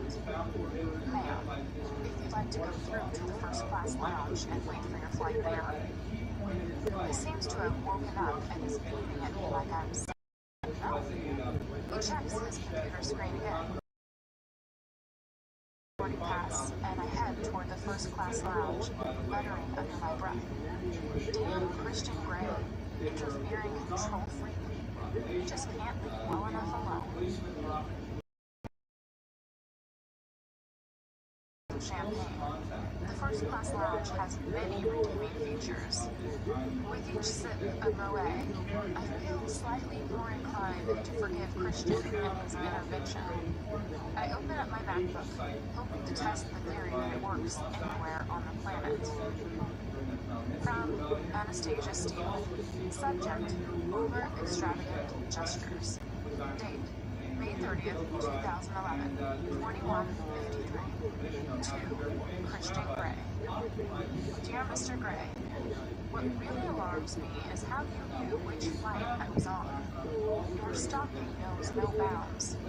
Let's hope that Dr. Flynn is back from vacation. Thank you, Adam. From Christian Gray. Subject, you are most welcome. Date, May 30th, 2011, 21:59. To Anastasia Steele. Dear Steele, Dr. Flynn is back, and I have an appointment this week. Who's massaging my back? Christian Gray, CEO with friends in the right places. Gray Enterprises Holdings, Inc. Aha! Payback time. Our flight has been called, so I shall email him from the plane. It will be safer. I almost hug myself with mischievous feeling. There is so much room in first class. Champagne cocktail in hand, I settle myself into the sumptuous leather window seat as the cabin slowly fills. I call Ray to tell him where I am. A mercifully brief call, as it's so late for him. Love you, Dad. I murmur. Say hi to your mom. Good night. I hang up. Ray is in good form. I stare at my mouth, and with the same childish glee building, I open my laptop and open up my email. From Anastasia Steele. Subject, strong with able hands. Date, May 30th, 2011, 22:22. To Christian Gray. Dear Sir, a very pleasant young man. So, thank you again for that treat. I'm not sure if I'll be allowed to email once we take off. Oh, he's going to flip out, and I shall be airborne and out of reach. Serves him right. If I'd been in the ordinary departure lounge, then Jean-Paul wouldn't have gotten his hands on me. He was a very nice young man, in a blonde, perma-tan way. Honestly, who has a tan in Seattle? It's just so wrong. I think it is like shooting fish in a barrel. What he's done is sweet, you know. He cares about you and wants you to travel in style. Yes, but he could have asked him for a pool. Not maybe look like the pink floods and check-in. I press send and wait, feeling like a very young girl. Miss Steele, you'll need to start your laptop and take off. The over-made-up flight attendant says politely. She makes me jump. My guilty conscience is at work. Oh, sorry. Crap. Now I'll have to wait to know if it's goodbye. She hands me a soft blanket and pillow, showing her perfect teeth. I drape the blanket over my knees. It's nice to feel pampered sometimes. Oh no. A disturbing thought crosses my mind. Perhaps this is Christian's. Shit. No. I wouldn't do that.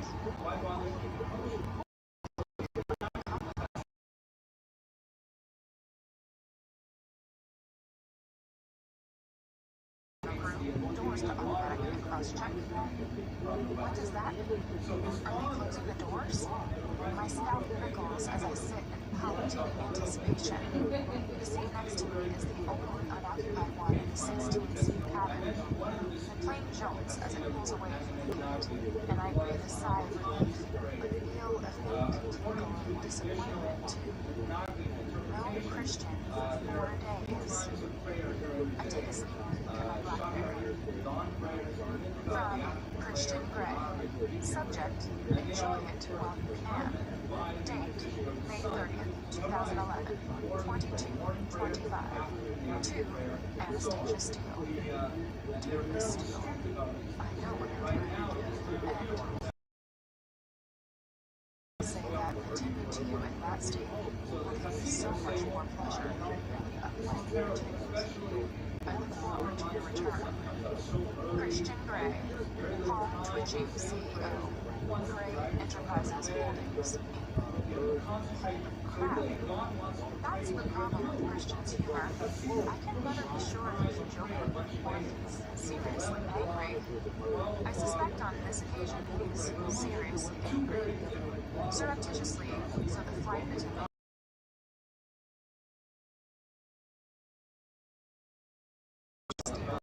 subject. You see, I have no idea if you're joking, and if you're not, then I think I'll stay in Georgia. Crates are a hard limit for me. Sorry I made you mad. Tell me you forgive me. A. From Christian Gray. Subject, joking.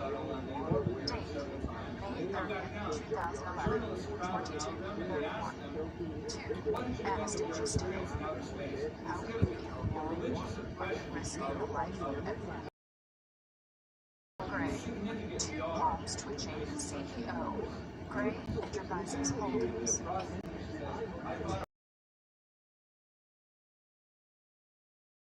Pay taxis to the runway and pull out my tattered copy of text.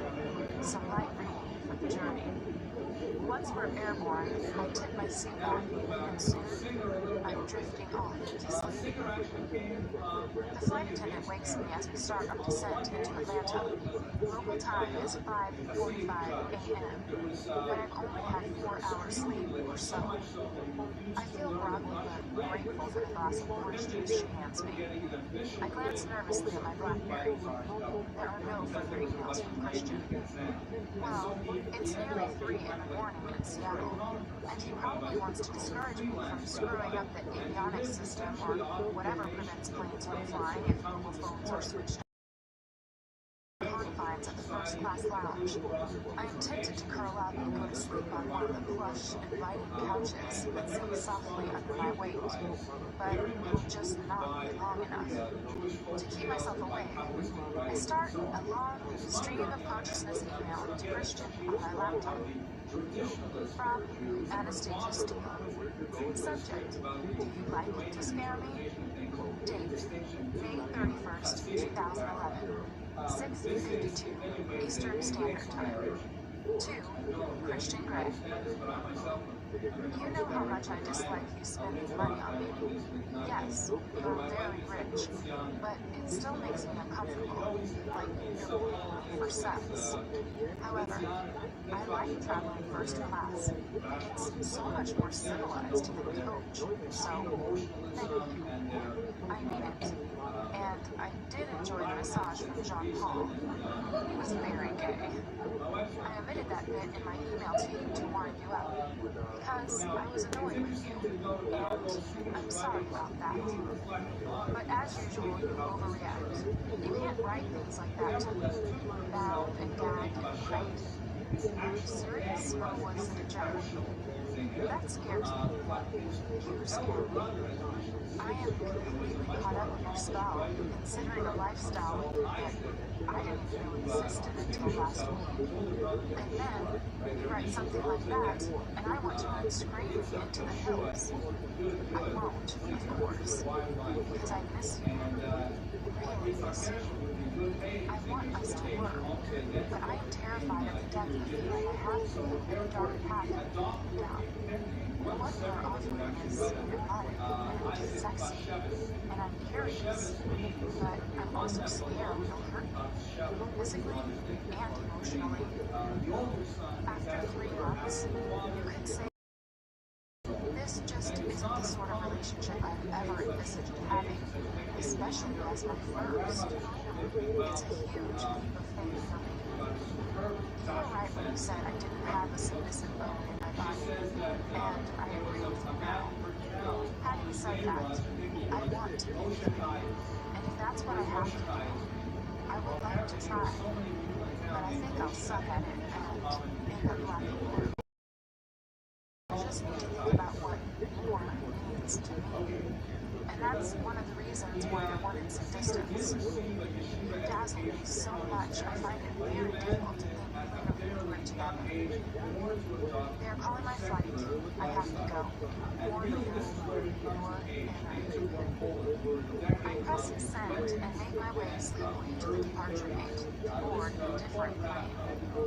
This one has only 60 seats in first class. And once we are in the air, I curl up under my soft blanket and fall asleep. All too soon, I'm woken by the flight attendant offering me more orange juice as we begin our approach to Savannah International. I sip slowly, beyond fatigued, and I allow myself to feel a modicum of excitement. I'm going to see my mother for the first time in 6 months. Sneaking another covert look at my BlackBerry, I remember vaguely. But there's nothing in response. It's 5 in the morning in Seattle. Hopefully he's still asleep and not up moaning mournful laments on his piano. The beauty of carry-on rucksacks is that one can breeze out of the airport and not wait endlessly for baggage at the carousels. The beauty of traveling first class is that they let you off the plane first. My mom is waiting with Bob, and it is so good to see them. I don't know if it's because of exhaustion, the long journey, or the whole Christian situation, but as soon as I'm in my mother's arms, I burst into tears. Oh, Anna, honey, you must be so tired. She glances anxiously at Bob. No, Mom, it's just, I'm so pleased to see you.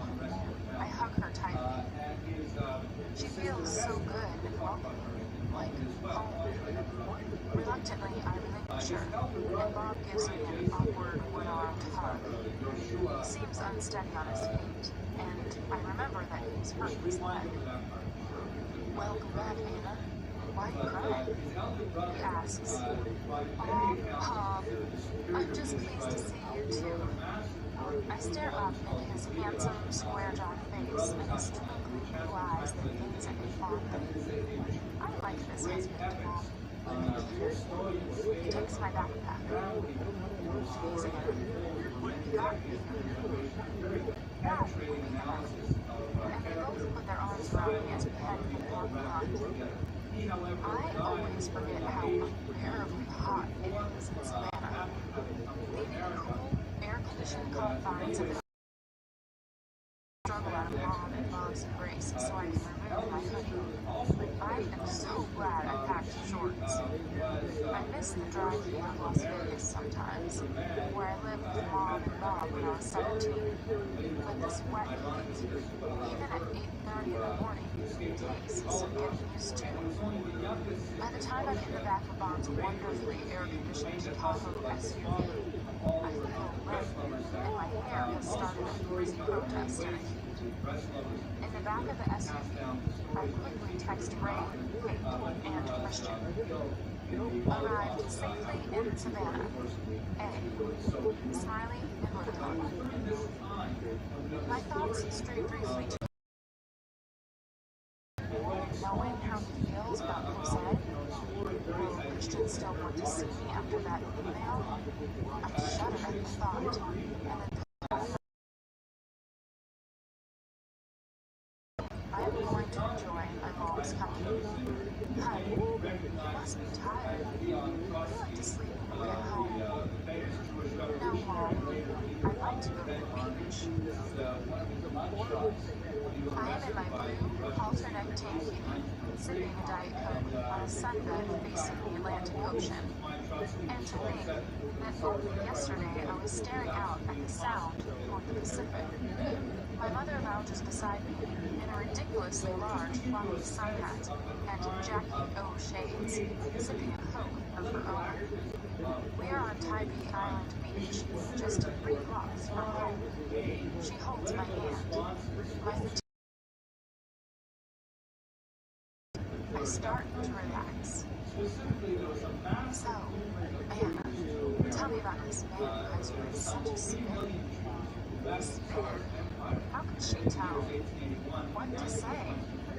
I can't talk about Christian in any great detail because of the NDA, but even then, when I choose to talk to my mother about it, I blanch at the thought. Well, she prompts and squeezes my hand. His name's Christian. He's beyond handsome. He's wealthy. Too wealthy. He's very complicated and imperial. Yes. I feel inordinately pleased with my concise, accurate summary. I turn on my side to face her, just as she makes the same move. She gazes at me through crystal clear blue eyes. Complicated and mercurial are the two pieces of information I want to concentrate on. Oh, no. Oh, Mom. His mood swings make me dizzy. He's had a grim upbringing, so he's very closed and difficult to gauge. Do you like him? I'm more than like him. Really? She gapes at me. Yes, Mom. Men aren't really complicated, Hannah. They are very simple, little creatures. They usually mean what they say, and we spend hours trying to analyze what they've said, when really, it's obvious. If I were you, I'd take it literally. That might help. I gave it her. This sounds like good advice. Take Christian literally. Immediately, some of the things he said spring into my mind. I don't want to lose you. Christian. You've completely beguiled me. I'll miss you too. More than you know. I gaze at my mom. She begins on her fourth marriage. Maybe she does know something about men after all. Most men are moody, darling. Some more than others. Take your father, for instance. Her eyes soften and sadden whenever she thinks of my dad. My real dad. This mythical man I never knew. Snatched so quickly from us in a combat training accident when he was a Marine. Part of me thinks my mom has been looking for someone like my dad all this time. Maybe she's finally found what she's looking for in Bob. Pity she couldn't find it with Ray. I used to think your father was mean, but now, when I look back, I just think he was too caught up in his job and trying to make a life for us. She sighs. He was so young. We both were.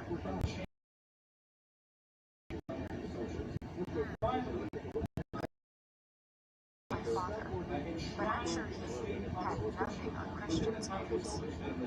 Bob wants to take us out tonight for dinner. To his golf club. Oh no! Bob started playing golf? I scoff in disbelief. Tell me about it, groans my mother, rolling her eyes.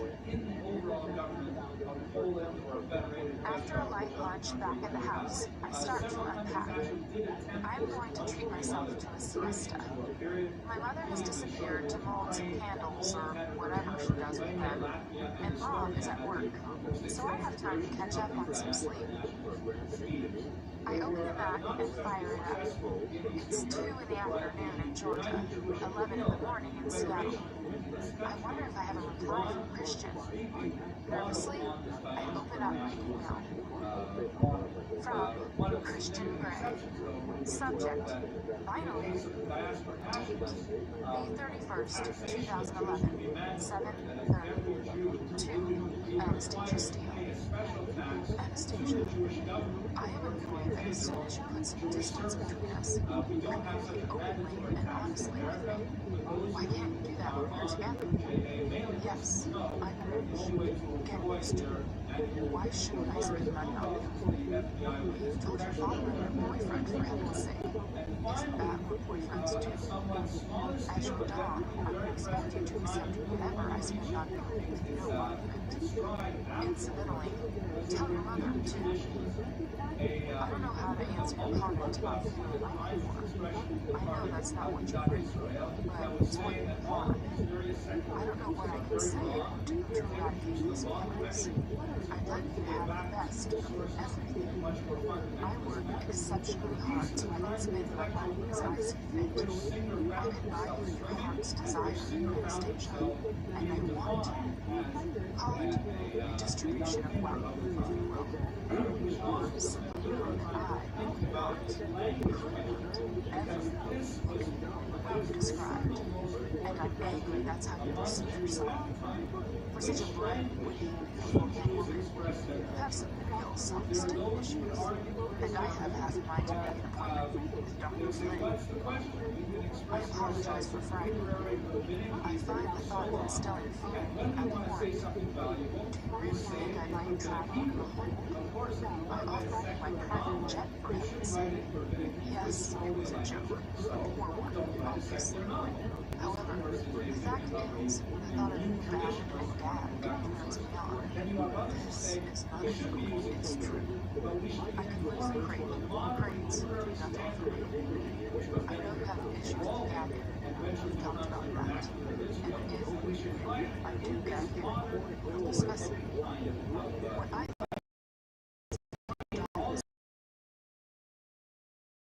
is all the power. That's it.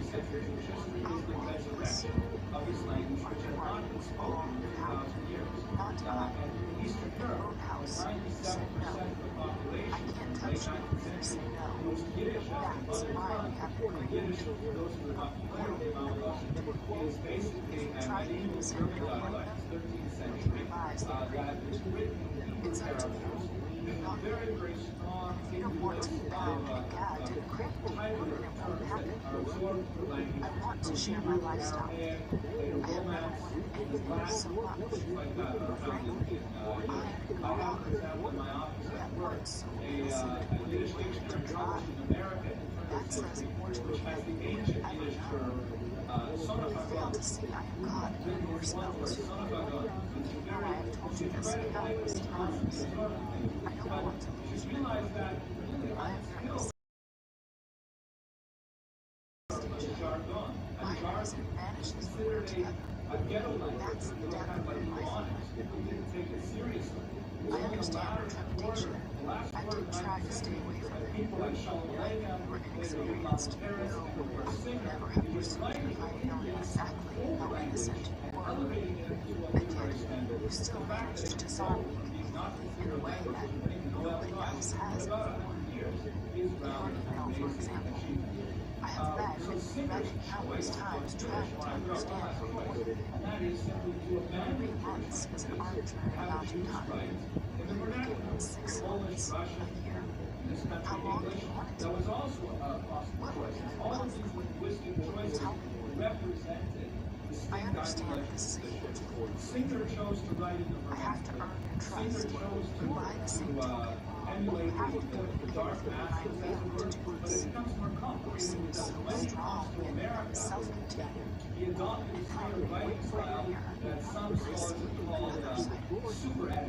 You have to guide me to the next stage, and I can only take my cues. You have to be honest with me. We have to know I'm going to make this change. Some worry about not dismissing. Well, that's true. Having said that, the only time you do a super correct to care for myself is in the playroom. It seems that's the one place where you let me exercise proper control over you, and the only place where you do as you're exemplary is the term that comes to mind. And I never knew black and white. I aim for outside the playroom, I like how you challenge me. It's a very novel and refreshing experience, and I wouldn't want to change that. So yes, tell me what you want in terms of it. I will endeavor to keep an open mind, and I shall try to give you the space. Stay away from me on Georgia. I look forward to your next video.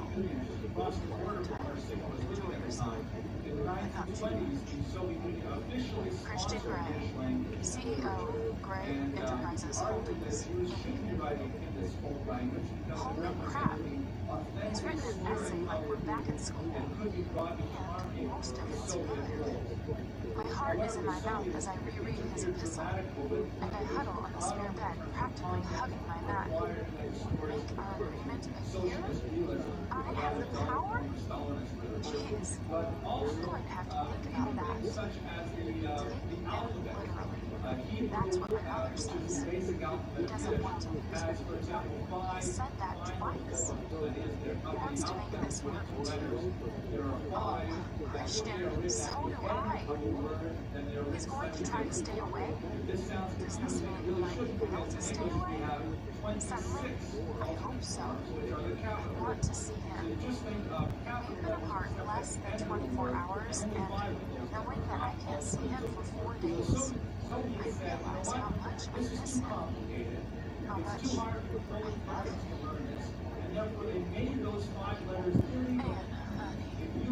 The voice is soft and warm, full of love and sweet memories of times gone by. A gentle hand brushes my face. My mom wakes me and I'm wrapped around my laptop. Hugging me. Sweetheart. She continues in her soft, sing-song voice while I surface from sleep, blinking in the pale light of dusk. Hi, Mom. I stretch out and smile. We're going out for dinner in 30 minutes. You still want to come? She asks kindly. Oh, yes, Mom, of course. I try very hard but fail to stifle my yawn. Now that's an impressive piece of technology. She points to my laptop. Oh, crap. Oh, this? I strive for casual, surprised nonchalance. Will Mom notice? She seems to have grown more astute since I acquired a boyfriend. Christian lent it to me. I think I can pilot the space shuttle with it, but I just use it for emails and internet access. Really, it's nothing. Eyeing me suspiciously, she sits down on the bed and tucks a straight lock of hair behind my ear. Has he emailed you? Oh, double crap. Yeah. My nonchalance is wearing thin, and I flush. Perhaps he's missing me. I hope so, Mom. What does he say? Oh, triple crap. I frantically try to think of something acceptable from that email I can tell my mother. I'm sure she doesn't want to hear about the dogs and bondage and gagging. But then I can't tell her because there's the NDA. He's told me to enjoy myself, but not too much. Sounds reasonable. I'll wait to get ready. Leaning over, she kisses my forehead. I'm so glad you're here, Anna. It's wonderful to see you. And with that loving statement, she leaves. Christian and reasonable. Two concepts that I thought were mutually exclusive. But after his email, maybe all things are possible. I shake my head. I'll need time to digest his words, probably after dinner, and I can reply to him then. I climb out of bed and quickly slip out of my t-shirt and shorts and head to the shower. I have brought Kate's gray halter neck dress that I wore for my graduation. It's the only dressy item I have. One good thing about the heat is that the creases have dropped out, so I think it will do for the golf club. As I dress, I open up the laptop. There is nothing new from Christian, and I feel a stab of disappointment. Very quickly, I type in an email. From Anastasia Steele. Subject, verbose. Date, May 31st, 2011. 19:08 Eastern Standard Time. To Christian Gray. Sir, you are quite the loquacious writer. I have to go to dinner at Bob's Golf Club, and just so you know, I am rolling my eyes at the thought. You and your twitchy palm are a long way from me, so my behind is safe, for now. I love your email. I'll respond when I can. I miss you already. Enjoy your afternoon.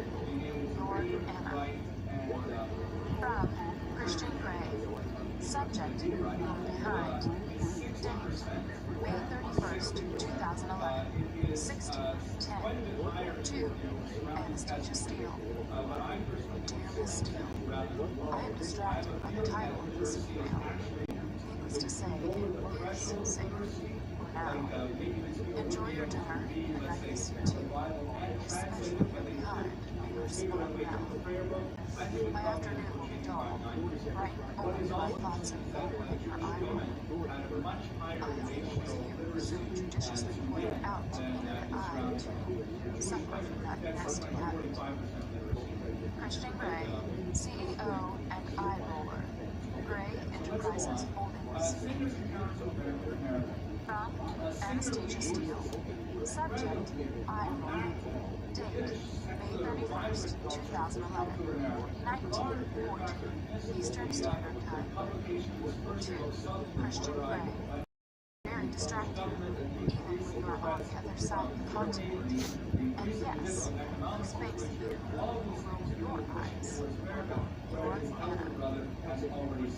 I press send, and immediately the image of that evil witch, Mrs. Robinson, comes into my mind. I just can't picture it. Christian, beaten by someone as old as my mother. It's just so wrong.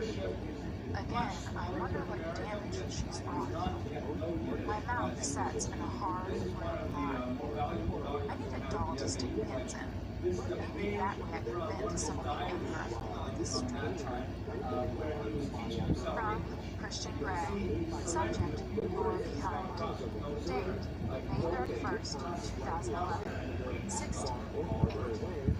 2. Anastasia Steele.